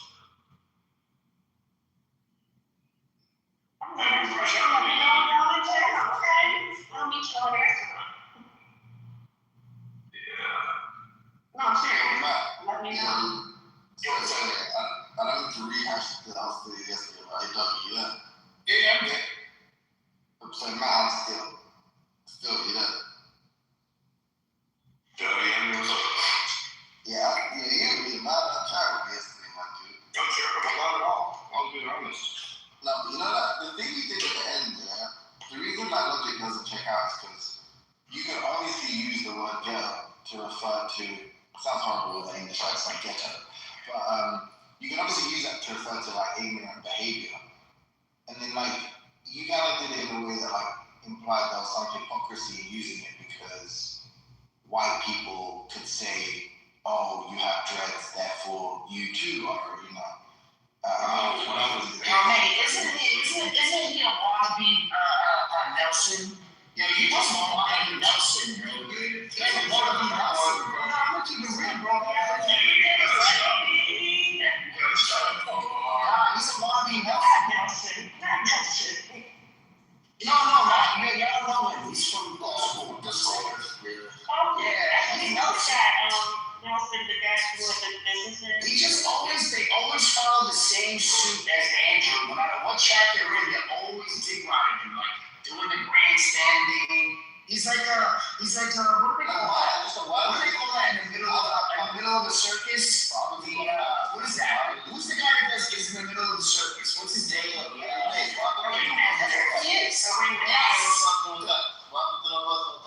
Yeah, go ahead, yo. Say what you were saying about this deal, what we saying?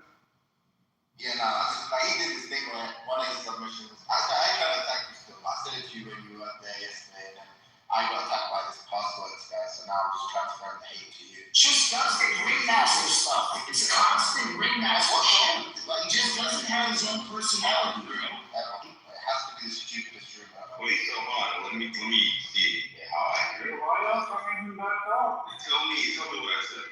Dude, when you guys go to the next meeting or whatever, can you guys discuss like why people do that? Like why mods are allowed to just, when one mod makes a decision, someone just brings the person straight. Like, what's the point? What's the point of having mods? I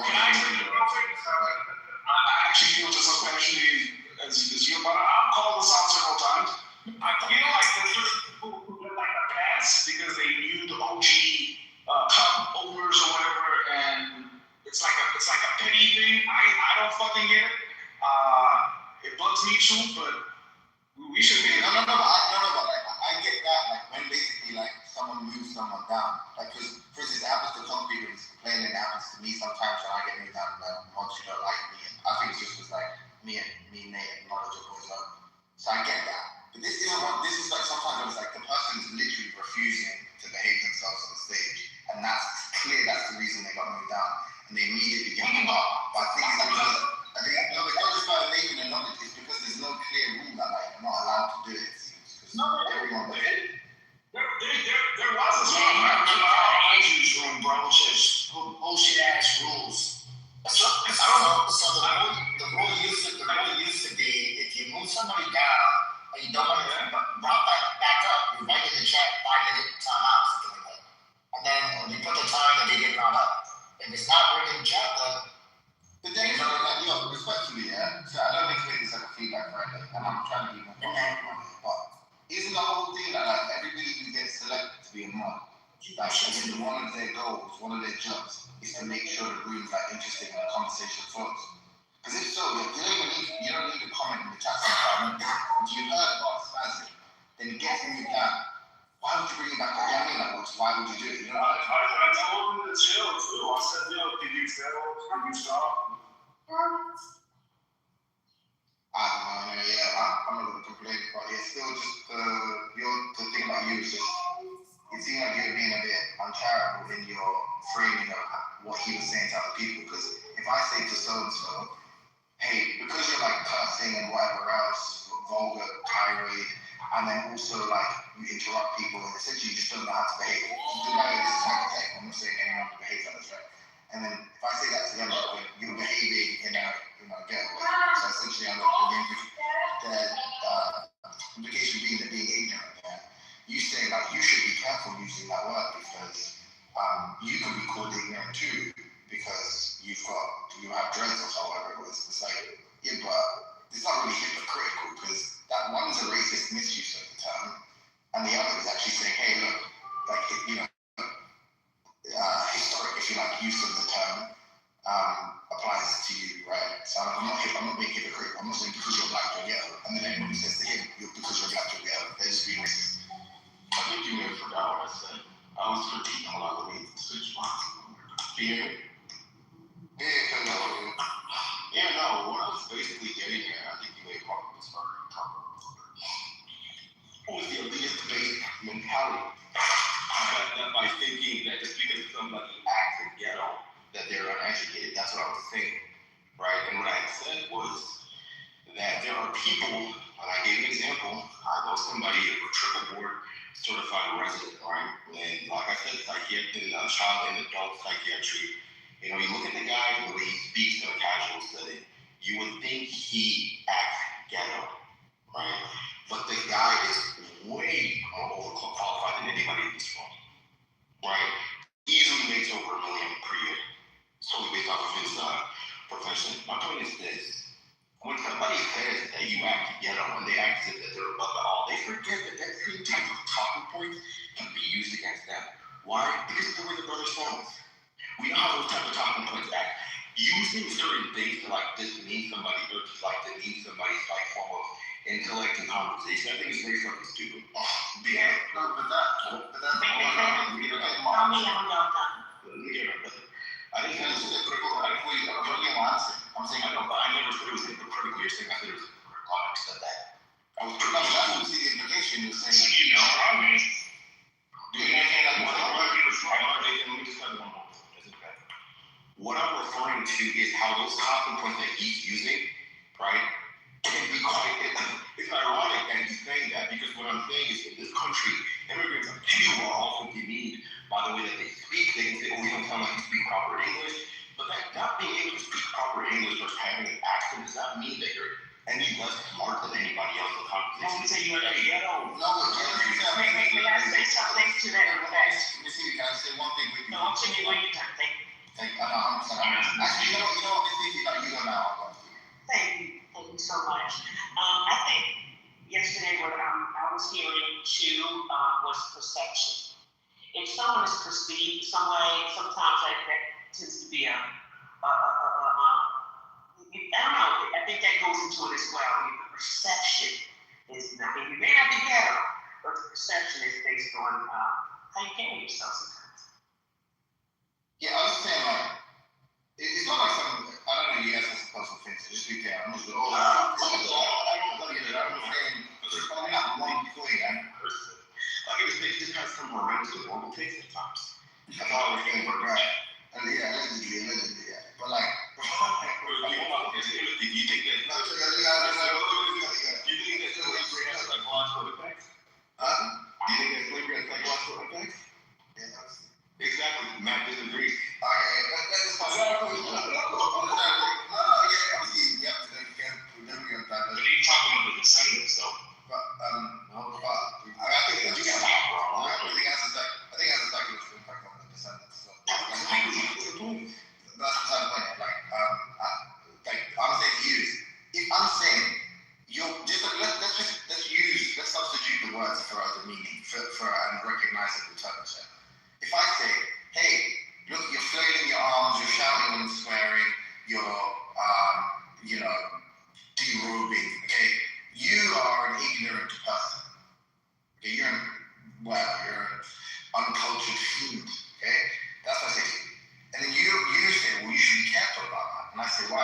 It's like, well, some people could call you the N-word. And I'll be like, so the fuck is that to do what I'm saying to this person? Like, if that person insults me, or maybe another analogy might be like, if I'm criticizing someone for being a Zionist, and by that time, they're, supporting an ethnocracy and, genocide and whatever else. That's why I mean when I criticize them. And then you go, well, you should be careful. I go, why? They're like, oh, because that guy like down the street who has like curls and a kippah, he gets called a Zionist just for how he looks. So, be careful that, you shouldn't be targeting that person in the same way. It's like, they're wrong for calling someone a Zionist just because of the way they look. I'm not wrong for calling someone a Zionist because I know their politics. So if I'm criticizing someone for behaving in an ignorant way, that's not the same as me. That's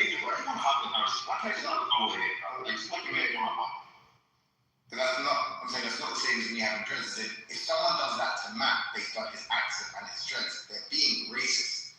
What he's doing isn't saying, oh, Karen, because you're black, you behave like this, or Steele, because you're black, you behave like this. He's saying, because you're behaving like this, I'm going to call you. I'm going to say you're behaving in an ignorant way. And those two things aren't actually saying, and I don't think you're being an elitist. Like, I don't think if I see someone. The guy literally said that he's smarter than everybody. I'm not defending who's smart, who's not. I'm just saying, to one specific point you made, I'm saying, if someone's being, I'm not an elitist because someone who's behaving in an ignorant way, if I call out someone behaving in an ignorant way, I could be an elitist, I'm doing that, but I'm not an elitist because I do that. And then also, I don't think it's fair for someone to point the finger back at me and go, you're not allowed to call someone that. And I say, why? And they say, oh, because you have dreads and your dark skin, you could be the victim of racial abuse that, borrows the same term. It's like, okay, what does that mean? I'm being ignorant. You know what they say, something? No, I remember.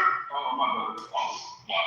Yeah, a lot of times, Steele likes to put on his faith, and because he has like his little personal beef with Matt, he just wants to go there and be a Catholic.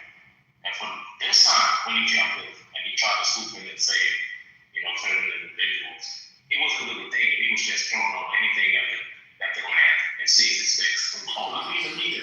Oh, someone to call you ghetto. And that's all he was doing. He was just throwing on stuff to see if it like. But they didn't know. No, it's all shaking that shit off. I think what what Steele was getting at, and this is what I was just listening to the whole time, what he was getting at is the same logic or the same train of thought that you're using is used by those who would discount you for, having to like appear in some sort of way or in some sort of way to people with an accent. I mean, make it make sense to me. Make it make sense to me. Absolutely. He has dreads. People are gonna say that, hey, you look ghetto. But he's saying this, hey, you see the way you person being loud and all that other stuff? You being ghetto. Wait, I don't think you asked me the question. Is that the same thing, Lou? Well, you saying person be A racist person explains that a person has dreads, that means they ghetto. And a person being loud. We're talking about that in the property here? No. I'm giving you two examples. That's what we're talking about. Someone said that, hey, we're not talking about Jackson Park. You're not really like what I said, Nick, and it's really coming down to what it is. You're trying to you're trying to critique what I was saying to make people blatantly misunderstand what I gave a prime example. I don't know how slow you know your parents, right? I gave an example of my friend, a board triple certified resident in psychiatry, right? You don't get a lot of that, even amongst white physicians. He's the crop of the fucking cream in this field as a physician. What I'm saying to you is, how do we talk to people? To some people, they might deem him as ghetto because, like I said, in healthcare, hold on. In healthcare, there's a thing called cultural competency, something that people clearly don't know how that works. What that means, in other words, means that you know how to read the fucking room. When you're dealing with a patient who may not be, let's say, for example, as well-versed or as well-educated, you know how to break shit down in a way that they'll understand. You may have to use casual or quote-unquote uneducated language for them to understand, right? And by that virtue, a physician who may be witnessing that, they may think, oh, he is talking ghetto, he is looking ghetto. Code switching, right? So what I'm getting at is that because of that, people can perceive somebody just by how they talk to other people as quote-unquote uneducated. Meanwhile, you don't know their expertise. You don't know their expertise. That's not what we're talking about, right? That's what I'm talking about, nigga. And I'm like, that's the same, you're not getting it's not even that deep, the point is just that, Timothy, he's not getting it because he doesn't understand the difference between perception and perspective.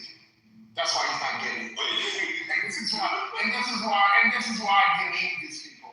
We are talking to people that don't understand perception. That's what it is. You do not understand the difference between perception and perspective. No, you go do the work yourself. What's the difference? You know the difference? You do not know the difference between perception and perspective and perception. Perspective and perception? You know the difference? And perception. There you go. You know the difference? Do you know the difference? Tell us, man. I asked you. No, I wouldn't know what the answer is. You got packed up. You know what There you go.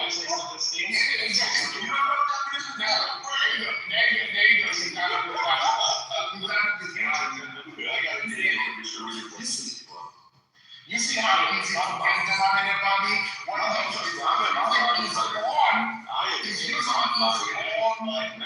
enjoy this. That's what you don't get. I enjoy putting it. You know why? Because I understand at this point, I know your blood sugars are low. I know your blood sugars are low. I'm not the airport. I'm not the airport. How are you being tolerant to know your effect? With that being said, I'm going to admit that. The thing is, you see the world the way you see the world with your narrow view. And if you are using perception, you would understand that it is much bigger than you, and then you'll understand that context matters. That's why you can't understand what's being said.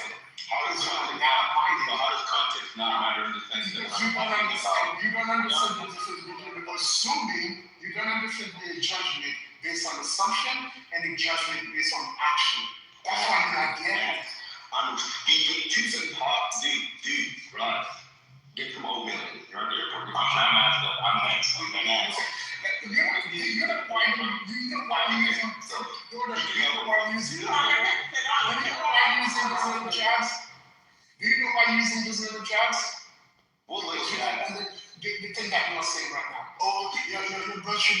get what the problem. It's not a little goddamn truth that you know it is. That's what you fighting that. Right. That's because you can't handle the conversation. No, I can't. You have to create this diversion. You have to. So how about you create this diversion? We're speaking of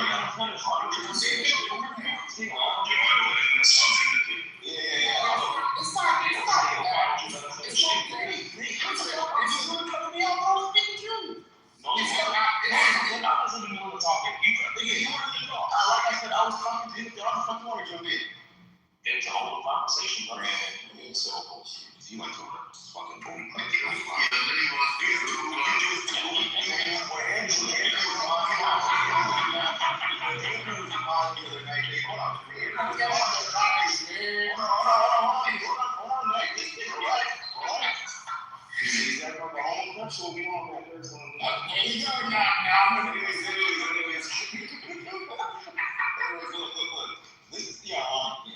When Andrew was speaking the other day, it was when Louis was speaking, Andrew cut him off. You didn't say shit to Andrew, but God forbid you did this. That's the white man.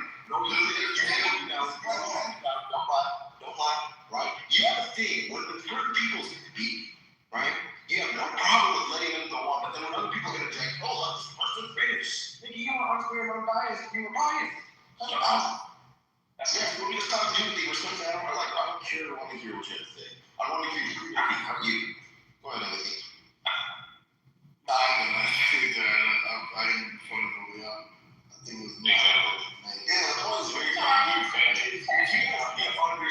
If you guys can't simply understand how certain talking points can impact how other people perceive you as well as you use to belittle other people by trying to say, oh, I'm smarter than you, I'm this, and that, right? Meanwhile, you support fucking genocide. It's fucking insane. No, but that's the misuse. That's not. Hold on, stop. Let me get it out. This is it, bro. Nathan, you don't get a fuck.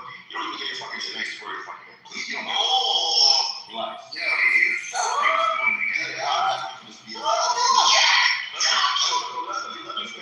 me finish. Right? I'm proud of you today. I've never been so proud of you. Let me get to this. Lion. A black immigrant with a thick ass accent comes to you and says, oh, you know, I'm smarter than you. You had to get up there and educated. A nigga who is built like a fucking linebacker with thick ass dreads says that to you. Right? And you say, hey, be mindful of not only the man. Hold on, I'm asking Lion. Because Lion is black, right? I know you're fucking cool. Just competition with it. So Lion, somebody says that, a black immigrant says that to a black person. They say, hey, you act uneducated, you're ghetto, therefore I'm smarter than you because you don't know how to use sources, blah, blah, blah, blah, blah, right? Then you tell the immigrant, right, hey, be mindful of how you use certain language around certain people because that same type of talking points can be used against you because you yourself also can be deemed as uneducated by the way you speak English, by the way you look, by the way you sound, and by, you know what I'm saying, obviously, that's what you know. Well, it's not a hard thing. It's not a hard thing to comprehend language. No, that's 100%. That's actually a book. Wait.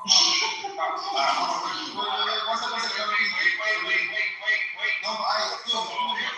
There's a book. There was written, I think, like during the time of the Civil War, where they were talking about the North being to the South because of their actions, that they assumed that they were uneducated or loose and things like that. And they were talking about, uncultured. It's all in this book. I'll look it up when I get an opportunity to.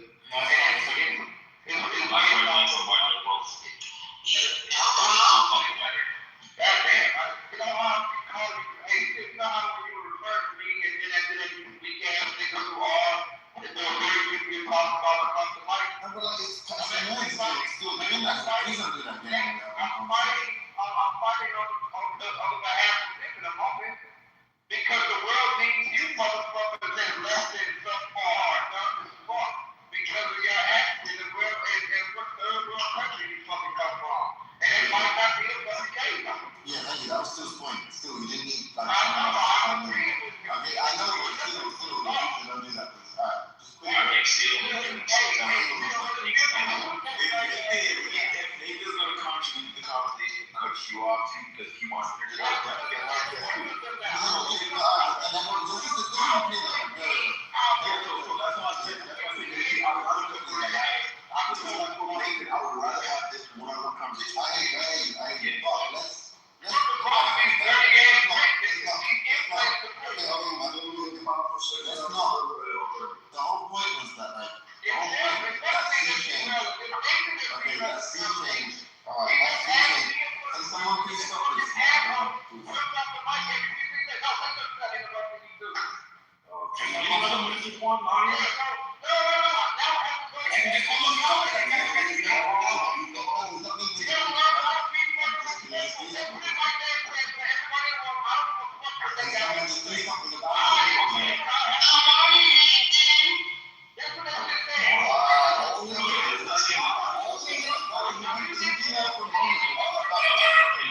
Let's get down in 2 minutes. Go ahead. Good job.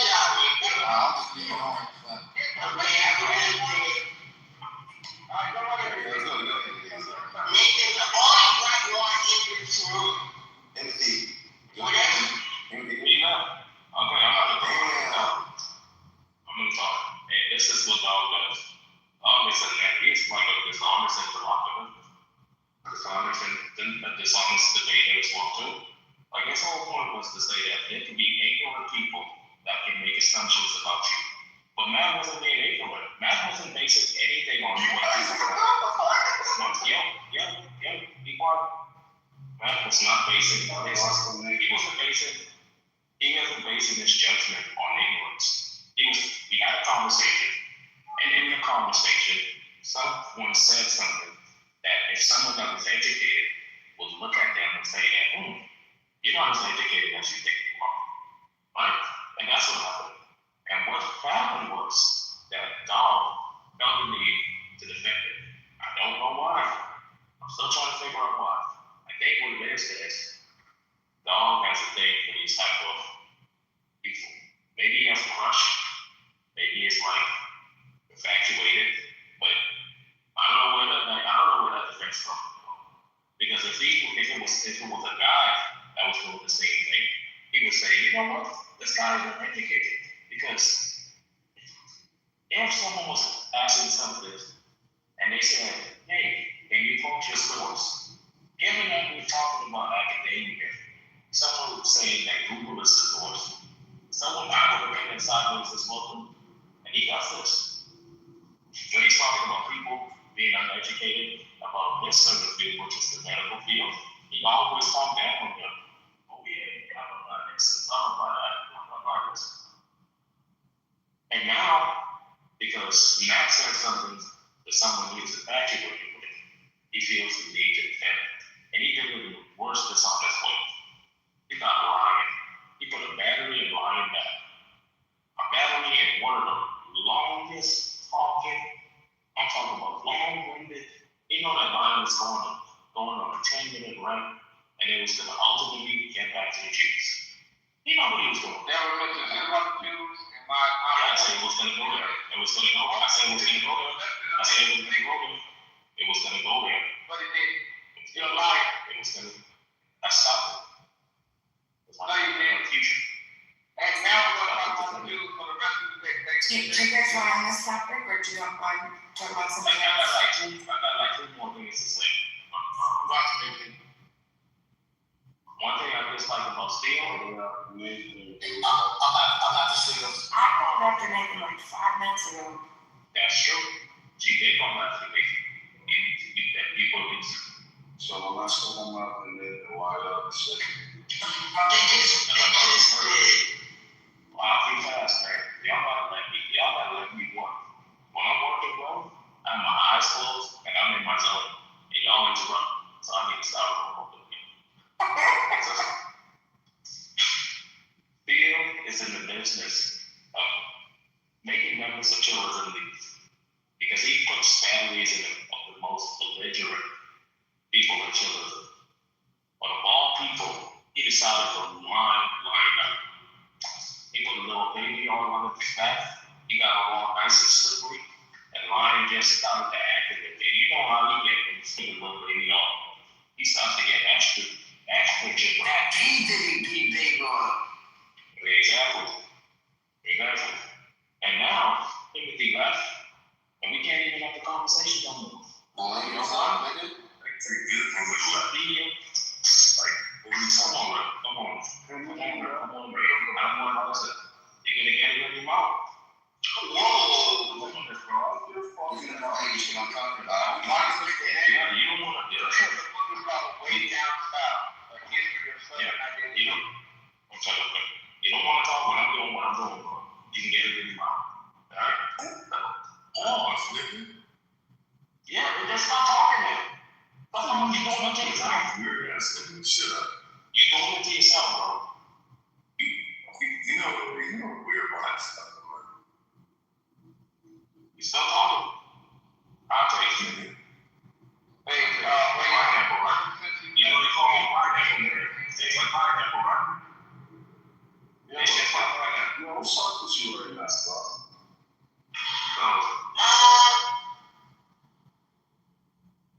Is Nathan down there? Where you No, going? I keep cutting him off. Alright, go ahead, Nathan. Jen, stop me. So, yeah, like I was saying, at the end of the day, we should crucify individuals like Steele. Because what do they bring to children? Besides booty shaking for bad faith people. Steele, besides your main booty shaking, what did you provide? What did you bring to children? Education. Everything that you want to know. That's rhetorical. Everything that you said, I can get it off like a Google, the same place you read it from. You haven't brought anything insightful to children. And I don't mean that in no rude way. I'm just being factual.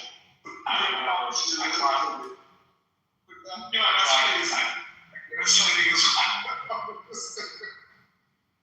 I tried to provide you with a little bit of philosophy. You got angry at me because it went over your head, and you started calling me names and all that other stuff because I took away your Christianity. Then afterwards, when I decided to debate you, you didn't even want to debate me. I don't get it still. I'm trying to wonder what you provide children. The females, right? And I say females. The females and children, you know what you provide. I can't be. Still, what do you provide? That's rhetorical. Females. Yes, sir. Maya? Yo, man, did you read that? Read the chat, yeah. You read that too? That's what it thinks, yeah. That was a good one, right? You need to read the chat just as well. They come up Catholics. They come to the Catholics. They come to the Catholics.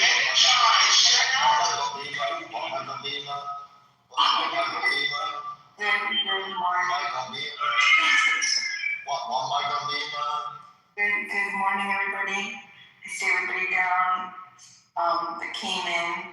There was a couple people that came in and left, but we still got some new people. So good morning. I am a little messed up about this hantavirus thing on this cruise ship. I don't know if you guys talked about this, but what was that, Matt? No, I said I said that last night. I found that to be fascinating. I think we should talk about it. So basically, for those who don't know, there's this cruise ship. I think they started in Cape Verde, or they're traveling. Oh, they began in Argentina. Thank you, Matt. Appreciate it. And anyway, they're on the ship. A guy gets a patient that's not a patient. Excuse me. A person that's on board starts to feel sick, starts to get weird symptoms. Then he died. So then the guy died. He's 70 years old. So they took him off the ship at St. Helena, and his wife went with him. Oh my God, so sad. His wife went off the ship with him. But later, between transitioning flights, or what are they called, connecting flights, the wife ended up collapsing in the airport, and in one of the airports, and in Johannesburg, I think, and then she died. Okay, and so then later, a British passenger was not feeling well, and he was medically evaluated. Now, when she collapsed in Johannesburg, they didn't test her or the guy who died for hantavirus yet, but they did test the British passenger who was medically evacuated. He was tested and it came back hantavirus. So now there's like this spread of hantavirus on this cruise ship, and they're docking somewhere. I think it's, I don't know where it is now, but it's when you're down to the I just saw this on the news. Yeah, I'd love to hear what Miss Fifi has. So basically, we have the ship. And the funny thing is, the name of the ship is MV Hondius, and we're talking about the Honda virus. So that was messing me up for a second. I thought somebody was mispronouncing something, but so anyway, they're not gonna. I'm pretty sure they're not gonna let people off the cruise ship. And now, when they, I think it was the wife, the wife from the passenger, the old man that died, she went on these connecting flights, and now I guess I don't know who it is. Some are, I think that particular passenger is quarantining in Switzerland. They infected.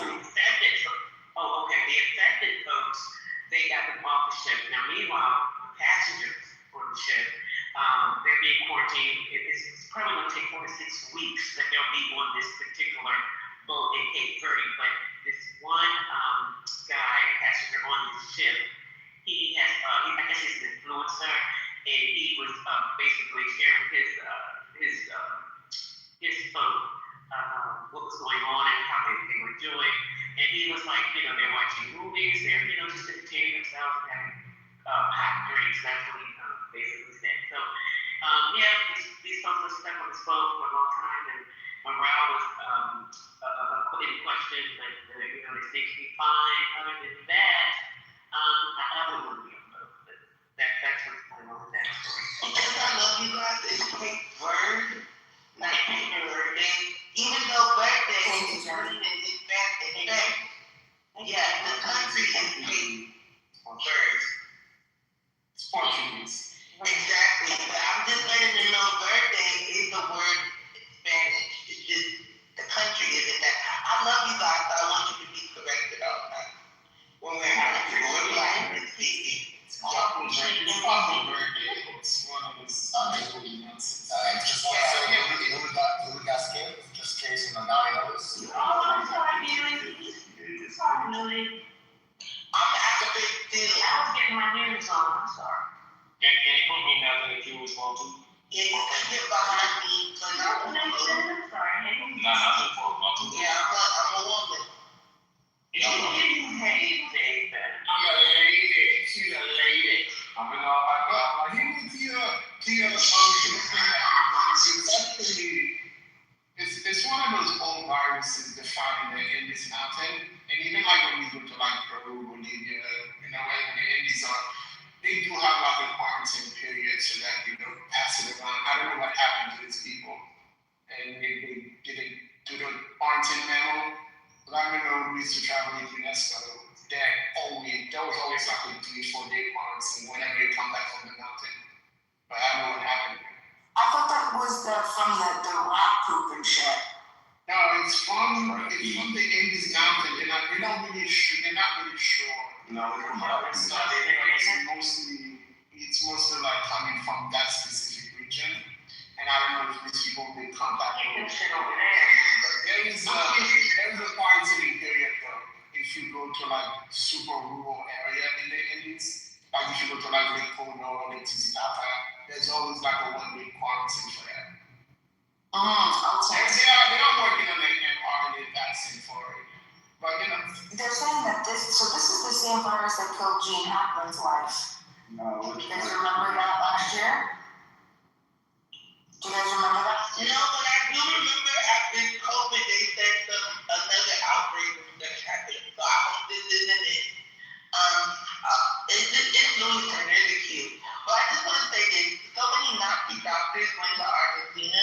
I don't know if you guys know this. You should look into it. I wouldn't be surprised if this is biochemical warfare. You know what, Jasmine? The folks on the boat, they did say they were primarily like wildlife type persons.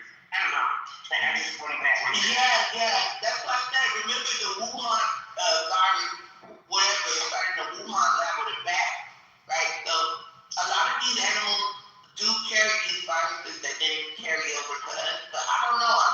Y'all know I'm a conspiracy theorist. So I think this is biochemical warfare.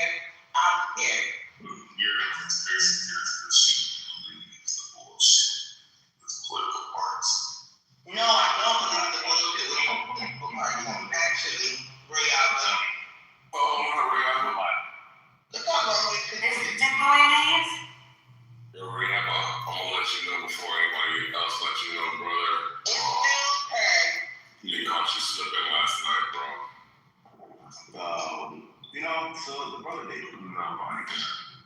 He's just the brother who's gonna walk straight. I think we gotta keep him in prayer. He has very interesting questions like, what does feel? First and foremost, he says, apparently I'm supporting people because I'm a Christ nigga. If you think I have to go on a fucking app to flirt like you, I think you might have to like probably maybe get some help because I don't have any on that. Are you on anything? Yeah, talk to Nathan. Okay, good. Yeah, because Nathan wants to flirt with Monica. He gets mad at Monica. You don't see me doing that to no woman on this app. You can check any woman on this app. Actually, you know how to download your DMs? Guess what? They won't say no. Because getting a woman in real life is not a problem for me. Might be for you, not for me. Alright, so if I agree with the woman, probably because I think that she's right, not because I want her.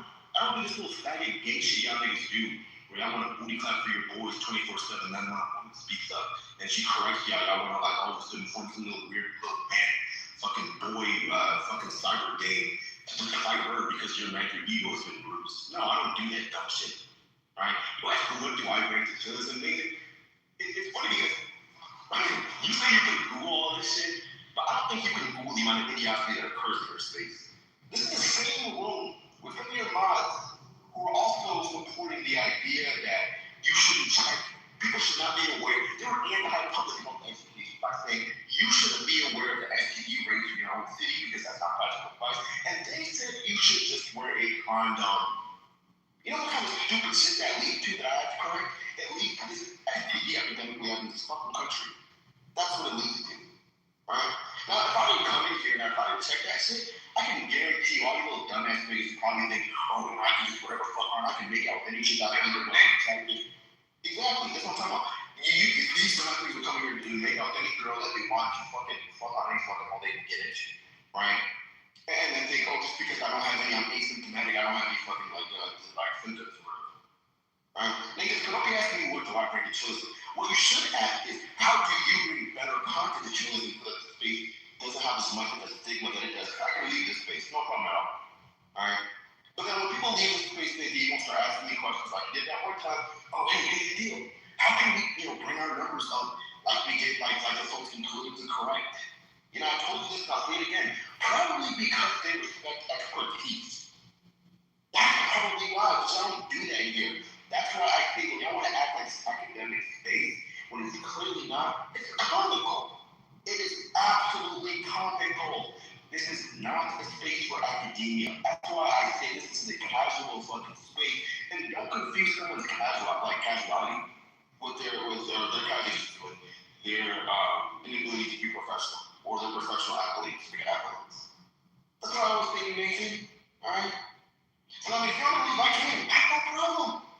Alright? So, like I said, man, I think I'll do that. Also, apparently, he doesn't want to leave. I know he does, because if I leave the year, it's going to be boring. Start talking, we need to deal back, right? Matt said yesterday that I'm now in the same bench as Brad. Brad, you heard that, brother? Brad, you know? Brad, I'm in the same bench as Brad, man, because I wasn't even going harder. I was just asking you a question, and you're really not flustered. I might have to give Brad a fucking high five at this point. If our egos are that low in the gutter, that you're fine to go away. I'm not done. Respect the queue. I'm fine to go away. Respect the queue. Respect the queue. If you're going to associate me with Brad, because I question you, if you're talking like, well, there was somebody else, yeah, bro, like, maybe you got to get your roots together. Like I said, this is why people don't respect your space. This is why this space has this thing alone. This is why. You complain about me still being a disclaimer, just call it as weak, right? But what in children has to be honest. Y'all want to talk about fucking hypotheticals in which minors get molested? Y'all want to be supporting fucking child predators? Y'all want to do all this funny shit that you want to call me and you just all this shut the fuck up, that fuck shit. Like, let niggas live, man. If you want to whatever, let niggas hash it out. Y'all are always kind of fucking quiet all the time. If you can't fucking get your debate up or your verbality or your comebacks up, then stop crying to me. Just put your game up. Stop door came up. That's all I got to say. Okay, Nathan, I know you're after me, but Yo, yeah, Q, because you were just mentioning Nathan, would you like to go in front of me and then I go after you, or would you like me to go now and then you go? If you don't mind. Yeah, I would like to break up between the rebuttals, like, so I'll go after you, go ahead. I can go after that. No, concrete after me. I'm not that beautiful black queen and tell her, Yumi, How about you, Tom? Yumi, you would say point of moderation because you mentioned I think they like women. oh no, son, you need to get online. I'll be nice and slow. One thing I do like, You gotta stop that gay shit. no. It's usually cute. I gotta take it nice and slow on this little thing, bro. You know, for Kool-Aid, that means it's not sweet. You done? Alright, thank you. Oh, you have to I'm trying to say. No. I'm just trying to say this little. Okay, look. Yesterday, look how you contradict yourself. The only thing mattered what he said was fact. He seemed like he was acting like an elitist because when someone quoted that they got their source from Google, he made a sound. That's what that small light skin man said. He made a sound. If you're a person who appreciates academia, right, and someone says that, hey, my source is Google, if you do appreciate it and you like academia, you like intellectual coins, and you like educated solutions, why is it that you'll get offended by someone saying, there's someone saying their source is Google? That's rhetorical. So here's the thing, man. This dude speaks on two sides of this problem. I think what it is this. He wants to be an individual who's respected for his accolades. But every time he opens up his mouth, for some reason, the people that he talks to, they don't match him. And he always goes back to, oh, bro, Mr. William. Oh, it's the people that know my brother. Ask me anything about things that are like scientific method, things that are generally accepted within science, or just general facts. I don't have a problem with that. Well, some of the people that you support, they have problems with that. How about you ask one of your good friends if they believe in evolution, right? You say it's the wrong. No, it's the people you support that you don't challenge. What you should be doing is challenging some of the people you're close with. Challenge them, bro. You know why? Because you always quit them booty shaking black light-skinned ass up with them, bro. Even when they're wrong. Even when they're like that shit is the craziest thing. Like, listen, if knowledge wrong, I'm gonna let that nigga know he wrong.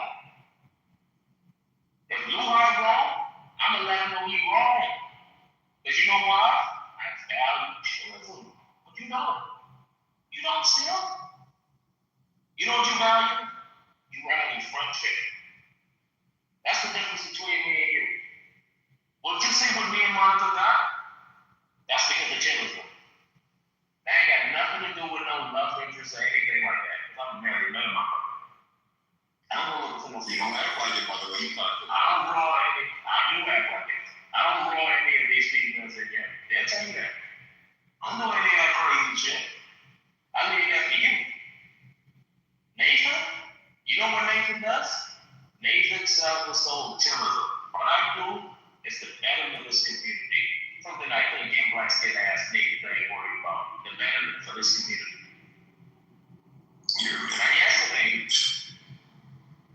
Now yesterday, when you was up here supporting all that ghetto ass shit, right? Talking about, and here's people see, oh, he said she has ghetto. But someone that's dumb and ignorant could call you ghetto. Like, how is that us smart that they're talking about someone's ghetto ass actions? Make it make sense to me. That's rhetorical, bro.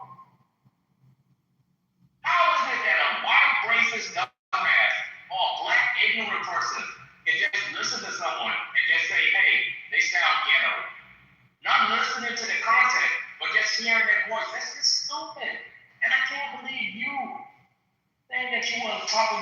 asses came up with that response. It seems like you just did the work, my brother. There was no comprehension. There was no understanding. There was just someone who regurgitated them. You know what we call that? We call that a T-zone. Or we call that an NPC. You just input the data and they just spit it right back out of you. Apologies for that, my brother. Apologies for you to manipulate the information you got, brother. Be creative with it. But you didn't do that. All you did was did the work. So you don't get no credit for that. And lastly, I just want to say this. Shout out to Jazzy for giving me a spot. And shout out to Eric as well too. Eric is another brother that's up there. He isn't good at debating, but he's definitely shout out to Knowledge. That's my dog for a long time. You know how it is. Shout out to Huey being back. But you talking about something that's smart, bro. That's a smart brother right there, bro. You gotta take notes. When it comes to Africans, him and Timothy, they might be the best Africans. I'm sorry, bro. And I think that Timothy might be the better Nigerian. And then right after that, it's Obi. And then, no, it's Chicken Belly. Obi. Yep, Chicken Belly then Obi. Then afterwards, then you gotta put Steel. You gotta be for real. You gotta put Steel right up underneath that. And then Luhai. And no disrespect, you gotta put my boy King at the bottom. But as far as Nigeria, Nigerian disrespect. Crazy. that's what we just gonna rank it. King at the top. Okay, King is smart. so anyways, so yeah, so I'm right here. I just want to say this. But as far as like Africans, the South Africans, they might have it, bro. And you gotta appreciate that. We all gotta appreciate that. And I am my turn it off. Look, I just want to say, if I ask the individual for advice, just take it. I see something in you, bro, that you don't see. Don't take it as I'm asking for help, right? Take it as I'm asking you for something you might be insightful for. That's a sign of respect, my brother. Because I can go and find another fucking Nigerian on this app, bro, that's 10 times better than you, bro. And it's easy just like that. That's just light-skinned Nigerian that comes in here. I forgot to be funny. 10 times better than your thing like that. You know? Yo, why did you have to smoke niggas? It's alright, dude. It's okay. Nah, I didn't sell. You shut up on the bottom field of the fucking Nigeria. Yeah, he did. It's alright. It's alright. He told me he don't have no friends on this app. And I want to say that that's actually pretty smart. Because the minute you make friends on this app, it's not good, I promise you. Sometimes it's good, but most of the time it's not. I kind of regret a lot of the friendships I made on here. So maybe we should move like that. It'll be less personal. Because I just didn't like that take shit personal. One thing, You? hold on one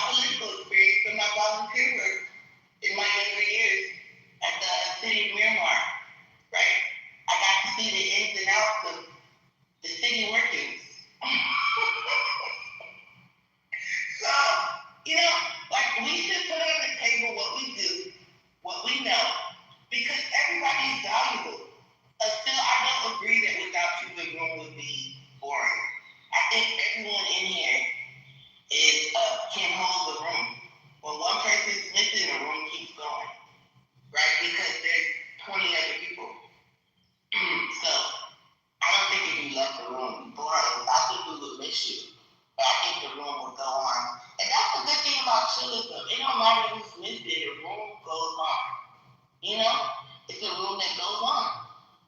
And that's a good thing, Nathan. You built a little cute thing there where it doesn't matter who comes in and out. The room is the main character, you know? And that's pretty dope.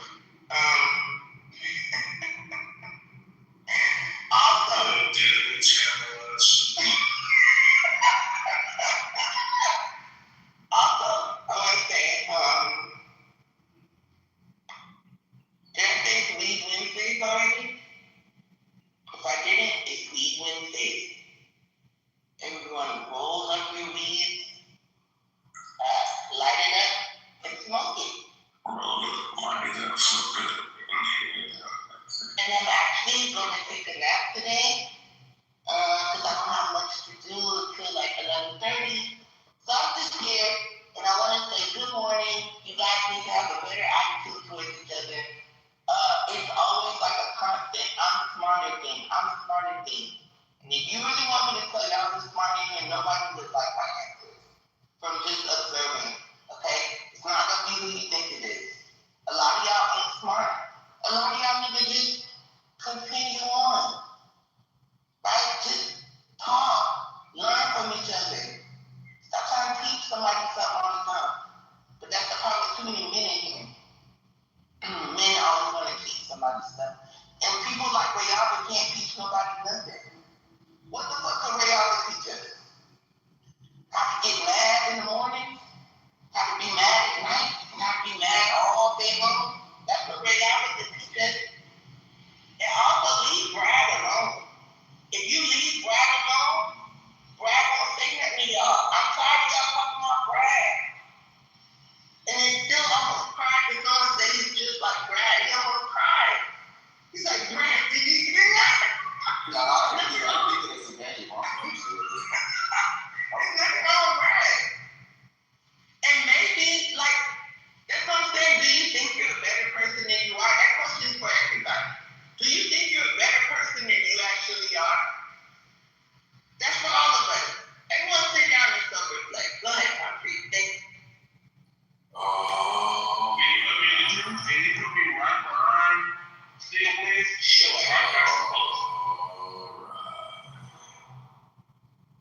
Genevieve is what we call a lying negress.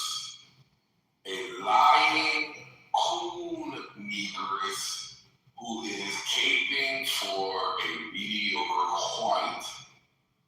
And she alluded to what happened yesterday, but she did not tell the truth. I was minding my good, clean black business, enjoying the belt to ass that Mr. Finley put on Brad. And here comes this white gorilla monkey just all over the place, right? So,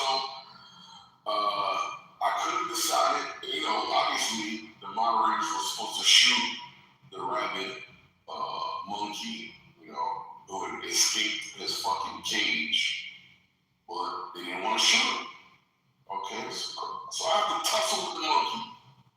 I don't mind tussling with monkeys from now and again to keep my skills sharp.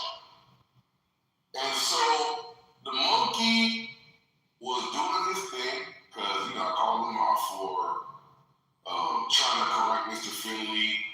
That's not true. And of course, Mr. Finley had the statistics on the uninsured Americans. Mr. Finley said it was like 25 million. I looked it up. The report or the number that I said was like 26 million.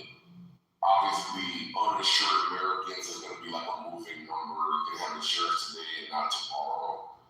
So when Mr. Finley said 25 million and Brad said, that's not true, it was just like a feeble attempt at a one-up. And when I pointed it out that, these are approximation and you can just, take it with a grain of salt. You don't have to think of it as an absolute fact, right? You said, not even close, right? And then when I highlighted that Brad loves to fucking, try to one up Mr. Finley, much in the same way that like Doc tries to do all the one-ups, like constantly. He really lost his shit, as he should, right? Because he is a incontinent, mediocre, white privileged, angry white, and yeah, it is what it is. It's par for the course. But anyway, I guess the monkey's probably not up. He's probably busy. Or he's learned his lesson. Because I made that monkey dance. I'm not gonna lie. I made that monkey do the Watusi. And it's easy to make the monkey dance. I can share my technique. So the monkey is going to interrupt you while you're speaking. And then you can either turn up the volume, amplify the niggatry beyond what, he's capable of engaging with or engaging on, a level he's incapable of engaging on. Or you can just bide your time and wait till the monkey is submitting and you can attack during that submission. Because the monkey's always got something he wants to say at some point. At some point, he's gonna, the opportunity's gonna present itself. Or you can just keep antagonizing him and making him upset, and he's gonna and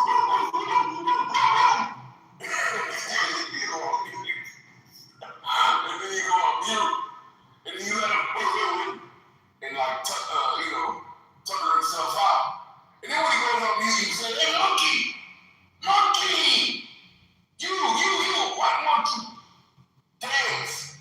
And of course, he can't stay on mute while you're going back into a fucking dancing session. So guess what he does?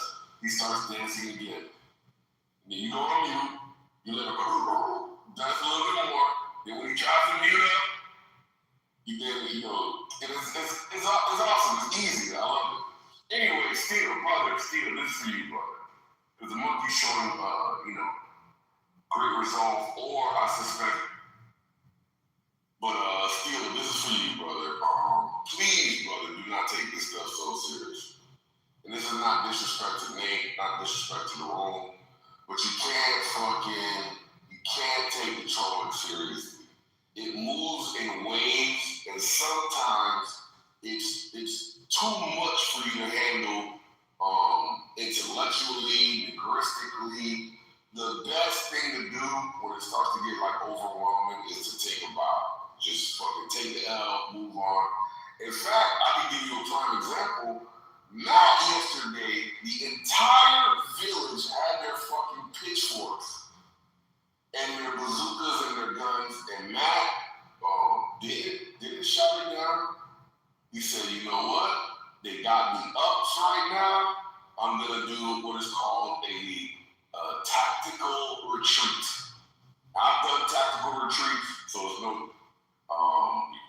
You should do tactical retreat because you can't fight the wave. If you got 5 gorillas attacking you at one time, right? Think of Sha, Jazzy, Guava. If you have 5, excuse me. If you have 5 gorillas attacking you at the same time, sir, your words are not even being heard. And you are getting emotionally involved to no avail. Because these gorillas don't get tired because you're upset. That actually invigorates them. They actually feed off of negative energy. In fact, Shasha's been up. She was up until, I think it was 3 o'clock in the fucking morning, talking shit. I'm so fucking tired. I said, this nigga is fucking relentless. And she was attacking at all times. There were innocent people. I went up to her and fucking Jacoby's talking shit about somebody in the room. I'm like I said, what? Yes. I said, these motherfuckers, bro. These fucking Puerto Ricans teamed up, fake fucking Jew, second class Jew, teamed up to attack an innocent person. Like I say who it was. But anyway, yeah, I think the white monkey's busy. Cause that monkey should have definitely have attacked by now. that monkey's asleep. Alright, I'm good. Go ahead, Inco. I want to be added to this juice. I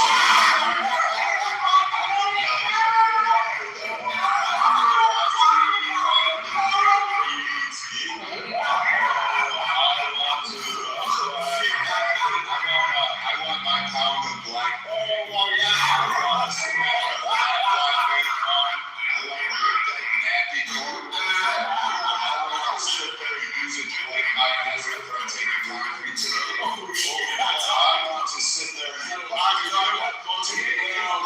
Attention day, since he doesn't have it, I want to have it. I just asked him to put it in. You have that fucking bitch as well.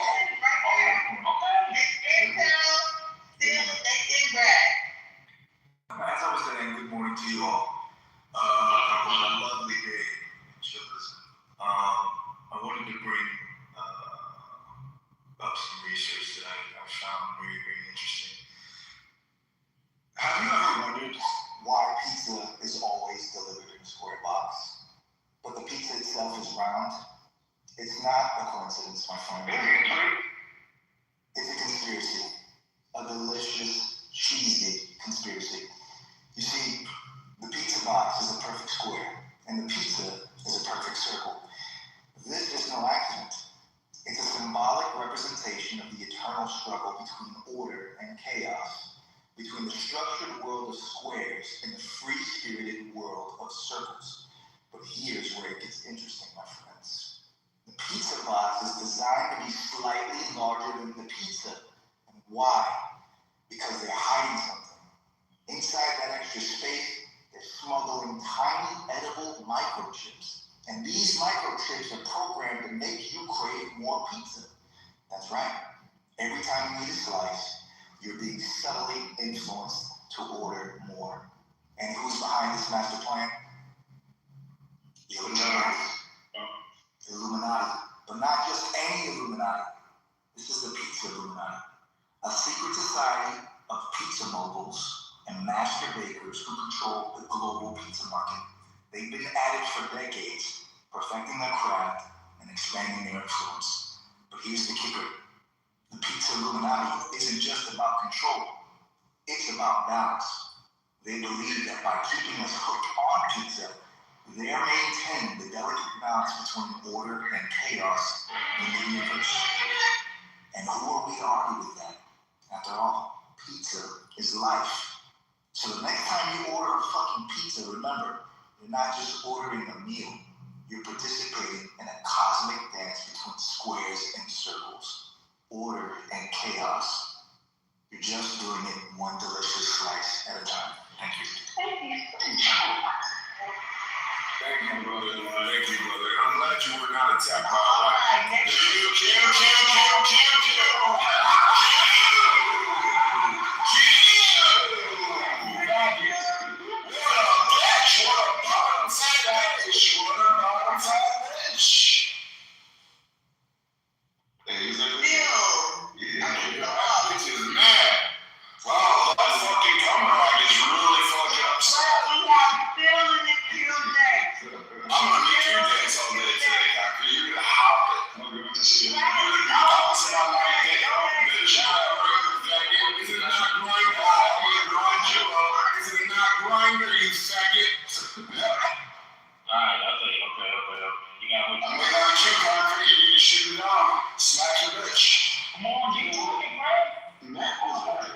Matt was right. I ain't on the same bench as Brad. You know why? Yesterday I told Matt that when I fucking put the shoes out for him to dance, he will. And he did yesterday. Now look at Brad, and he wasn't even there. Maybe this is like telekinesis or something.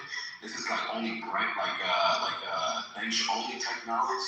But I do think that when certain people sing the tune, we make them dance. And who I make dance is the brother Matt.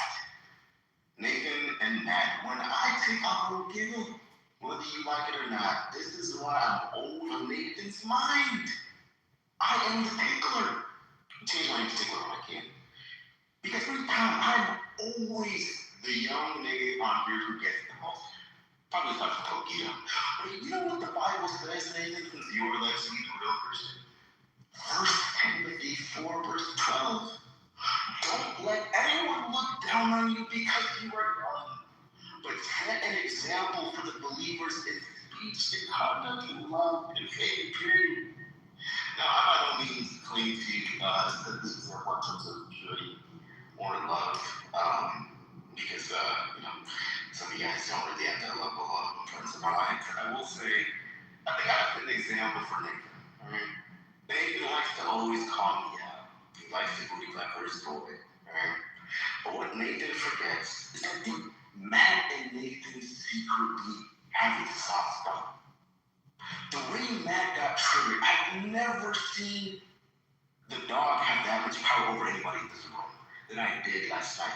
And I realized I am a fucking powerful force at this point. Truly.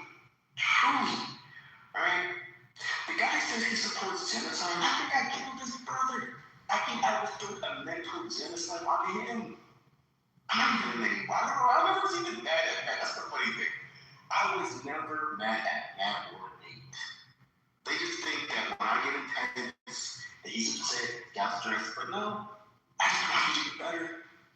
I'm like, it was me, Nathan, who was defending your degree when people were shitting on the arts. It was me, nigga. Nobody else. When you were all alone in the corner, when you were begging for daddy, guess who came out of the shadows? It was dog. Yeah, I came back from the store. I gave you a milk, nigga. That was me, Nathan. When people were saying, the liberal arts, the gender studies aren't important, it was me who said, hey, you know what? These courses are actually important because they help to fuel the scientific advancement of things like during the Renaissance when it comes to things like anatomy and even physics and mechanics. That was me, Nathan. Alright? So before you want to get on your cape, and you want to, say, Matt is a grown man. Matt is an elite black, or so you say. He doesn't need saving. Matt is his own hero. And I am his fucking nemesis at this point, I guess. But for me, like I said, I don't take that seriously. When I got this app, I live my life. Respectfully, I don't have that much respect for somebody anyway. So, once you guys really say, it just goes in through one ear and out the other. So this idea of thinking, I'm smarter than you, and Jazz is a phenomenal point. Do you really think you are better than we sometimes think? There's a question for all of us to reflect on. And I think moving forward, especially for the moderators, because they have the most power in the room, that statement really needs to hit home. You ain't nobody's daddy in here. You ain't nobody's fucking brother. You're nobody's whatever advisor in here. You're nobody's professor. Alright? You are not.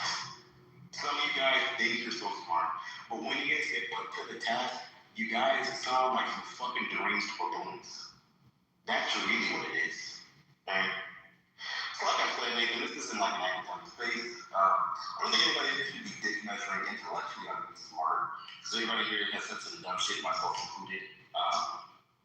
But yeah, I just think that yesterday was just a horrible example because we did give up facts and why the statement was, why it was questioned. And here we are. I didn't know questions could hurt so bad, but hey, here we are. Go ahead, Brother Bradley. Pass me down if you want to. Actually, it's Nathan's turn, and I'll go after you. Thank you. You said I'm trying to skip me. I'm telling you what, these Nigerians, this scam models, bro. Let me just say this, man. Still, listen. You didn't have to defend my degree.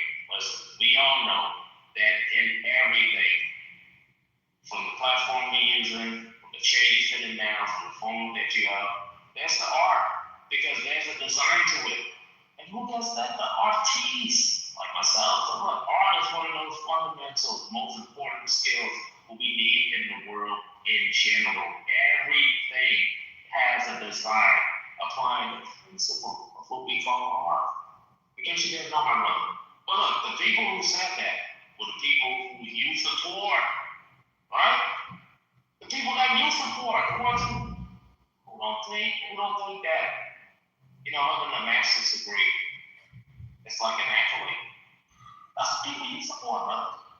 We all know that individual who has this master's degree, that's something.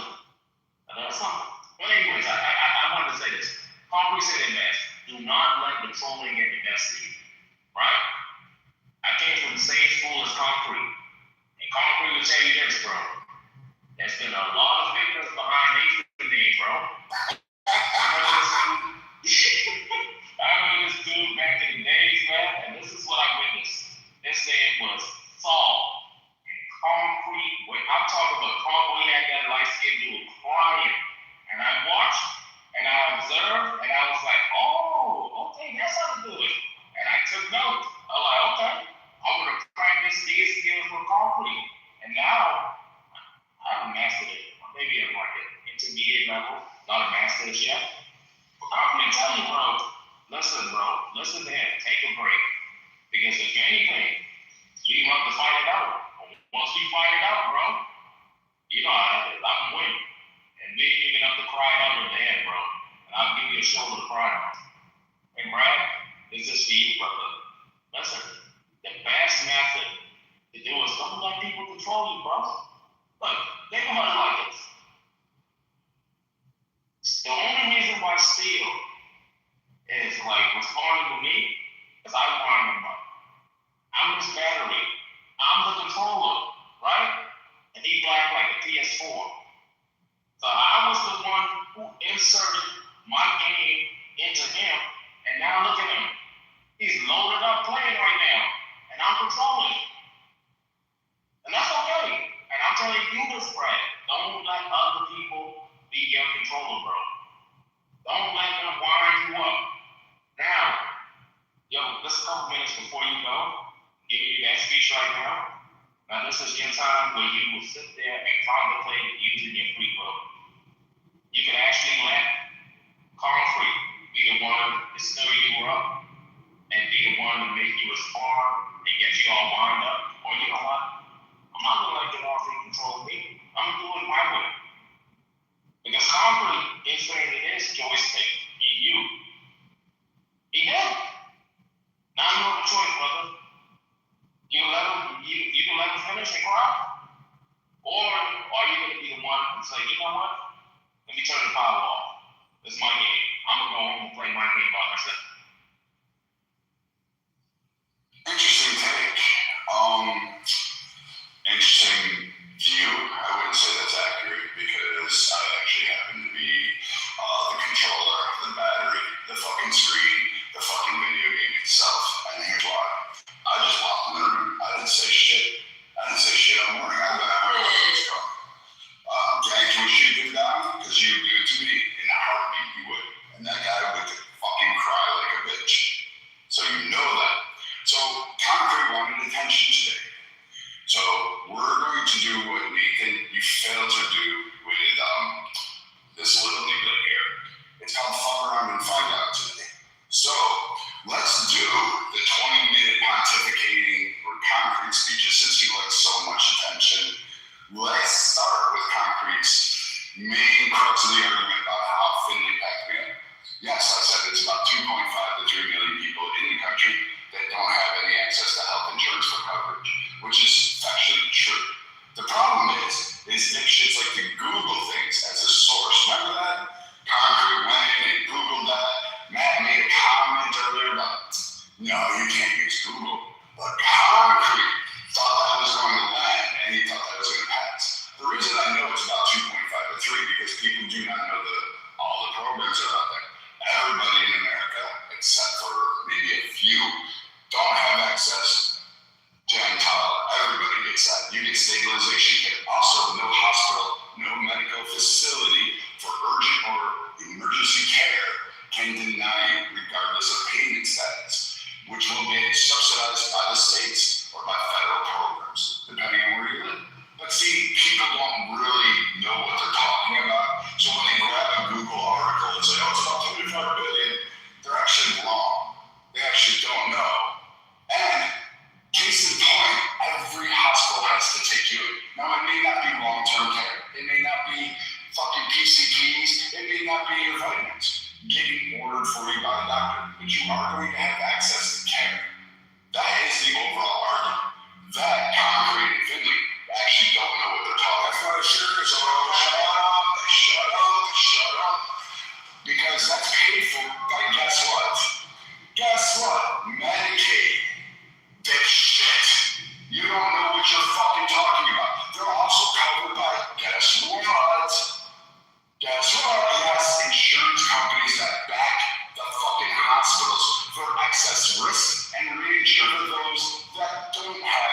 insurance, so the hospital doesn't fall on that. They actually get paid for that, for those long-term services that may occur.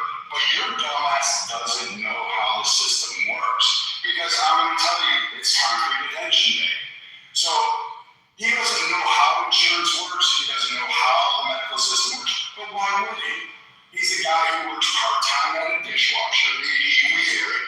You know, people come up and order lattes from him, and he has to like pause and go get it to work. He's got to change urinal paste out and put those things in. He's got to sit there and scrub toilets after someone blows him up with that shit all over there. And concrete's just pissed off in life. Because maybe he went to school. Maybe, I doubt it.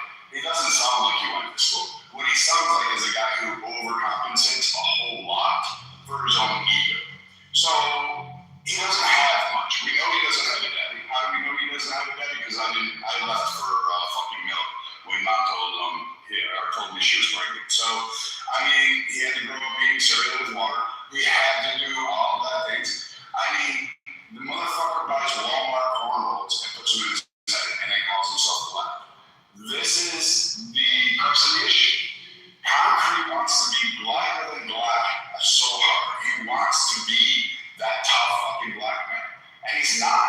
He's a crybaby. He's a bitch. Every time you talk about an issue, it's always got to be, concrete's going to go on a 30-minute rant with no facts. He just says, according to statistics, but never post a link, can't win on a political debate, can't win on anything. This is why Patty's room, all of those mods, laugh his fucking nigga ass off since he does it. The chimp, the little tiny baby marmoset, this little guy, didn't have a fucking career. Hey, here's the better part. He sits in the audiences, listens to other people, and then comes back here and regurgitates their talking points to try to make some fucking grandiose scheme and thinks somehow he did original thought. You know how we know this? Because motherfuckers were coming in from other rooms, co-signing that shit, saying, yeah, that was said in the other room. That's actually verbatim. So concrete isn't even original in his own thoughts. Well, let's go a little further. Let's deep dive into concrete's problems today. So concrete likes to send dick pics to girls. Loves doing it on Clubhouse apparently. This is something. He has an obsession with one particular woman, overwhelmingly above all. It's so bad to the point she had to tell him no. No means no. Concrete persists. And when she rebuffed his advances, reset left on his dick pic, that little tootsie roll between his legs, she said, you're way fat. You have to hold up your stomach just to show it to me. And now I don't want anything to do with you. And he got pissed at her. He fucking went off on her. He screamed about it and then launched a fucking campaign to dox her, to do all sorts of things, to invoke her, do all sorts of things, call her every name in the book. And what's weird is concrete asked for protection from who? From people in this room. People around him, he's like, oh, she's just mean. She's too mean. She says mean things to me. A 4-foot fucking woman sat there and fucking made a bitch out of concrete. Literally said words to him. And he cried harder than any other person in journalism history. If we had a bitch award, the Crybaby Awards, concrete would have won that shit hands down. I mean, you would have gave him the golden maxi pad for his fucking feminine tears. That's how bad it would be. And we know this to be true because concrete can't take the criticism. He can't stay on stages when he's fucking challenged because he has to dip out like the coward he is. This isn't a man of chosen. This isn't a feminine woman of chosen. This is some fucking transformer, not even trans, because that's a different category. Concrete is literally the immature cuck that is pissed off at the world because he was born in it and he believes he should have been handed it.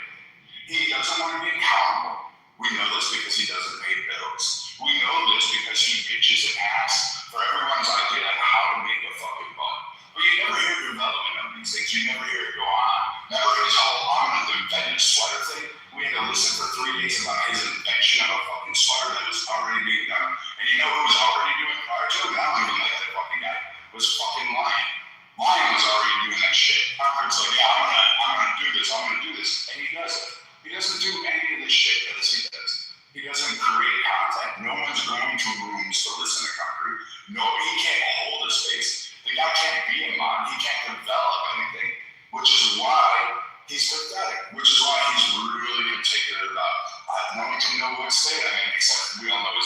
state, we know what he does.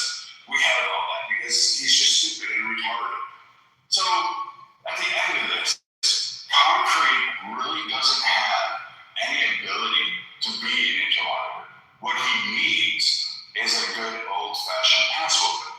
And this is the same type of obese black guy that sits there and screams, white people are evil in the world, white people are bad, can't see his toes, has to fucking sit like peas because otherwise he can't find his dick, his little T-Rex arms are going around that belly, trying to fucking get a hold of it, and it's just spraying everywhere. This is the guy who has rings around his tongue that are fucking blacker than black, and has a fucking shitty apartment that nobody can go with. And you know he has a shitty apartment because we get to hear his interactions in it. Because the motherfucker's not stupid or smart enough to put noise suppression on his headphones or his phone in order for us not to hear the background, which is so annoyingly loud overhead. So this dipshit allows us a purview into what his world is. He's not working in an office. He's not working in a building. He's not earning a paycheck. He's consistently in a cafeteria style. Maybe he's a school cafeteria person. He has to wash dishes at school. I don't know. Sounds kind of similar because it's the same background noise every other fucking day. And it's always the same background. He says he works in construction. Never heard a hammer. Never heard a construction site go on that background. But I can hear fucking dishes every day. I can hear dishes for the entire day if I sat in here and listened to his room. You can hear him. We know that he's full of shit on this because if you were in fucking construction management overseeing, you wouldn't be able to spend 30 hours on fucking Clubhouse in a day, constantly talking, and then not be able to hear, like, I don't know, a fucking saw going off in the background. Concrete is good at one thing, ChatGPT and Google. That I will give him that. He's really good. He should probably look into how he can incorporate that into a career. Shoot him down. Come on. Shoot him. Because I'm not done. I haven't even gotten to your mother yet. So this part is really fun. Concrete's monkey ass goes into other rooms and gets packed up. Fucking really. Even by people he thinks are friends. Patty don't like him. Lady don't like him. Fucking Goat don't like him. None of the gay guys like him. All of them fucking rip his ass apart on stages, calling him dumb, ignorant. They fucking laugh to him, which is why he keeps bouncing into here because he thinks somehow he's got a place at home. But his dumb ass can't figure out that it's just him. He doesn't have a personality. He doesn't have a physique. He doesn't have a neck. It's just folds over and over again. How do you have that much phlegm in front of your tonsil stones? How do you manage to keep that in your mouth that long? Spit, motherfucker. You're supposed to swallow like a good little bitch. Not fucking hold it in your mouth for hours on end while you're talking. But you have this massive issue that is problematic to literally everybody.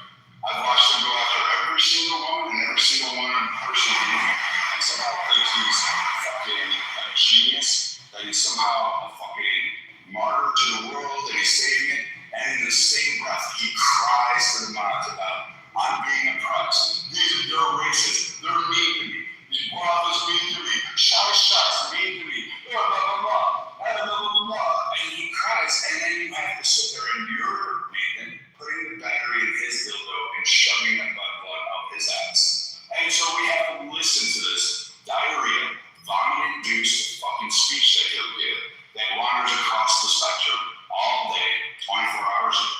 And it goes on. He wrecks your roots on purpose because he has a need to actually try to be the center of attention because he wasn't wanted as a kid. His mother was like, damn, I tried to abort you. You're fucking herpes, you just won't go away. That's concrete. And, you have to give it credit. I feel bad for him. He needs a man in his life. We need to teach him that apple is okay versus fucking hot potatoes. That orange juice. He's not fucking talking anything. Hey, you know what? I'm going to keep going. I told you I'm going to do a concrete rant. I'm going to concrete rant. And then when I'm done all day, because I'll be working from home, I'm going to sit here and pack your ass up every time you come off mic.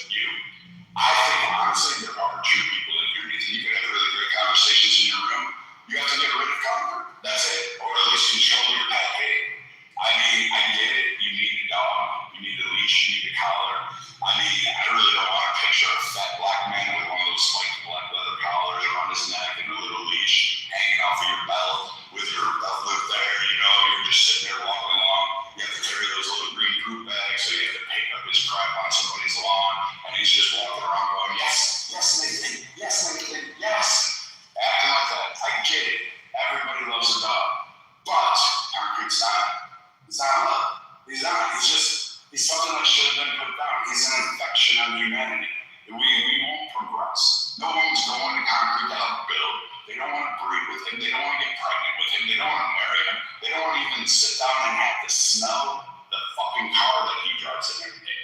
That's how bad he is. And then his justification is, I don't have to better myself. It's always a white guy.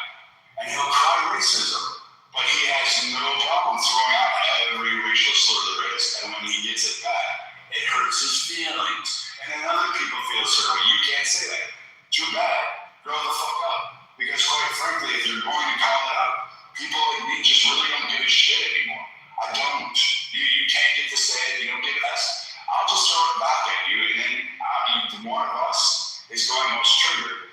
And usually, it's not me. I don't really fly and give a fuck. You talk about my wives, you talk about my fucking entire thing. You had someone yesterday in the chat just blowing up, talking about murdering and killing my wife and all that shit. And you know what? It don't bother me anymore because I know something that a lot of you don't. My wife died of cancer. I held her hand. She was in my home. Concrete and others will never know that kind of love. I got to bury her. I got to hold her. I watched her pass before me. I was awake. I got to raise two beautiful girls. I know what my value is. I have two beautiful daughters who are both scientists. Both are doing fucking amazing in the world that I put through college, that I paid cash for, that I made sure that they had. I'm the one that pulled them out of school and homeschooled them and took them abroad to many countries and did a lot with them. You did it. None of you fucking people did that. The concrete, least of all. You know what else? I paid my own bills. I made my own way. I worked my ass off. I fucking served in the military. I've done an amazing life, and I wouldn't change it for a fucking moment. But here's where you have to look at the kind of balance here. You have to look at someone like Concrete who's never achieved anything. His biggest accomplishment was being born behind a dumpster. And that's it. He squirted out his mom. That was the first and last time he saw pussy. That was it. And he's never evolved from it. He's just some troglodyte that crawled out of the ooze, and we're just kind of played with. If we were back in medieval times, we would have fucking left him out for the wolves to eat. That's it. We would have been, no, you're done. Or someone would have used him as target practice for their error. That's pretty much it. But Concrete's ass has never had to do manual labor, had to do work. Well, I should take that back. He's done manual labor. Urinal cakes up. That does take an expertise. I'm not saying you can put new urinal. But he's never had to actually be accountable or build an empire. He's never going to build a castle. He's never going to build wealth. He's not rich. He's not wealthy. We can hear it in his car, and we can hear it in his background. Because again, his background tells everything about him. And when he speaks, when he comes in here and goes off and does it, you can actually just listen to the background.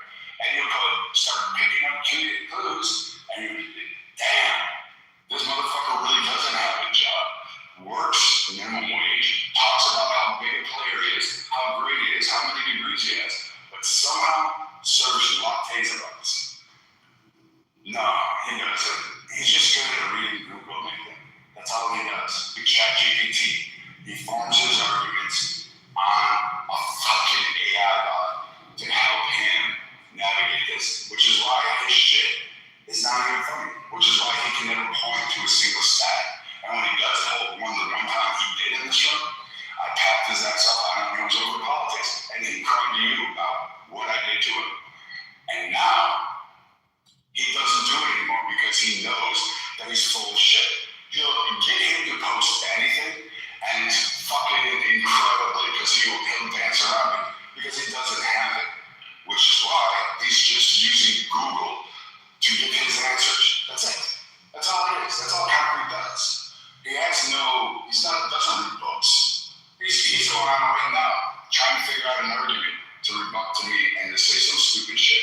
And I promise you he's going to come in here and try to do exactly that. But I am just going to be the dick that I am because I'm an asshole. And I really don't care what this bitch feels because I'm going to make him feel even worse as we go. Every time he speaks, I'm going to fucking negate him. I'm not arguing. I don't give a shit if he's the most pro-Trump statement he ever gets. That he's sitting there jerking off with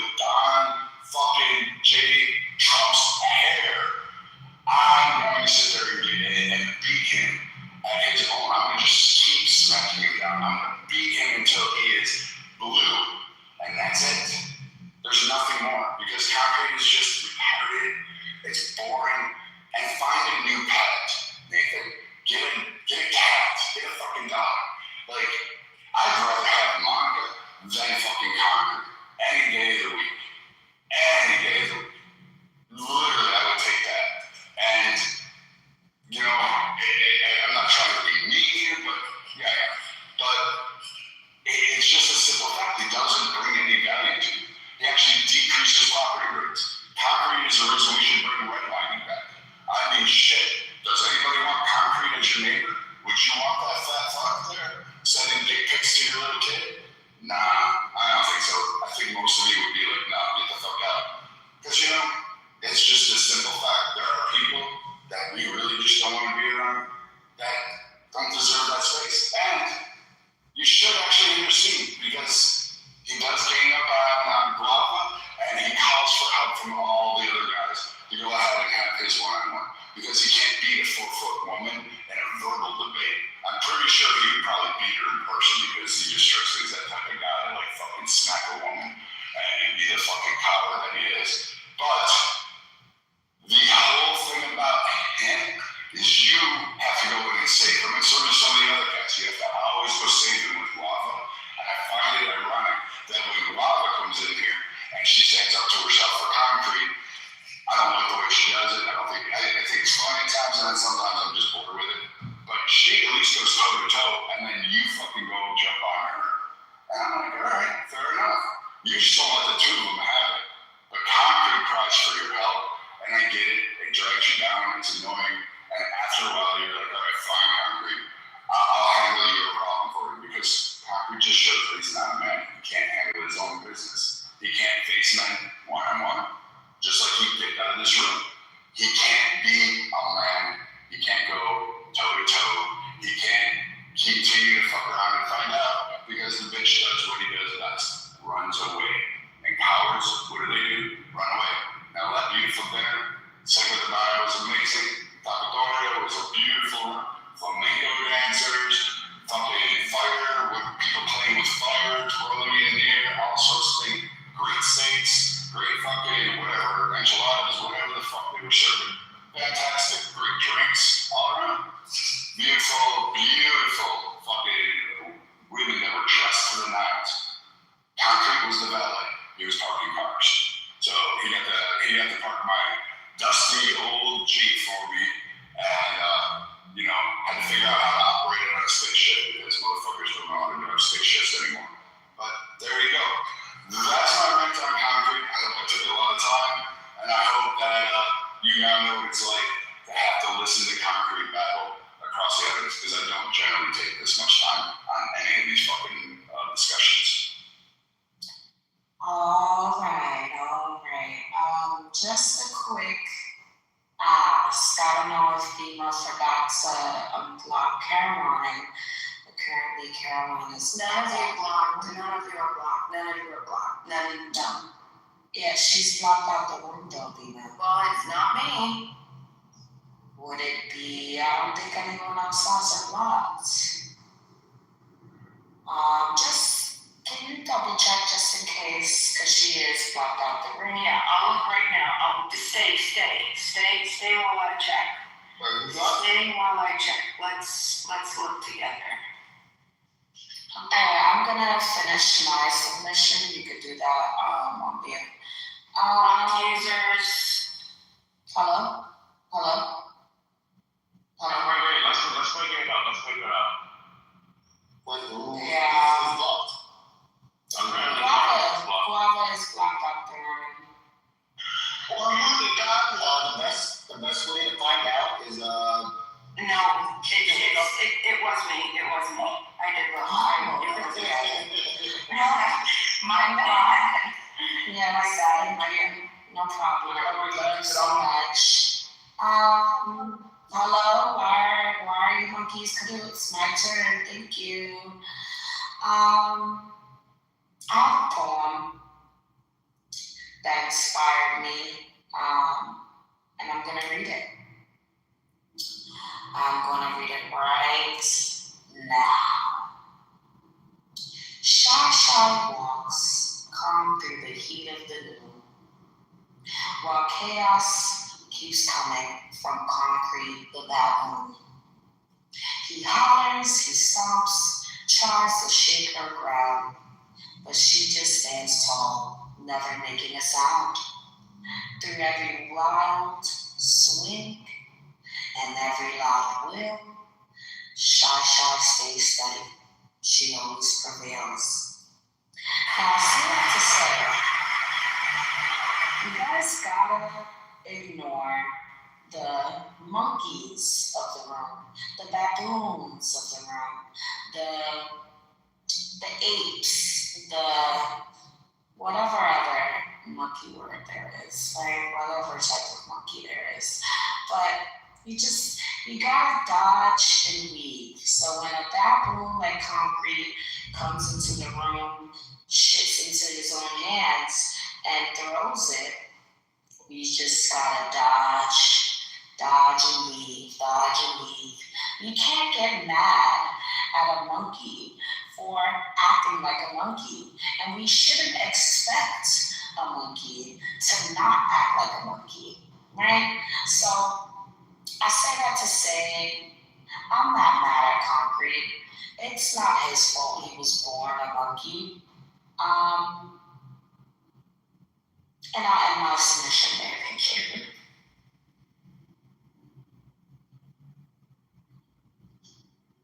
Yeah, moving on. Sorry, yeah, Ethan. Thank you, yeah. Yeah, moving on. I don't want to be in a queue no more. Moving on. It's okay, Jeff. Let's move Ema. We're moving on to Bema. Go ahead, Ema. Yo, Johnny, you gotta chill with that, bro. Chill with that. Why are you off mute? It's Bema's fucking submission. No, listen. Don't do that. You're cutting Bema off. What's wrong with I'm not cutting Bema off. Yes, you are. Yes, you are. You're being disrespectful now. Go ahead, Bema. I was actually gonna be putting the TV. Thank you. Yeah, I apologize. Thank you, Shy, for bringing that up. Just so, everybody knows, yes, there are, I think everybody, it's clear and transparent. There are 3 particular people that frequent this room that I do have blocked immediately after I leave. When I am modded, if I remember at the time, I'll unblock, right? I apologize. I didn't most of the time. If I get modded and I don't feel like unblocking, I'll just demod myself. But I really didn't remember. She was in the room, so I apologize. But yes, as soon as I leave, I reblock, I come in, or if I get modded, I block. This is mostly to Nathan and knowledge, so, because you guys, I want you to be fully transparent with you and my dealings, so you can still make your choices of what you prefer to do. So yeah, that was not intentional, so I do apologize. My block list is very, very short. Very, very short, very small. So anyway, moving on. And that's just the way it is. Okay, so moving forward. Everybody that I wanted to mention a couple things, but unfortunately a lot of people have left. So I'll mention it anyway. I wanted to cruise around, pun intended, back to the hantavirus thing, become really disturbed by this idea that these people are going to have to be kept against their will. But what I'm understanding on the ship, which could be potentially with other people, that there's a transferable, transmissible human-to-human person. Like, are you kidding me? I don't think I'd be able to stay on the ship. I think some of you care enough to know about my philosophies. You know how I feel about authority. You know definitely how I feel about self-defense and things like that. And I mean, unless this is a great, what is it? What is it called? Awakening. Like, do we relinquish our rights when we take a cruise like this? I mean, how is it that they're going to be kept against their will on the ship? Miss Fifi said up to 4 to 6 weeks. I don't know if that's the case. If anybody knows a little bit more about what's really going to happen around this, I'm really interested. I'm trying to, research and do my own little Googling, but I'm really disturbed. And so I didn't want to let this topic drown, pun intended again. We have people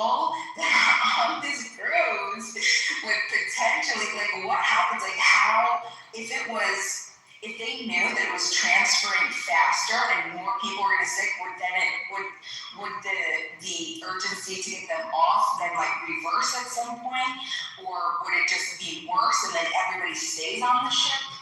I mean, talking about here, I think there's like 8 people now, and Matt had mentioned it's in Andes. Viking is saying that it's maritime. Well, yeah, I'd love to hear more about this because I'm very curious. And maritime law, I think it has something to do, maybe if I can get back in the queue, you could come and expand on it. I think it's something to do with the country where you're going to. They have legal authority up to a couple miles with, from their border or their shoreline or something like that. Hold on a second. My mouth is getting dry. Sip of disgusting black coffee. So yeah, I really like to hear about this, and I guess they're going to Spain. I think there's also something to do with the legality of the actual ship, the ship person. What is it? What's it? The guy who runs the ship? The captain. Thank you so much. I think that has something to do with him. I think he has to make like some extra authority, like he has some extra authority on this. But ultimately, I'm really disturbed about these people that are stuck on the ship. They don't know. I mean, what if this was some, I don't know, like I'm just figuring out. There's that, and there's another topic that I wanted to mention just briefly, and that has to do with the tariffs and Trump. A Moody economist, Mark Zandi, he's Moody's chief economist, right? He just came out with, I guess, I don't know, just statements, but he's saying that the Trump tariffs that were passed in April of last year, was it 2025?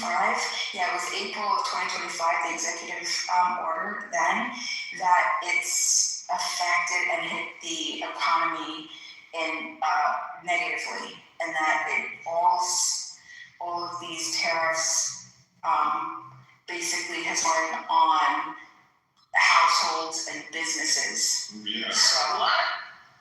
And so this is what this economist says. So that's why. Sorry, and I'll just wrap up here.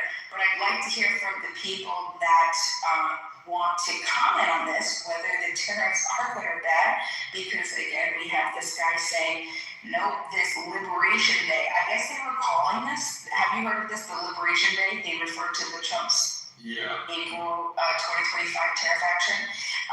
So I guess he's saying that no, after everything that came out, they had this 1 year post-Liberation Day economic data. It talks about jobs and inflation and all of the things that they're saying, or the things that they're looking at, inflation, employment, all of these things are saying no. He said, boop, not good. These tariffs are hurting us. Bad. So those are my 2 topics. I'd really like to hear from everybody else on those things. Thank you. And again, I apologize for the blocking. Thank you, Shai, for pointing that out. Okay. Nikki, can I go in front of you? I did put you in front of you, but I want my spot back. You go right after me. Can I go after you, Jesse? No, concrete and then Shy after thank you. They both did after Shy. Yeah, I did. Real quick, Demon, there were no tariffs. They would be illegal, and all the money went back because it was never spent. So there were no tariffs to negatively affect any I can't wait to hear a bunch of people that have no idea what they're talking about. Any business,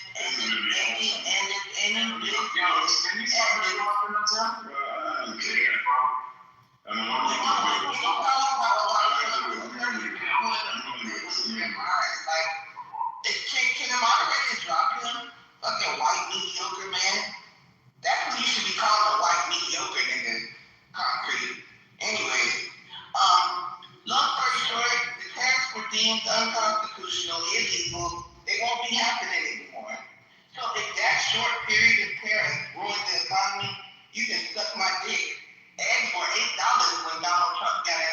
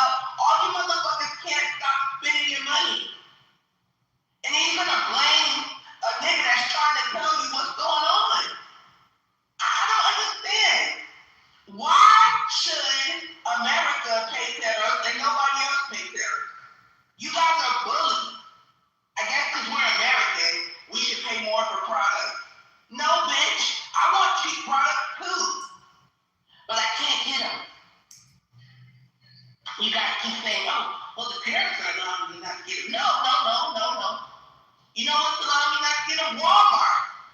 Walmart will come through and make it so small businesses can't do shit that they can do. They have unlimited reach, unlimited business credit, unlimited funds, unlimited everything.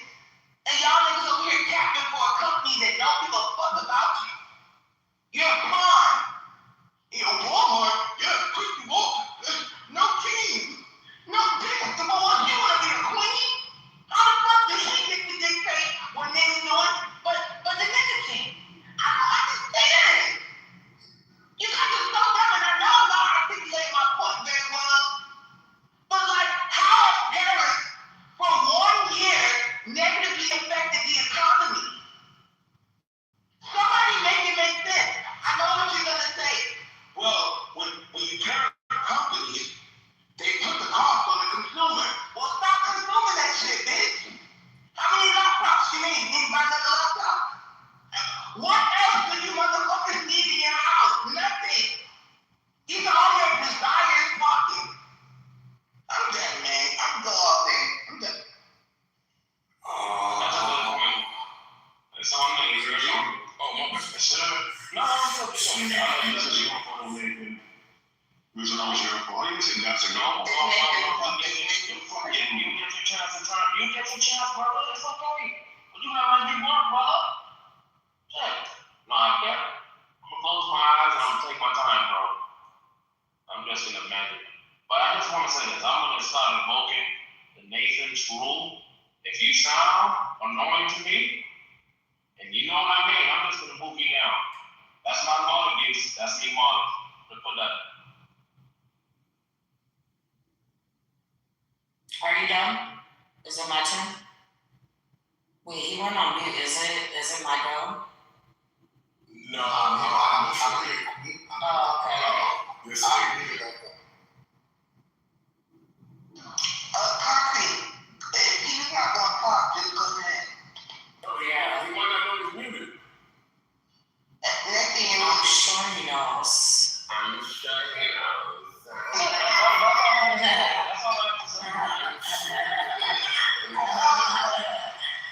All right. We said. I'm done. Okay, cool, thank you. All right.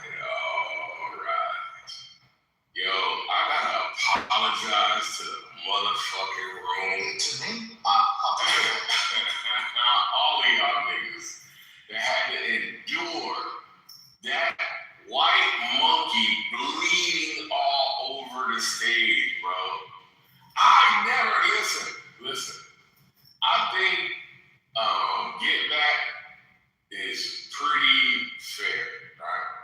That nigga loves to fucking interrupt, cause me to get moved down, miss my point, all of that good shit. I say, Concrete, grab this white monkey's chick, kick his cage, spit on that, fuck!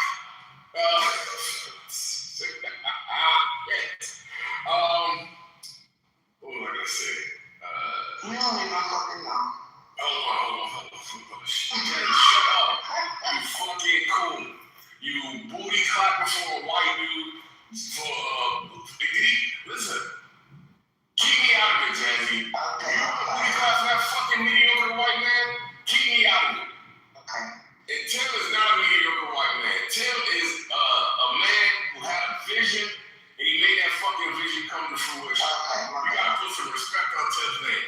Where was I? And he has a beautiful white baby. Anyway, where was I? Yo, back to the apology. Shut up, Jazzy.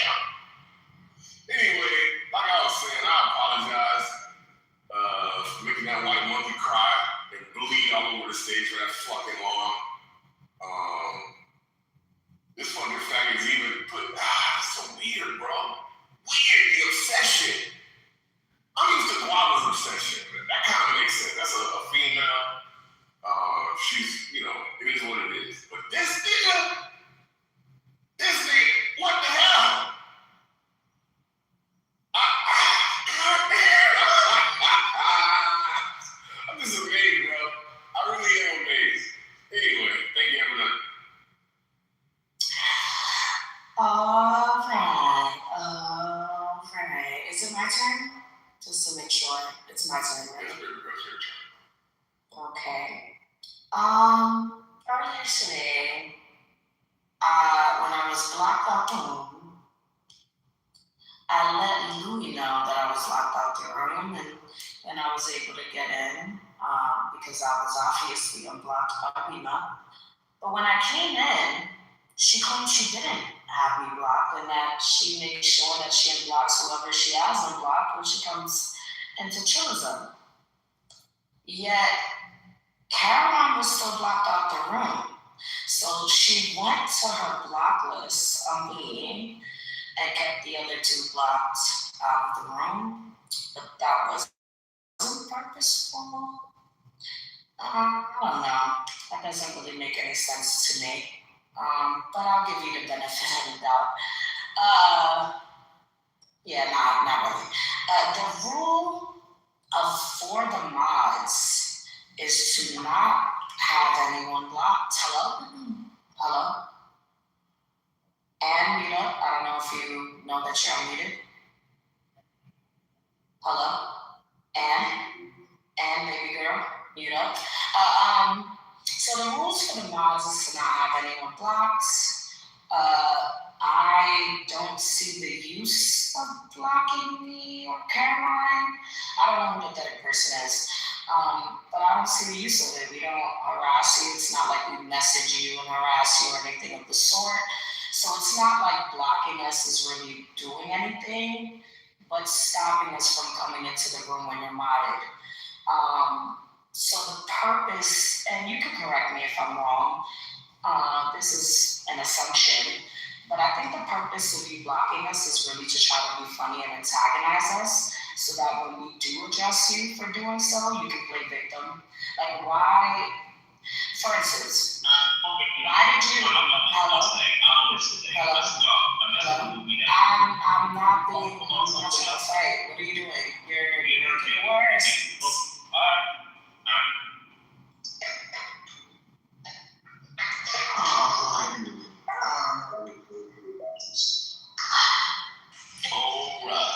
I'm bringing back this attitude, man. Can I get added to the queue, please? Hello, Daddy Mom. Yes. Yeah, you're after me. Damn. That's so cute today. Why would you say that so confidently like this? Well, because we can you in the chat. She's responsible for the queues, you know. Yeah. You know, I'll make it. Fine. You haven't been up all night. Go ahead. Why you so sleepy early in the morning? You're talking about a nigga hot bar. Smoked early in the morning. Yeah, it ain't my fault. You gotta go to work, you miserable motherfucker. Go ahead, y'all.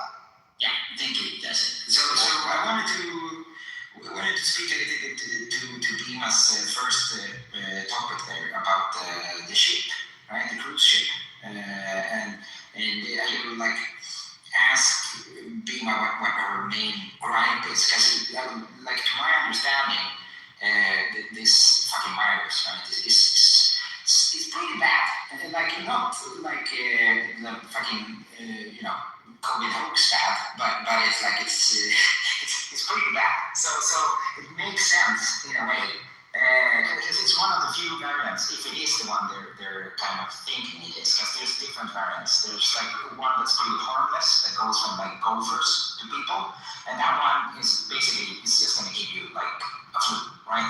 But this one is, if it's the one they're thinking it is, or is like kind of suspecting it is, it's one of the few versions, or the only version that can jump from human to human. But it's not as, as quick in transmission as the like bird flu and stuff like that. So it kind of makes sense. And I mean, ships have been kind of quarantined for time. Like even in Italy, I think in Venice, they have a specific island where whenever they suspected there was, some shit, they just put them on that island, and we're like, yeah, you're not getting the fuck in here until we know that you're safe, So in a way, I understand that there's like the freedoms are being kind of trampled, but at the same time, getting that shit spread is now when we know where the fuck it is, it's easier to shut that shit down. It's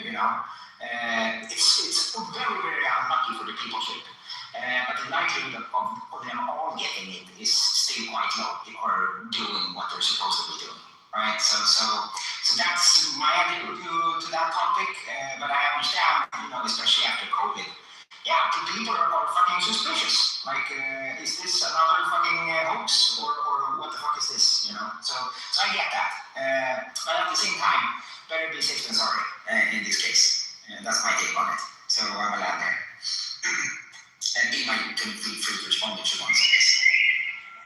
It's my turn. Yeah. And after me is Samoa.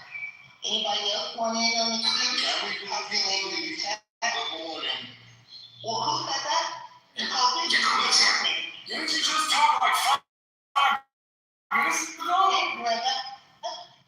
Yeah, but the queue, shit, nobody in the queue, right? Let's go, man. Let's get our voice in there. No, that just means I'm gonna be quiet for a while. Yeah, hold on. You wanna give me quick concrete? Tony, let Simone go, baby girl. Okay, I'm gonna go real quick. To respond to some things that are going on in the chat, to the financial problems we have. If you promote for billionaires to put costs on middle class people when they could easily pay the cost without even fucking blinking an eye, you're part of the problem, right? So I won't say I'm elitist, but I believe in you make your money, you pay your taxes, you call it a day. You hire people, you pay them a living wage, you call it a day. You give them benefits, you give them retirement, you call it a day, right? Now what these companies are doing is the total opposite.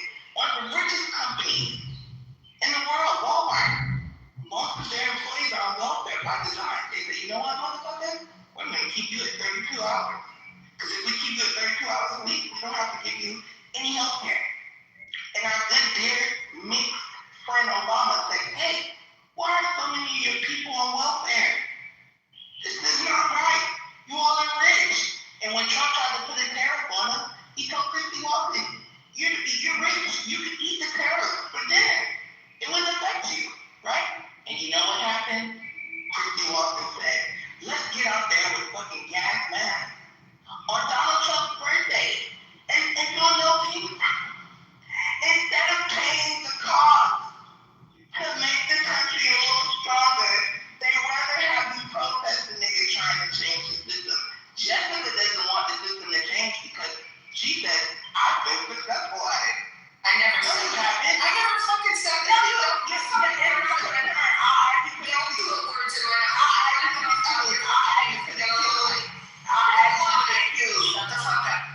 I will not. I'll text myself when my friend is over Jessica. I'll add you to the queue though. Don't let it bother you, Jessica. She likes to lie. Nobody never said you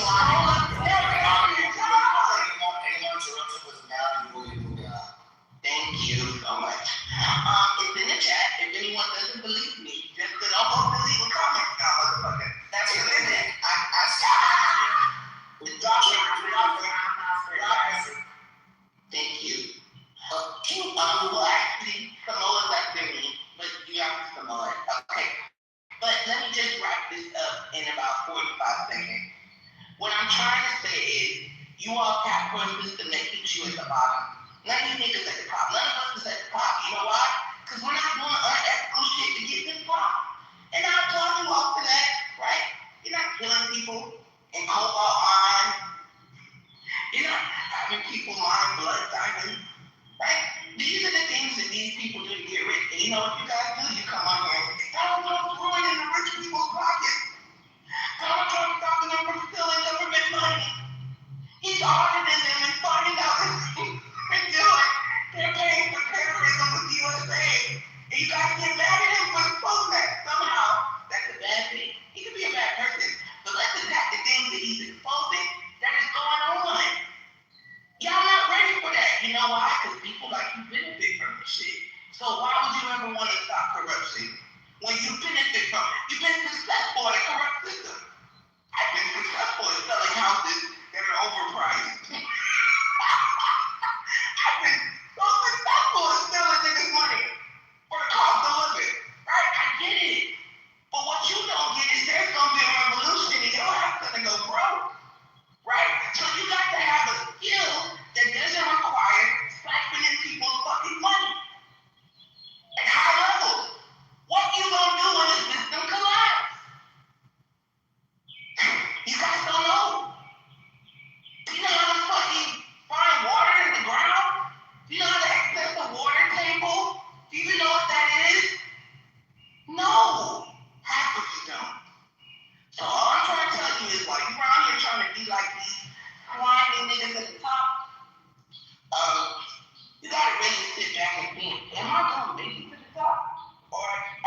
this motherfucking Bill dream. Right? Is this real? No, it's not real. And you niggas that keep capping for this system, I'm gonna exile you from the society that I'm trying to build, which is a community with little government involvement where we help each other and we build each other up. No matter our race, no matter the color of our skin, it'll be about the creed of our character and the content of our souls. Okay? I want to thank you all so much for allowing me to speak. Next thing to is some of us. Well, that was really good. That was a really good conversation. It was tempered. It was steady and effective.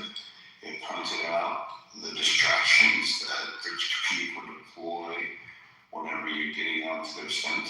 There's the robbery of our middle class and regular folk, how they use our children in ICE protests, where they're allowing them to leave school so that they can demonstrate on corners by creating a whole new, movement of adolescents to get their political ambitions out there. And I think that that's something that they're doing. You said something that was pretty cool. Barack Obama was pointing out that Walmart and these massive companies that are making billions of dollars hand over fist every year, the majority of their employees are on welfare, so taxpayers are subsidizing these massive corporations from existing. And then when Donald Trump calls it out, they do no kings, no kings, no kings.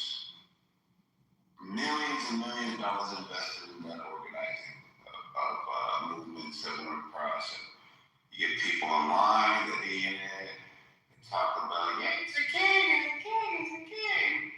And then you look at these ICE protests, and look at these young olds, and you're like, damn, who's manipulating these children like this?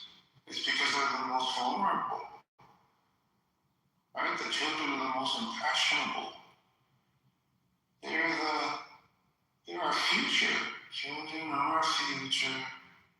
And you're seeing people poison the minds of our children so that they're rebellious to the structure that's given to them by their parents, so that they're no longer thinking about their red button, they're thinking about the blue button. The advocates of the world that sacrifice their own determination for the greater good.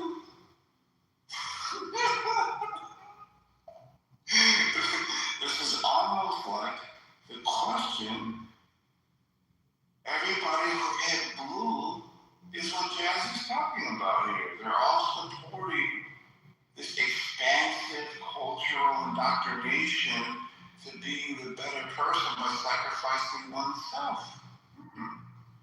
No kings, and then you see 8th, 9th, 10th, 11th, and 12th graders skipping school so that they're able to carry water for lobbyists that are getting paid billions. Man, Jazzy, I think you're onto something here. So, just wanted to give you kudos and Thank you, Big Daddy. Next in the queue is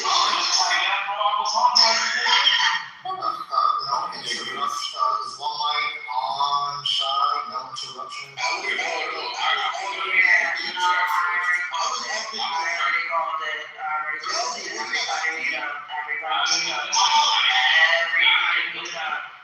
Everybody mute up. Nathan, mute up. Everybody mute up. Yeah, pew, shoot everybody. Yeah. So I want everybody to pay attention, right? Even when Shy is being nice and trying to get some business clear, while being nice, Nathan decided to move me down and interfere. Because Nathan, in reality, He doesn't.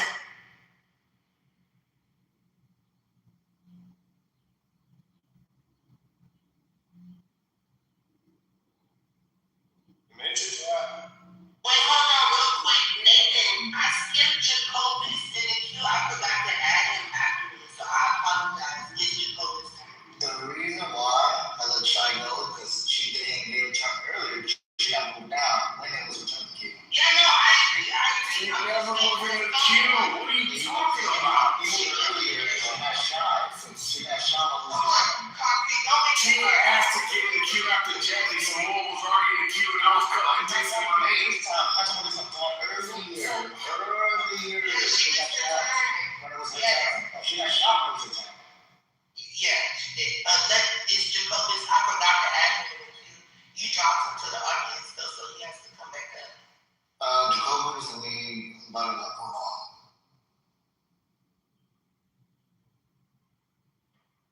But it was her turn, though. I mean, I sent Jacobus some invites. Oh, Jay, happy ass nigga. Get up there, nigga.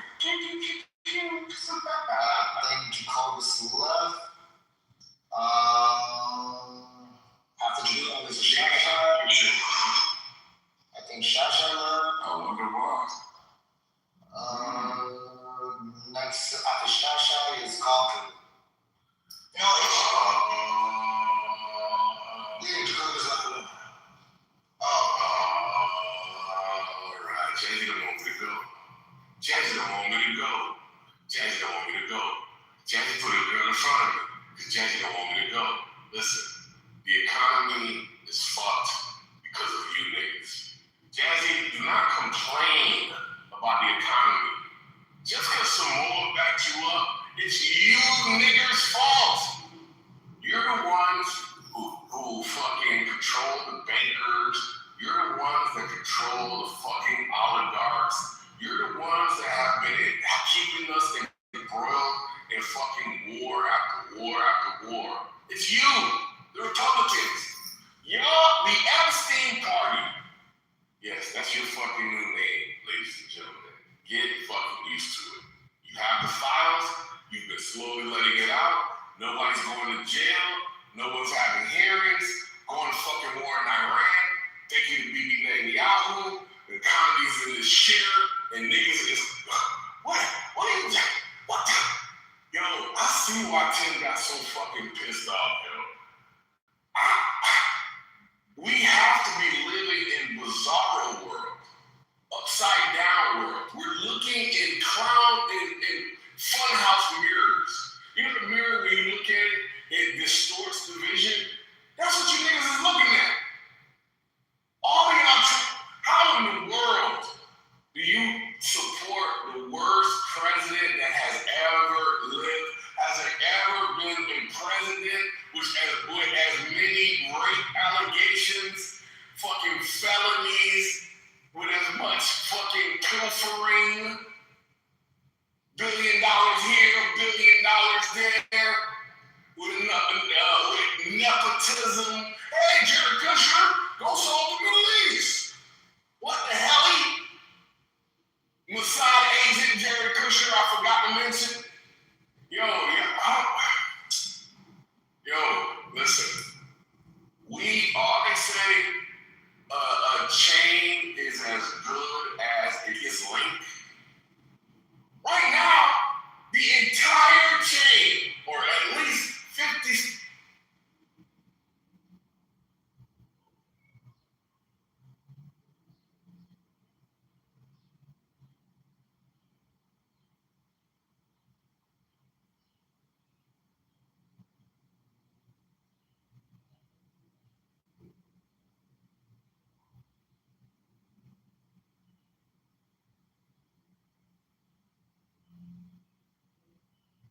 Love it forever.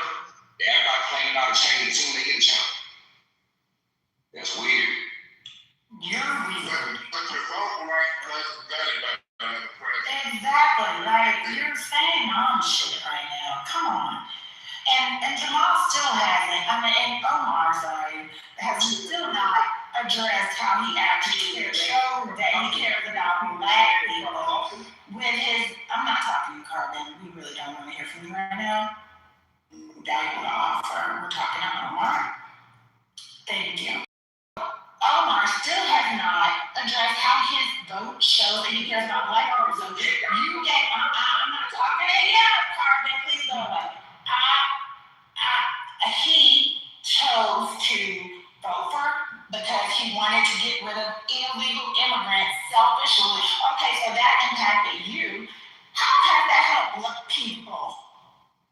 And you still want to admit that it was a mistake. You're still standing on it. And you actually want us to think you care about black people, and you're saying that we don't care because we're not having a full day's conversation about the next thing that he's done to erode our rights? It's fake outrage, Sonny. It's fake outrage. It's fake outrage on both sides. Okay, so my point is, okay, so we don't actually, even though we voted in a way that wouldn't have led to this, but you actually care, even though you voted for your personal pockets about illegal immigrants. How does that show you care about black people? I'm actually not even talking about our outrage. I'm talking about you and your care for black people. I'm gonna tell you why. Because, alright, I'm gonna give you one example. You know, my vote was like a long-term vote. You know, I'm trying to think down the street and around the corner. You know, when you look down the block, you see the block, right? And you can see the corner. You know, when you turn the corner, right? That's a saying that the old folks used to say, right? I can see down the block and around the corner, right? Whereas your vote, Sonny, was just you can just see the blocks. Okay, You know? where are I'm you? talking around the corner too. Your around the corner predictions. Tell me how around the corner. You talk to if you want to think about your children or your grandchildren, if you keep letting these illegals in, you ain't got no grandchildren. You ain't got no community. You keep letting illegals come to your community, and you know, at one time Compton was like 80% black. Now Compton is 90% Mexican. Right? Do you want that to come to Atlanta? Do you want that to come to Jacksonville? You ain't got no community. And yes, we love everybody. So you're just like the white people that are on the Mexicans will not replace us. Mexicans will not replace us. That's what you're. No. It's called self-preservation. That's all it is. No. If you don't understand that, I don't know what to tell you. It's not called self-preservation. You can't have this conversation? Because you're not being honest. But I understand what your stand is, and I'm done. Is it self-preservation when white people are gentrifying their neighborhoods every day? Not the Mexicans and white people. Gentrifying. In Compton. All around the world. You can't think like that. That's wrong too. We can have multiple fights. It's not fights. No. But that's not the question. You did around a little bit. It's black people every day that fight against gentrification. What's going on? It's okay. You know, if we're talking about illegal immigrants out there, hold on, nigga. You talking about illegal immigrants, but I'm telling you, the white people who live in this country right now will pass these laws and legislation to fuck your big ass up. Right now, you're defending it and you're not thinking about it. You voted for Trump. Am I right? I'm not defending it. You voted for Trump. Yes, I voted for Trump. That's all right. Dumb nigga. Well, actually, I'm not going to dumb nigga. Well, I'm in Pennsylvania.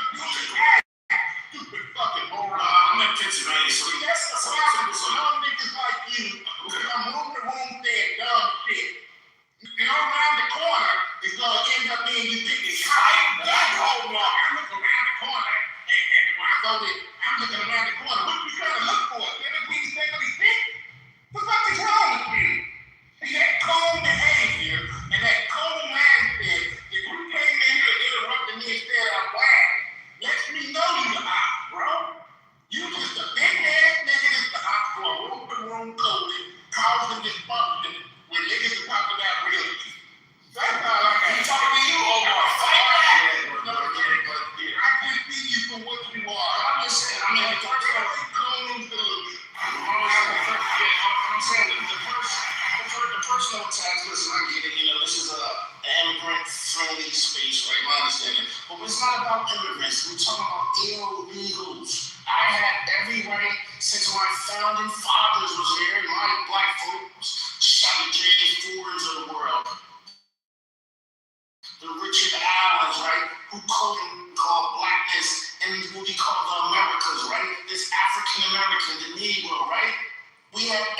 right, right? Every right, I have every right to vote who I wanted to vote for. We're in a democracy. I don't have to vote like Mr. I don't have to vote like Sonny, right? I voted for what I thought would be the best interest for Black America long term.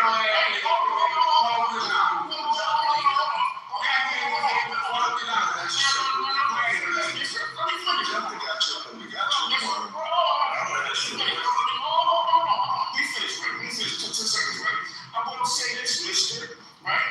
And I'm cutting off. I will say this, Mister. Listen, my vote, right? I'm voting for the future of Black America, right? I don't want to just vote on 1 year increments and blah blah blah. We gotta continue to fight like our fucking ancestors did, right? Right? And we can't let them off the hook. And I'm gonna fight. And they took up the Voting Rights Act away, right? And we still gotta fight. So it's gonna wake up niggas like you, Mister, right? That was sitting and rapping for the last 100 years, right? We still gotta fight. We can't just live off the back of the ancestors. We're gonna continue this motherfucking fight, okay? Okay, And that's my stance. Now, for a stand, I can understand clearly, but for a stand-up guy like me, you have to show me, you have to demonstrate to me where that all pans out. When you take a policy like, now I know there are three Muslim brothers on the app, on Clubhouse app, that I know did a similar position to you. There's a Brother Hakeem, the post office driver from Philly, he joined Philadelphia and Pennsylvania and swing vote. You and him took that position. There's another one, Jamal. Now Jamal, you and Hakeem refused to come clean. Now Jamal came clean. Jamal the truck driver too. And he's in another room, but Jamal said, hey, I made a mistake with that truck shit. I should have took the advice that Jesse Jackson stay out in the bushes and leave the masters alone. But now you continue to have a hard line position. You and Hakeem, I think it took an overdose, in my estimation, of course, overdose of the Kool-Aid. Now, with that hard line position, now, are you guys really actually paid ops from somewhere in the GOP or the Republican Party to come on these networks where they talk some black politics and other places around here? Are you and Hakeem, I know y'all know each other, you and Hakeem, both Muslim, both this, both that, but then, are you brothers paid ops? I'm a Muslim brother too. So are you brothers paid ops by the GOP or the Republican Party and others come in and do these things or what? I will say this, Ambassador, and I think a lot of this, I think a lot of this where the disconnect is at, right? You know, when Omar comes on stage, not necessarily like, you know, let's say Omar or someone, Omar and Jason, right? Come on these stages and say what they say, that they like Trump or they voted for Trump or this and that, right? This is common barbershop talk. When you're in the grassroots, you're like, man, I'm not a paid out, right?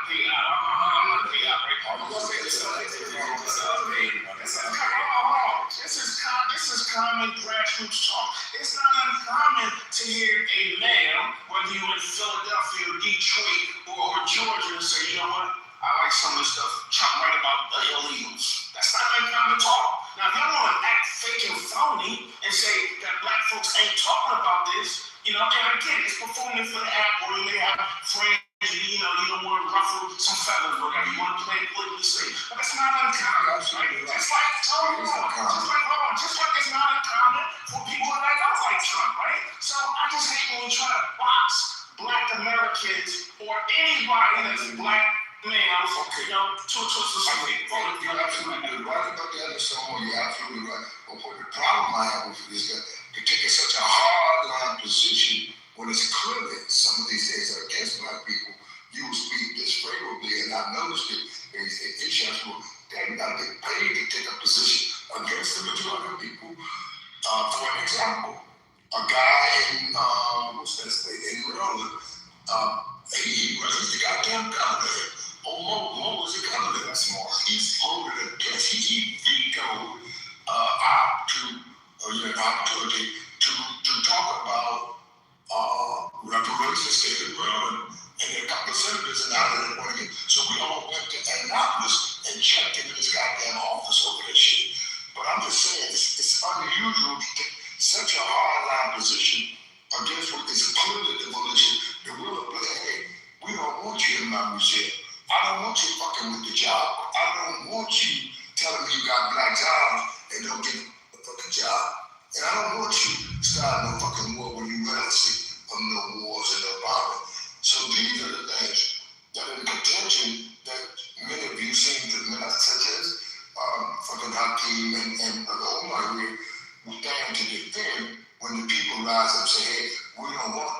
This is all for the black community.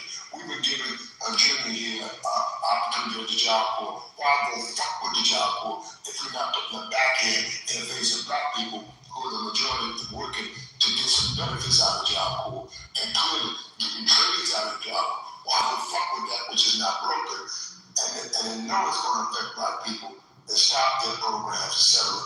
So we're wondering about these things on the hardline position. Although you can say I'm favorable for my candidate, no problem. When you go for hardline against the coalition of weak people, then I can accept, and that is why I asked you the question. Let me let him know what he voted for. He voted for two convicted, a fake university shut down, a fake charity shut down, $25 million in fraud, $5 million sexual abuse verdict, $2 million fake charity abuse judgment, $93 million sexual abuse judgment, $400+ million fraud judgment, first president in history to serve a full term, increase the deficit every year he was in office. First president in history to maintain a debt to GDP ratio over 100% for his entire term. Highest annual budget deficit, most added to the national debt in a single term, most new unemployment claims, largest single day point drop in the history of the Dow. I'm gonna keep going. First major party candidate in half a century to lose the popular vote twice. Largest government shutdown in history, and he did that while his own party controlled both chambers of Congress. First president in the history of approval rating to maintain a net negative approval rating for his entire term. First president to be impeached twice. First president that partisan support for his conviction after impeachment. Most indictments, guilty pleas, criminal convictions of an administration. First president to have a mother. Pedophile, raped a 13, 14-year-old girl. We can go on and on. And this man is still in office, not to mention criticizing Pope, criticizing kings, criticizing countries, criticizing Haitians as a shithole country, calls Somalia a shithole country, basically going to war with anyone of color. But you're telling me you look around that corner and you see for black people something great after he cut Job Corps, which black people benefit from. You see something great though when he shuts your voting rights down. You see something great when he ends affirmative action. You see something great for black people when he cuts diversity, equity, and inclusion. You see something great in the fact that the school systems are suffering even more from all of the basically you bring back segregation. You're doing this in all of these cities. You're changing the fucking jurisdictions of voting to where you're changing the whole map around for your benefit because you know that in the midterm your ass is done. All of this shit going on, but you're gonna jump and hate and talk about immigration and other immigration, but you ain't saying shit. Illegal, white people don't know like they were you ain't saying shit when all them white men are buying up them properties. That's not true. I'm saying that. And you said 80% of Compton was Mexican. That's what you just said. You said 80% of Compton is 70%. Okay, then. I'm telling you that if you look at every city in America right now, and you see the population of the black people who are no longer owning homes and can't afford property tax, they're getting finessed out of their homes, right?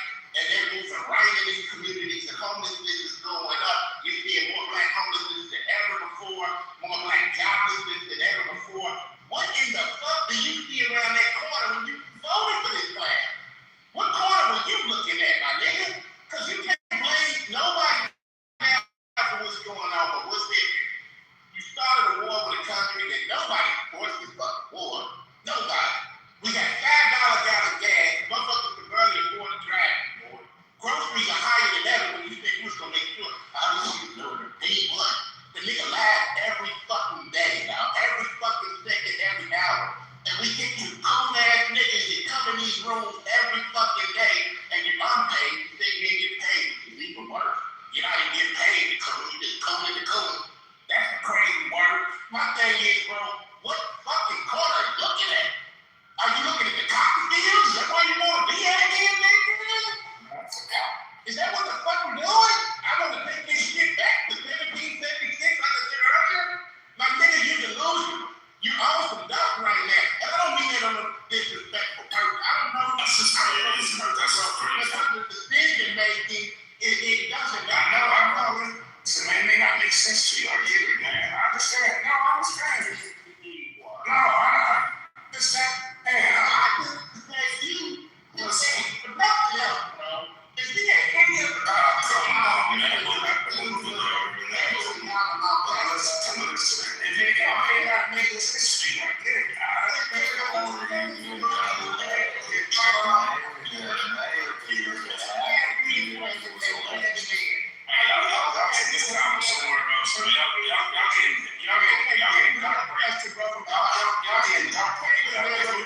it's a subject, man. It's people in the news.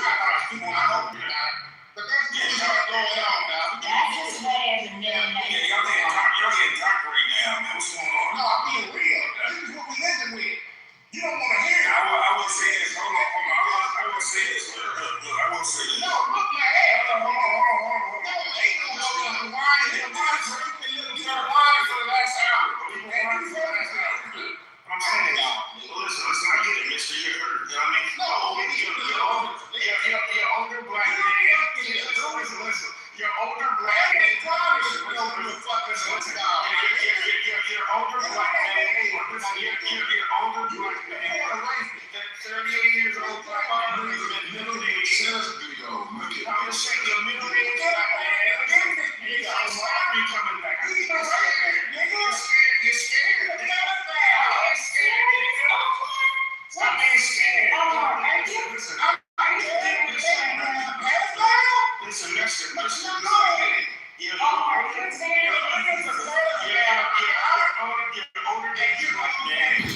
You're older than listen, you're older than you like that. You're scared, right? You're scared, see?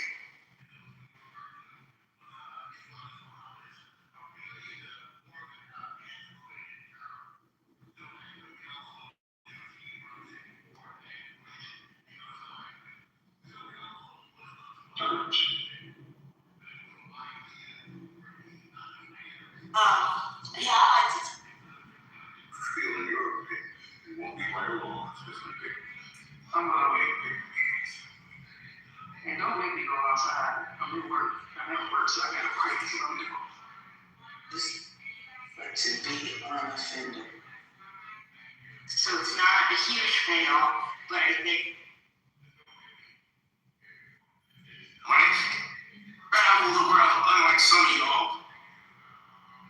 Jill, and what you was doing by yourself, with you and your crew, and Jill wants to go